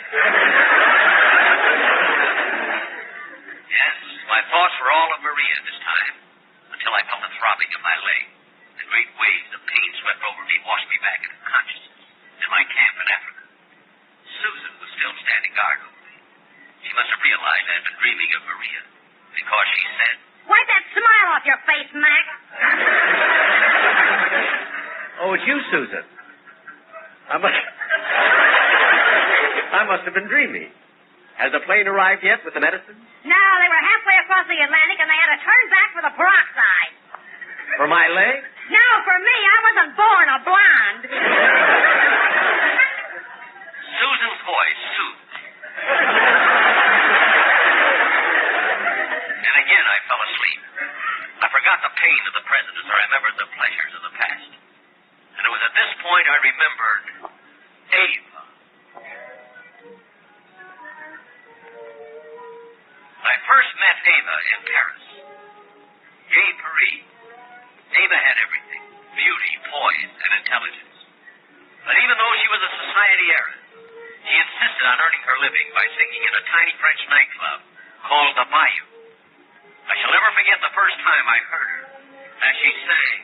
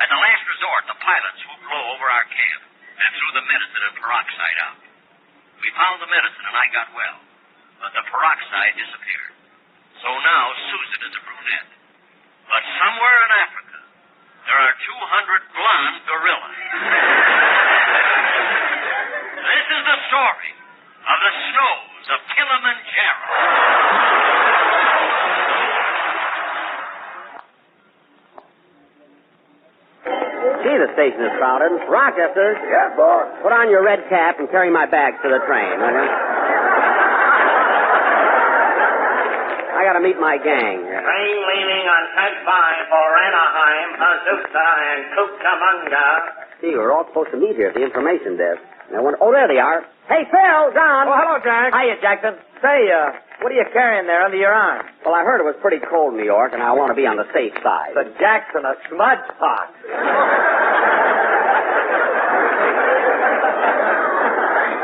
Well, I'm not taking any chances. Train leaving on track 5 for Anaheim, Azusa, and Cucamonga. Does anybody want to go to Anaheim, Azusa, or Cucamonga? Say, Don, have you got all the tickets? Well, not quite, Jack. At the last minute, Phil said he needed an extra one. Phil, who are you sneaking on this trip with you? Well, it's Frankie, my guitar player. I got to take him along on account of the magazine. The magazine? Yeah, he reads to me.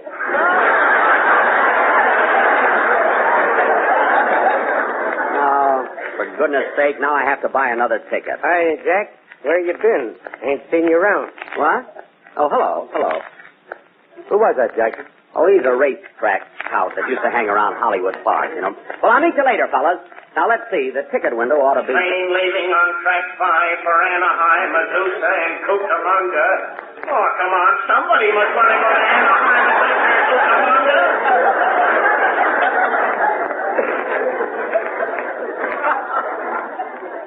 Now, let me see. The ticket window ought to be... Jack. Jack, come here a minute. Huh? Oh, it's you again. What is it? I didn't want to say anything while you were with your friends there, but where you going? New York. What train you taking? The T.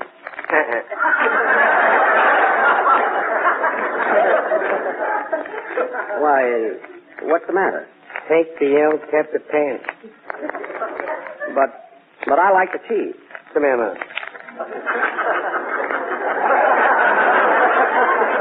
Yeah? And take my tip, Bud. The El Capitan will beat the Chief into Kansas City by 3 lengths.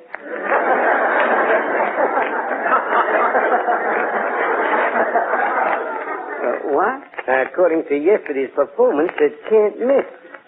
Well, look, I'm sorry. I'm taking the cheese. Why? Come here a minute. Don't noise this around, see? No.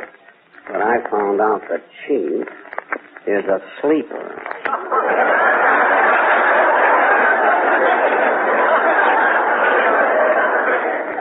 Now, so long, fella. Okay. So long.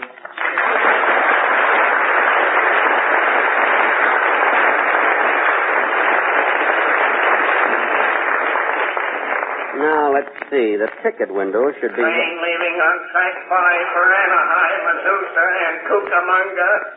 Look, we're not asking much. 2 of you, or even 1 of you. Just somebody to keep the engineer company. Here's the ticket window. Oh, pardon me. Are you the ticket clerk? So what do you think I am in this cage, a canary?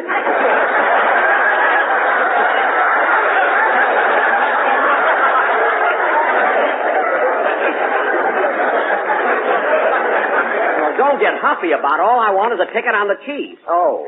Would you like the $60 ticket or the $140 ticket? Well, what's the difference? Well, with the $140 ticket, you ride inside.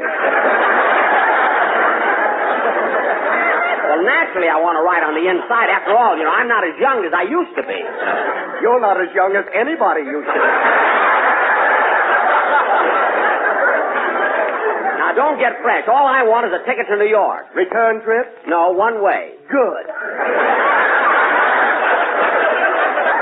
Now, cut that out and stop wasting time. I have to get to New York by Thursday. I'm sorry, but our trains are all booked up. Well, think, man. Think there must be one train that has room for me. Leaving on track 5 for Azusa and Cucamonga.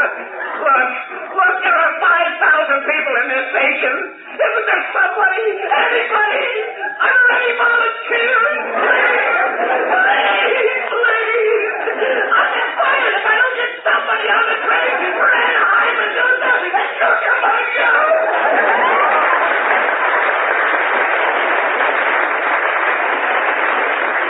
Look, clerk, I've waited here long enough. You've just got Well, you're in luck, Blue Eyes.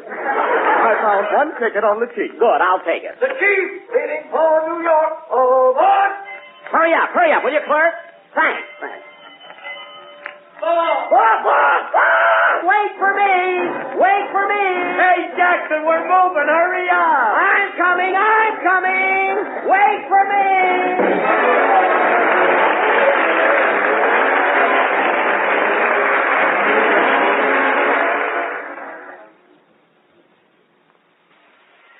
I don't think that anybody, a comedian or an actor of any kind, says to himself at any time, I think I'm going to develop a style. I don't think he would know how to do that. I think you just find it. Innately, there's something that you do that you find out works for you. Some comedians talk very fast. They go from one joke to another joke to another joke, maybe topical humor. Now, I discovered when I first started to talk on the stage that would not have been my style. My style was to talk on a subject and stay on the subject. We never did anything that we thought was going to last. We never framed anything. We never started anything that we said. For instance, I've never gone to my writers, and they never went to me and came to me and said, let's make you a stingy character. Let's make Love and Bloom your theme song. Let's have a feud between you and Fred Allen. See, if we'd have framed all of that ahead of time, it would have never worked out. It always started by an accident. By accident, we wrote a couple of stingy jokes, and then they got big laughs, so each week or every third week, we would put in a few stingy jokes, and before I knew it, I was a stingy man. Sure is dark tonight. No moon. Oh, well. Yada-dee-da-dum, da-dee-da-dum, da-dum, dum-dee-da-da-dum. Hey, Bud. Huh? You got a match? Yes, I have one right here. Don't make a move. This is a stick-up. Mister, put down that gun. Shut up. I said this is a stick-up. Now, come on. Your money or your life? Look, Bud. I said your money or your life. I'm thinking it over.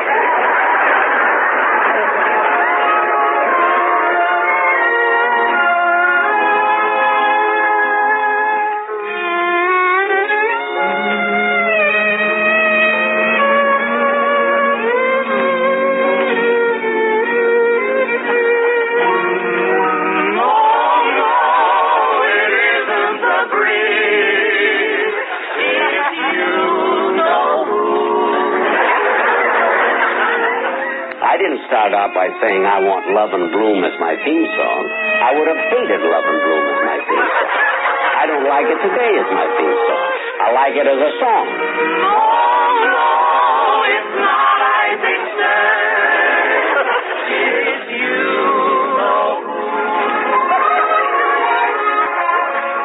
I was 36 for years. Then I was 37 and 38. Then we stopped at 39, but 39 is a funny number. 40 isn't.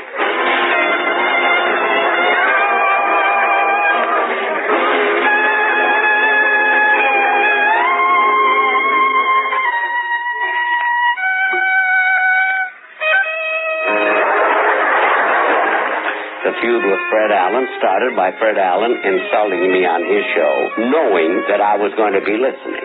And so I answered him. Then he answered me. Then I answered him.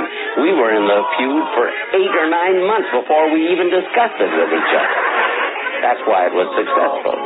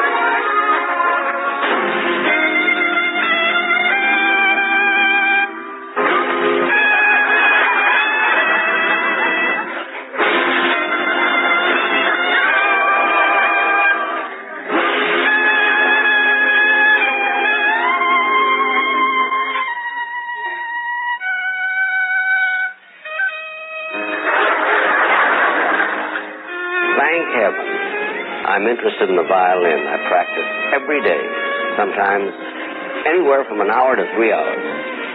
And I do that because I still want to continue with the concert, even when I'm all through with everything else. But everybody wanted their kids to play the violin or piano. So I took it up and then I dropped it almost immediately. And I never practiced again for years and years and years, until I suddenly decided I wanted to give concerts. And then, 11 years ago, I had to start practicing. Now, that's a pretty late in life to think that I was conceited enough to think that I could give concerts. And by gosh, I'm giving them. I no more feel my age. I feel more like the age that I kid about.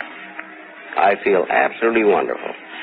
I think of a thing that Chevalier said once in my dressing room. He was visiting me in New York. And although I think this started with Mark Twain, but I'm not sure. I only heard Chevalier say it. When they asked Chevalier, who was then 77, how it feels to be 77, he said, when I think of the alternative, I like it. And that's it.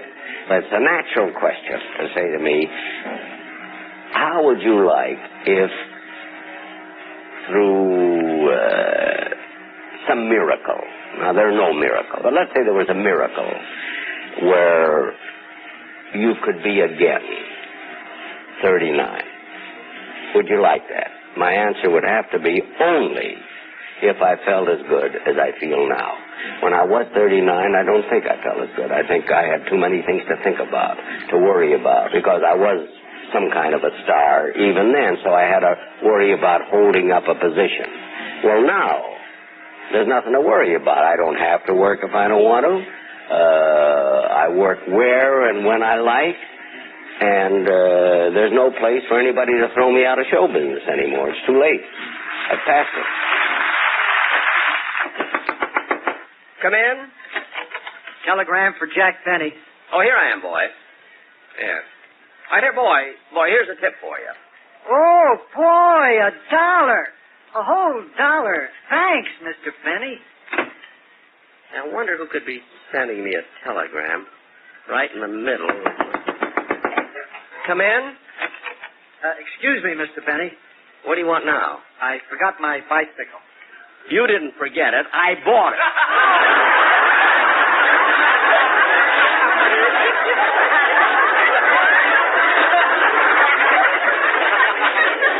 Now, goodbye. I hate when a guy makes a deal and then tries to get out of it.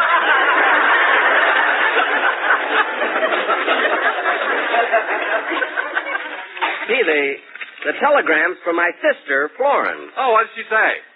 She says, Dear Jack, I've been listening to your program, and I thought I should send you this wire immediately. You're not 40 years old today. You're actually... Oh, no. No, this can't be. This is awful. Well, Jack, how old does your sister say you are today? 39.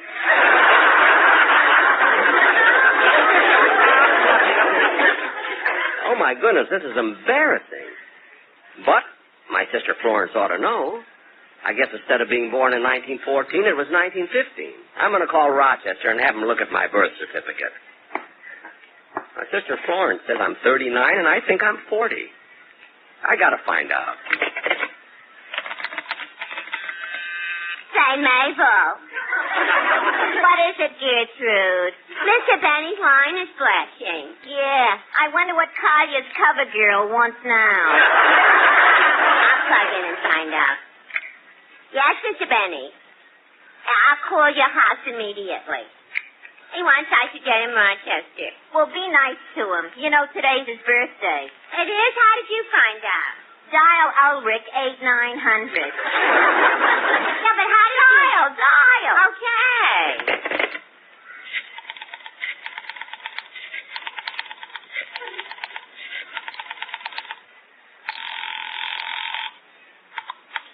The time is 4:21 and 10 seconds.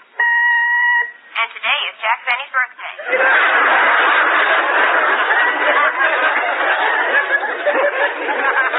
The time is 4:21 and 20 seconds. His shirt size is 50 and a half. The time is... How do you like that? Imagine Benny having his birthday announced on the telephone. How did he get away with it? He used to be a personal friend of Alexander Graham Bell.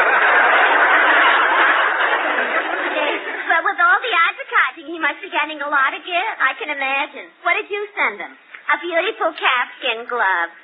One glove? Why in the world would you give him only one glove? That's all he needs. He never takes his right hand out of his pocket.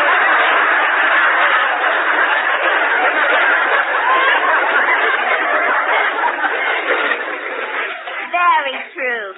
Say, Gertrude, can you give me a lift home tonight? I guess so. What's wrong? I got another flat tire. Say, you've been having more trouble with that motorcycle. Yeah. Operator. Gertrude, get me my hole. I'm trying. You know, Rome wasn't built in a day. Well, you ought to know. You helped build it.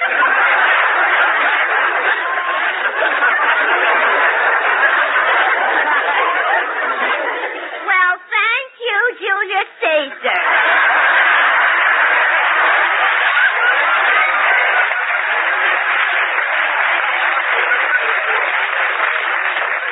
never mind. Now, please ring my home. Okay, I'm ringing it. Smart aleck, Gertrude. She takes you out for dinner once. She thinks she owns you. Oh, well. Mr. Benny's residence, star, stage, radio, television, and silent pictures. Rochester, it's me. Hello, boss. What took you so long to answer the phone? Well, today's your birthday, and I was out in the kitchen finishing your cake. Oh, you baked a cake for me? Yeah, and you ought to see it, boss. Across the top in whipped cream, I wrote, Happy Birthday. Oh, that's nice, Rochester. By the way, how many P's in happy? 2. Uh-oh. Oh, so you'll have to add one. I gotta take one off. I got 3.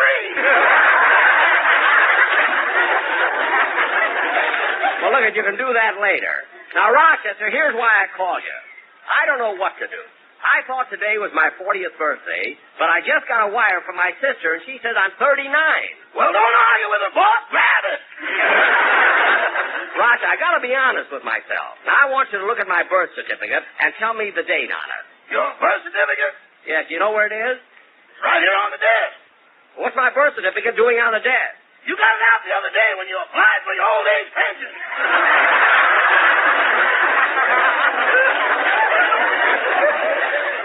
Oh, I just did that for a gag. Well, they must be laughing. Your first check came today.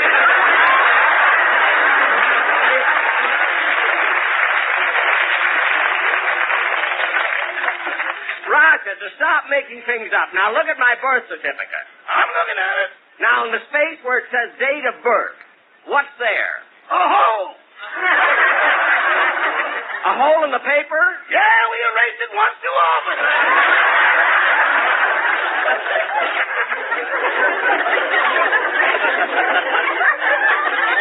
Oh, well, then there's nothing I can do, and I'll have to take my sister's word for it. I guess so, boss. Your sister must be right. Yep, I guess I'm 39. Goodbye, Rochester. Goodbye. Oh, say, boss. What? Aren't we devils? You and me? No, me and your sister.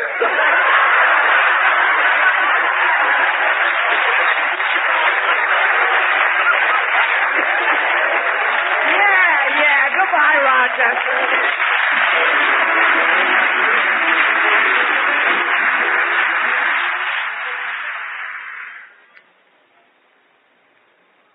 I portray a character that has all the weaknesses, the frailties of man. And I think the reason it was so successful, because every family, large or small, has an uncle like that. They say, oh, he's as cheap as Uncle Sam or something, or Uncle Jack, or whatever it is. Or they'll have people who are always bragging. There are people who are supposed to be great lovers and all, and they're not, you know. So this comes off. Answer the phone, would you, please? Yes, sir. Mr. Benny's room, star, stage, screen, radio, television, and would do the Highland fling if he hadn't already flung it. Rochester. Hello? Oh, yes, Miss Livingston. He's just ready to leave. I'll tell him. Boss, Miss Livingston is waiting at the department store. Say, I better get going. I want to buy some gifts. Now, where's that store Miss Livingston said she'd meet me? It's on the corner of 5th and Fairfield, near the 1st or 4th. I better write that down. 4th and Fairfield, near the 1st of 5th. No. Not 4th and Fairfield. It's 5th. Oh. Well, what's on 4th? I don't even know who's on 1st.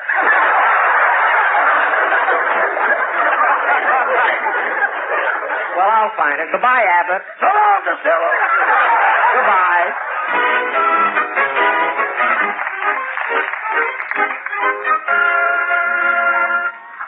Now, let's see. The Bonnie Heather department store should be around here someplace. Maybe it's that store across the street. See what the sign says. No, that's Manny, Moe, and McGregor. Wish I could find a cop or someone who knows his way around. Oh, there's a man standing on the corner in plaid kilts and tam o' shanters. He ought to know. Oh, excuse me, sir, but is the Bonnie Heather department store around here? I don't know.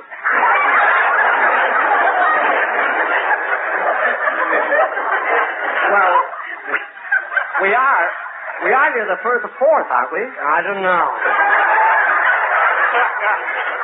Well, this is 5th Street, isn't it? I don't know.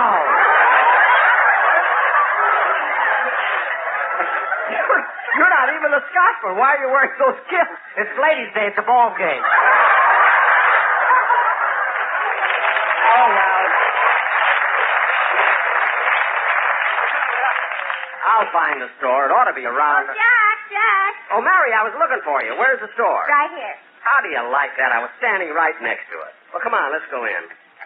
I'll actually get something nice for my sister Florence. Well, they have some beautiful gifts in here. Hey, this is a nice store. Yeah. You ought to be able to get something very nice in here for your sister. How much do you want to spend? Oh, I ought to get her something better than that. Do you think she'd like any of these perfumes? Well, you can't go wrong on perfume. Oh, here comes the man. Oh, yes. Oh, pardon me. Are you the clerk? Aye. May I be of service to you? Yes. This is quite a nice, broad-brick, moonlit store you've got here for me. Yeah. For heaven's sake. What's the matter? In England, you are dropping your aces, and here you're spraying people. I'm just trying to be one of the boys. Now, clerk, I'd like to buy some perfume for my sister. Well, would you like something sophisticated or allure? Dear, I don't know. Well, how old is your sister? Well, she's 2 years younger than I am. And how old are you? 39. 39? Yes. That one almost started his motor.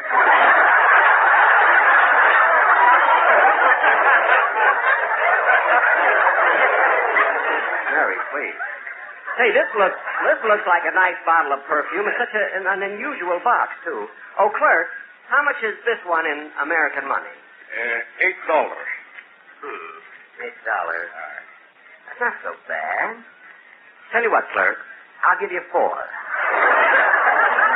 I'll take $7.90. I'll give you $4.10. $7.75. $4.80. $7.10. I'll give you 5. Have a chair.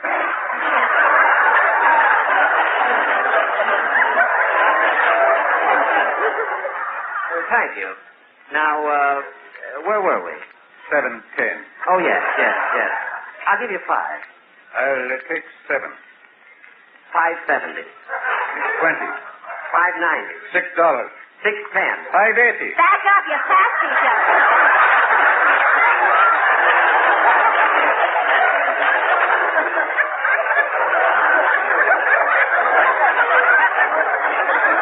Oh, yes. I'll tell you what, clerk. Let's make it $6 even. You're a gentleman and a scholar. It's a deal, sir. Thank you. I'll unlock the store and let you out. Good.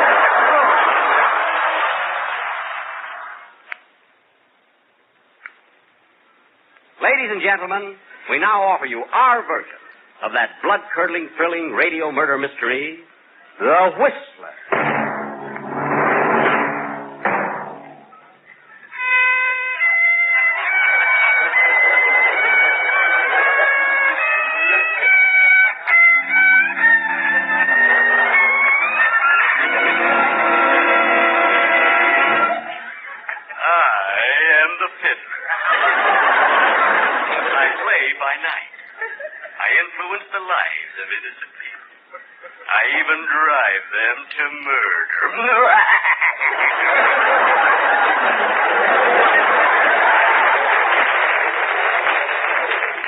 Let me take you to the home of Mr. and Mrs. Park, Gwendolyn and Griffith.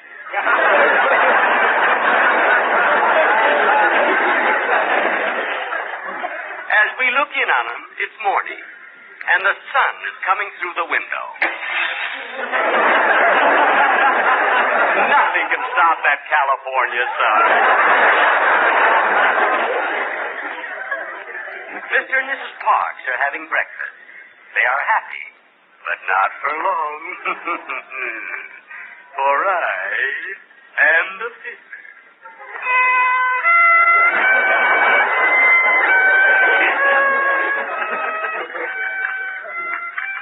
Gwendolyn. This is a wonderful breakfast. I'm sure glad I'm married to you.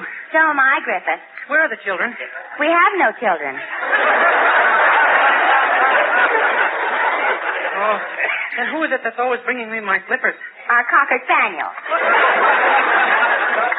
honey, I've waited to have his teeth straightened.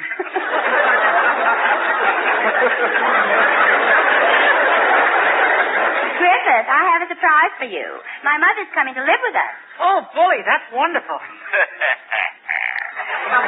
they're happy. But I'll change that. Gwendolyn, when is your dear darling mother coming? Tomorrow. Oh, I'm glad you told me in time. Now I can buy her a present. I wonder what I should give her. Why don't you give her a hit on the head? No, Gwen, your father gave her that last year. What did you say, dear? I just answered your question. But I didn't say anything. Oh, I thought you did. You see, I have them confused already. Well, I better finish my breakfast. Yes, here's a great big bowl of cereal. Wait, I'll pour the cream on it for you.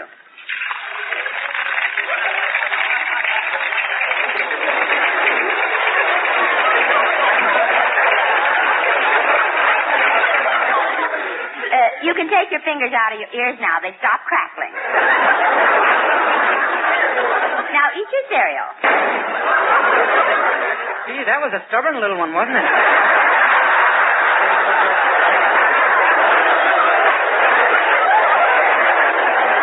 It certainly was, darling. Darling.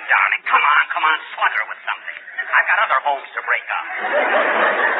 What did you say, Griffith? I didn't say anything. My mouth was full of the breakfast of champions. Well, I better finish my breakfast and hurry to the office.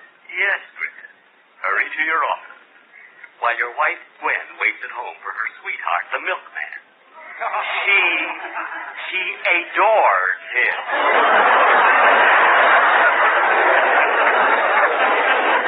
Look, he's coming up the walk now. Won't you come with me to Alabama and let's go see my dear old mammy? Shut up! That song drives me nuts. All right, knock on the door. She's waiting for you. Hello, baby. Hello, Clyde. I've been waiting for you.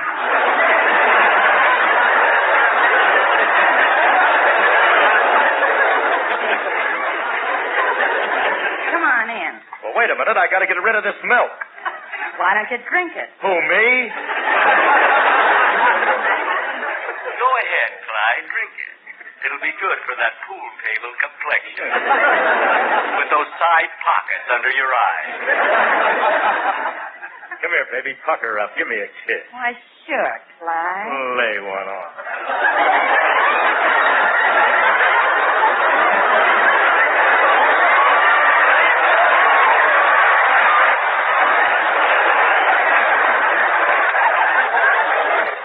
It really thrills you, eh, baby? No, you're holding that cold milk bottle on my back. Gee, Gwen, I wonder what your husband would say if he caught you kissing me, his best friend. Oh, I tell him you're congratulating me on my birthday. But you've told him that 28 times this year. Ain't he getting wise? No, but he's getting mad buying me all those presents. Gee, Clyde, you and I could be so happy together if it weren't for my husband. Now you're on the right track. Well, go ahead. Why don't you kill your husband? Clyde, I just got an idea. So did I. Let's kill Griffith. Must be love we set it together. That's it. Now we're getting somewhere. Go ahead. Kill him. Kill him. You shut up. And take those braces off your teeth.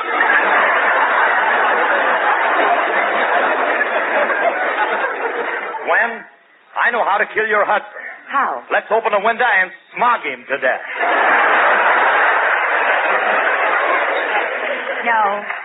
No, Clyde, I have a better way. When he comes home, you hide in the closet.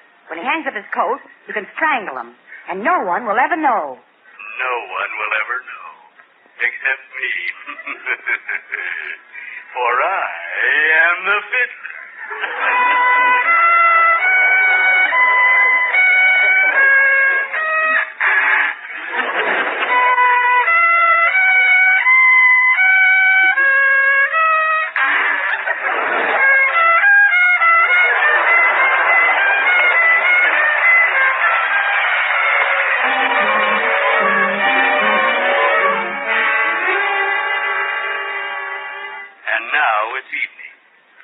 is closed, and Griffith, the unsuspecting husband, is walking home without a care on his mind. Gee, it'll be nice to get home to my loving wife, Gwendolyn. I feel sorry for her. She's alone all day. Are you sure she's alone? Of course I'm sure. About twice a week, our best friend Clyde drops in, but that's only on her birthday. Don't be a fool. Your wife is in love with Clyde. Hurry home. You'll find them together. All right, I'll go home and see for myself. Gee, I better be prepared. Happy birthday to you! Happy birthday to you!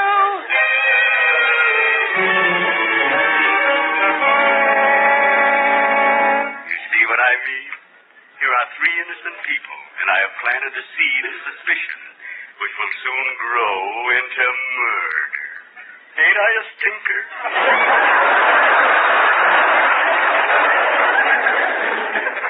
And now, to get back to our story. Clyde is hiding in the closet, and Griffith is about to enter the house. Darling, you're home early. Yes, Gwendolyn. Stop stalking. Ask her about Clyde. Go on, ask her. Huh? Ask her about Clyde. Darling, was Joe here? Not Joe. That was yesterday. It's Clyde today. Come on, you gotta get murdered. And hurry up or we'll be in the middle of Amos and Andy. Go on, open that closet door. No, I don't want to. I'm afraid. Come on, don't be a coward. Open that closet door. No. Go on, put your hand on that knob. That's it. Now turn it. Good. Now open the door. Folks, come with me to Alabama. There we'll meet my dear old mammy. She's frying eggs. Ooh. Griffith, you shot him. No, Gwen, I didn't shoot him. Well, somebody did. I wonder who.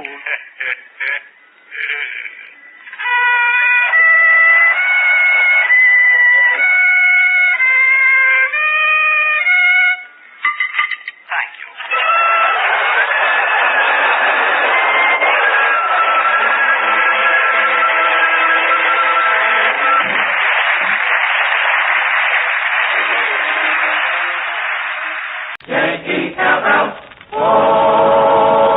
The Jell-O program, coming to you from the stage of the Ritz Theater in New York City, starring Jack Benny, with Mary Livingston, Phil Harris, Dennis Day, and yours truly, Don Wilson. The orchestra opens the program with I Hear Bluebirds.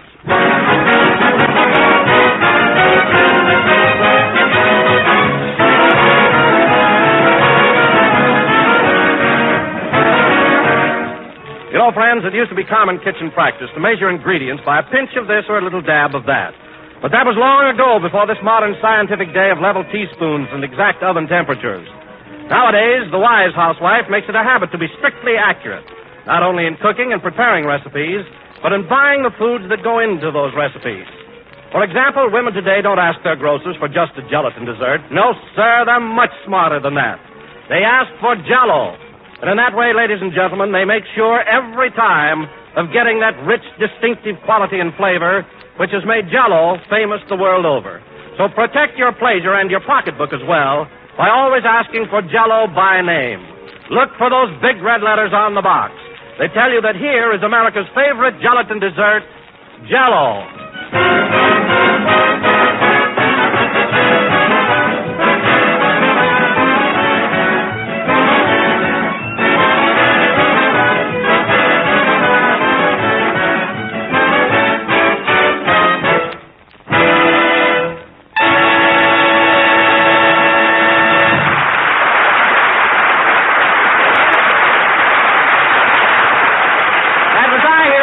Played by the orchestra. And now, ladies and gentlemen, I bring you the latest and greatest of Western heroes. A rugged, two-fisted cowboy who rides like Roy Rogers, hoots like Hoot Gibson, hops like Hopalong Cassidy, and skips like Allison Skipworth, Jack Benny.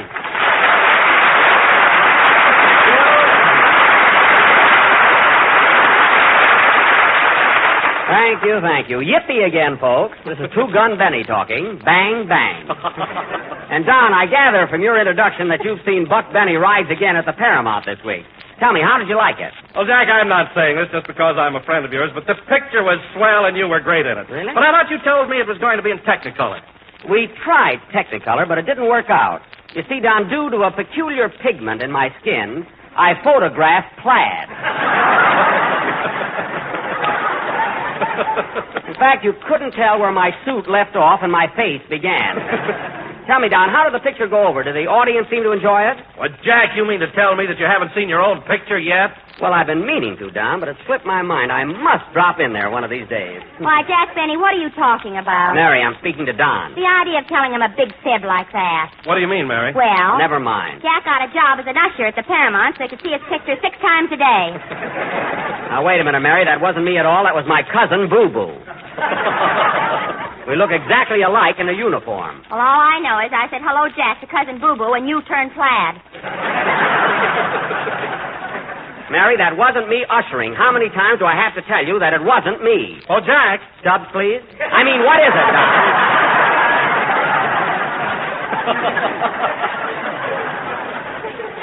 See, Mary, you got me all confused.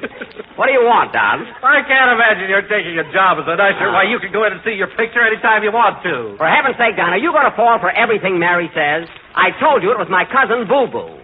We resemble each other, except that he has a mole on his chest. What are you laughing at? You got a hula dancer with a mole on yours. Now, Mary, for the last time, will you lay off?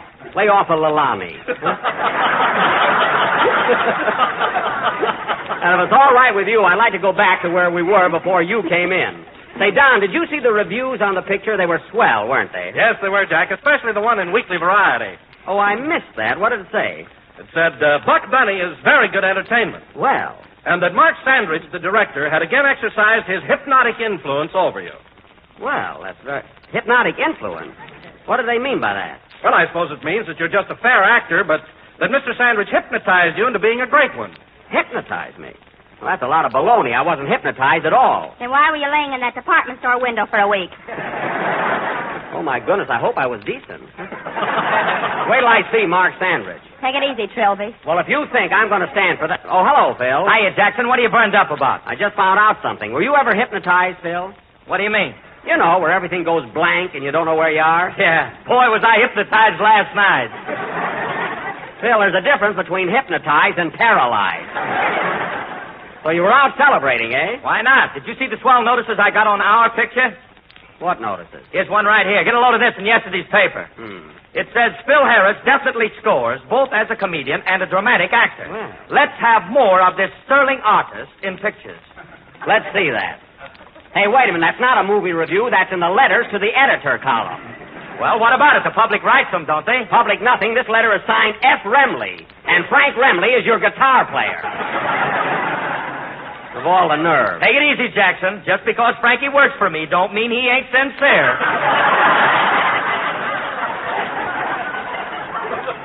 Look, Phil, that's silly. All your friends know that you two are always together. Why didn't he sign the letter anonymous? That's it, Frankie. That's the word we were trying to think of. Yeah. Oh, brother. Phil Harris definitely scores. Look how he spells definitely. D-E-A-F.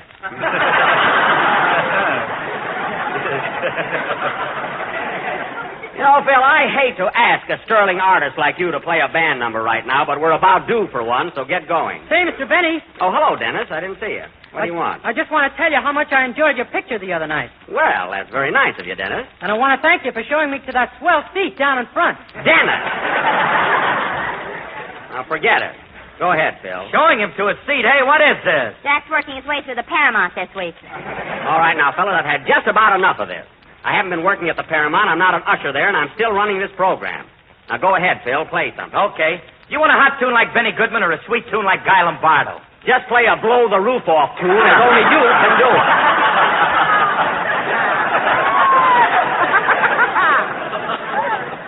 Soft tune like Guy Lombardo, yeah. Hit it. Hold it a minute. Answer the phone, Mary. Okay. You know, Phil, no matter what you play, it always sounds... Hello? Yes, he's here. It's for you, Jack. Mr. Whitman calling. Mr. Whitman? He says he's the manager of the Paramount Theater. Oh, yes. I better talk to him out in the hall. What's the matter with this phone? It's none of your business. I'll be right back, fellas. I wonder what he wants. Hello? Oh, hello, Mr. Whitman. Yes? Yes, this is number 32.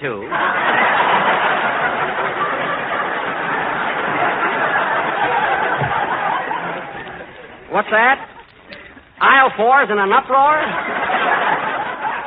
Well, I can't help that. I'm a balcony man myself. I know, but Mr. Whitman, but... Hurry up, Jack. I'll be there in a minute, Mary. But, now, wait a minute, Mr. Whitman. I don't care if I did make a mistake. You're not going to transfer me to Flatbush. All right, I'll be over in a little while. Goodbye. Oh, gone, more complications. I knew I should have got someone to do my broadcast for me today. All right, Phil, go ahead with your number. What did the manager of the Paramount want to talk to you about? Mary got it wrong. It was the Paramount Clothing Company. They're making a suit for me. And they're sending the coat right over. But the pants are going to Flatbush. Now, Mary, I told you to lay off. Okay, 32. What's she talking about? Play, Phil. Mary, 32 is my waist measurement. Nah.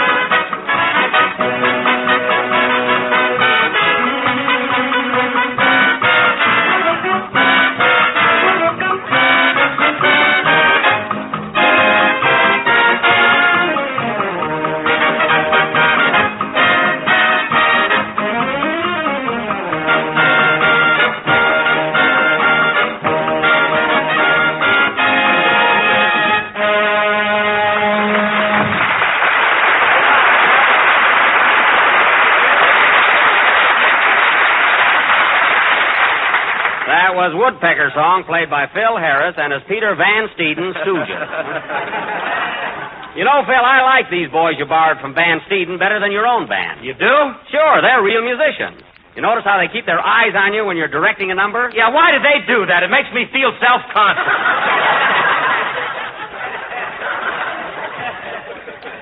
Well, it is a new experience for you. But, Phil, I noticed when the boys played just now, the fellow with the flute seemed to be way off. He sounded pretty bad. Nix, Jackson. That's Van Steeden himself. Van Steeden? Sure. Come on over here, Pete. I want you to meet Jack Benny. Nuts to him. Nuts to you, too. Come on over here.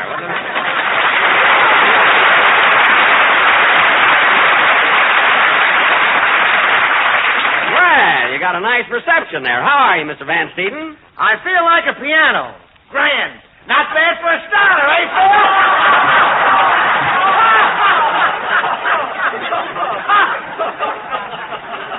Well, he's from the Allen program, all right. Hey, lay off of him, Jackson. Van Steeden's got a terrific sense of humor. Thanks, Zeb. Okay, Zeke. What a team. Zeb and Zeke, they make me seek. You said it. Hey, Van Steeden, this is Mary Livingston. Well, glad to meet you.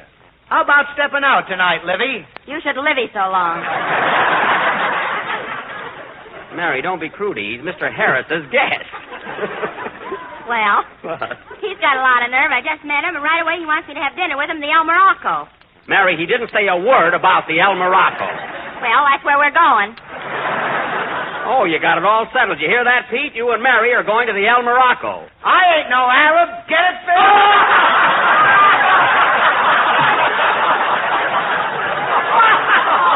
Man, that's a Lulu. Lulu, yes. Huh? Say, Jackson. What? Did you hear him and I on Us the People the other night? What? What was that, Phil? I said, did you hear him and I on Us the People? That's We the People. I don't know how a pair like you could ever do a guest shot on an intelligent program. Oh, you don't, huh? Well, No. get a load of this. Yeah. They've even asked us to go on another big program Tuesday night. Imitation, please. Imitation, please. He means inflation, please. That's information, please. You two guys couldn't get on that program if Maxie Rosenblum asked the question. And that went better even than Abe Lyman.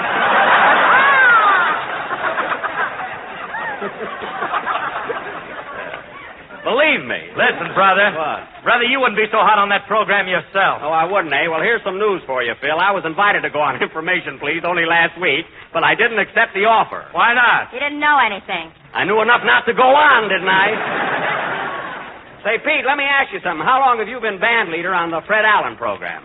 Oh, about 5 years. 5 years with Allen? Oh, my goodness. How can you stand it? It doesn't bother me at all. I understand, huh? I get it, kid. Well, Peter, you can go back to your band, sit down now. We've got to continue with our program. Okay, Jackson.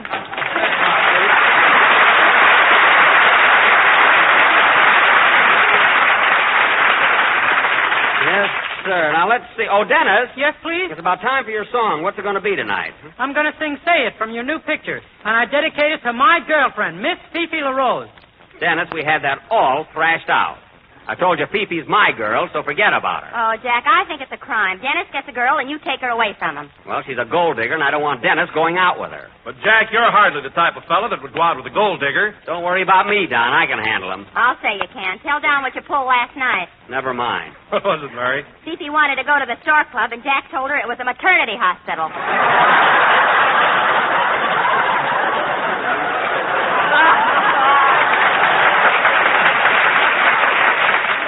Well, it worked. Anyway, we saw a wonderful movie instead. How was Rochester in it? Shut up. Now, Dennis, as long as you're standing there with your mouth open, you might as well go into your song. I never saw such a hectic... Hold it a minute. Come in. Hello. Hello. Am I intruding? Well, we are right in the middle of a program. Well, look, could I say hello to Don Wilson? My wife and I are his most ardent fans. Don Wilson? Yes. There he is. Say, aren't you the same... Oh, how do you do, Mr. Wilson? Well, how do you do? I'm so glad to know that you're such a loyal fan of mine. Oh, I'm a regular pest around my neighborhood. Everybody says to me, oh, you and your big fat Don Wilson.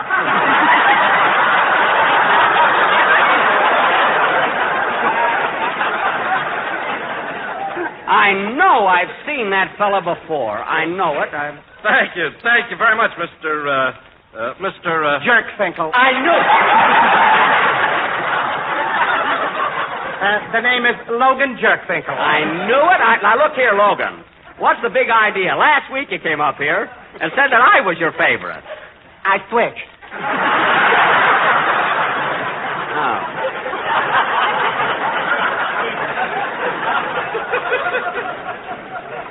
Well, frankly, Jerkfinkel, I'm disappointed in you. Oh, stop, Jack. You're a bigger Finkel than he is.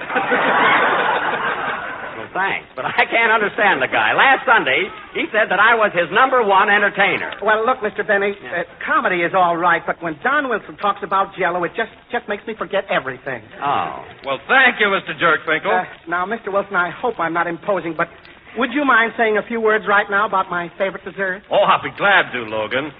Ladies and gentlemen, whenever you're in the mood for a tempting and appetizing dessert, run down to your neighborhood grocer and ask him for a package of Jell-O. Sing it, kid.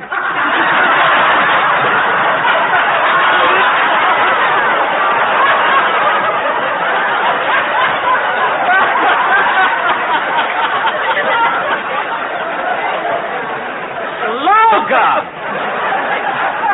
You will find that Jell-O is not only economical and easy to make, but that it comes in 6 delicious flavors. You tell him, Tubby.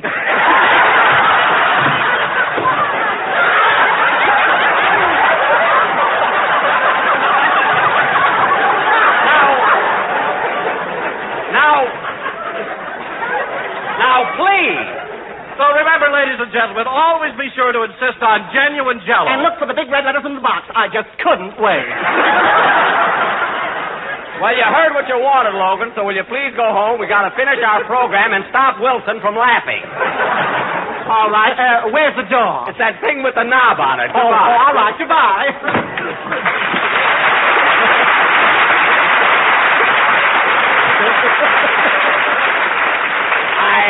Hope he doesn't follow us to Hollywood. Sing, Logan, or Dennis.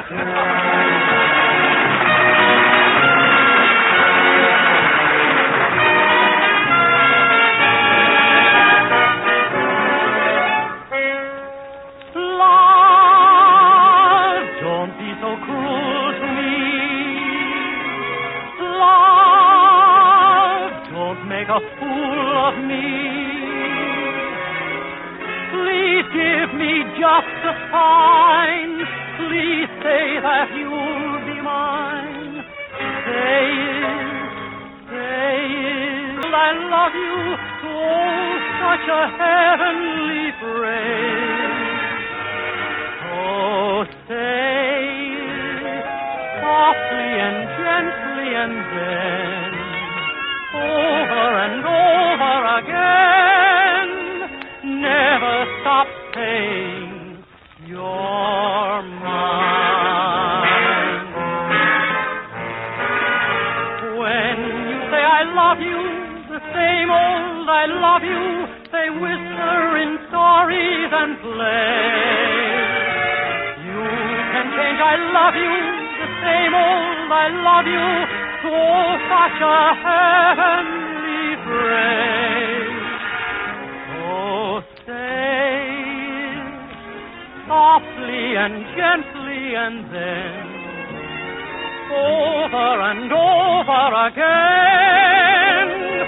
Never stop saying you're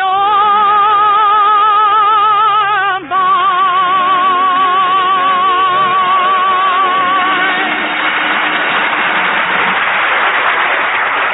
Yes, sir.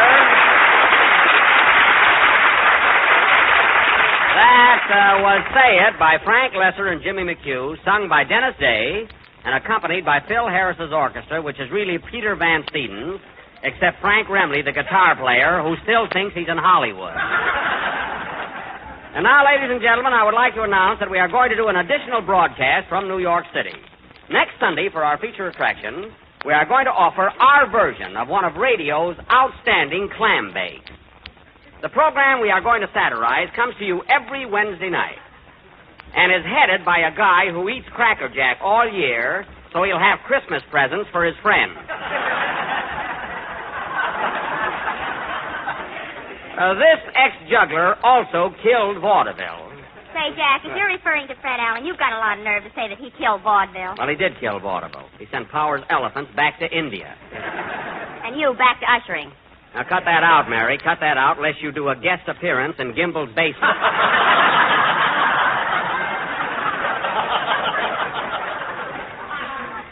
Anyway, folks, be sure and tune in next Sunday for our version of Town Hall Tonight. Say, Jack, while we're on the subject of Fred Allen, wasn't Rochester swell on his program Wednesday night? What? What'd you say? Rochester was on the Fred Allen show. Sure, didn't you hear him, Jackson? Well, of course not. He sure spilled the beans on you, Mr. Benny. You mean he had the nerve to go on Allen's program and discuss my private life? Yeah. Rochester said he had to strap water wings on you before you got in the bathtub. That's a lie. I don't even wear them in my swimming pool anymore. I got it right this time. I think that my valet would be so disloyal. It ain't his fault. Allen asked him questions, and Rochester just answered them. Well, that's the most embarrassing thing I ever heard of. The idea of telling Allen I hide money in my mattress. He never mentioned that. Oh. Why don't I keep my mouth shut? Mary, get me Rochester on the phone. What's his number? It's the Teresa Hotel up in Harlem. I've got the number right here. It's Lennox 888-COME-7. And hurry. Okay.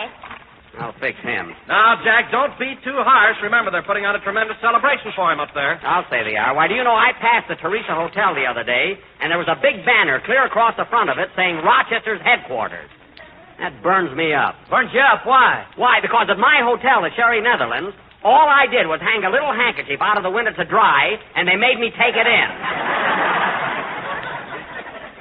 That's why. Hello, Teresa Hotel. I'd like to speak to Rochester Van Jones, please. Give me that phone.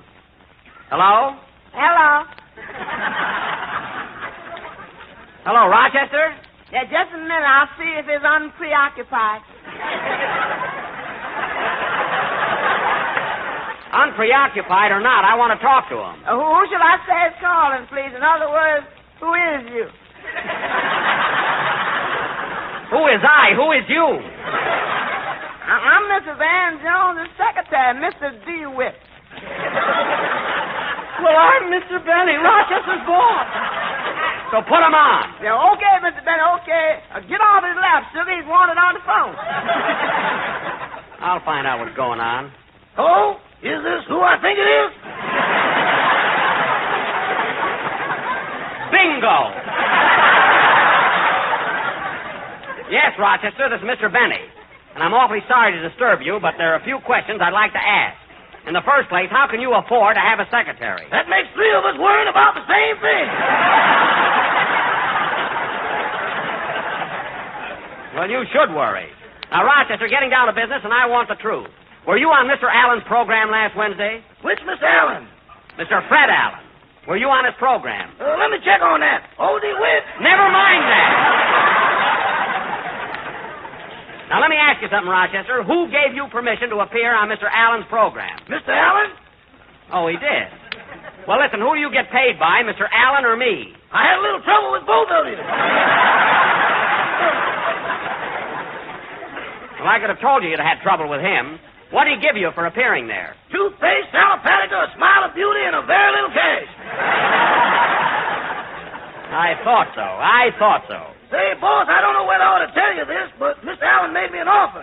He wants me to be his valet. I don't know what he wants with a valet. He's only got one suit. Well, it needs pressing. You said it. Now, Rochester, what did you do about this offer? I turned him down, boss. Well, thanks, Rochester. I couldn't leave you. Well, thanks. I'm in too deep.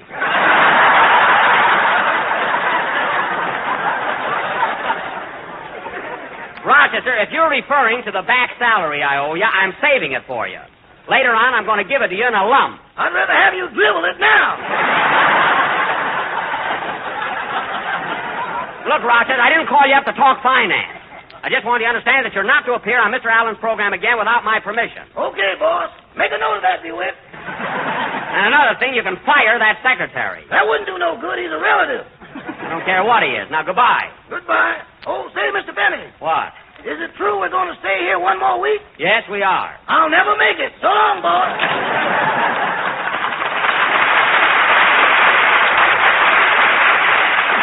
What a guy. I call up to ball him out and nothing happened. Say, Jack, are you really saving Rochester's money for him? I certainly am, Don. Someday he'll thank me for it. Hey, Mary?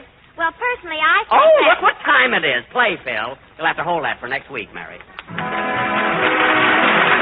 And now, ladies and gentlemen, let's all swing into spring with one of the grandest salads of the season. Yes, I'm talking about Jello Pimento salad, a gay, brilliant combination of bright red pimento, juicy sweet pickles, and the tart, refreshing flavor of rich lemon Jello. Now, here's a wonderful treat, and there's no trick at all to making it. All you have to do is first make up a package of lemon Jello. Next, take 4 individual molds, and to each one, put 1 teaspoon of chopped pimento and 2 teaspoons of chopped sweet pickle. Then pour in the Jello and chill until firm. When it's all ready, serve it on crisp lettuce with mayonnaise, and watch the family take up where you left off. Tomorrow, order some lemon Jello from the grocer, blend it with crimson pimento and delicious sweet pickle, and decorate the dinner table with this new Jello treat, Jello Pimento Salad. Good night, Joni. Be a good girl, and this is the last number of the 30th program in the current Jello series. I will be with you again next Sunday night at the same time, broadcasting from New York City. Hey, Jackson, Marty Lewis of the Movie and Radio Guide is here, and he'd like to make an announcement. Oh, hello, Marty. Hello, Jack. Ladies and gentlemen, for the past few weeks, our magazine has been conducting its 7th annual Star of Stars poll, and I am very happy to tell you that Jack Benny was again voted the most popular comedian on the year. So congratulations to you, Jack. Thank you. In behalf of Movie and Radio Guide magazine and the millions of radio listeners, it gives me great pleasure to present to you this trophy. Well, thank you, Marty. Thanks very much. You're welcome, Jack, and I also want to announce that Don Wilson has again been selected as radio's outstanding announcer. Thank you, Marty. Thanks a lot. Well.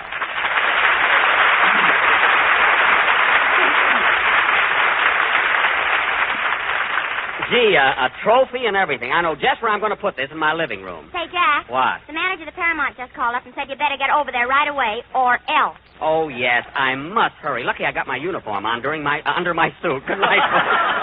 This is the National Broadcasting. The Jack Benny Program, transcribed and presented by Lucky Strike. the cigarette that's toasted to taste better. If you want better taste from your cigarette, Lucky Strike is the brand to get. It's toasted to give you the best taste yet. It's the toasted cigarette. They take fine tobacco. It's light tobacco. It's mild tobacco, too. And it's toasted. Yes, it's toasted. Because the toasting brings the flavor right through. So to get better taste from your cigarette, Lucky Strike is the brand to get. It's toasted to give you the best taste yet. It's the toasted cigarette. This is Don Wilson. The song you just heard has an important message for everyone who smokes. The sure way to get better taste from your cigarette is to make sure you get Lucky Strike. It's toasted to taste better. Of course, the better taste of a Lucky begins with fine tobacco. And then that fine tobacco is toasted. It's toasted. The famous Lucky Strike process tones up this naturally mild, good-tasting tobacco to make it taste even better, cleaner, fresher, smoother. Yes, a Lucky tastes better because it's the cigarette of fine tobacco and it's toasted to taste better. So be happy. Go Lucky.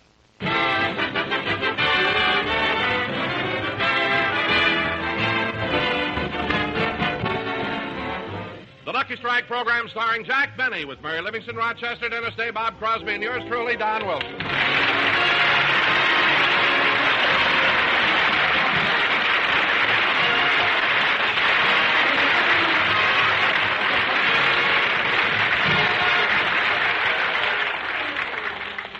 Ladies and gentlemen, tonight Jack Benny does his first television program of the season. But, of course, he also has a radio show to do. So let's go back an hour and visit Jack in his dressing room. He's relaxing before rehearsal. There's no business like show business like no business I know. Da da da da da da da da da. Da da dee da dee da da da da. Gee, when Irving Berlin wrote that song, he knew what he was doing all right. There's no business like show business. And I'm sure glad I'm part of it. Gosh, I'll never forget how I first started. I remember when I made up my mind to go into vaudeville. It was the last week in June, and I was 19.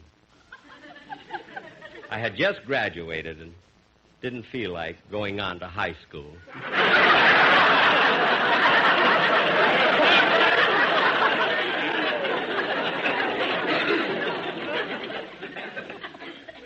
What memories those early vaudeville days bring back. Split weeks, 2 a day, New York, Broadway, and the Palace. I'll never forget who was on the same bill with me when I first played the Palace. Jimmy Durante, Georgie Jessel, Johnny Wilkes Booth.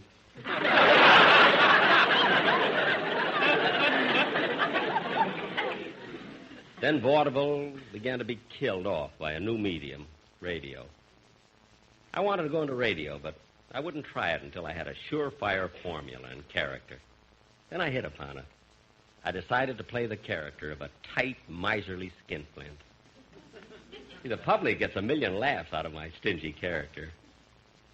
And so do I when I count the money I save.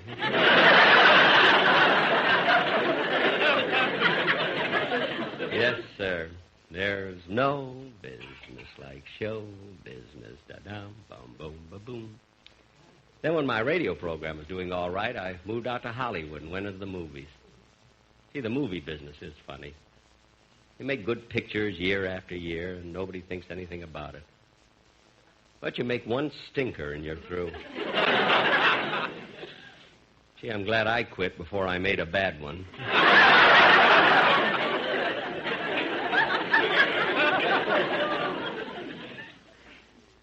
Of course, I take a lot of kidding about the horn blows at midnight, and yet I can honestly say I never heard of more than 10 or 12 people who didn't like it. Come to think of it, I never heard of more than 10 people who went to see it. And yet there were 12 people who didn't like it.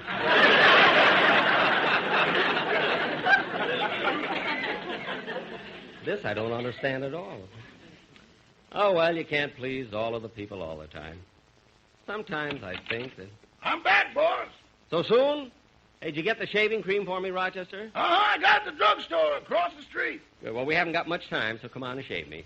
Okay. Now, hold your head still while I lather you up. Okay. Say, what kind of shaving cream have you got there? It smells different from the brand I usually use. Oh, it is different. It's the newest on the market. It contains 18% lanolin, 7% antiseptic, 50% soap, 9% chlorophyll, and 16% Smirnoff vodka.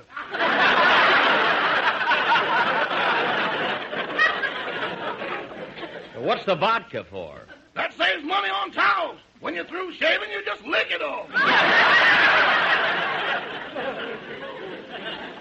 Gosh, what won't they think of next? Come on, Rochester. You got my face all lathered up. When are you going to shave me? In just a minute. Excuse me. Oh, Mr. Wilson. Mr. Wilson. What is it, Rochester? I'm going to shave Mr. Benny now. Okay, I'll tell the boys. Hey, fellas, Rochester's going to shave Mr. Benny now.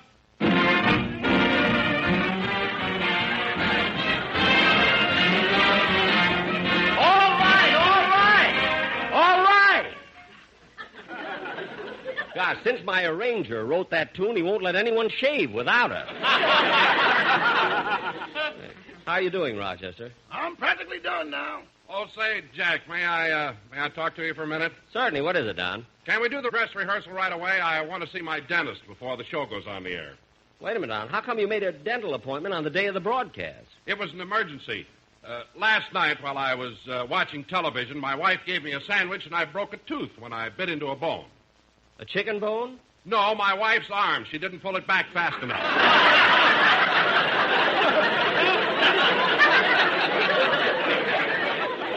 Oh, Don, you're joking. Yes, I am, Jack. But I did break a tooth, and if I don't have it fixed, I'm afraid I won't be able to do the commercial properly on the program. Well, don't let that worry you. The Sportsman Quartet, they can always do it. You know? Yeah, I know, and they're across the hall rehearsing with Malin Merrick, your arranger. Well, come on, I'll go listen to it. I'll be back in a few minutes, Rochester. But, boss, you still got a little lather on your face. Don't worry, I'll get it off before the show. Come on, Don.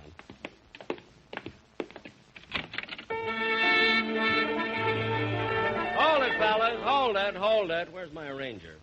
Oh, Malin. Yes, Jack? How are you getting along with the boys in the band? Fine. After all, we're not exactly strangers.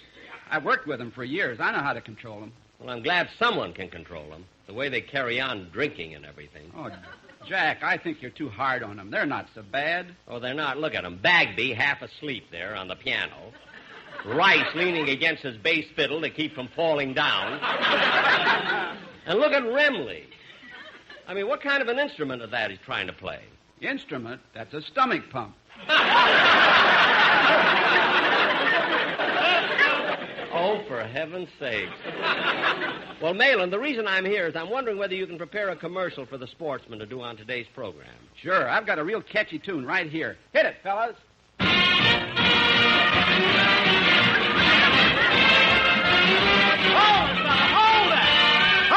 Hold it! Look, Malin, do you have to play that tune of yours all the time just because you wrote it? I want the quartet to do the commercial on today's program. Now, can you have something ready by airtime? Oh, sure, Jack. In fact, we have one here, and it's all about you and your big blue eyes. Commercial about me and my eyes? Ah, sweet. Let's hear it, Malin. Okay, take it, fellas.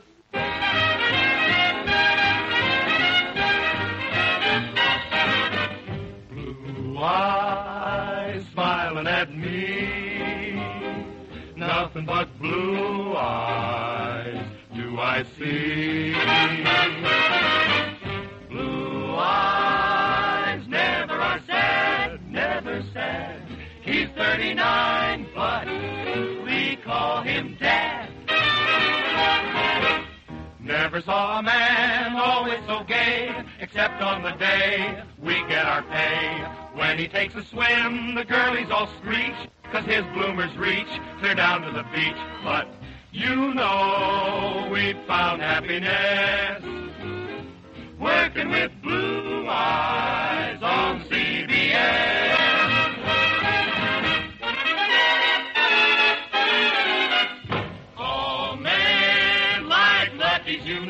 Take a tip from me, smoke an LSMFT. You go. Better tasting, too. Fine tobacco through and through.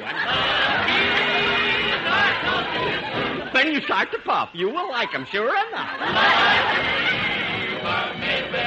Made of fine tobacco, very mild, and that's a fact. Made better by far. No other brand is on the par. Everyone agrees throughout the land. Lucky's our best, the favorite brand. So blue eyes, they light up when we say Lucky Strike. So light up a Lucky, the smoke you like.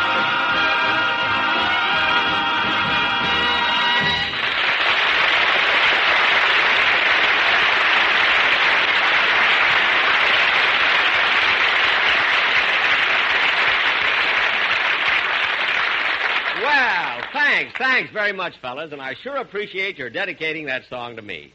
Now, Malin, I'm going back to my dressing room and see if Dennis has come in yet. Then we can get on with the... Remley, stop licking the lather off my face.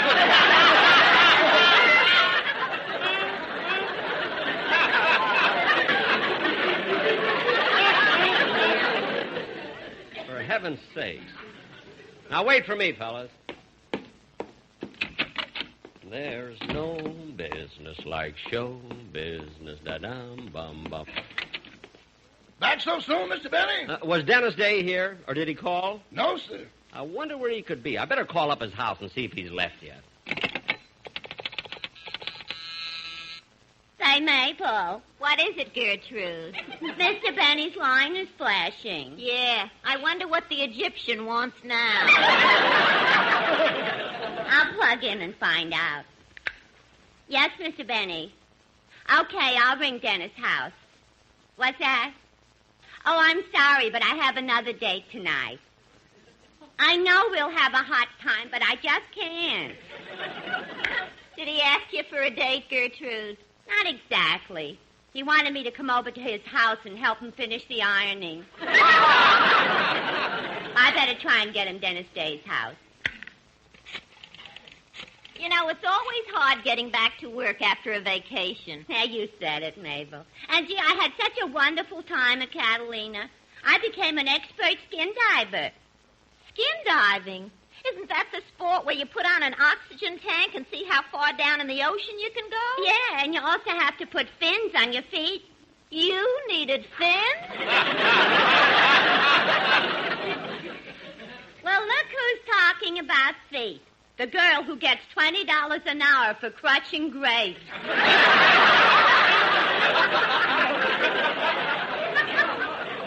I'm sorry. No offense was intended. Is that skin diving as exciting as people say it is? Yeah, you never can tell what'll happen. Once I was down on the ocean floor, and a great big octopus came up behind me and wrapped all of its 8 arms around me. Oh, gosh, were you scared? Yeah, it felt like I had a date with the Sportsman Quartet.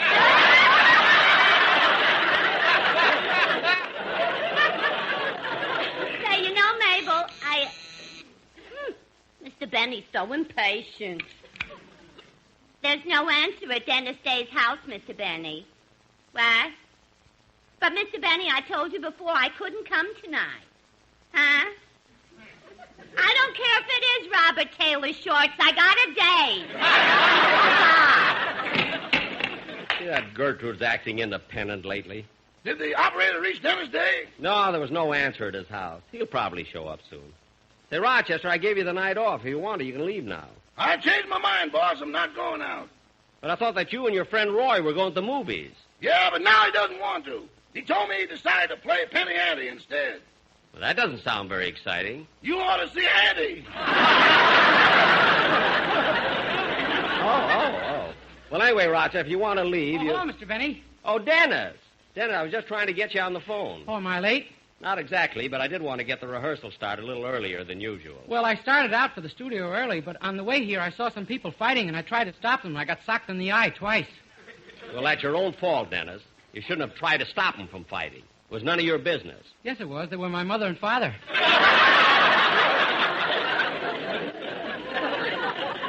Well, what caused the argument this time? Oh, my mother was mad at my father.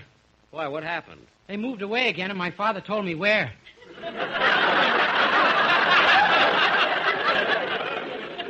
Dennis, I can't understand why your mother keeps trying to lose you. After all, she is your mother. You wouldn't dare say that to her face.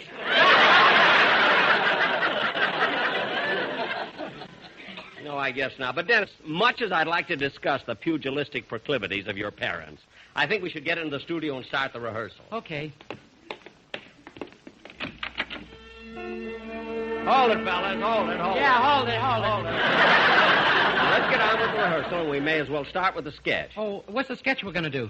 Well, we're going to do our version of that spectacular 20th Century Fox CinemaScope production, Garden of Evil, which starred Gary Cooper, Susan Hayward, and Richard Widmark. Now, I will play the Gary Cooper part, which is the leading role. Naturally. Yes, naturally. Yes. Now, Don, let's rehearse it. Set the scene. Okay, a little mood music, please, Malin.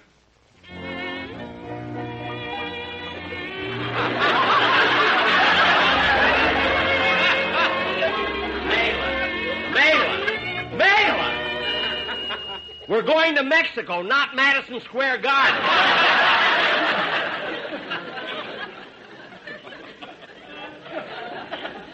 Now do what Don Wilson said or he'll bite your arm. Go ahead.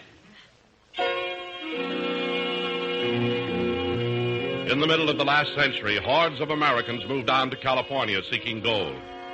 Our play concerns two men who were bound for the gold fields by boat, but were blown off their course and landed on the coast of Lower Mexico.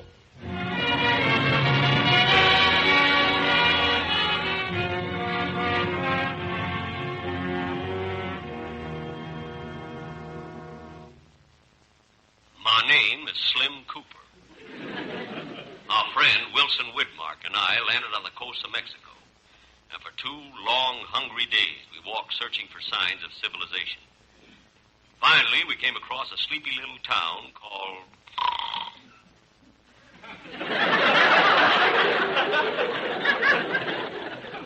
Later, this name was changed to Sonora, Mexico.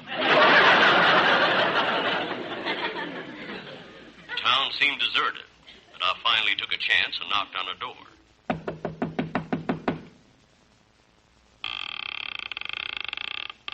Buenos dias, senor.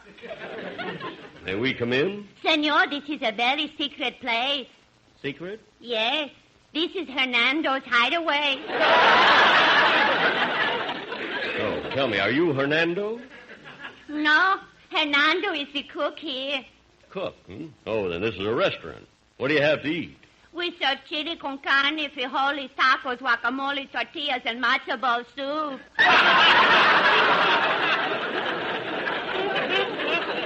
Matzo ball soup? Hernando is only his first name.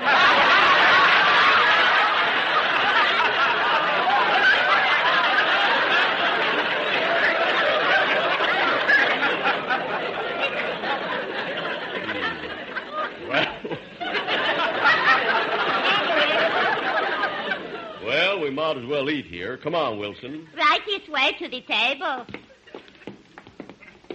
Say, look at the menu. Hey, they got everything on it. Are you hungry, Wilson? Hungry. I'm so starved I could eat a horse. Don't you get tired of the same thing every day?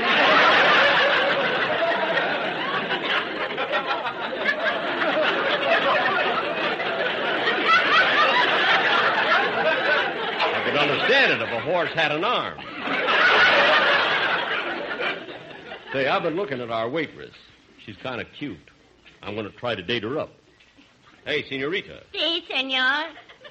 How about a date tonight? I cannot go with you, senor. I am married. The bartender over there is my husband. Your husband, eh? Going over and talk to him. Say, are you the bartender? Si.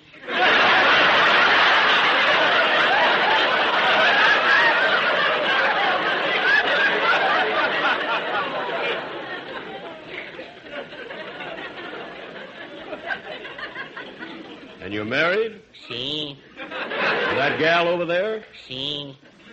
What's your name? Sorry.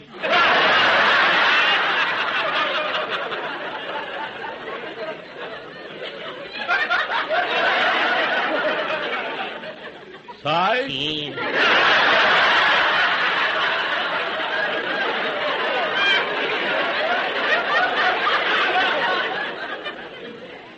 Have you any children? 6.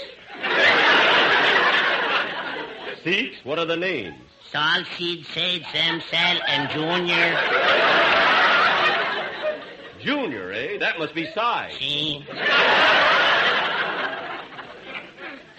What's your wife's name? Sue.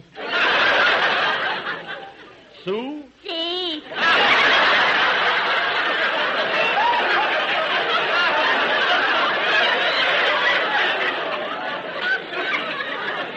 Well, she's a very nice gal. Hey, Slim, the food's in here. Okay, I'm coming. Hey, this food looks good. Yeah, but it needs salt. There ain't none on the table. No salt, eh? Well, I'll get some. Sue? Si. Salt. Si. Size. Si. Salt. Sal. Never mind! We'll eat it without salt.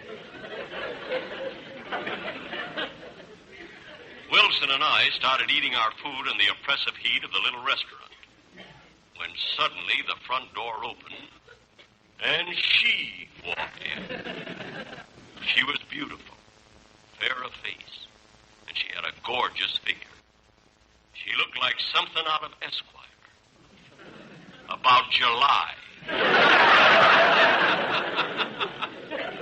I got up from my table and walked across the room to her.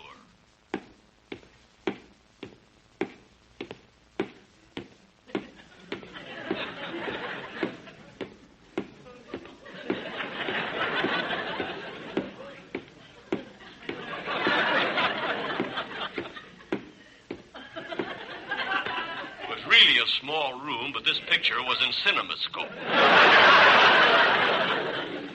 She began to speak.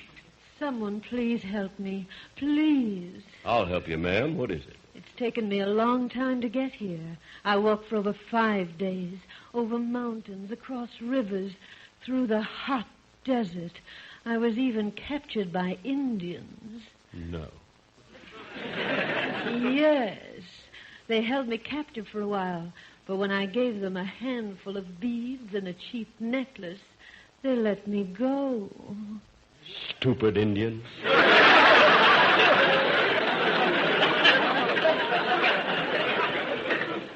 What is it you want? I need a man to go back with me to where I came from. I need help back there urgently. But, miss, that's a dangerous trip. I know. So I'm offering $1,000 in gold to any man who will come with me. Well? Or if you prefer, I'll give you a great big kiss instead. This was a challenge to my manhood. I did what any other red-blooded man would do. We left after I deposited the money in the bank. As we traveled through the dangerous country, she told me the whole story. She and her husband were working a gold mine which collapsed. Her husband was trapped and she couldn't get him out herself. She left him food and water and went looking for help. When we reached the mine, he was still alive. I spoke to him. Gee, partner, I feel sorry for you. You must have gone through a terrible ordeal. It was awful. Terrible. 8 long days and nights being trapped in here alone. I didn't mind the pain from my broken leg so much, but it was the loneliness I couldn't stand. The terrible, frightening loneliness. Day after day, night after night. No one to look at, to talk to. Just being alone. Alone. Alone. And this morning, a big rattlesnake crawled in here. Oh, my goodness. What did you do? I taught him to play gin rummy. Look, take it easy, partner. You're out of your mind. I'll try to dig you out. Not right now. I want to finish this game. Gin. Ouch! Boy, what a sore loser. The snake bit you. Oh, do something. Do something. No, it's too late. I'm going fast. Darling, kiss me goodbye. Yes, dear.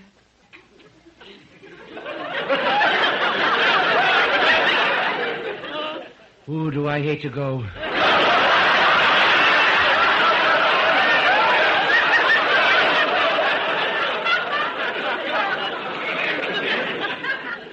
Everything is turning black.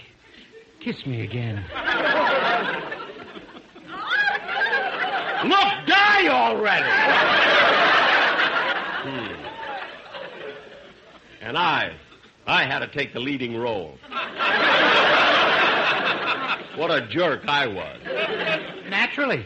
A few minutes later, he passed on. It was then that his wife said that she had fallen in love with me, so we got married. What a sneaky way for her to get her $1,000 back.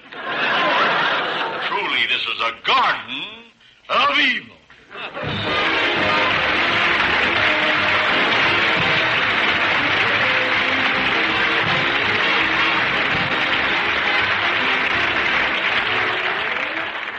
Ladies and gentlemen, I'll be back in a minute to tell you about my television program, which goes on at 7 p.m. tonight over the CBS television network. But first, here's the sweetheart of Lucky Strike, Miss Dorothy Collins. If you want better taste from your cigarette, Lucky Strike is the brand to get. It's toasted to give you the best taste, yet it's the toasted cigarette. They take fine tobacco. It's light tobacco. It's mild tobacco, too. And it's toasted. Yes, it's toasted. 'Cause the toasting brings the flavor right through. So to get a better taste from your cigarette, Lucky Strike is the brand to get. It's toasted to give you the best taste, yet it's the toasted cigarette. Friends, that song gives you the big reason why so many millions of smokers always ask for Lucky Strike. A Lucky tastes better. It's toasted to taste better. The better taste of Lucky Strike begins with fine tobacco. Why, sure, LSMFT, Lucky Strike means fine tobacco. But there's even more to it than that. Just before it's made into Lucky Strike cigarettes, that fine tobacco is toasted.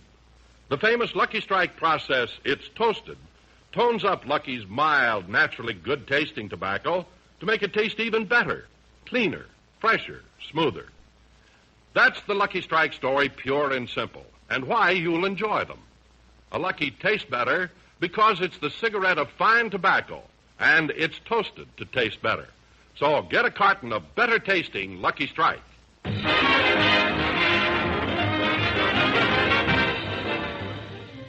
Ladies and gentlemen, as I mentioned before, tonight I'm doing my first television show of the season.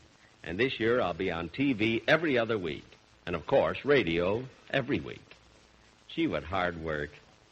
If I didn't stay 39, I'd never be able to take it. Good night, folks. I'm a little old. I mean, a little late. The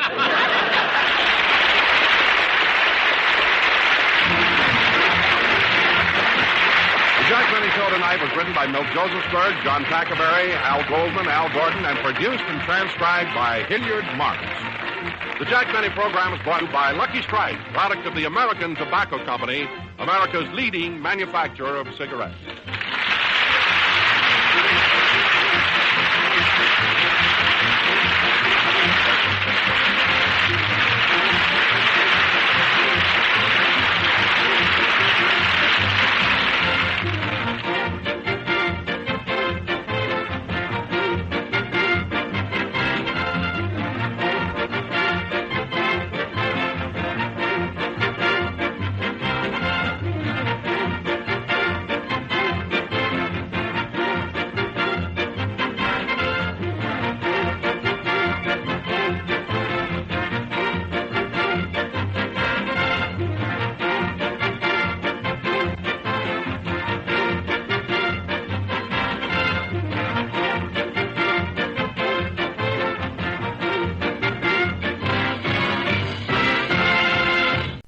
This is ChestertonRadio.com.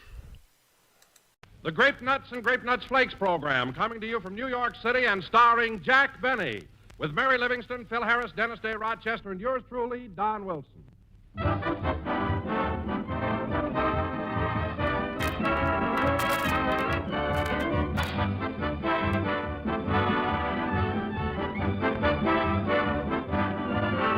Back in the dear dead days when folks put on long linen dusters to go scorching over the roads in a brand new horseless carriage, yes, way back then, delicious, malty-rich grape nuts were making a hit at American breakfast tables.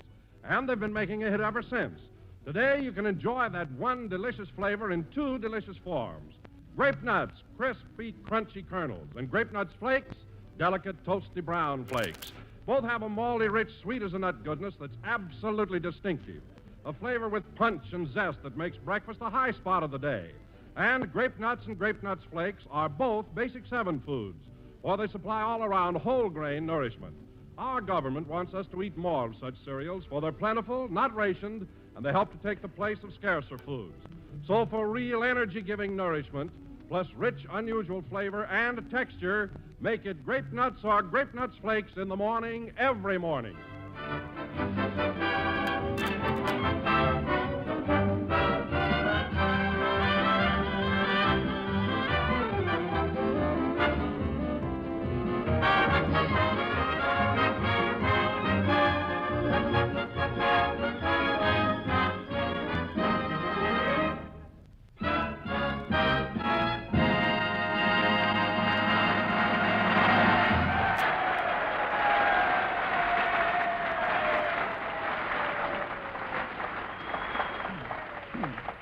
And now, ladies and gentlemen, say, Mary, are you sure it's all right? Certainly. Isn't it, Phil? Sure. Go ahead, Don. Okay.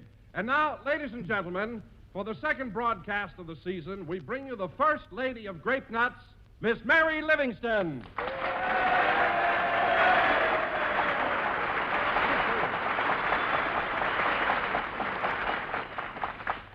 Thank you. Hello again. This is Mary talking. And, Don, the reason I asked you to introduce me is because Jack's out in the hall talking to his new writers. His writers? Not so loud, Don. Not so loud. You know, people think I ad-libbed this stuff here, you know. I'm one of them spontaneous men. Oh, I'm sorry, Phil. Say, Mary, how's Jackson since he got home? Oh, Phil, it's simply awful. Since he got back from North Africa, that's all he talks about. He absolutely drives you nuts. Are you kidding? Kidding? You want to know something? Jack's a bigger ham now than he was before he left. No, don't do that to me. I got a wife and baby.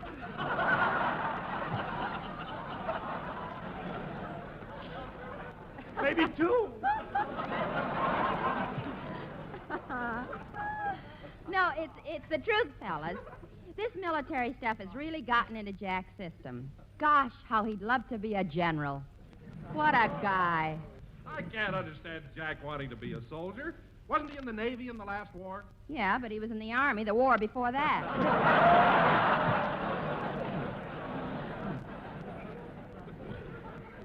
Oh, and there's one thing I got to tell you, kids. You'll never believe this. What is it, Mary? Yeah, tell us. Oh, it's so fantastic. Well, go ahead, tell us. What is it? Well, yesterday morning, while Jack was shaving, he cut his cheek. Yeah? And ever since then, he's been calling himself Old Blood and Guts.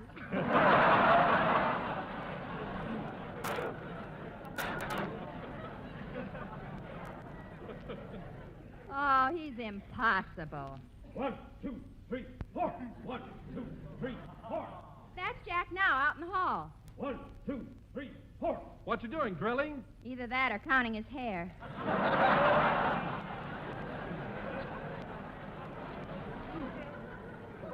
Who knows? Say, Mary, do you think I ought to go out and get Jack away from these boys? No, I'll go.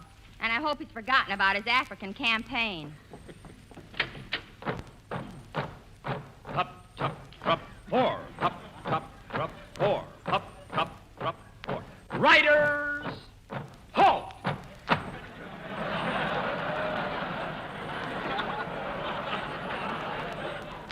Present pencils. A fine bunch of comedy writers. Recruits from the Allen program. Rookies, every one of you. Just look at you. Balzer, pull in your typewriter. Yes, sir. And Josephsburg, your pencil. Look at that point. That's my head, sir. I mean the one with the eraser on it. And Tackerberry, where's Howard? He went AWOL to Red Skelton, sir. He did, eh? Now, listen, men. This is no picnic, you know. You got a job to do, and I'm going to see that you do it. And you. Look at you with your hair hanging down in your face. I never had that trouble with Bill Morrow. But, sir, wasn't he bald? That's beside the point. That's my head, sir.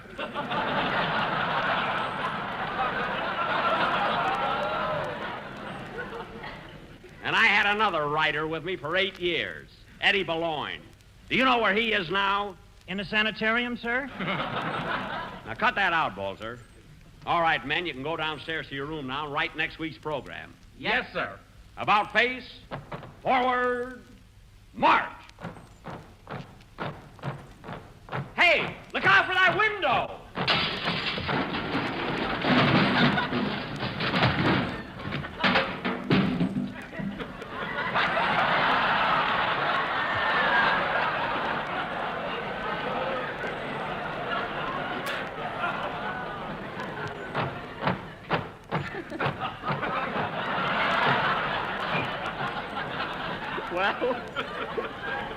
Well, I guess they're all right, darn it. Oh, boy, 35 weeks of this. Well, it serves you right. Oh, hello, Mary. If you'd stop acting like a top sergeant in the movies, you wouldn't have so much trouble. Now, come on in, Jack. The program's half over. Okay. Well, here he is, fellas. Hello, Jack. We've been waiting for you. Hiya, Jackson.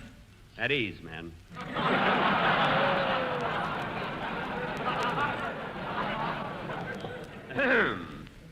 Shall we line up for inspection? Not now. Play, Phil. You see, Mary, I have to discipline the boys. That's the important.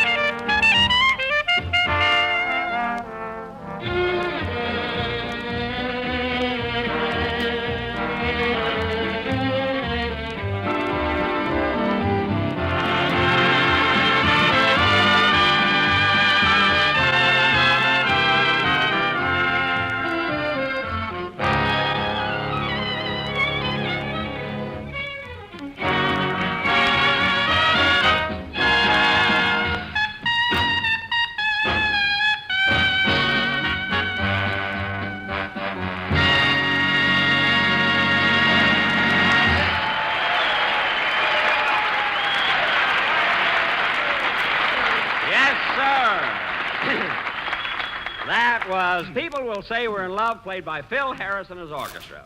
And now, ladies and gentlemen... Hey, Jackson, Mary tells us you've gone military since you got back from Africa. What's the idea?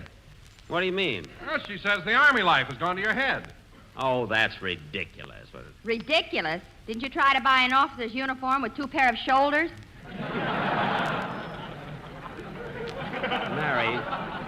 Mary, it was just a buck private's uniform. And I had a hard time finding one. Well, let's go into a lot of trouble just to get in the movies for half price, Bub.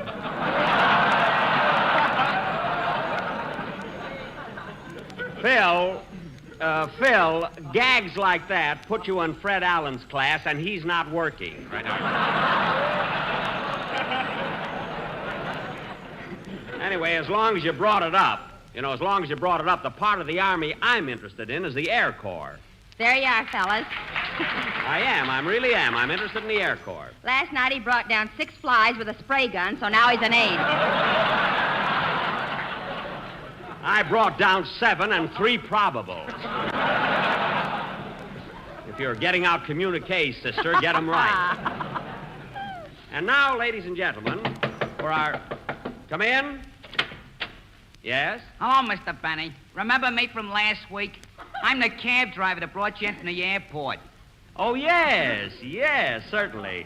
Yeah, your name is... Crowley. Yes, I remember. You have a brother over in North Africa. Yeah, Joe's a corporal. Yes. Oh, of course, certainly. Corporal Crowley, yeah. I can't understand you not running into him. He was in Africa at the same time you were.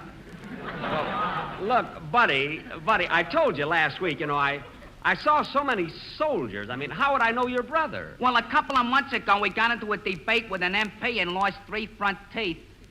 Well, it just so happens that every soldier I saw had all his front teeth. Then you probably seen Joe. He had a bridge put in.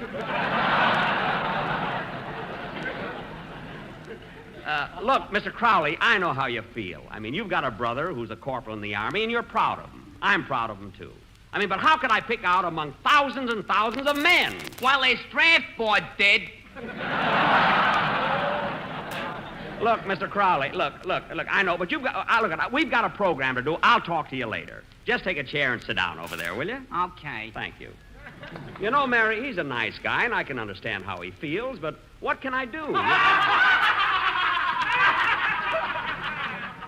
What's that? My writers, they finally thought of a joke. No, fellas, no! Oh! One of them didn't like it.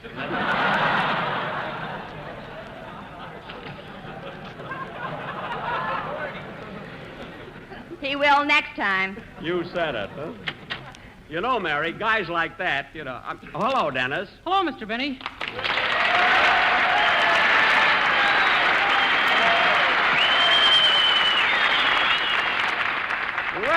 Well, how are you, kid? Fine, sir. Dennis, you don't have to salute me in the studio. Yes, sir. And you don't have to call me sir. Yes, ma'am.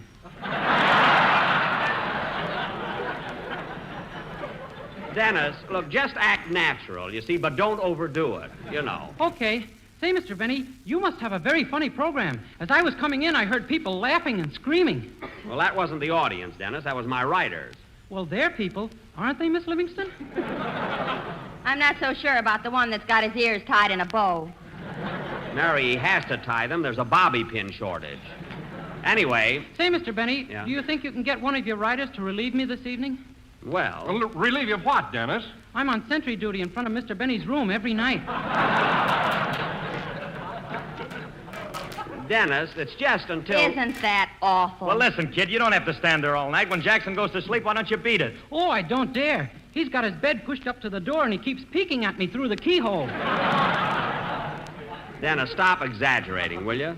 And let's have your song. Okay. Gee, you'd think that... Cracks his knuckles a lot. Funny you didn't hear him.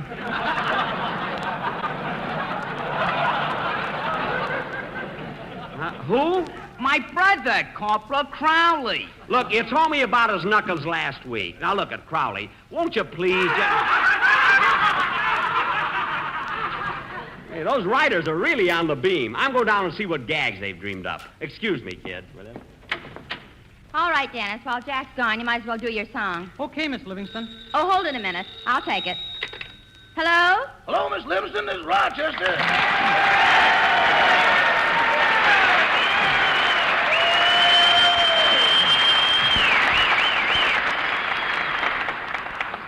Hello, Rochester. How are you? I'm fine, thanks. How are you, Miss Livingston? Oh, I'm all right. That's good. Can I speak to old Blood and Guts?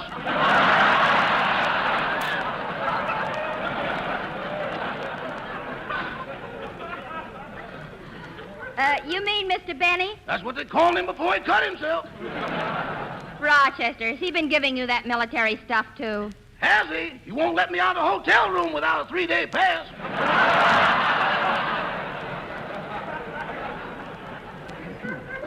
You know what else, Miss Livingston? What? He made me sew 4 stars on his nightgown and a service stripe on his BVDs. Well, that's the silliest thing I ever heard of. So far. Well, Rochester, Mr. Benny just stepped out, but I'll tell him you called. Thanks, Miss Livingston. I'll be right over to pick him up. Goodbye. Goodbye. Now, let's see. Where'd I put my helmet? A service stripe on his BVDs. Okay, kids.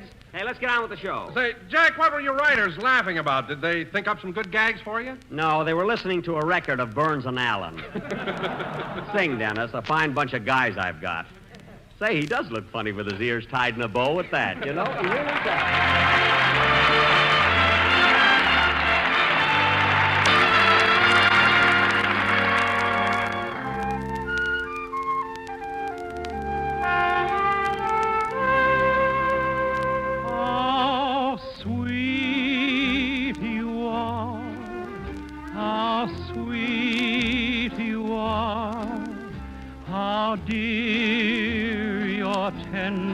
smiling face.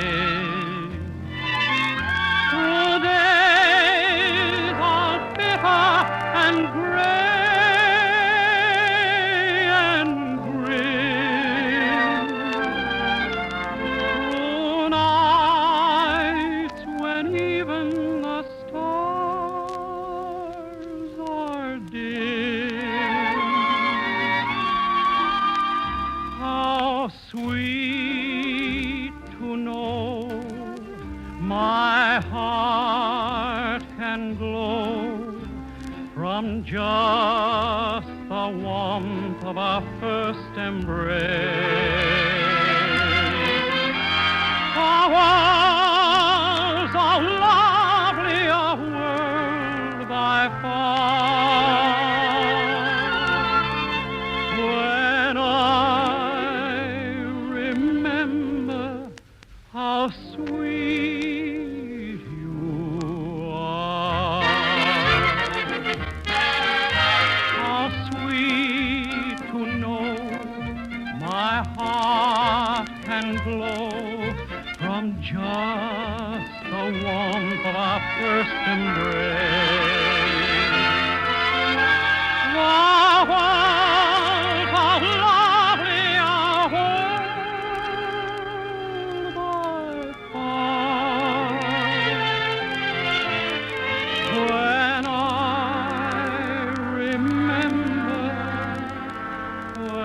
I remember how sweet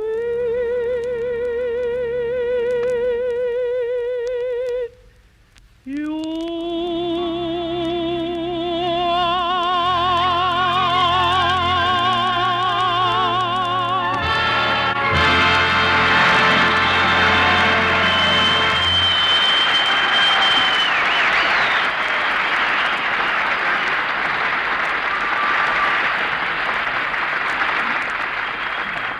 Very good, very good. That was How Sweet You Are from that sensational film, Thank Your Lucky Stars, presented by the famous Warner Brothers and made by that talented and lovable producer, Mark Hellinger, making a happy combination. Jack, what are you worried about? You're signed for your next picture. Oh, yes. And sung by Dennis Day. That's right. I'm sorry, kid. That's right, ladies and gentlemen. Sung by Dennis Day. That lovable tenor with the golden voice. Thanks. And do you good folks know why Dennis has such a sweet and golden voice? No. Why?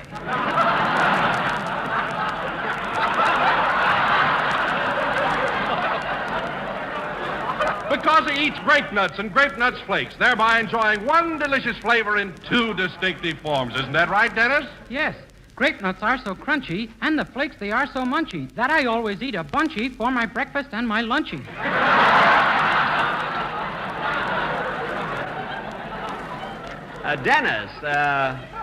Dennis, how about dinner? Thanks. Are you sure I won't be intruding? No, you won't. And bring your own grape nuts. And now, folks, for our feature, come in. Mr. Benny? Yes? Brown's the name, John Brown. I'm a reporter for the Associated Press. They sent me over here to get an interview. Well, I'm always glad to see the gentlemen of the press.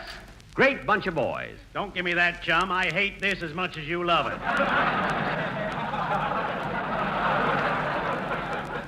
Well, Mr. Brown. I want a story and you need publicity, so start talking. Well, look, Mr. Brown. I got to make a deadline and you want to see your puss in print. Well, Mr. Brown. Now tell me about your trip. Where did you go? What did you do? Well, to tell you the truth, fellow, I don't want to brag. But you will. You will.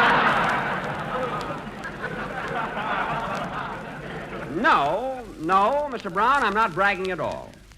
I was in Central Africa, Cairo, the Persian Gulf. Yes. I was also in Sicily, Italy. Were you in Tripoli? Yes. Casablanca? What did you say, mister? I said, were you in Casablanca? Was I in Casablanca? Let me tell you a story, Mr. Brown.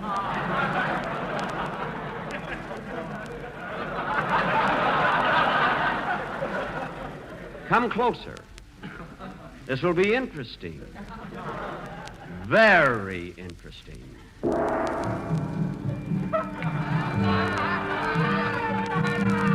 Casablanca in 1939. Across the Mediterranean to Oran.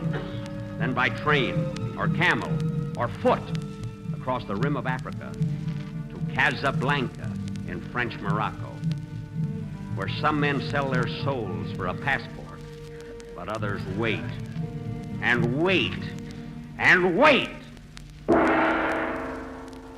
Casablanca, the crossroads of the world. The scene is Ricky Bogart's nightclub, where the high, the low, the fallen and the mighty gather to see this man of mystery, Ricky.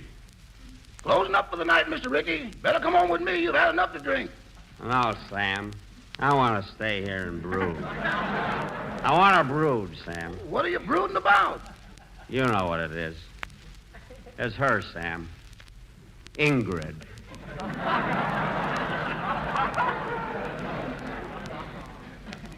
When we split up in Paris, she left me. She left me, Sam. Left me a sad and broken down old man. That's the way she found you, boy.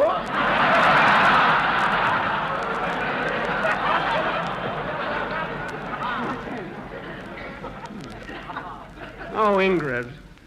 Ingrid. I thought I'd gotten you out of my mind. But you come back like a ghost, haunting me. Haunting me. But I won't take you back, see? I won't do it. If Humphrey Bogart's listening, it doesn't get any better. Sam, play that song for me again, will you, kid? What's the use, Mr. Ricky? It only brings back memories. I don't care. Play it. Say, my brother was in Casablanca.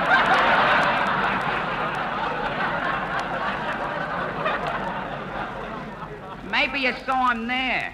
Look, Crowley. Crowley, not now. I'm having trouble with a girl. Just sit down, Crowley. Sit down, pour yourself a drink, will you? Okay, thanks. Ingrid. Go ahead, Sam. Play that song. I want to hear it once more. You must remember this. A kiss is still a kiss. A sigh is just...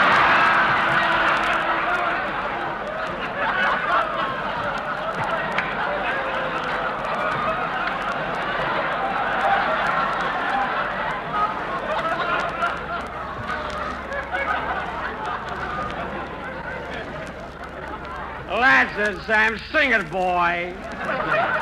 The fundamental things apply as time goes by. As the time goes by. Sing it, boy. Sing. And when two lovers woo, they still say I love you. Oh, cock-a-doodle-doo. The fundamental things apply as time goes by. As time goes by. What a song. What a song, Sam. It tortures me. It tortures me, but I love it. Here, Crowley. Crowley, have another drink. Sing it, Sam. Sing. Moonlight and love songs never out of date. Hearts full of passion, jealousy, and hate. Woman needs man, and man must have his mate. That no one can deny. Atta boy, Crowley. Say, Crowley, haven't you got a brother up here in... Haven't you got a brother up here in North Africa? Yeah, how did you know? I met his brother in New York. He's a cab driver. Never heard of him. Me neither. Sing it, Sam. Sing that song that keeps breaking my heart. Sing you it. Must remember this. A kiss is still a... Mr. Ricky! Mr. Ricky, look! What is it, Sam? Look in the doorway. It's her. It's her. Ingrid. My Ingrid. You must remember this.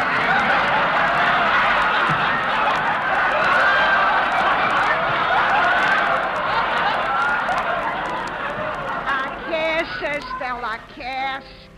I saw you just a sigh. Ingrid, my darling. Richard! Ingrid, and you came back to me. The fundamental things apply.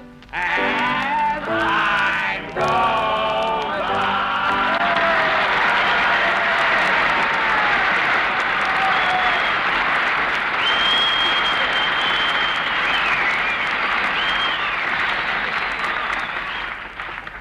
And you, Mr. Brown, you asked me if I was ever in Casablanca. Play, Phil.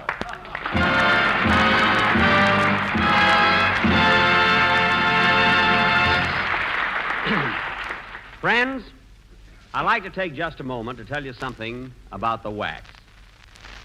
They're making a tremendous contribution to victory. I know their spirit and courage, their immense pride in their jobs, and they have a right to be proud. The trouble is, there aren't enough of them to do all the things that need doing. So won't you give some serious thought to joining up? The WAC uniform is a mark of rare distinction. It's the uniform of the greatest army in the world.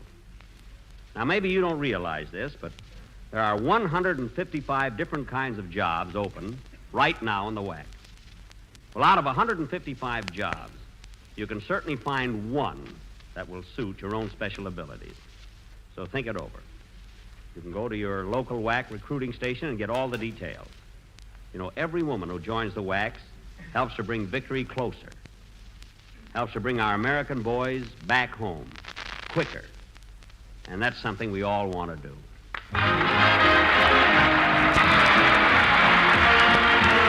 Remember the old-fashioned way of learning the alphabet? A is for apple, B is for books. Well, today it's different. A is for adequate, B is for breakfast, and G is for grape nuts and grape nuts flakes. Two grand cereals for your adequate breakfast.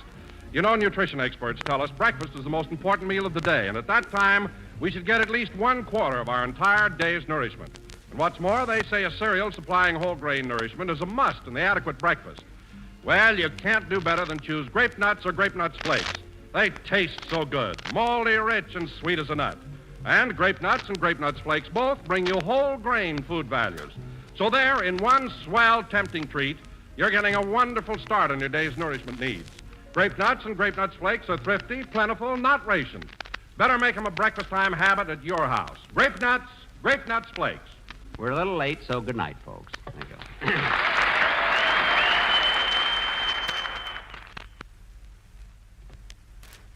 Hot grape nut sweet meal. There's a treat as is a treat. Try a bowl of this rousing, rich, hot brown cereal, and you'll say it's the best ever. Has a gloriously smooth, full-bodied texture. Has the rich goodness of roasted whole wheat. Has the grand whole grain nourishment. And grape nut sweet meal cooks to perfection in just 3 minutes. That's hot grape nuts sweet meal. This program came to you from New York. This is the National Broadcasting Company. KFI Los Angeles, Earl C. Anthony Incorporated.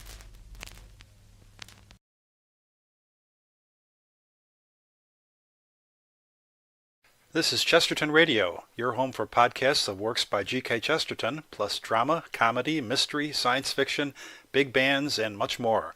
The soundtrack to your Chesterton day at chestertonradio.com. The Jack Benny Program.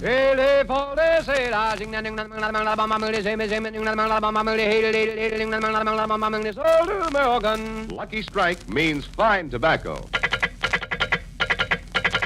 LSMFT, LSMFT, LSMFT. You said it. Yes, sir. Lucky Strike means fine tobacco. At 49, American. Quality of product is essential to continuing success. And Lucky Strike means fine tobacco. So round, so firm, so fully packed, so free and easy on the draw. When it comes to real, deep-down smoking enjoyment, remember these 5 words. Lucky Strike means fine tobacco. Yes, Lucky Strike means fine tobacco. The finer, the lighter, the naturally milder Lucky Strike tobacco. So for your own real deep-down smoking enjoyment, smoke that smoke of fine tobacco, Lucky Strike. So round, so firm, so fully packed, so free and easy on the draw. And for that Christmas present, remember... LSMFT. Suggestion, a carton of cigarettes for Christmas. No gift offers so much for so little. So say Merry Christmas with a carton of Lucky Strike.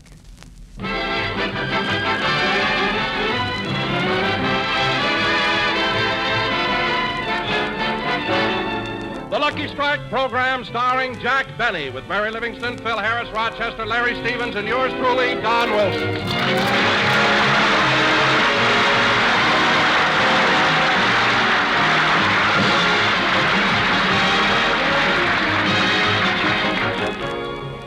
Ladies and gentlemen, 2 weeks ago, Jack Benny had dinner at Mr. and Mrs. Ronald Coleman's house. And tonight, as a typical good neighbor, Jack has invited the Colemans over to his house. So let's go out to Beverly Hills, where we find Jack preparing for the arrival of his distinguished guests. Well, I'm almost dressed, Rochester. How do I look in my striped pants and swallowtail coat? You look like a master of ceremonies at Forest Lawn. I do not. Now, Rochester, when you're serving dinner tonight, remember, serve the tomato juice first, then the salad, then the meat, and then the vegetables. I'm glad you brought that up, boss. I wanted to ask you about the peas. What about the peas? Do you want me to spoon them out or count them out?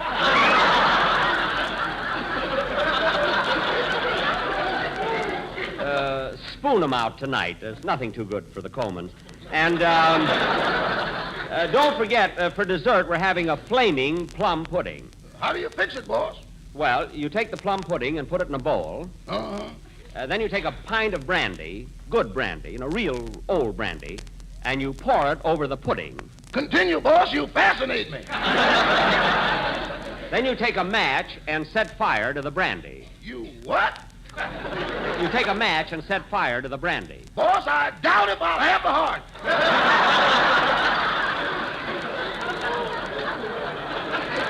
Well, just do as I tell you. See you later.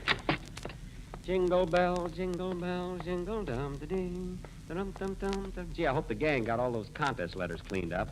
I don't want the Colemans to find out that so many people can't stand me. Well, kids, are you about finished with the mail? We're all through, Jack, except for those entries over there in the corner. Why haven't you opened those? They're still ticking. Ticking? You mean... Hey, there's one that's smoking. Quick, Don, throw it out the window. Okay. I wonder why the...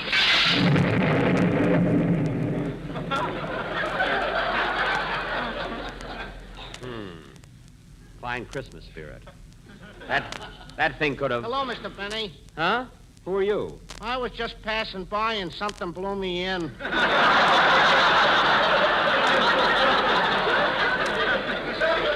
Oh, well, Merry Christmas. The same to you. Goodbye. Goodbye.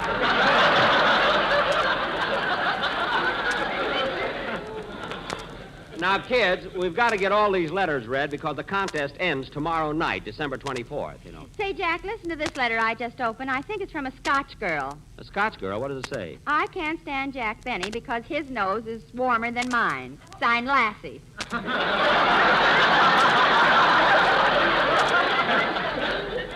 Oh, she's just mad because she read that big story about me in Newsweek. Anyway, kids, never mind the rest of those letters. Mr. and Mrs. Coleman will be here for dinner soon. I also invited their friend, Jack Wellington. So please be on your best behavior. Especially you, Phil. Me? Yes, you. Just for tonight, don't bring your jug to the table with you. Please. Now, wait a minute, Jackson. Have you ever tried eating that meat straight? I know it's awful, Phil, but do it just as a favor to me. And another thing, Phil. When you take the jacket off the baked potato, you're not supposed to go...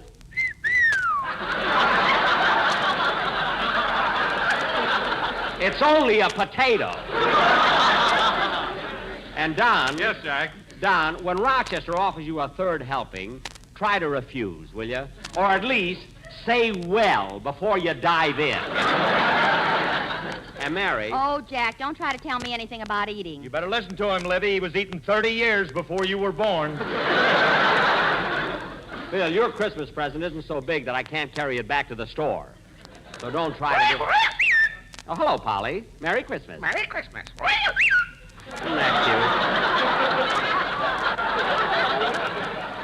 Say, kids, don't you think my Christmas tree is a beauty? Look how big it is. It sure is, Mr. Benny. Where did you get it? Well, I'll tell you, kid. A man drove through Beverly Hills with that tree laying on top of his car, and Jackson was right behind him.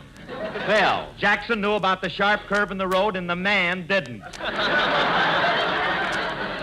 Phil, please. Christmas trees are very sentimental to me. In fact, I used to go out in the woods and cut down my own tree. But I gave that up. Yeah, it's so hard to find one with packages under it. Yeah. Anyway, this is the best Christmas tree I've ever had. And look at all those presents. Say, Mr. Benny, what's in that great big box over there all tied up with that red and green ribbon? That's there every year, kid. It's a decoy. It is not. Oh, boss. What is it, Rochester? For dinner tonight, do you want French bread, raisin bread, or English muffins? English muffins. Are they the real English muffins? Are they? I cut one of them open and found 2 tickets to a cricket match. Well, you can't go. You've got work to do. And by the way, I hired an English butler to help me serve tonight, so the Colemans will feel at home. He should be here any minute. Gosh, I'll bet right now Ronnie and Benita are sitting on pins and needles waiting to leave their house.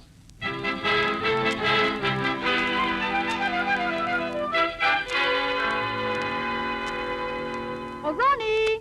Ronnie, where are you? Right here in the library, Benita.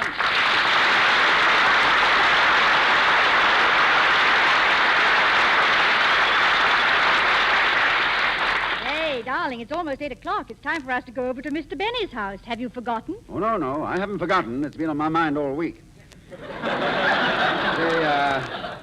Perhaps we can phone and make some excuse. No, darling, we can't do that. He's probably gone to a great deal of trouble preparing dinner. In fact, just this afternoon, his butler... what's his butler's name again? Manchester?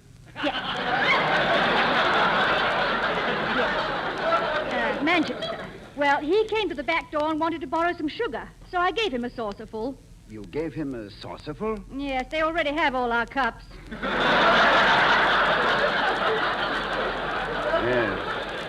Yes, I wondered why Sherwood served my afternoon tea in a Dixie cup. But I guess you're right, Benita. Maybe we should go. I'll never forget when Benny invited us to his house 3 years ago and we didn't show up. You know, it made him so angry, he wrote a letter to Britain asking for his bundle back. Yes,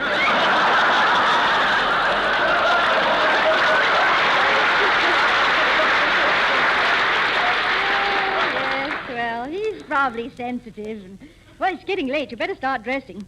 Oh, yes, and I mustn't forget to take Jack Benny's shoes back to him. His shoes? Yes, he slipped them off when he was having dinner here 2 weeks ago. You know, I'd never seen such interesting shoes. There's so many secret pockets in them. And there's a little device in there where you wiggle your toes and it makes change.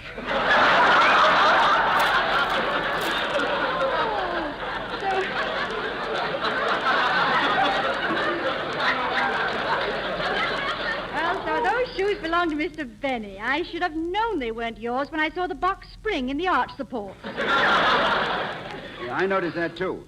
By the way, Benita, who's invited to the dinner besides us? Well, I understand there'll be Mary Livingston. She's on his program, you know. Mary Livingston. Didn't she at one time work behind the stocking counter at the May Company? Yes, and I can't understand her giving up a good job like that. Let's see. Oh, yes, besides Mary Livingston, there'll be that Phil Harris fellow. Oh, yes. Ham hocks and turnip greens. Say, Benita, couldn't we phone and say that Uncle Oswald is ill and that we have to go and visit him? You can't do that. After all, Mr. Benny lives right next door. He'll see our lights and know we're home. Oh, yes. Even that 30-foot fence doesn't keep him from peeping in on it. Creeping along his side of the fence with a periscope. A most remarkable fellow. I do hope Mr. Benny doesn't insist on playing that violin tonight. Why, Benita, why did you have to bring that up? For 10 years, I've been plagued with love in bloom. I've hoped, I've wished, yes, even prayed for a minor disaster, a fire, a tornado, even termites, anything. But destroy that violin. Darling. Well, if he can't be stopped, then in the name of heaven, let him play right. Give him the will. Give him the strength. Give him the talent to hit that high note. Perhaps he's got short fingers. Well, every day for 10 years, it's been Love in Bloom. And now it's a new one. Kiss me once and kiss me twice and da-da-da-da-da.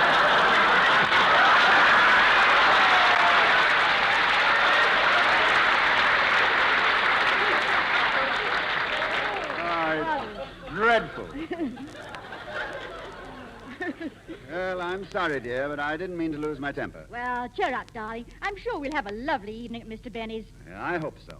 Perhaps he'll eat a lot and fall asleep early.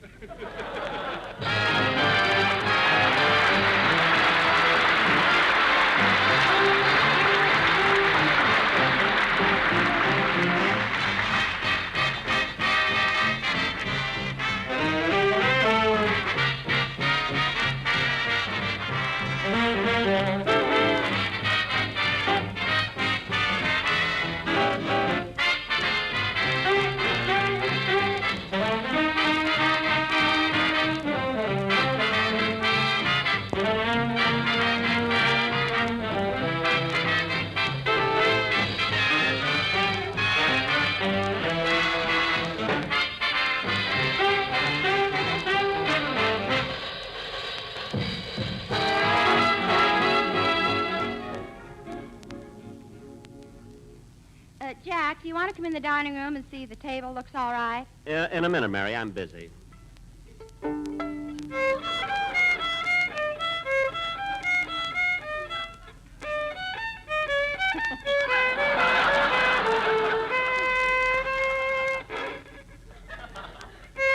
Oh, Jack. Jack, you're not going to play your violin tonight. I am, too. The Colemans are pretty high-class people. They don't go places just to eat. Now, let me practice.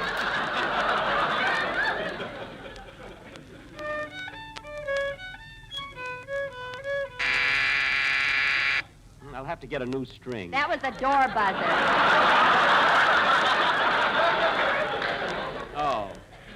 Oh, say, maybe that's the... Never mind, Rochester, I'll get it. Yes? Oh,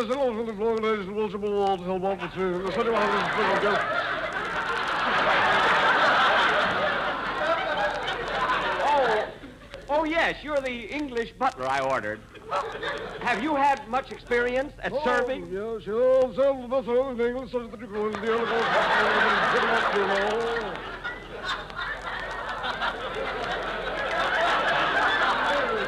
Well, good.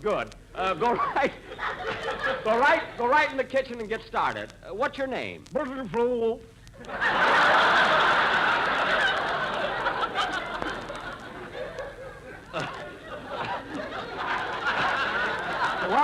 was that? Oh. Well, tonight, I'll just call you Nottingham.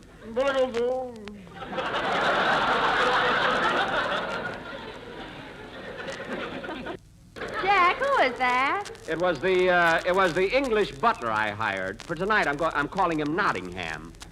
Do you think that's English enough? Why don't you call him the White Cliffs of Dover?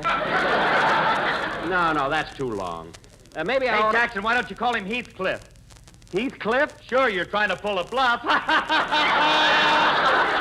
Oh, Philsy, they ought to hang you up instead of your stocking. You can say that again. Oh, that must be the Colemans now. I'll get it. No, Rochester, that's why I got the English butler. Nottingham, answer the door, please.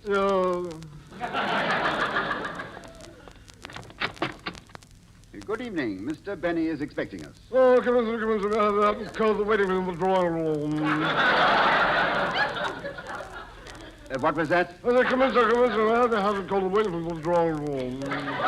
Oh, you're the fellow who sells the tobacco.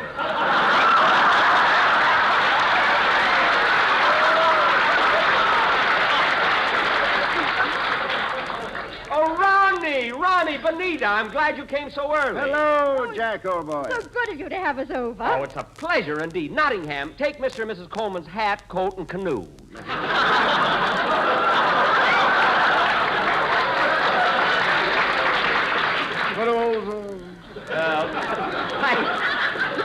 thank you.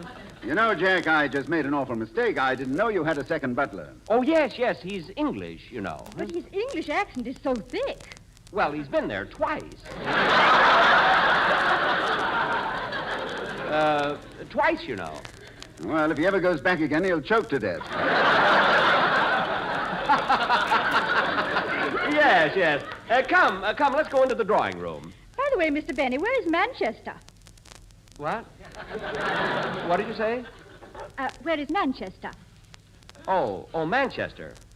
Well, you go out Sepulveda Boulevard, through Culver City, you turn left at the second traffic light. Jack, Benita means Manchester, your butler. Oh, that's Rochester. Rochester. Let Nottingham do it. I'm not talking to you. Benita, my butler's name is Rochester. He's in the kitchen getting dinner ready. Come, let's go into the drawing room. I want you to meet my associates. Here we are, Mr. and Mrs. Coleman. This is my radio cast. How do you do? How do you do, Mr. and Mrs. Coleman? Hiya, Ronnie. Benita, what do you hear from the tea and crumpets? Well, you know, Ronnie, Phil's such an unruly blighter. You should excuse the expression.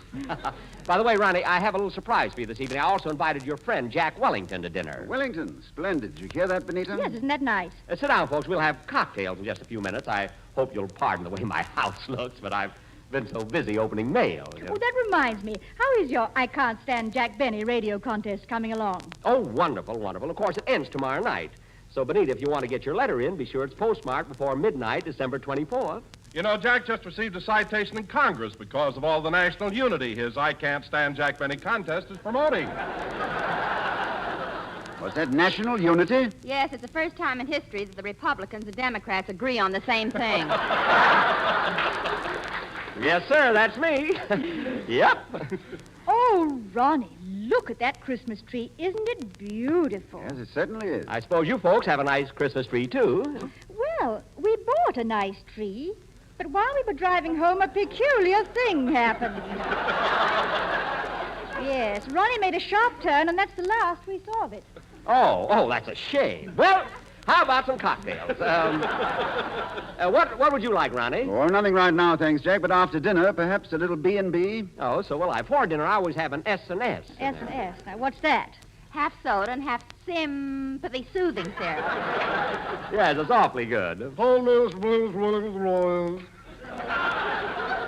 What? Oh, he must mean that Wellington is here. Oh, come right in. Come right in. Hello, Benny, old boy. Ronnie, Benita. Wellington. Mr. Benny told us you were coming. Mr. Wellington, this is my radio gang here.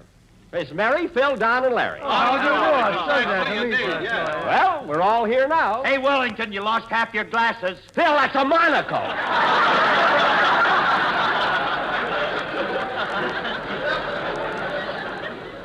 Half his glasses. Say, Wellington, I should tell you, we had a letter from Wickersham the other day. Wickersham? Well, how is the old duffer? Oh, he sounded cheerful enough. What a sense of humor he has. Yeah, Willie, that reminds me. Why don't you tell Mr. Benny and his friends that amusing anecdote Wickersham always tells at dinner parties? Oh, yes. Now, let's see. Now, how does that go? While you're thinking about it, I can play a solo on my... Oh, I have it. Good. Good. Go ahead, Willie. Tell that amusing story. Well, it seems that there was a rather old codger in London who was somewhat hard of hearing, and he was riding on a westbound tram toward... No, Wellington. It was an eastbound tram. Oh, yes. He was riding on an eastbound tram. No, he was going to Trafalgar Square, so it must have been a southbound tram. By Jove, Benita, you're right. It was a southbound tram. Well, anyway, he wanted to get off at Wembley Station. You see, Jack, Wembley is the station where the tram stops. Oh, good. I thought the man wanted to jump off.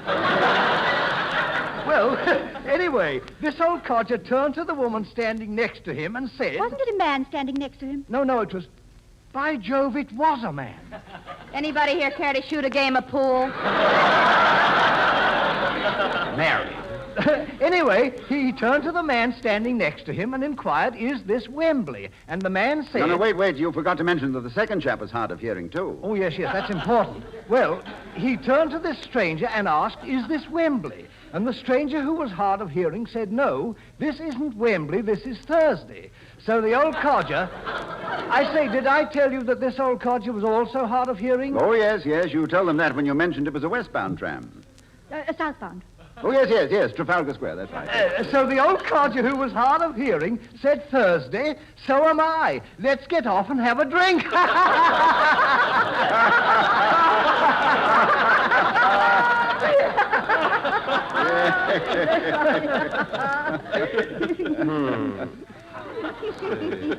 Southbound tram, Trafalgar Square. Oh, that was a very amusing story, Mr. Wellington. Very funny. Would you folks care for a cigarette? Yes, thank you. Southbound tram, Trafalgar Square, Trafalgar. You see, these cigarettes I just gave you are Lucky Strikes. They're made of the finer, the lighter, the naturally milder tobacco. Well, that's interesting, isn't it now? He got off at Wembley Station because he was hard of hearing, so he didn't... And you notice that Lucky Strikes are so round, so firm, so fully packed, so free and easy on the draw. How enchanting. Yeah, please go on, Mr. Wilson. And the second chap got off the tram because it was so fully packed. No, that was a woman, by Jove. That's right. And that's the reason LSMFT is so popular. LSMFT stands for Lucky Strike means fine tobacco. Amazing. Yes, just think of it. LSMFT. Lucky Strike means fine tobacco. Deucedly clever, isn't it? So when the stranger said, this is Thursday, the man who was hard of hearing said, so am I. Let's get off and have a drink. Oh, yes, Thursday. Thirsty.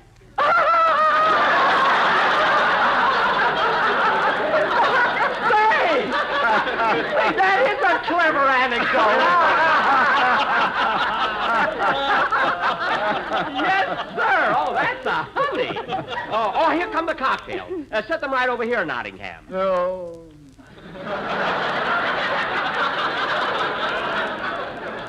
Well, folks, dinner will be ready pretty soon, and I can't tell you how happy I am that you were all able to come over, particularly at this time so close to Christmas. Oh, thank you, Jack. Thank you. And since it is so close to Christmas, I think it would be nice if we had Larry Stevens sing an appropriate song. Oh, good. By all means. Are you ready, Larry? Yes, Mr. Benny. Go right ahead. Here, let me sit next to you, Mary.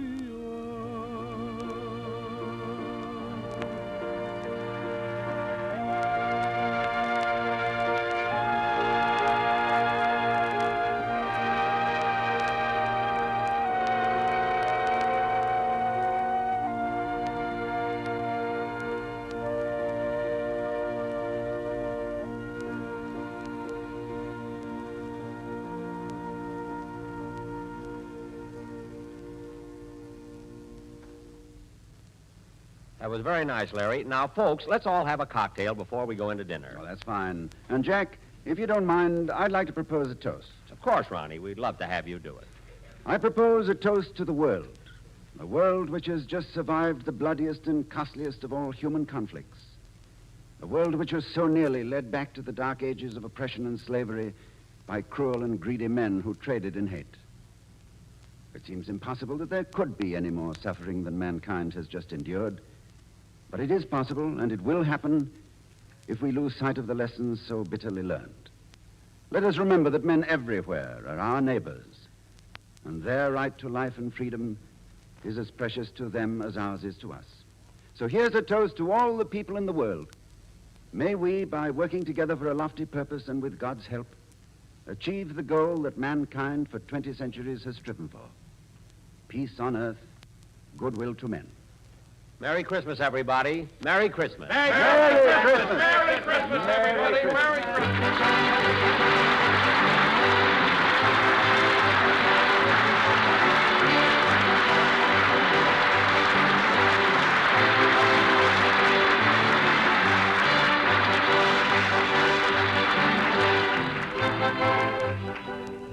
Thanks again to Mr. and Mrs. Ronald Coleman and their friend Mr. Wellington for spending the evening with us. And I and my whole gang want to wish everybody everywhere a very Merry Christmas. Good night.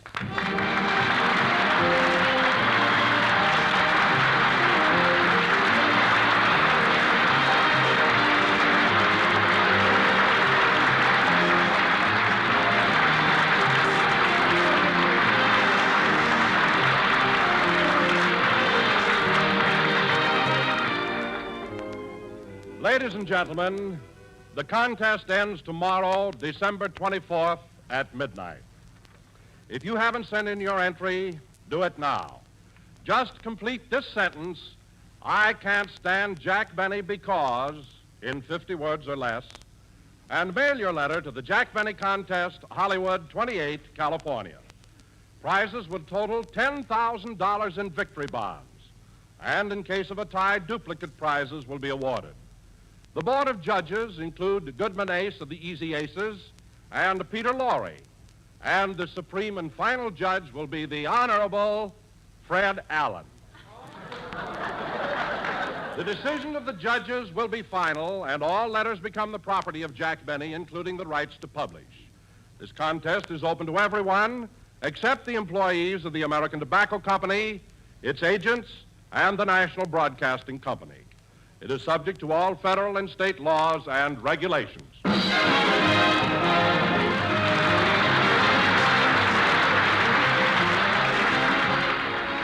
is the National Broadcasting Company.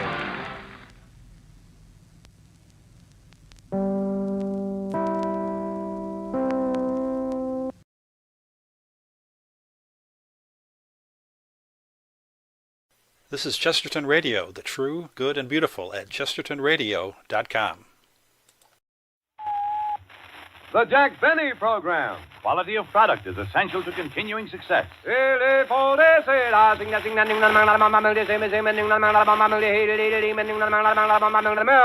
Remember, in a cigarette, it's the tobacco that counts. And Lucky Strike means fine tobacco.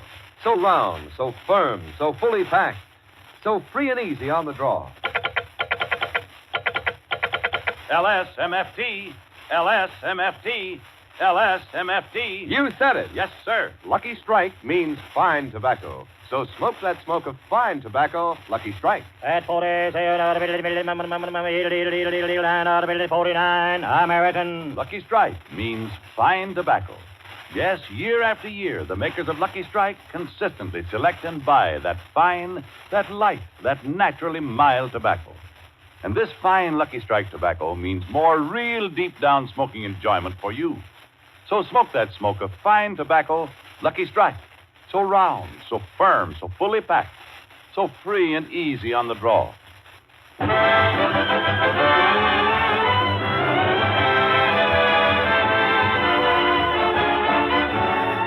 The Lucky Strike program, starring Jack Benny, with Mary Livingston, Phil Harris, Rochester, Dennis Day, and yours truly, Don Wilson.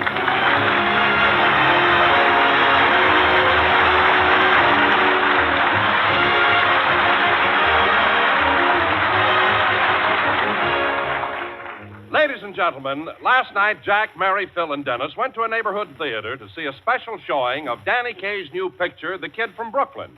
So let's go back and pick them up as they leave the theater.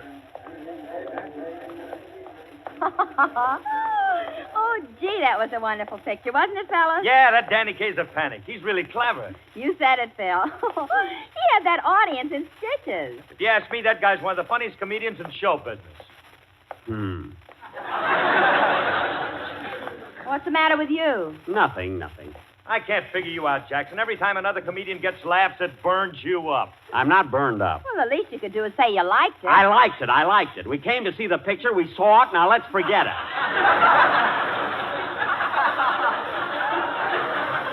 Oh, for heaven's sake, Jack. Every time you see somebody else in the movies, you get mad. I do not. You do, too. You even got mad at that 74-year-old man who married a 16-year-old girl, and he was only in the newsreel. Well, he didn't have to look so smug. Now, let's forget it. Oh, come on, Jackson. Snap out of it. Phil, there's nothing to snap out of, believe me. If Danny Kaye's picture was good, I'd be the first one to say so. As a matter of fact, just last week, Mary and I went to the movies, and when we came out, I raved about it. That was your own picture. Oh. And you were mad halfway through that until you put on your glasses and found out it was you. Never mind. Dennis, did you think Danny Kaye was funny? I don't know. I could hardly hear him with all those peanuts. Cracking. Who was eating peanuts? I was. Well, you didn't miss anything, Dennis. What a title for a picture. The Kid from Brooklyn. Look, Jackson, I remember last year when you and I went to see Danny's other picture, Wonder Man. You didn't like that either. Wonder Man? Of course I didn't like it. The plot was ridiculous. Imagine expecting people to believe that a man can die and his ghost can come back and talk to his twin brother. Jack, if you're going to pick stories apart, what about the picture you made called The Meanest Man in the World? Well, at least in that picture, I didn't die. You did the night I saw it, Bob.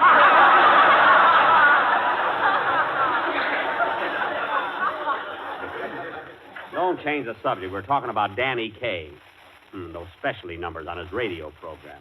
Oh, brother. What do you mean, oh, brother? I like the way he sings. A git-got-diddle and a git-got-stand, a dit-got-diddle and a dit-got-stand. Some talent. A git-got-diddle and a git-got-tan, a dit-got-diddle and a dit-got-tan.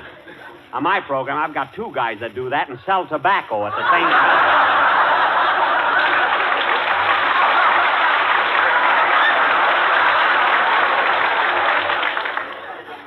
And he thinks he's got something new. Wonder Man, what a plot. Imagine a ghost coming in. Hey, Jackson, look out for that taxi.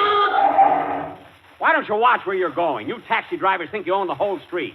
I got a good mind to... Jack, calm down, for heaven's sake. Don't pick a fight with a taxi driver. Well, all right. Okay, driver, get going. Yes, sir. They watch where they're driving. Well, I'm going to leave you here, Jackson. Me too. All right, I'll see you tomorrow. Oh, by the way, Jackson, did you hear what Hedda Hopper said about me on her radio program last Monday night? Yes, Phil, I heard it. Yeah, she said I had charm, talent, personality. She said Alice had charm, talent, and personality. Community property, Father. Community property. Phil, go home, will you? Okay. So long, Jackson. So long. I'll walk as far as the next corner with you, Mr. Benny. All right, kid, come on. You know, Dennis, I hate to be critical of other people's pictures, but I was certainly disappointed in Danny Kaye's. Well, the people in the audience were sure laughing. I know, but you can't always go by. Dennis, stop jumping over the fire plot.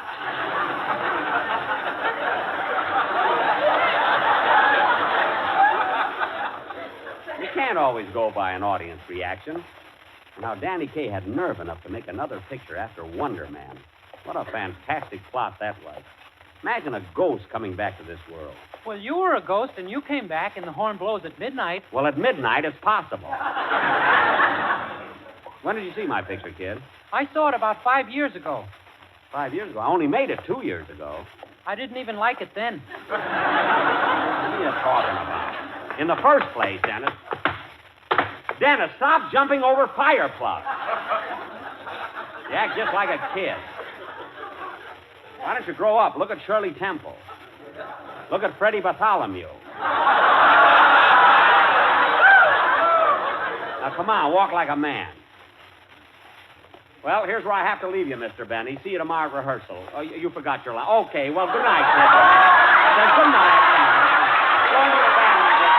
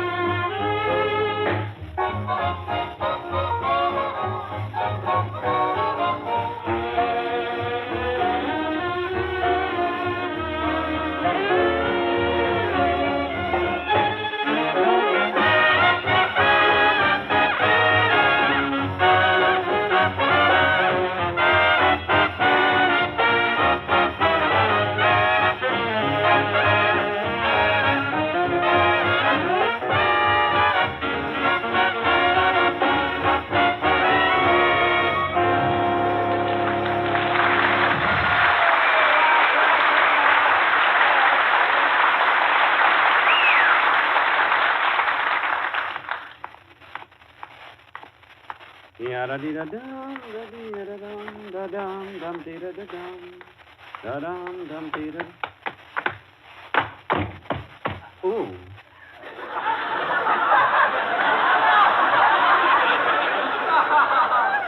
That's funny. Dennis made it. I guess this is a bigger hydrant. Can I help you up, Mr. Milan? I'm not Mr. Milan. I can get up myself. Yada-dee-da-dum, da-dee-da-dum, da-dum, dum-dee-da-da-dum, da-dum, da-dee. Hey, Jack. Huh? It's me, Jack, Danny Kaye. Oh, Danny. Danny.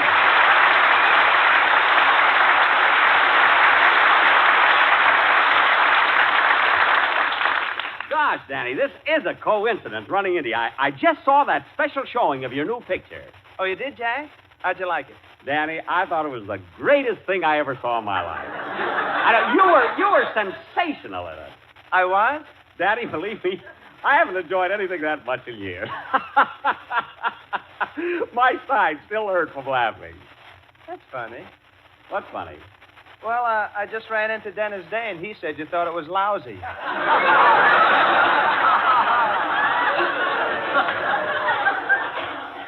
Oh, Dennis Day. Where'd you see him? I caught him in midair over a fire plug. And Dennis told you that I said it was lousy? Yeah. Certainly it's amazing what kids will repeat. I mean, make up. Look, Danny, what he probably heard me say was that even though I thought this picture, The Kid from Brooklyn, was terrific, it still wasn't quite as sensational as your last picture, Wonder Man. He told me you thought Wonder Man stung, too.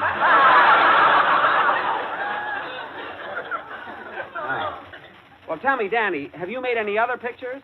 Yes, Up in Arms, and that's your last chance. Well, look, Danny, you know Dennis is a silly kid and doesn't know what he's talking about. Now, Mary and Phil were with me, and if you want to know what I thought... I ran into them, too. Well, Danny, they were only kidding. Your new picture's a riot. See, I thought it was funnier than Random Harvest. Wait a minute, Jack. Random Harvest wasn't funny. That's what I mean, Danny. In fact, you have so much talent that Bud. Huh? Can you just tell me what a First National Bank is? The First National Bank? Yeah. You go down to the next corner, and it's 1 block over. Thanks, Bud. You're welcome. I wonder what he wants at a bank this time of night. I don't know. He must be a doctor with that black satchel. Yeah. I thought I recognized him, but I couldn't tell with that mask over his face. Oh, well. What were we talking about, Jack? Me or you? Let's see. Oh, yes. Now, Danny, don't let this go to your head, but you've got so much talent that you and I ought to team up and make a picture together. Why, you and I can have comedy all sewed up. You and I can be the biggest thing in pictures. I can see our names in lights right now. I and you.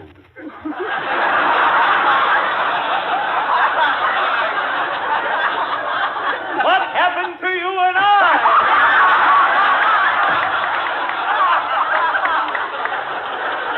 That is not important now.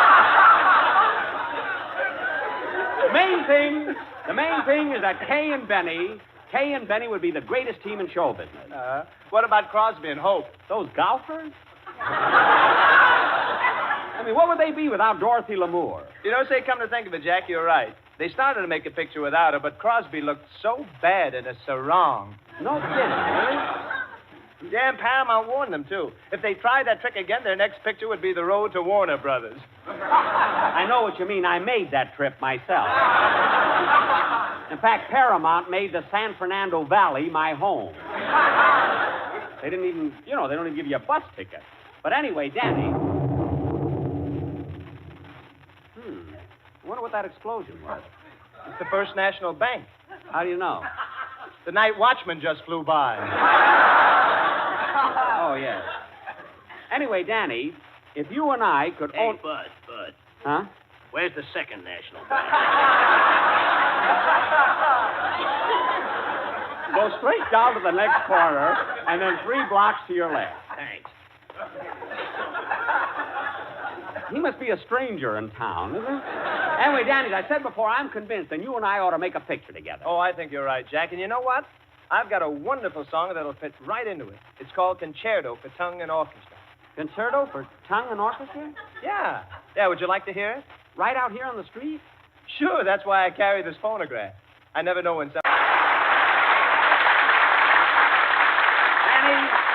Danny, that was swell. I'm sure it'll be a big hit for you. Yeah, well, thanks, Jack. Look, I've got to run along now. I'll see you later. Huh? Okay, so long, Danny. So long. Oh, Jack, before I leave, since you just saw my new picture, as a matter of professional courtesy, I think it's only fair that you shouldn't have to pay. So I'd like to return the price you paid for admission. Oh, no. No, Danny, I wouldn't think of it. Oh, but, Jack, I insist. No, there's no use talking, Danny. I don't want to... I went to see your picture. Nobody forced me.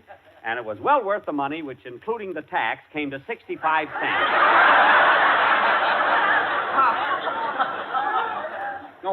I'm sorry. I let it slip. I'm sorry. Well, I'm glad you did, Jack. And here's your money, 65 cents. Thanks. And Danny, I know that you saw my last picture, so I'm going to return the price you paid for admission. Oh, you don't have to do that, Jack. The manager already did. Then we're even. Well, so long, Danny. So long, Jack. Oh, Danny, there's only one thing. When we make a picture together, let's not do a fantasy like Wonder Man. Why? What was wrong with Wonder Man? Well, now that we're partners, I can talk frankly. Wonder Man was so unbelievable, a ghost coming back and talking to his twin brother. You can't get away with stuff like that. I don't know. I believe in ghosts. You do? Sure. But, Danny, a ghost can't actually come back to Earth and walk around and talk almost like a human being. What about Fred Allen? A ghost? Danny. A ghost looks that bad? Well, thanks, kid. Now we're really partners. So long, Danny. So long, Jack. So long.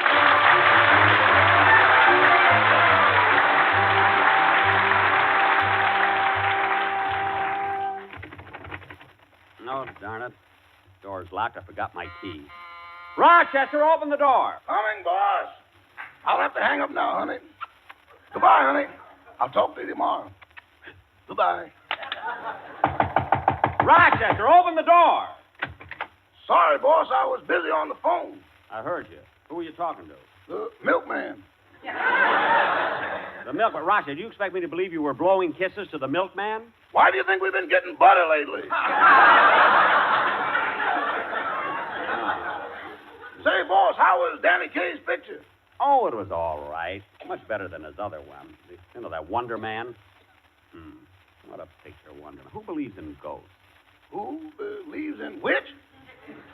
Ghosts. You don't believe in ghosts, do you? Not exactly, but when I shake hands with somebody and say, give me a little skin, I want to feel it. Rochester, that's not what I'm talking about. You're not afraid of ghosts, are you? I'm afraid of anything that's overdrawn at the blood bank. Oh, that's being childish. Maybe so, boss, but that's one of my idiosyncrasies. Well, if you don't need me anymore, I think I'll go to bed. Go ahead, Rochester. I'm going to the library to relax for a while. Is the phonograph in there? Yes, boss. Okay. Good night. Good night. Hello, Polly. Hello. Now, let's see. Where's that record that I always like to play? Oh, here it is. Can't you hear me calling Caroline? Can't you hear me calling Caroline? Soul American. Ah, yes, Caroline, where they grow the finer, the lighter, the naturally milder tobacco. So beautiful. Yes, Caroline. Remember that day in the woods when I carved that heart in the tree and put in the initials LS Loves MFT? How romantic. And from that day on, we knew that LSMFT stood for Lucky Strike means fine tobacco. So round, so firm, so fully packed, so free and easy and easy and easy and easy and easy and easy Oh, and darn easy it. on the draw. That's better. So smoke that smoke of fine tobacco, Lucky Strike. What a wonderful record. I wish I had a girl here so I could dance to it. Well, I think I'll... Free and easy, and easy, and easy, and easy. Polly. And on the draw.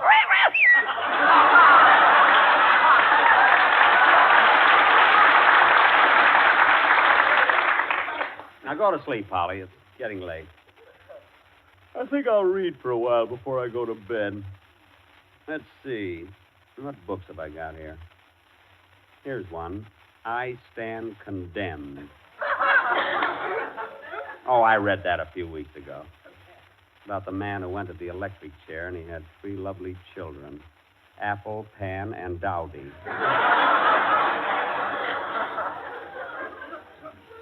Let's see, what else is there here? Here's one. Old Ghost Tales. Silly. Old Ghost Tales. Now, let's see what it says. Note. For those who do not believe in ghosts, this book is respectfully dedicated in the hope that the authenticated evidence contained within these pages will dispel all doubts on the subject. On the subject. Quiet, Polly. As the last dying gasp leaves the body, the spirit is released into the cosmic atmosphere. This ectoplasm, when returning to its terrestrial habitat, often takes the form of an apparition clothed in white... Rochester! I'm just changing the bed sheet.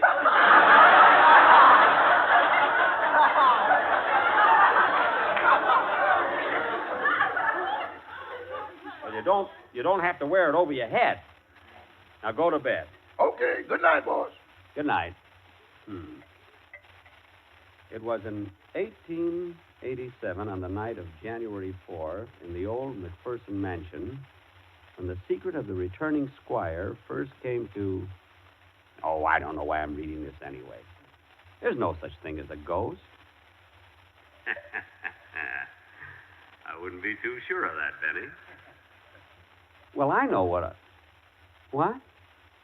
Who am I talking to? Who are you? I'm you. Me? Yes. I'm your ghost. The ghost of Jack Benny. But I'm not dead yet. That's all right. I can wait.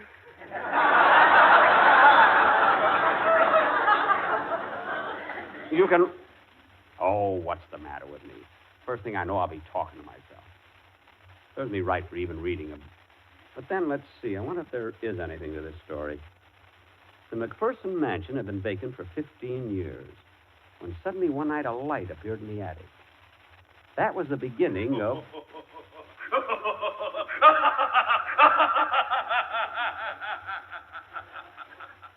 Who's that? Hello, Jackson. Who are you? I'm the ghost of Diamond Jim Brady. Diamond Jim Brady. Yes, Jackson, I made something out of life. I ate well and drank well. I was surrounded by beautiful women. Nightclubs and cabarets threw open their doors to me because I always picked up every check in the house. I had fun. Is that fun?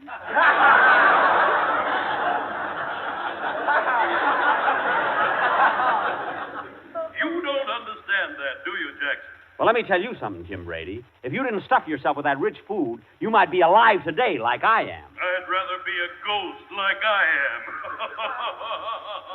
Get wise to yourself, Jackson. Money is made to spend, so spend it. Spend, spend, spend.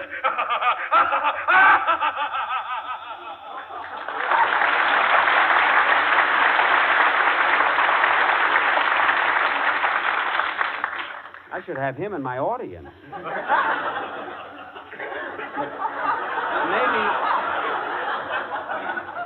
Maybe he's right. Maybe I ought to... Oh, no, I don't want to start inflation. But then, what's the matter with me? I don't believe in ghosts anyway. This is all in my mind. Imagine a ghost. I think I'll go upstairs. Wait a minute. That sounds like music in the distance. Violin music. That's right, Mr. Benny. That's what she is. Beautiful violin music. What? Who are you? I am the ghost of Antonio Stradivarius. Stradivarius, the greatest violin maker that ever lived. Yes, Mr. Benny.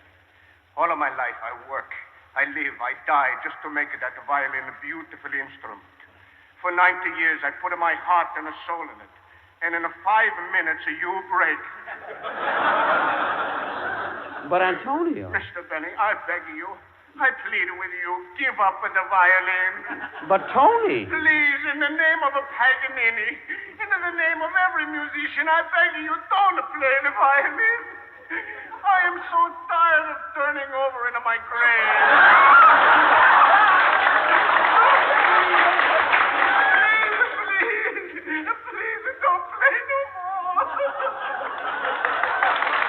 Look out! Look out, Mr. Stradivarius. You can't go through that door. It's locked. He went through it anyway. Gee, I know I'm not a Fritz Chrysler or a Heifetz, but I'm not a Spike Jones either. Well, this serves me right for going to see Danny Kaye's picture.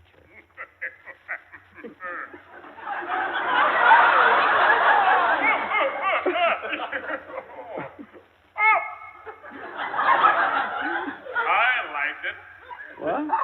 Who are you? I'm the ghost of Danny Kaye's twin brother. You saw me in Wonder Man. But what are you doing on Earth? Goldwyn picked up my option. But even so, why did you leave heaven? Some guy kept blowing a horn at midnight and drove me nuts.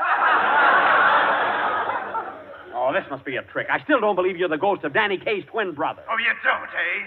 Do you want me to prove it? Yes. Stop it! Stop it! What's the matter with me? Danny! Danny Stradivarius! Diamond Jim! Danny! Here you are, boss. Some ham, cheese, and bologna. What? I heard you had company, so I made some sandwiches. No, Roger. It was just me and 3 ghosts. Oh, in that case, I'd better... What? Rochester, come back here! Yeah, wait for me.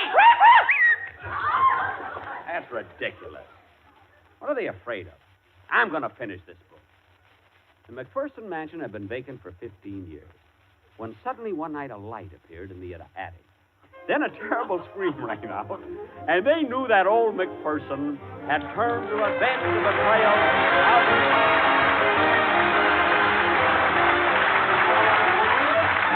Jack will be back in just a moment, but first, here's my good friend L.A. Speed Riggs.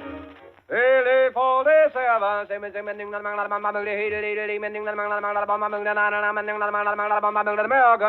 a cigarette, it's the tobacco that counts. And today, tomorrow, always. Lucky Strike means fine tobacco. Take a tip from the independent tobacco experts. Men like Mr. Joseph H. Burnett, independent tobacco auctioneer of Buffalo Springs, Virginia, who said, As a tobacco auctioneer, I have sold over 240 million pounds of tobacco. And year after year, I've seen American buy that fine leaf that makes for fine smoking. I personally have smoked Lucky's for 12 years. In a cigarette, it's the tobacco that counts. And independent tobacco experts like Mr. Burnett can see the makers of Lucky Strike consistently select and buy that light, that fine, that naturally mild tobacco. Yes, Lucky Strike means fine tobacco. So smoke that smoke of fine tobacco, Lucky Strike. The famous tobacco auctioneers heard on tonight's program are Mr. L.A. Speed Riggs of Goldsboro, North Carolina, and Mr. F.E. Boone of Lexington, Kentucky. At 49 out of 49, American. Basil Rysdale speaking for the makers of Lucky Strike. LSMFT, LSMFT, LSMFT. Remember, Lucky Strike means fine tobacco. So for your own real deep-down smoking enjoyment, smoke that smoke of fine tobacco, Lucky Strike. So round, so firm, so fully packed, so free and easy on the draw. Thanks very much, Danny, but I got to rush now, and I'll see you later. All right, Jack. Because I have to run over to another studio. You know, Luella Parsons just begged me to be on her program tonight. Sometimes I wish I weren't so irresistible. Good night, everyone. This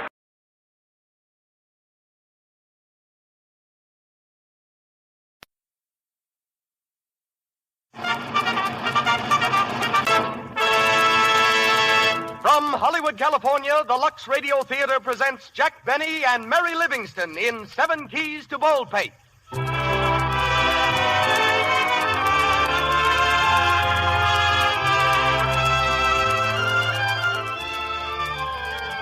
Lux presents Hollywood. Tonight, the dauntless Jack Benny and the laconic Mary Livingston lead us into paths of peril and adventure. Laughs, chills, crooks, treasure, a damsel in distress, a mad hermit. This is only part of what Jack Benny encounters tonight in that grand comedy mystery by George M. Cohan, 7 Keys to Baldpate, adapted from the novel by Earl Durr Biggers. You'll hear also, as special guest, the world-renowned violinist Ephraim Zimbalist. Conducting our orchestra is Louis Silvers. Tonight's play is brought to you by the makers of Lux Flakes. Before I introduce our producer, let me remind you that it's thrifty to buy several big boxes of Lux Flakes at a time, so you'll always have it handy in bathroom and kitchen. Every box of Lux Flakes means longer life for your washable nice things, kind care for your hands. You're thrifty every time you use these gentler, finer flakes. And now, our producer. Ladies and gentlemen, Mr. Cecil B. DeMille.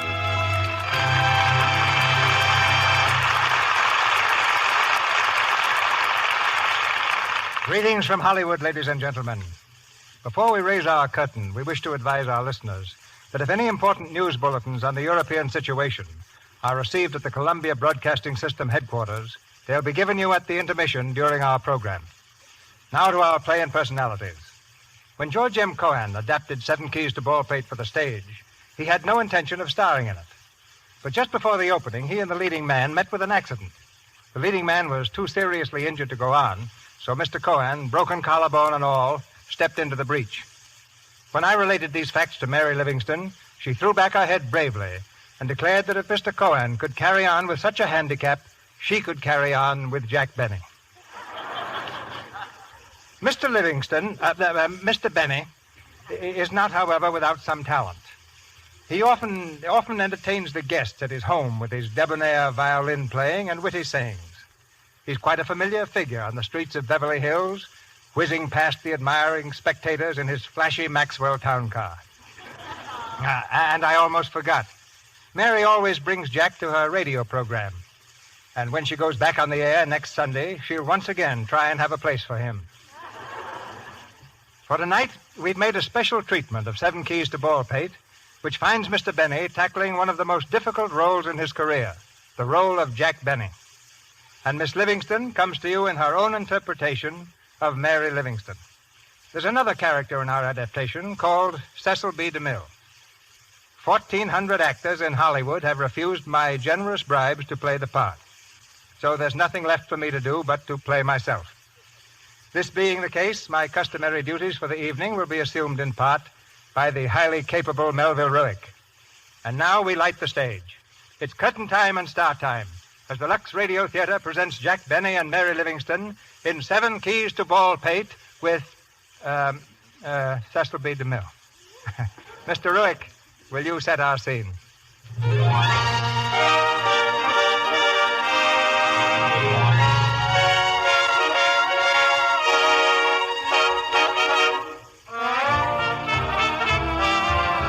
On the lot at Paramount Studios in Hollywood, a building stands apart from the rest. On its door, the legend, Cecil B. DeMille Productions, Incorporated. The door has just opened, and C.B. himself strides quickly across the reception room toward his private office. A small army of assistants and secretaries hinder his progress with innumerable requests.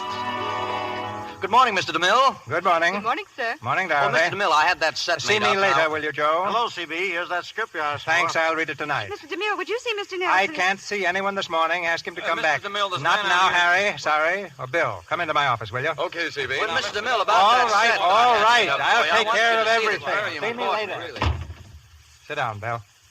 Morning, Miss Cole. Good morning, Mr. DeMille. Anything happen? Nothing much. Mr. Henry called about that script. Frank Donnelly has a new star for you, and, oh, yes, Mr. Benny called again. Who? Mr. Benny. Jack Benny. What did he want? The usual thing. What did you tell him? The usual thing. I said you were out to lunch. I'm beginning to feel a little guilty about Jack. What's it all about, C.B.? Well, I was a little tired one night, and I half promised I'd make a picture with him. No. Yes. And he calls me up every once in a while to remind me of it. Well, he isn't serious, is he? And that's just the trouble. He gave me a long talk about how his soul is starved in comedy. He wants to branch out into drama, heavy acting parts. Well, he must be crazy. What'd you tell him? Well, I couldn't tell him the truth. It would have broken his heart, not to mention Paramount. So I just keep telling him I'm still looking for the right story, but it's becoming very embarrassing. He seemed pretty discouraged this morning, Mr. DeMille. I really think you ought to call him. He said you could reach him at Mary Livingston's house. Well, I'm not looking for trouble, but if he calls again, I suppose I'll have to speak to him.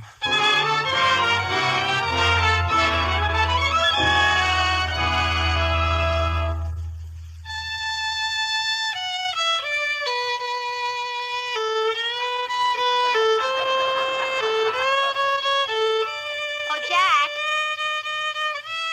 Jack. Jack. Hey, Yasha. Yes, Mary. Jack, why don't you give that cigar box a rest? You've been scratching on it for the last 2 hours. In the first place, it's not a cigar box. In the second place, I wasn't scratching. That was music, whether you like it or not. Thanks for the choice. Oh, well. If that's the way you feel, I'll put it away. Oh, Jack, I didn't mean it like that. Gee, you certainly are getting cranky lately.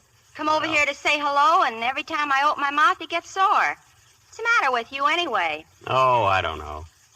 I guess I'm in one of those moods again. I'm sorry, Mary. Gosh, why doesn't DeMille call? Oh, so that's it. I knew there was a reason for that long jaw you're wearing. I'm not wearing a long jaw. You are, too. Well, I saw it in Esquire. Gee, I've called DeMille about 20 times. I'll bet that secretary never gave him the message. Jack, I hate to be a wet rag, but did you ever think that maybe Mr. DeMille doesn't want to speak to you? Oh, don't be silly. What makes you say that? Well, he certainly goes out to lunch at funny hours. Well, that doesn't prove anything. He told me himself he wanted to make a picture with me, and he wasn't lying. Yeah, I'll bet he looked you right square in the chest when he said it. Oh, no, he didn't. Listen, Mary, Mr. DeMille knows how I feel about comedies. We're going to make a serious picture, something that'll give me a real chance. See, the only thing that's holding it up is the story, and we'll have one if I have to sit down and write it myself. I'll write something I can sink my teeth into. With my ideas, all I need is paper and pencil. And teeth. See, you don't give me credit for anything, do you? Oh, Jack, why don't you come down to earth? You're a comedian. You made your name in comedy, and you ought to stick to it. This other stuff isn't for you. What do you mean it isn't? I'm an actor, ain't I? Aren't I? First, last, and always, I'm an actor. And here I am laying around wasting my talents because nobody will give me a chance. DeMille makes the Plainsman, and he uses Gary Cooper. Then he turns around and makes the Buccaneer and uses Frederick March. What they want with me at Paramount, I don't know. If I were you, I wouldn't even ask. That's so. And I certainly wouldn't keep pestering Mr. DeMille all the time. I'm not pestering him. He's just as anxious to do this as I am. I'll give him a ring right now. Hello? Give me Hollywood 06746, please. It's probably out, but I'll take a chance. Hello? Mr. DeMille's office? Well, this is Jack Benny speaking. Is Mr. DeMille back from lunch yet? Oh, he is? Well, can I speak to him? Thank you. There you are, Mary. Yeah, I told you he was just as anxious. Hello? Well, how are you, Mr. DeMille? This is Jack Benny. Oh, I'm pretty good. Say, listen, I just called... Mary? Oh, she's fine. She's fine. Say, Mr. DeMille, I've been thinking about that story. What's that? Why, no. No, I haven't got a cold. Well, maybe just a little cold. Look, Mr. DeMille, I've been thinking about that story. Huh? Oh, hot lemonade, huh? Yes, I'll do that. Say, Mr. DeMille, I've been thinking about... Quinine? Well, I don't think it's that bad. Oh, is that so? Uh-huh. Uh-huh. No sneezing. Uh-huh. Uh-huh. Ask him what's good for falling hair. Quiet. Uh-huh. Well, thanks, Mr. DeMille, but look, what I called you up about... Oh, it did, eh? Fixed you right up, huh? Well, thanks very much, Mr. DeMille. Yeah, goodbye. No, wait, what I wanted... Hello? Hello? Can you imagine that? We were cut off.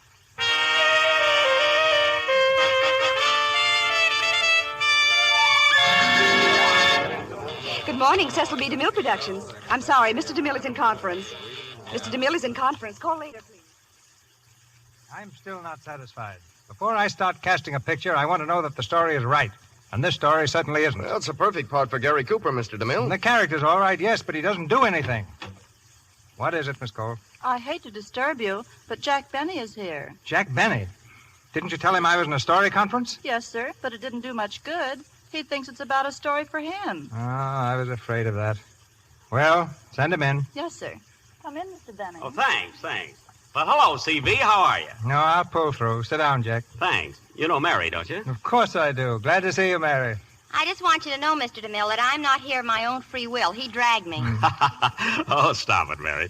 You know, CV, Mary thinks I'm making a pest out of myself. You better tell her. I don't think that's necessary. Oh. Well, how's it going, CV? Miss Cole told me you were having a story conference. That sounds like pretty good news. It might be if we had a story to confer about. Nothing doing yet, Jack. Oh, I see. Well, that's too bad. You know, Jack, I've been thinking. Here you and I have been stalling around, wasting all your time, and we're not getting any place. Maybe you ought to try some other producer. What? You mean walk out on you? I'm not built that way, Mr. DeMille. I'm not a quitter. I'm the kind of an actor who sticks. What? I said sticks.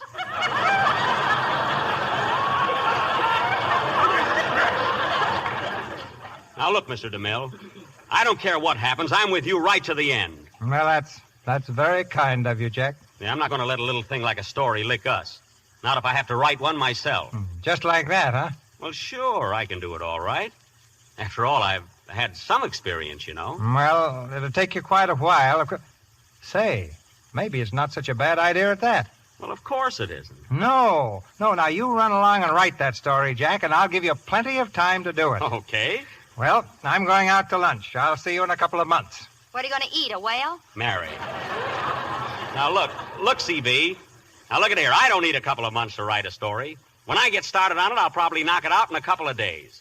One day, if I'm in the mood. Well, what's the matter? You don't believe I could do it, huh? A complete scenario in 24 hours? I don't believe anyone could do it. Oh, you don't? All right, Mr. DeMille, I'll tell you what I'll do.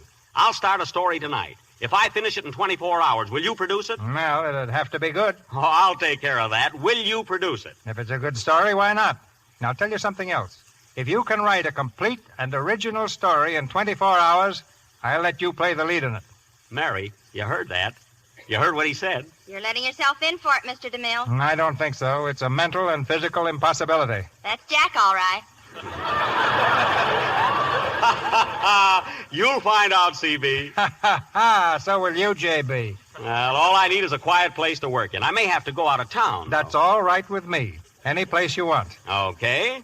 Now, let's see if Say, I can... as a matter of fact, Jack, if you really want a quiet place, you could use my place up on Baldpate. Where? Baldpate Mountain. It's an old house I picked up a couple of years ago. I've never lived there, and no one can bother you because no one else can get in. Oh. There's only one key in existence, and I'll give that to you. Only one key, eh? Hey, that sounds great. Here it is. Yeah, that's the only key to Baldpate. Well, say, where is this place? I mean, how do I get there? Well, it's on top of Baldpate Mountain, about 17 miles from the village of Baldpate. You'll probably have to cut your way through the snowdrifts, but once you get there, you'll love it.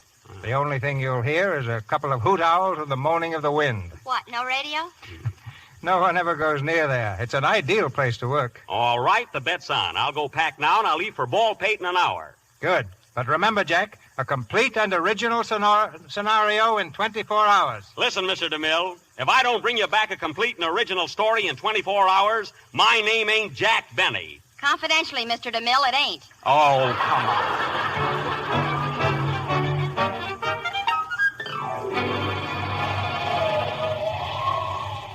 Well, this is it, Mr. Benny. This is Baldpate. You got that key? Right here. Say, it's kind of dark up this way, isn't it? Yeah, sure is. Belinda and me is the caretakers of this place. But we don't get over more than 2 or 3 times a year. If you ask me, that's 2 or 3 times too much. Now, you hush, Belinda. Hush up. Go on in, Mr. Benny. I'll make a light for you. Ought to be an old oil lamp around here somewhere. Well, hurry, Jed. It's black as pitch. Say, Mr. Benny, you ain't really set on staying here all night, are you? I certainly am, Mrs. Waller. Oh, but you don't have to stay, do you? Well, in a way, why not? Why not? Jed, he asked why not. I'll tell you why not, Mr. Benny. Now, hush up, Belinda, hush up.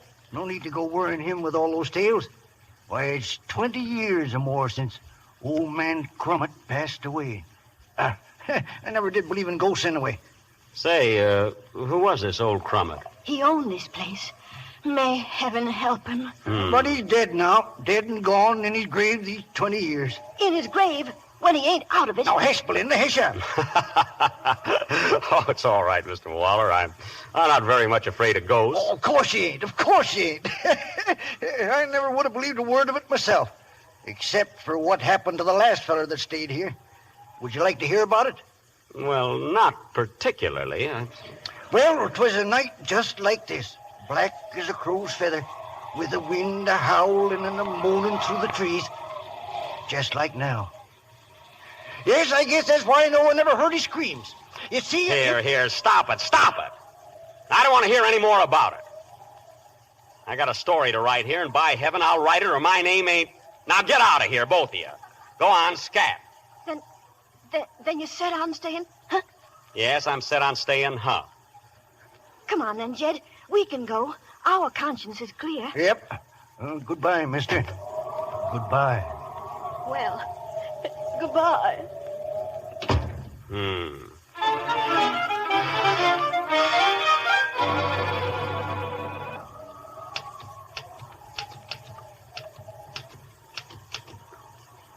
Let's see. The scene is in the library at night. The girl walks in, suddenly discovers her.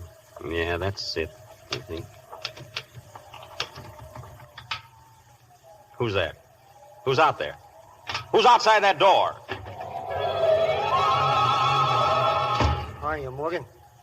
Gee, it's dark in here. Who are you? It's okay, Morgan. I'm Cookie Bland. That's fine, but I'm not Morgan. How'd you get in here anyway? Why, come through the door. Yeah, I noticed that, but I happen to have the only key to that door. Oh, is that so? What do you think this thing is, a crochet needle? Oh, so you've got one, too. What are you doing here? Ah, can the chatter. You know I was supposed to meet you here. You come for the dough, didn't you? The dough? Well, sure. Hey, you cracked the safe yet? Why, no. Say, what is it? Now, listen here, Morgan. My name isn't Morgan. I'm Jack Benny. What? You heard me, Jack Benny. Oh, I'm dealing with a screwball, huh? Oh, listen, go away, will you? I've got a story to write. I'm right in the middle of a plot. Yeah? Well, if you ain't Morgan, you're going to be in the middle of another kind of a plot. And it don't have no happy ending. What are you talking about? Stick 'em up, pal. Stick 'em up? Stick 'em up or I'll blow you through the wall. Hey, listen. What's that? Somebody else is trying to get in. They told me there was only one key to this place. Shut up. Look here, screwball. I'm going to hide in the next room, see? And you get him out of here. And don't mention nothing about me being here, see? Because if you do, it's curtains. You understand? Curtains. Curtains. Right.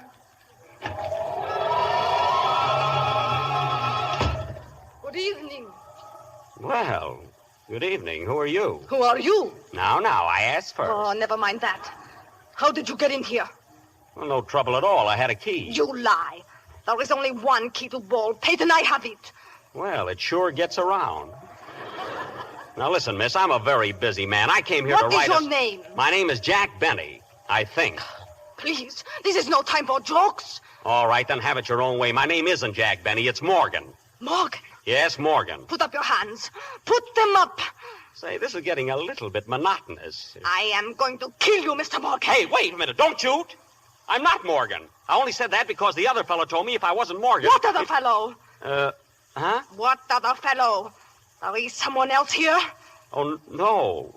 It's a fellow I met last week. He's in the curtain business. But I'm not Morgan. You gotta believe me.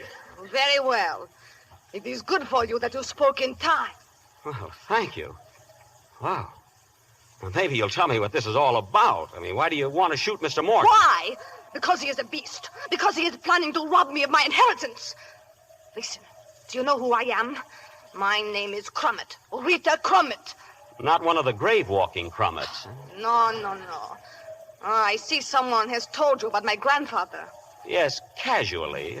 20 years ago, my grandfather died very mysteriously. Hmm? When he died, he left O'Bara $100,000. No one ever received a penny of it. Do you know why? He forgot to put stamps on the envelopes. No. No one knew where it was. But recently, some new facts have come to light. Facts which prove definitely that the money is still in existence. That it is buried. Buried here in this very house. $100,000 in this house? Yes, and it is all mine. All mine, do you hear? Faintly. But a man named Morgan knows of this, too. He is planning to come here, to take the money, to rob me. Oh, you must help me. Well, I'd like to, yes. But I have a story to write, and I've only got about 3 minutes. Listen.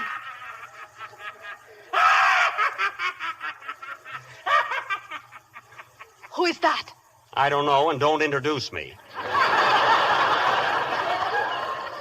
Look, there is someone coming down these stairs. He is carrying a lantern. Who's down there? Who's down there? Shall we answer him? Miss Crummett, did your grandfather carry a lantern? Never. Was he a tall, thin man, all bent over with a long gray beard? No. Then there's a stranger in the house. Who's there, I say?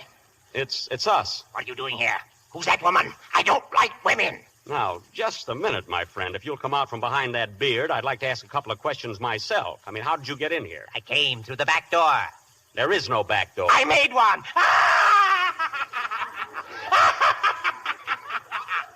It wasn't that funny. I know who he is now. He is the hermit of Baldpate Mountain. He is crazy, a maniac. Oh, so you're a hermit, eh? Yes, I am. I live alone. But I don't like it. Get that woman out of here. I can't stand women. I hate women. I hate all women. How about Hetty Lamar? I don't like her either. Boy, you are nuts. Mr. Benny, please, do not joke with him. Shh. They're coming. Do you hear the drum? Rat-a-tat, rat-a-tat. They're coming. Legions upon legions. Marching. Closer and closer. Legions upon legions. And they're all dead.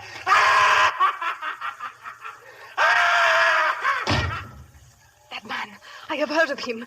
He is very dangerous. There's no telling what he will do. If he comes back, we must humor him. Yeah, if I come back, humor me. Oh, no. No, do not go, please. You must not leave me alone now. Look, I came here to write a story. Listen. There is someone at the door again.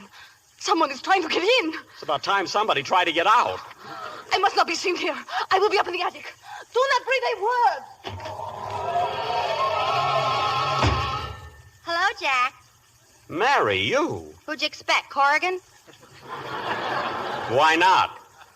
How'd you open that door? With a key, why? That's ridiculous. Don't you know there's only 4 keys in existence?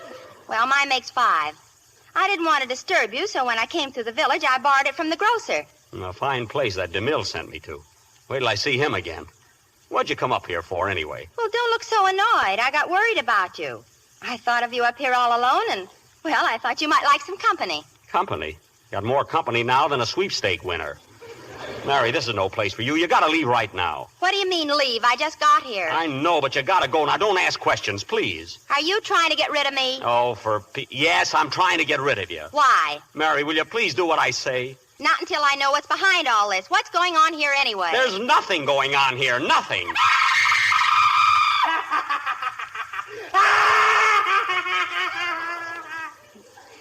Well, boy meets girl.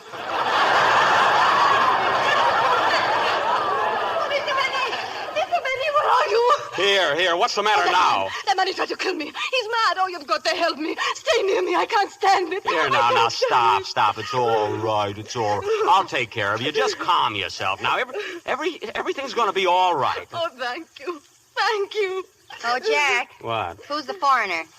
Her name is Rita Crummett, and she's in a lot of trouble. I'm trying to help her out. Miss Crummett, this is Mary Livingston. Oh, how do you do? I am very pleased to meet you. I'll bet you are. So this is a story you were going to write, eh? Well, I started to tell I you. thought there was some reason why you wanted to get rid of me. Now, listen, Mary. Oh, don't try to make excuses. Oh. It's too bad I happened to come up here, isn't it? But I'm glad I did. Glad I found out about you before it's too late. Mary, are you crazy? I never saw this woman before in my life. Then what is she doing here? I'll tell you what she's doing. She came here after $100,000. Oh, bank night. Now, look, Mary, this money Oh, was... you can't pull the wool over my eyes. It's all off between us, Jack. This is the end. Take Miss Crumpet and go. It's not Crumpet, it's Crummett. Well, she certainly looks it. Mary, look, this is silly. It's her money, and she came here to get it. Now, there's a man named Morgan who's trying to take it away from her, and there's a fellow named Cokie Bland who's hiding in the other room, and he's trying to get it. All right, wise guy, stick him up. Hey, now, wait a minute, Bland. Wait a second. I didn't mean to tell her, really. I didn't. It just slipped out. Stick him up. Come on, all of you. Now, look what you've done, Mary. I hope you're satisfied. I warned you not to squeal, didn't I? Oh. I warned you, pal. But you double-crossed me, see? And now I'm gonna lump your dumplings. You're gonna what? Lump your dumplings! You're gonna lump my dumplings? Jack, what does he mean? I'm not sure, but if it's what I think it is, you better shake the mothballs out of your old black dress.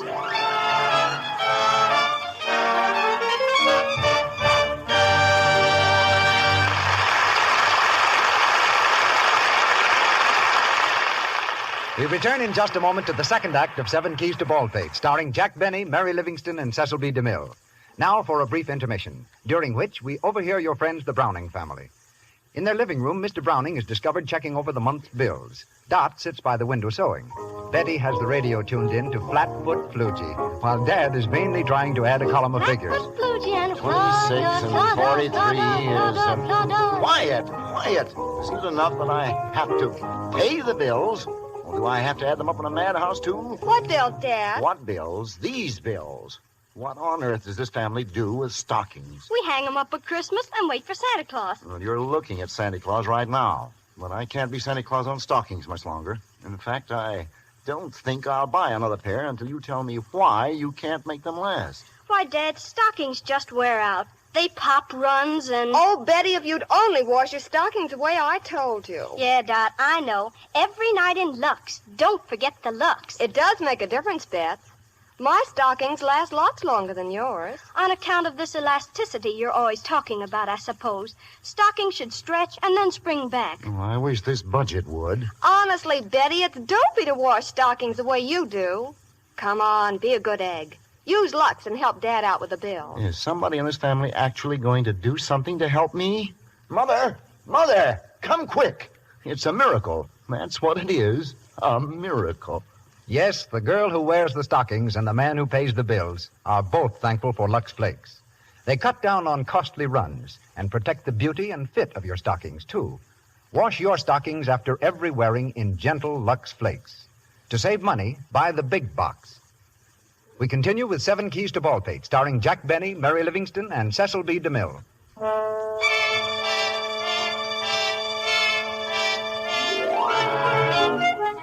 A few minutes have passed. In the old house on Baldpate Mountain, the situation remains unchanged, and Jack is still unshot. Rita Crummett, Mary, and Jack are seated in a row against the wall. Bland covers them with an automatic. And I don't want nobody to make any false moves, see? If anybody bats an eyelash, I'll... you know what. You'll lump his dumplings. Right. Keep quiet, Mary. Well, that's what he said he'd do, didn't he? He was going to lump your dumplings. Well, you don't have to remind him of it. Don't worry, Screwball. I changed my mind about that. I'm going to wait here for Morgan. Well, I can wait if you can. Morgan is a beast. Nobody asked you, sister. He's trying to steal my money, but he won't. He won't, I tell you.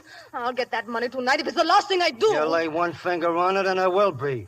Hey, what is all this about money? What's everyone doing up here anyway? Oh, she came up here for some money, and this guy came up ahead of her. I came up to write a story. You came to keep me company. Not one of us had sense enough to bring sandwiches. Shut up. Well, why don't you all go home and leave me alone? Shut up, I tell you. I won't shut up. You can't intimidate me. Anyway, not until Morgan gets here. Well, maybe I won't wait for Morgan, see? Maybe I'll break the rules for once and let you have it right now. Here, stop! Put that gun down. Put it down. Everybody stand where you are. I've got you covered. Look, it's the hermit. Drop that gun. Drop it, I say! Oh, nuts. There, smarty pants. Hey, Jack, who's the guy with the long beard? That's the hermit, Mary. Hiya, Hermie. Wonder what he looks like. I'm not going to get a lawnmower just for that. Who's this woman? Why is she here? Now, Hermie, control yourself. You certainly showed up at the right time. Where'd you get that gun? That's none of your business. I heard what you said. Up here after old Crummett's money, huh? Well, you won't get it. None of you will get it. Listen, look, I don't even want the money. All I want is to be left alone, that's all. And this guy here was going to shoot me. Oh, he was, eh? Well, he won't. There. You see, Mr. Bland? But I'm going to shoot you myself. What? There, you see, Mr. Bland? Quiet. Listen, Hermie, look, be reasonable. What did I ever do to you? You brought these women here. Oh, he did, eh? I did not. He did, too. Listen here, Hermie. I heard the whole thing. This dame came here for the dough, and this here guy promised he'd get it. There were a couple of crooks, and if I was you, I'd give it to him right now. Hermie, don't listen to him. He's crazy. He is, eh? Sure he is. He's stark raving mad. So am I. Shake, brother. Shake. Gosh. Stop shaking, Jack. You're not in it. Go on, Hermie. Let the rat have it. Right now? Sure, right now. Why not? Hey, you keep out of this. If he wants to wait a little, that's his business. Go on, Hermie. Give it to him. No. We must wait. That's right. We got to wait for Morgan. No, not for Morgan. We wait until midnight. I'll sit here and watch you squirm. Then when we hear the old village clock striking the hour, 7, 8, 9, 10, 11... Stop! Hermie, you can't do that. You can't shoot a man down in cold blood. Why, you don't know me. You don't even know who I am. You can't do it, Hermie. I tell you, you can't do it. Take off your hand. Come on. Up with him. Now I know somebody's selling keys outside. Put that gun down, Santa Claus. I'm taking charge here. Now, don't move. Anybody. Brother, I don't know who you are, but you certainly are a lifesaver. Yeah? Hello, Bland. Hi, Morgan. Morgan? What are you laughing at? Hello, Morgan. Mary. What's going on here, Bland? Well, I don't know, boss. I come up here like you told me to, and I find this guy pounding on a typewriter, and this here dame walks in and she... Rita. So you're here, eh? Well, what of it? You double-crossing little snake. Say, you can't talk to Miss Crummett like that. Crummett? That's a laugh. Do you know who this dame is? If she's Miss America, I'll scream. Quiet. Her name is Nolan. Rita Nolan. She's the slickest little crook in the business. What do you mean, crook? That money belongs to anyone who finds it. Nobody will find it, because it's mine. Every penny of it mine. Keep your mouth shut. Put up your hands, everybody. Me too? Yeah, you too. Keep them there, you hear? Yes, sir. Come here, Bland. I want to speak to you. Okay, boss. Rest of you sit tight. I got my eyes on all of you. Phew. Gee, Mary, I guess we're in a tough spot. I wished I had a gun. What for? You wouldn't shoot anybody. No, but I could commit suicide. Mary. Hey, Mary. Don't make a move, but listen to me. We got to get that gun away from Morgan. I got a plan. What is it? When Morgan comes over here and starts to talk, you look behind him, see? And then you yell, "Look out behind you." Then when he turns around, I'll grab his gun. How do you like that for an idea? I think it's corny. What do you mean, corny? Shh. Here he comes. All right, Bland. Let's get after that dough. It's in the house somewhere. We've got to find it tonight. Here, you take the upstairs, and I'll search down here. All right, Mary, remember the plan. Oh, yes. Say, Mr. Morgan, will you come here a minute? Huh? What do you want? Personally, I don't think this is going to work, but look out behind you. What? Hey, give me that gun. Hey, you stand right where you are, Mr. Morgan. Now put up your hands, everybody. You didn't think it would work, eh, Mary? Say, I guess I'm not a scenario writer for nothing. Everybody line up against that wall, see? I'm after this situation, see? I got you all in the palm of me hand. If anybody moves, I'll dump his lumplings. The telephone. Who had that phone connected? I'll answer it. Oh, no, you don't. Get away from that phone. Then call for me. No, it isn't. Stand back, all of you. I'll take care of this, see? Be careful what you say, Jack. You can't tell who it might be. Don't worry. I guess I can handle it. I guess. Go ahead, Jack. All right. Don't push me. Hello? Hello? What? No, madam, this is not Sam's Delicatessen. Can you imagine that? Now what are we going to do? Anyway, I've still got the gun. We're going to stay here until I can reach the police. Police? Yes, and we have to wait here all night. Jack, why do we have to sit around waiting for the police? Why? Because nobody knows we're here, because I'm not a mental telepathist, because we haven't got a shortwave radio. Well, we have a telephone. Why don't we call them? Well, I'd have thought of that, too. I'll call them right now. Now, don't move, anybody. Hello? Hello, operator. Give me the police department and hurry. You're making a mistake there, buddy. You don't say, huh? Well, you made a mistake when you walked in here and tried to push me around. Hello? Is this the Baldpate Village Police Station? Well, this is Jack Benny, and I'm up on Baldpate Mountain. Yes, Jack Benny. What do you mean, a gag? I tell you... What? All right, then you can be the King of Bulgaria. I'm still Jack Benny. The King of Bulgaria. Let me talk to him, Jack. Okay. Now listen, Your Majesty. Give me that phone. Now get this. I'm up here on Baldpate Mountain. I've got a... Yes. Yeah, I know that. Look, I know no one lives on Baldpate. That's why I'm here. No, I'm not crazy. Hello? Hello? Hello, listen. Hello? You beat that. He hung up. I'd like to go down there and stuff that phone down his throat. Why don't you? And let all these crooks walk out on me? Oh, no. Don't worry about them. You leave the gun with me, and I'll keep school till you get back with the cops. Now, don't be ridiculous. You couldn't handle this mob. All alone and everything? Sure I could. If anybody tried to get out, I'll do that stuff with the dumplings. Give me the gun. Oh, I don't like this. Suppose something happened. Nothing's going to happen. Go ahead, Jack, and get back here as soon as you can. Well, all right, but keep your eye on him. I'll be back in an hour, and I'll have the whole police force with me.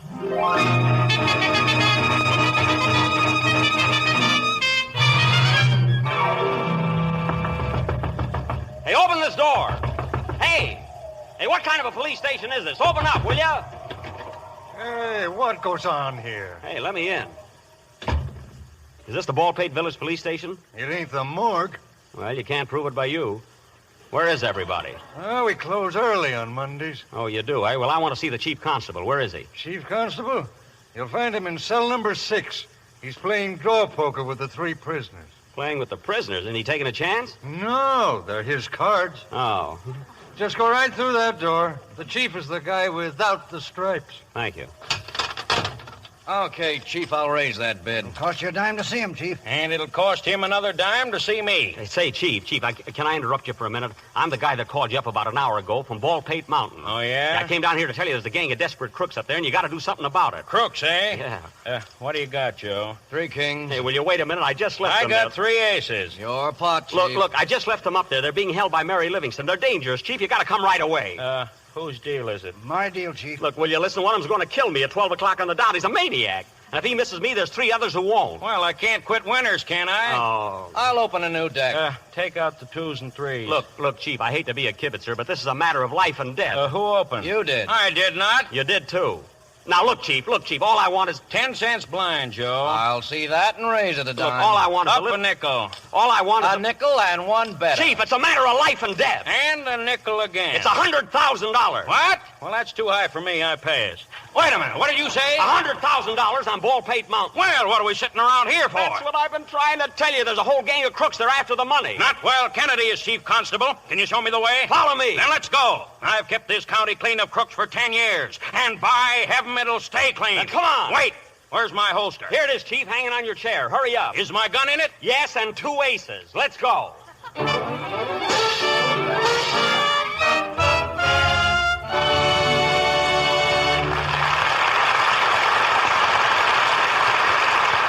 Pause for station identification. This is the Columbia Broadcasting System.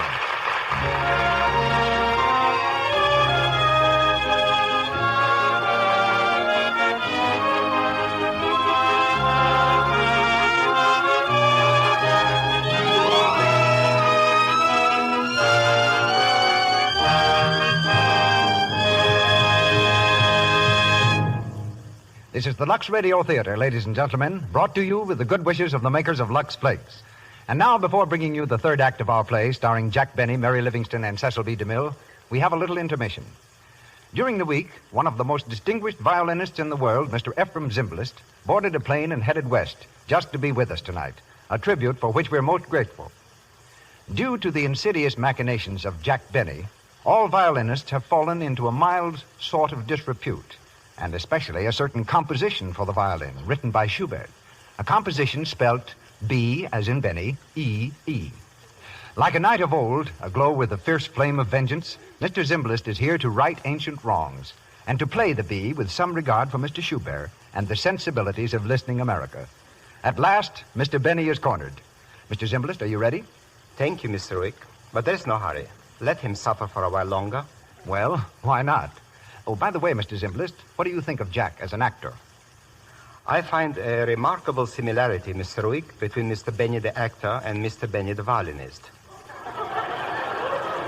Even as an actor, he insists on playing in 7 keys. Mr. Zimbalist, well, shucks, I play the violin, too.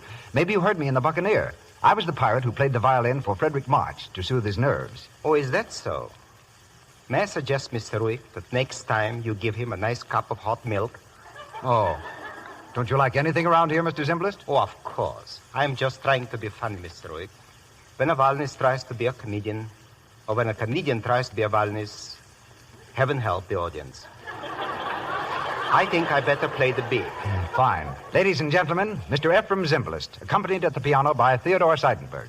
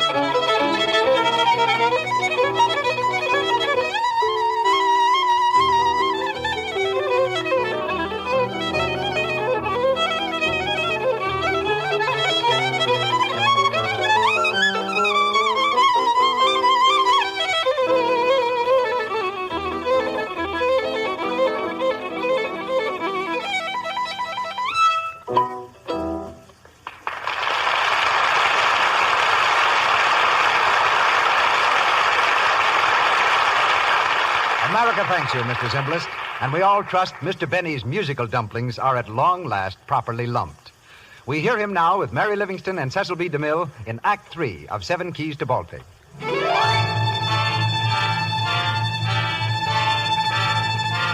An hour later, Jack Benny has enlisted the aid of the Baldpate Village Police. A car containing our hero and the chief constable pulls up the rugged mountain road, comes to a stop just outside of the old house. There's the house, Chief Kennedy. All right. Now, don't get excited. We're around a whole bunch of them up. Come on. Wait. Gosh, I forgot. We can't get in. I came out without the key. Oh, don't worry about that. I got one. Oh, you have? Well, don't lose it. They're awfully scarce. Hey, look. Huh? What's the matter now? Gee, I left the light burning in that room. Now it's dark. All right. Take it easy. I've got a flashlight. We'll break in on them and take them by surprise. Ready? Right. Now. Put them up! Everybody! Wait a minute. There's nobody here. Hey, Mary! Mary! Why, they've all gone. They can't be gone. We'd have seen them coming down the mountain. Say, I thought there was something screwy about you. But I'm not screwy. They must be somewhere in the house. You look upstairs and I'll take the cellar. Okay. Here, take this other gun out of my hip pocket. And if you see anybody, shoot first. Gee, I hope nothing happened to Mary. Mary, are you in the cellar? Mary, if you're down here, turn on a light. I can't see a thing. Mary. Hello, Jack. Oh, Mary, you're safe. Where are you? I can't see. I'm over here, Jack, sitting in a rocking chair. Oh, I thought something happened to you. Well, get out of that chair and come over here. Okay, but you'll have to untie these ropes first.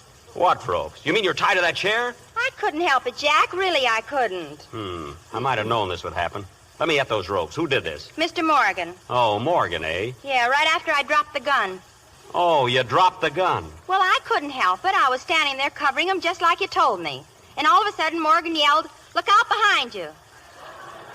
And when I turned around, there was nobody there. Yeah. Yeah, I guess that trick is better than I thought it was. Oh, shut up. Hey, listen, they're all upstairs again. Come on, slip out of those ropes. I'm ready. Up the stairs, quick. Jack, maybe we better not go up there. Well, what are you talking about? I brought the law back with me. Kennedy's taking charge. He'll have those crooks in jail in an hour. But don't end up in a card game. Come on. Shut up, everybody. Shut up or I'll plug somebody. Now, what goes on, Chief? You got the whole crowd, huh? And I got the money, too. It's in that big bag on the floor. That's my money. It's mine. Quiet, Hermie. You. I'll get you at 12 o'clock. 12 o'clock, eh? You got to get free first. Where'd you find the money, Chief? That hermit dug it up. This woman took it from him, Bland took it from her, Morgan took it from him. And I'm taking it from all of you. Put that bag down. Give me that bag. It's mine. Don't let her take that. Keep your hands off. Put down that bag, Drop Morgan. that bag, all of you. Drop that bag. The law's here now. The law will take care of that dough in its own way. That's telling them, Chief. Where's the phone? Right over there on the desk. Put that money up here next to me. Hey, Chief. Now, everybody stay nice and quiet. Hello, operator. I want Village 826. Yeah. Who you calling, Chief? The riot squad? I guess all you crooks will have a lot of time to think this over. Hello, Village 826. Is this Joe's pool room? Pool room? This is Chief Constable Kennedy. Let me speak to my wife, will you? What? You don't see her around. Maybe she's behind the 8-ball. Mary. Oh, you did, eh? Well, put her on the phone. Look, Chief, I don't want to interfere with your business, but why don't you call up the station? Hello. Is that you, Agnes? How's the game tonight, honey? That's good. Listen, honey, get this clear. I want you to get some clothes together in a hurry and catch the next train for Canada. Now, don't ask questions. I'll meet you there Wednesday morning. Yeah, with $100,000. Say, what are you trying Shut up! You got that straight, honey? Okay. Goodbye, sweetheart. What? Oh, all right. Goodbye, dear. Now, everybody stay where you are. Say, what do you think you're going to do? You heard me, buddy. I'm going to Canada. This is a fine time to visit the quintuplets. Shut up. Why can't you can't get away with this? I'll have the law on your trail in 3 minutes. No, you won't. I took care of that. There's 4 of my boys guarding the mountain road right now, with orders to shoot anybody trying to leave. You're all going to stay right here until I get a head start. Then you can do what you want. You certainly are a fine cop stealing that money. Yeah. Why don't we divvy up, even Stephen? You keep out of this. Why shouldn't I steal it from a gang of crooks like you? It's one chance in a lifetime to get this much dough, and I'm going to grab it. Yeah. I'm going to live in a marble hall and eat off gold plates and send my 2 boys to college. What do you think of that? You won't get away with it. I'll shoot you dead. You're second on my list right now. Come back here, you. Shoot. Go on. Shoot. Missed me. He's gone. He's loose again. A fine mess you made out of this, Mr. You Kennedy. keep quiet. Why, that man's a maniac. He's crazy. He's going to kill me at 12 o'clock on the dot. If he bumps you off, he's not as crazy as I thought. Listen, Kennedy, you never get away with this. Hand over that dough. Stand back, you. want that money. Bring it out. Get away from me. Get away or I'll plug the whole bunch. Get away. Come on, everybody, grab him. Everybody, stand right where you are. Put up your hands. Go on, put them up, everybody. Mary, look who it is. Look. Who are you? I'm Cecil B. DeMille, the owner of Baldpate. 2 policemen refused to let me pass, and I shot them dead. Oh, this isn't true. Why, it can't be true. What's the matter here, Jack? Who are these people? How'd they get in here? Gee, I don't know. Have they disturbed you in your work? How are you getting on with your story? How am I getting on? It's a nice question. Fine place you sent me to. Nothing but ghosts, crooks, murderers, maniacs, and now a director. You told me there was only 1 key. This place has more keys than a grand piano. But, Jack... You win, I lose. 24 hours. I couldn't write a story in this joint in 24 years. Well, what's the matter with you? What are you all laughing at? Hey, what goes on here, anyway? I just want to tell you, Jack, I hope you're not going to be mad, but the whole thing was a joke. What was a joke? I sent all these people up here just for a gag. A gag? That's right. This girl you thought was Rita Crummett. Her real name is Eve Forsythe. I used her in my last picture. How do you do, Mr. Benny? Well, Al, this is the darndest thing. Cokie Bland isn't a crook. He isn't even Cokie. He's my old prop man. How are you, Mr. Benny? Well, this is very funny. Morgan here is an actor I've been using for years. His name is Jones. Jones? Well, what an odd name. Kennedy isn't a real chief constable, but he's a real actor. Well, thanks, Mr. DeMille. I'd say he's a real actor. He certainly had me going. Well, this is quite a surprise. And, of course, Mary was in on the whole thing from the start. Oh, she was? Hello, Jack. Mary. Oh, gosh darn you. Oh, this is very funny. Say, Mr. DeMille, who was the hermit? Huh? You know, the hermit. The guy you sent up here to act like a crazy man. Oh, he had me scared for a while. Who was he? I don't know what you're talking about. You know, the crazy guy. The guy who said he was going to shoot me at 12 o'clock, sharp. You know anything about this, Kennedy? Well, not me. I figured he was one of the actors. Well, I didn't send him. What? You mean you...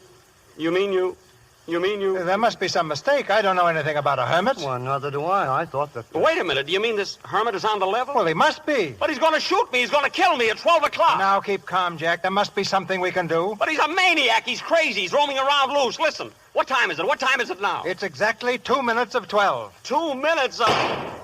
Oh.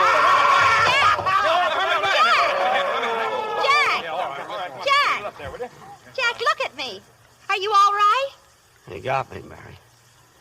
He got me. Mary, Yes, Jack. tell DeMille. Yes. Tell DeMille. What, Jack? Tell DeMille what? Tell DeMille his watch is 2 minutes slow.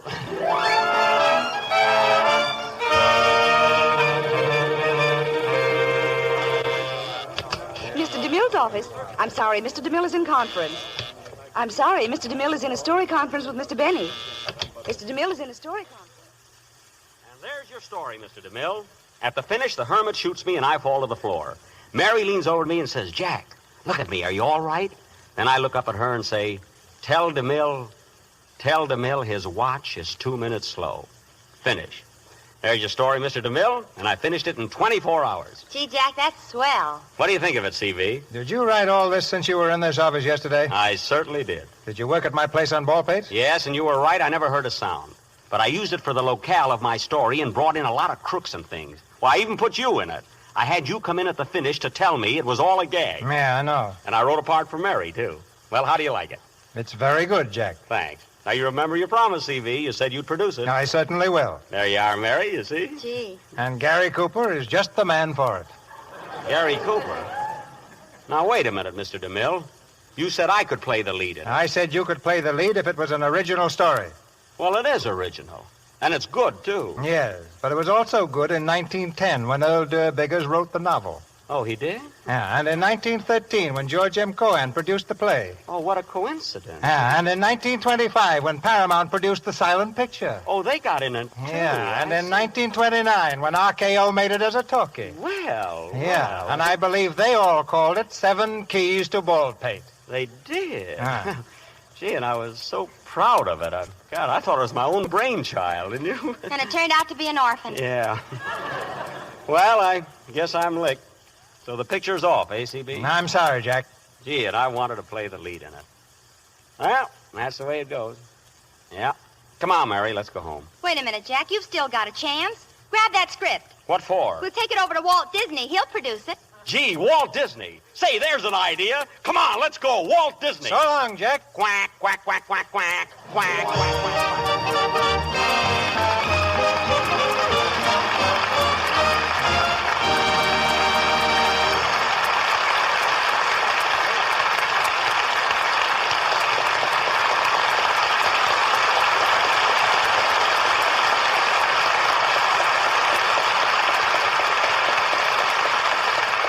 And that's the end of our Lux Radio Theater version of 7 Keys to Baldpate. But not the end of Jack Benny. He'll be back in a moment with Mary Livingston, to be put on the spot again, I'm sure, by Mr. DeMille. Meantime, may I ask you, our listeners, a question? Have you ever been put on the spot by embarrassingly red, rough hands? If you have, if you want the smooth, white hands everyone admires, try changing to Lux Flakes for washing your dishes. Your hands may spend as much as 500 hours in the dishpan every year. Think of the damage a harsh soap may do. Such soaps are drying. They rob your skin of its natural oils. But Lux Flakes have none of the harmful alkali so drying to the skin. They leave your hands lovely. Do as so many clever women do nowadays. Use Lux for dishes. Buy the thrifty big box tomorrow. And now, Mr. DeMille, the actor, surrenders to Mr. DeMille, your host and producer, as he brings Jack Benny and Mary Livingston back to our microphone.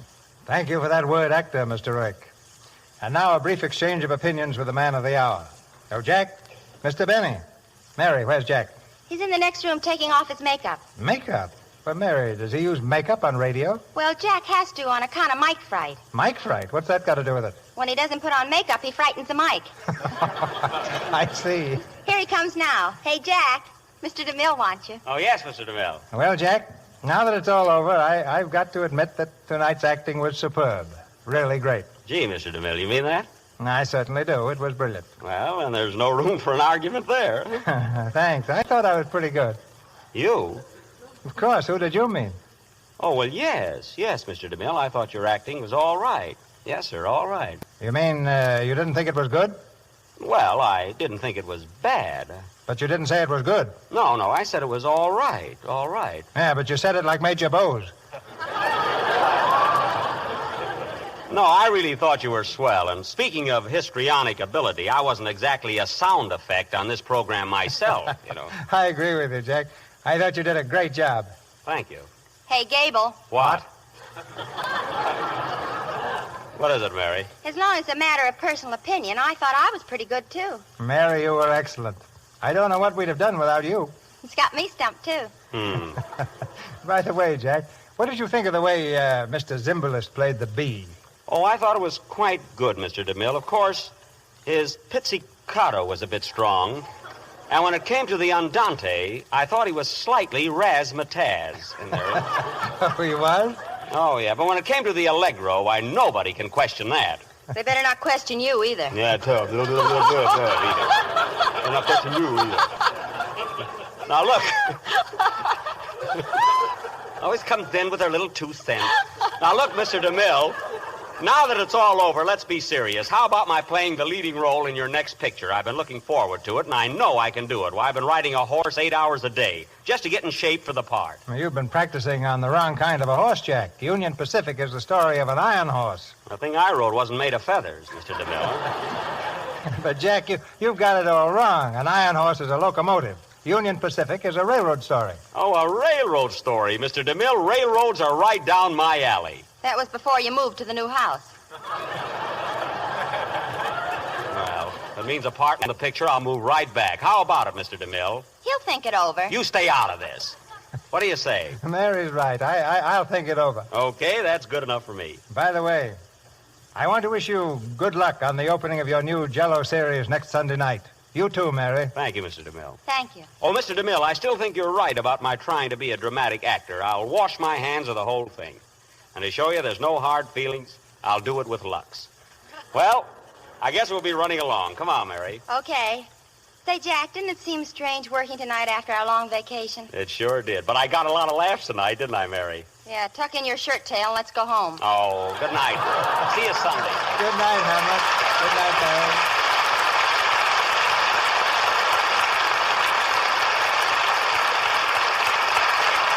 Our stars in play for next Monday night are announced very shortly by Mr. DeMille.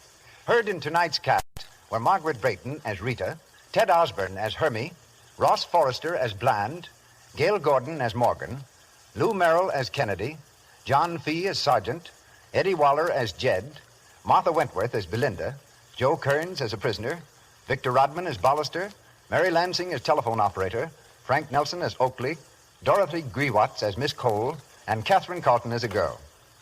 Jack Benny and Mary Livingston return to the air on the Jell-O program next Sunday night. Mr. Benny's new Paramount film is Artists and Models Abroad. Louis Silvers, our musical director, appeared through courtesy of 20th Century Fox Studio, where he directed music for the new picture, Straight, Place, and Show. Here's Mr. DeMille. Believing with Disraeli that variety is the mother of enjoyment, we turn from the comedy of tonight's play and bring you next Monday night to more dramatic and romantic feels in presenting our adaptation of the recent hit picture, Another Dawn. This tense play carries us to Arabia, where in the heat and mystery of the desert, a handful of soldiers hold aloft their country's flag, and a beautiful girl picks up the fragments of her lost happiness. Our stars, a trio of Hollywood's most popular celebrities, Madeleine Carroll, Francho Tone, and George Brent.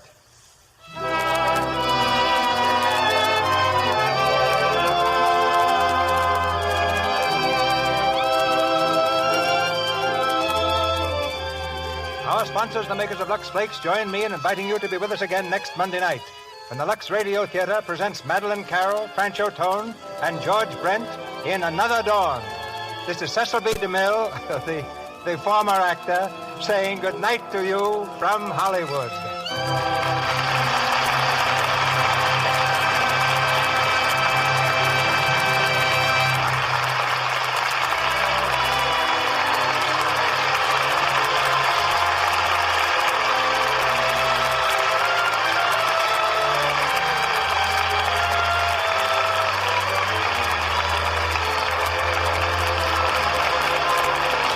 Has been Melville Ruick. This is the Columbia Broadcasting System.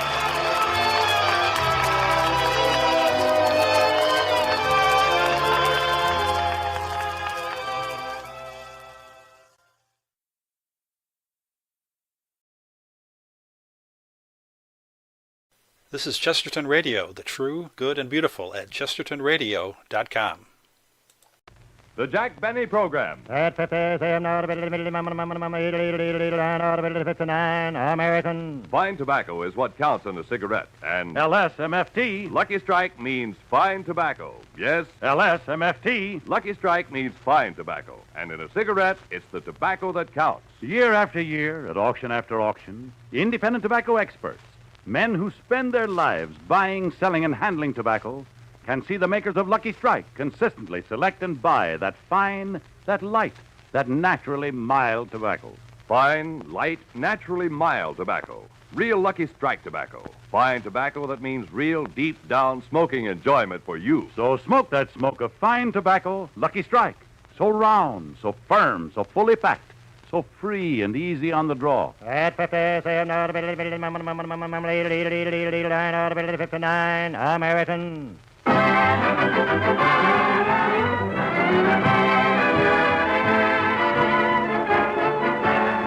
The Lucky Strike program starring Jack Benny with Mary Livingston, Phil Harris, Rochester, Dennis Day, yours truly, Don Wilson, and our guest stars, Victor Moore, Peter Lind Hayes, and Frank Capra.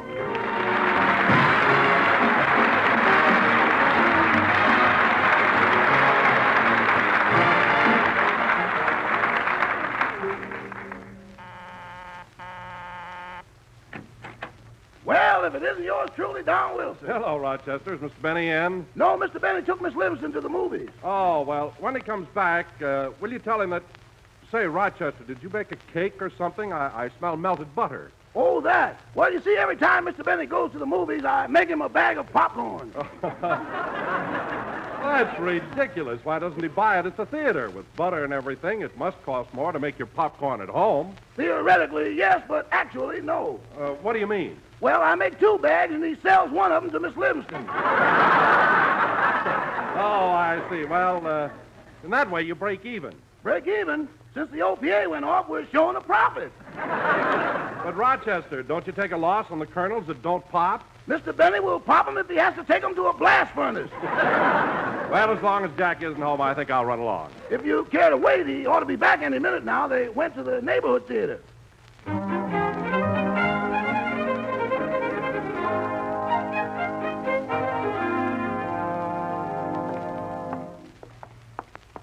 Gosh, Jack, I'm sure glad you took me to see It's a Wonderful Life. I think it's a marvelous picture. Yeah. I thought the direction was great. Jimmy Stewart was sensational. Yeah, sensational. Jimmy gave that part just what it needed. I thought his acting was superb. All right, so his acting was superb. He's supposed to be a great actor. That's what he got paid for. Well, Jack, I saw your last picture. I returned the money.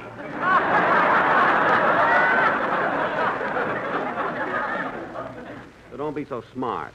Anyway, Mary, don't get me wrong. I like the picture, It's a Wonderful Life, but Awfully hard to believe that part where Jimmy Stewart's angel comes down and shows him what would have happened if he hadn't been born.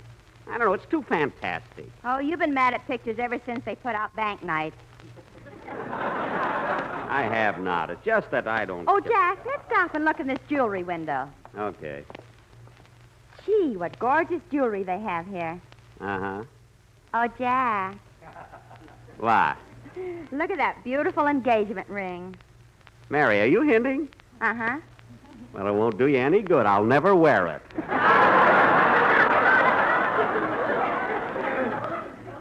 Come on, Mary, let's go. No, I want to look at all these things in the window. Okay. Oh, Martha. What is it, Emily? Isn't that Jack Benny standing over there? Well, I declare. My, but he's handsome.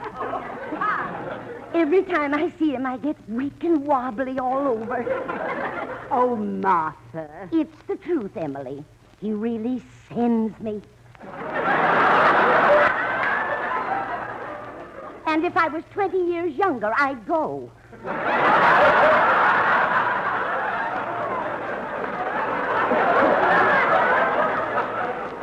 Emily, who's that girl with Mr. Benny? Why, that's Mary Livingston.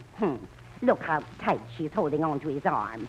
I'd like to go over and pull her hair out. Oh, stop being so irritable. You've been acting like this ever since Van Johnson got married. You should talk, Emily. You broke your baseball bat when Lippy married Lorraine.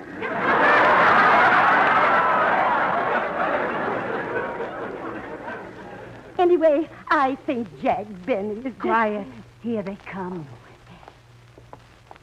Hello, Mr. Benny. Well, hello there. Isn't it rather late for you girls to be out? Girls. Come on, Mary. Let's go.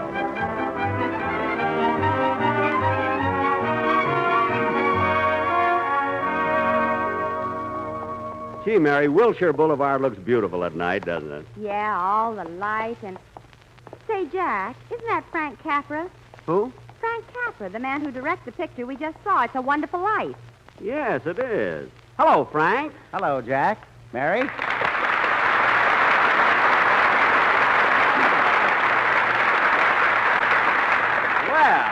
Well, this is a coincidence, Frank. We just came from seeing your picture. Really?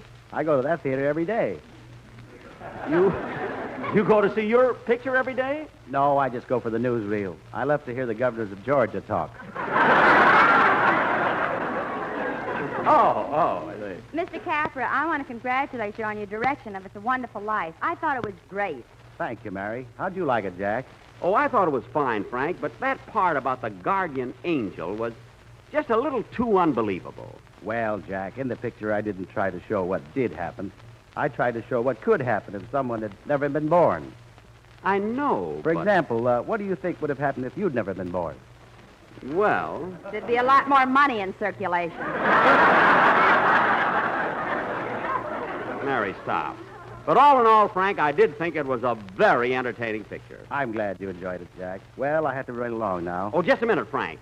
I'm glad we ran into each other because I've been wanting to talk to you about a picture for me. For you?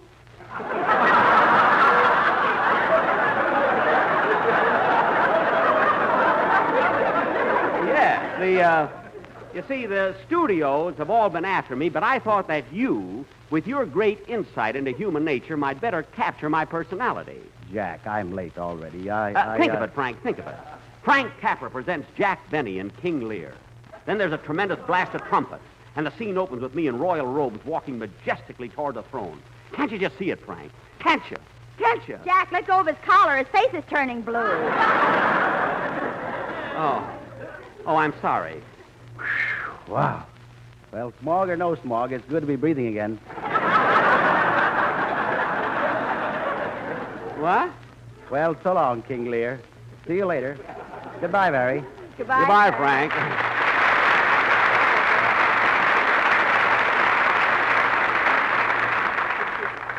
Come on, Mary. I'll walk you home. Yes, Your Majesty. Oh, quiet.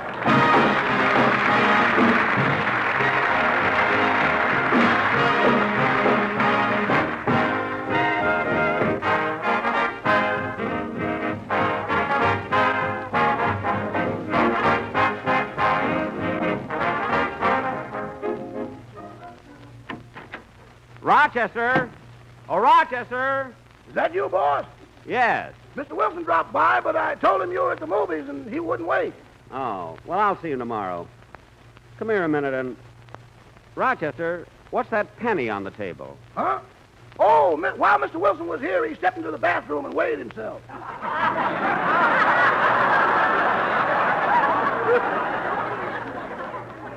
Good. How much does Mr. Wilson weigh now? I don't know, but you got a lot of broken tile in the bathroom. Say, boss, how'd you like the picture? It's a Wonderful Life? Oh, very much, Rochester, but a little too fantastic. You know, the angel and everything. I don't know. Say, Rochester, I'm a little sick to my stomach. I'm going to the medicine cabinet and take something.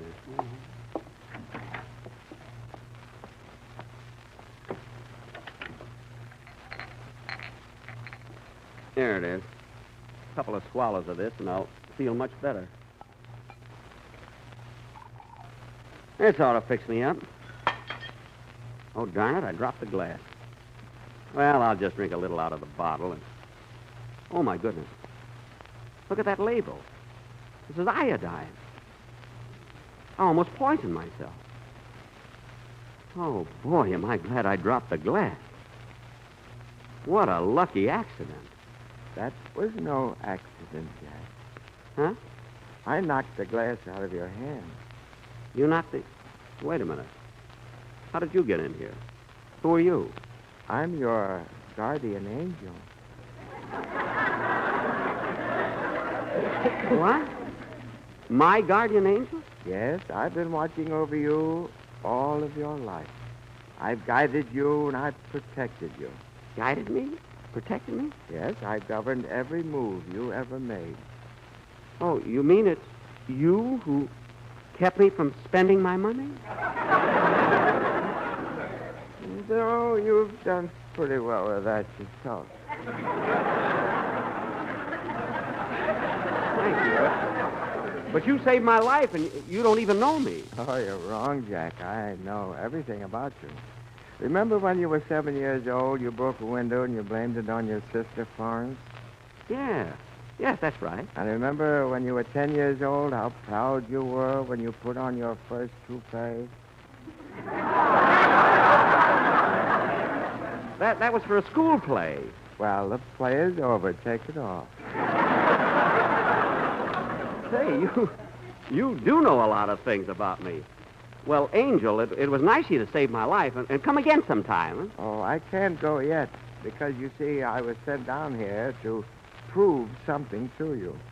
Prove what? I'm going to show you what would have happened if you had never been born. You mean like what I saw in the picture tonight? Yes. Come with me. No. I'm not coming with you. No, sir, I'm afraid. Oh, you're nothing to fear. Come on now, come on. I'm not coming with you. Let go of my arm. Let go of my arm. Rochester! Rochester! That's funny. Rochester! You have no Rochester. What do you mean I have no Rochester? You've been my butler for 10 years. No, he hasn't. You've never been born. You mean there's no Jack Benny? That's right. Now come. Come with me.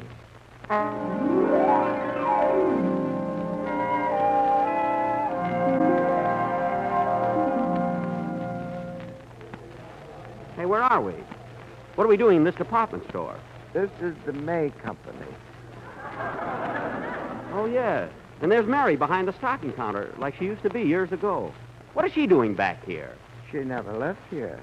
You see, you were never born to take her away. Gee, she looks good. Well, of course, she's been eating regularly. Oh, this whole thing is crazy. I'm going over to Mary and ask her myself. Oh, Mary! Mary! Yes, sir? What can I do for you? What are you doing behind the stocking counter? Why aren't you on the radio? Well, that's a new approach. They generally ask me why I'm not in pictures. But, Mary, please, don't you recognize me? Don't you know me? Have you forgotten all about our radio work? What radio work? What work? Are you crazy? What do you do every Sunday afternoon at 4 o'clock? I take a bath. Do you mind? Mary, please listen to me. I'll thank you not to be so familiar. Please call me by my last name. Okay. Now, listen, Miss Livingston. It's Mrs. Klingenpeel. Mrs. Herman Klingenpeel. Mrs.? You're married?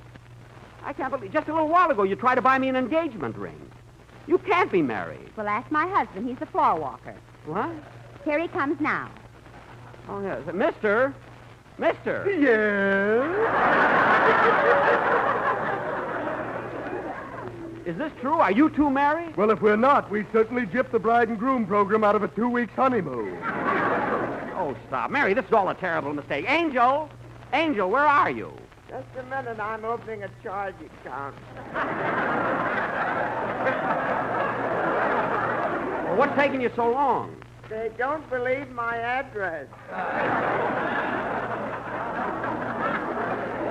Never mind that now. Take me out of here. Take me to Dennis Day. He'll know me. All right, Jack. Hold on. Here we go.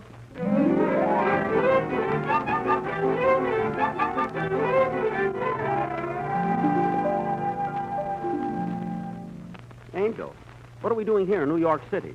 Why, don't you recognize this place? This is Studio H in NBC. Oh, yeah. And there's Dennis Day walking up to the microphone. Oh, Dennis! Dennis! Sorry, Pop. No autograph. I don't want your autograph. Dennis, don't you recognize me? I'm Jack Benny. Who? Benny. Jack Benny. Listen.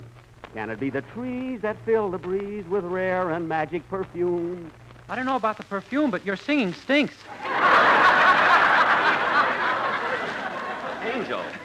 Angel, he doesn't even know me. Oh, of course he doesn't know you. Jack Benny doesn't exist. Doesn't? You're still waiting to be born. Waiting to be born? That's ridiculous. Look at my hair. It's gray. Yeah, you've been waiting a long time. Dennis, think a minute. I'm Jack Benny, the man you work for. Oh, no, mister, you're wrong. I work for that man over there, the one with the baggy eyes. Where? Thank you, and welcome to... Hey, what's going on here? I've got a program to do, and I don't need any outside help. Why, Why, you're Fred Allen. You were expecting maybe Uncle Remus? Now, wait a minute, Fred, wait a minute. Don't you pretend you never met me either. I'm sorry. I don't believe I ever had the pleasure. Pleasure? Fred, look at me. I'm Jack Benny. The man you hate. Me? Me hate anybody. Why, everyone knows Fred Allen loves the whole world. I love my writers. I love the NBC vice presidents and the censors, too. I love the little lads and lassies who ask me for my autograph as they wipe their little noses on my sleeve.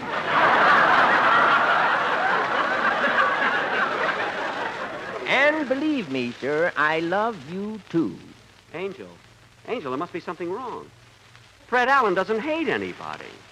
Certainly. You weren't born yet.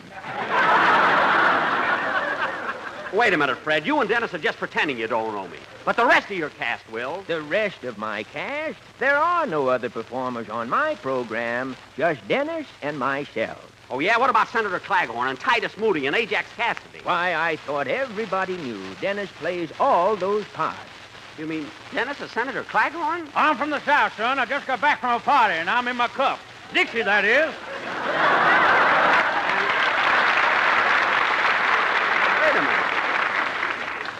Wait a minute. And he's Titus Moody? Howdy, Bub. Dennis, and you play Ajax Cassidy, too? How do you feel playing all those parts? Oh, terrible, terrible, terrible, terrible. And I'm not long for this world.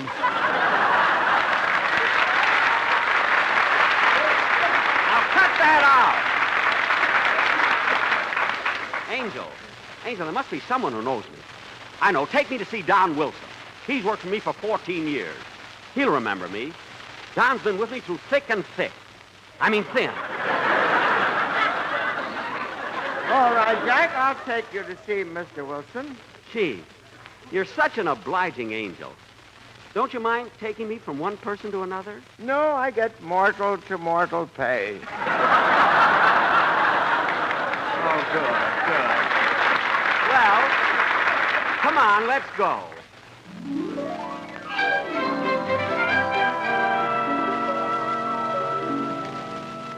Well, here we are in Lexington, Kentucky.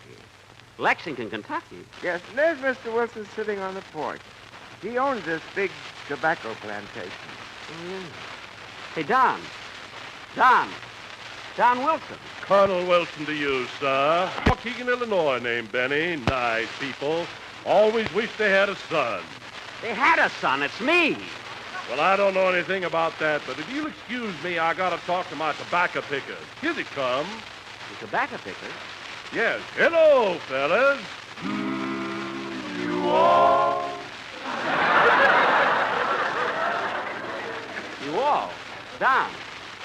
Colonel Wilson. Hemo boy.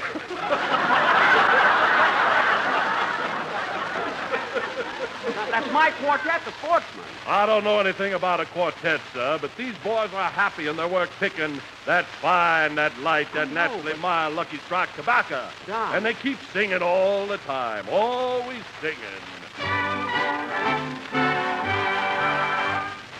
Way down upon the Swanee River, far, far away. LSMFT, oh yeah.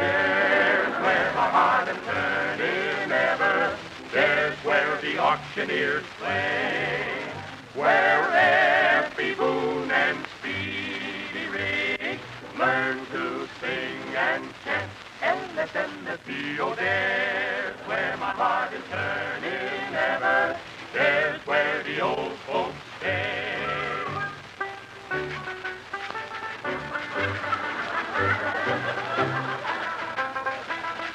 Effie Boone and Speedy still longing for the old plantation and for the old folks at home, old folks at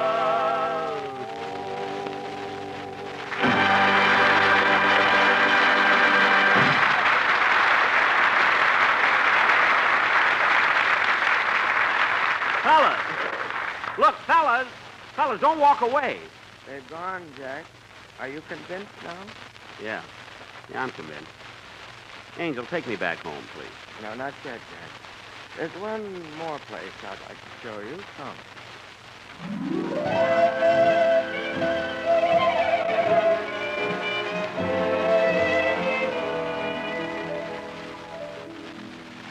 Where are we? What town is this? Nashville, Tennessee. Nashville, Tennessee. Hey, why, that's where Phil Harris comes from. Yeah, and this is the nightclub where he works. Phil Harris works in this awful dump? Yes, you see, you weren't born, so you never took him away from here. Well, I'm glad. This is where he belongs. Let's go in and see him. All right. Follow me right down these stairs. Gosh, what a crummy nightclub. Look at the name of it. The Ruis Club. What about it? Ruis spelled backwards is sewer. That makes very little difference to Mr. Harris. He can't even spell frontwards. Come on, Jack. Follow me down these stairs. Way down. All right, watch your step.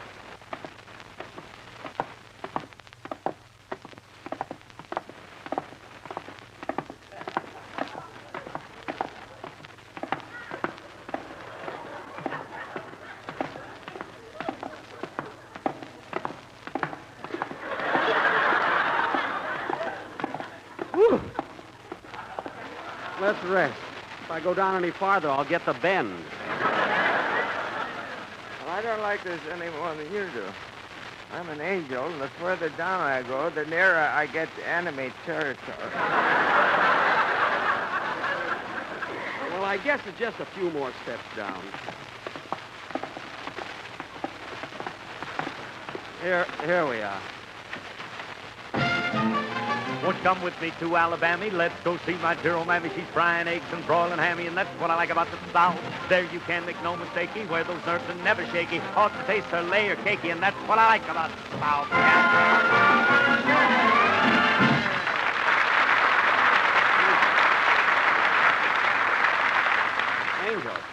Angel, isn't that awful?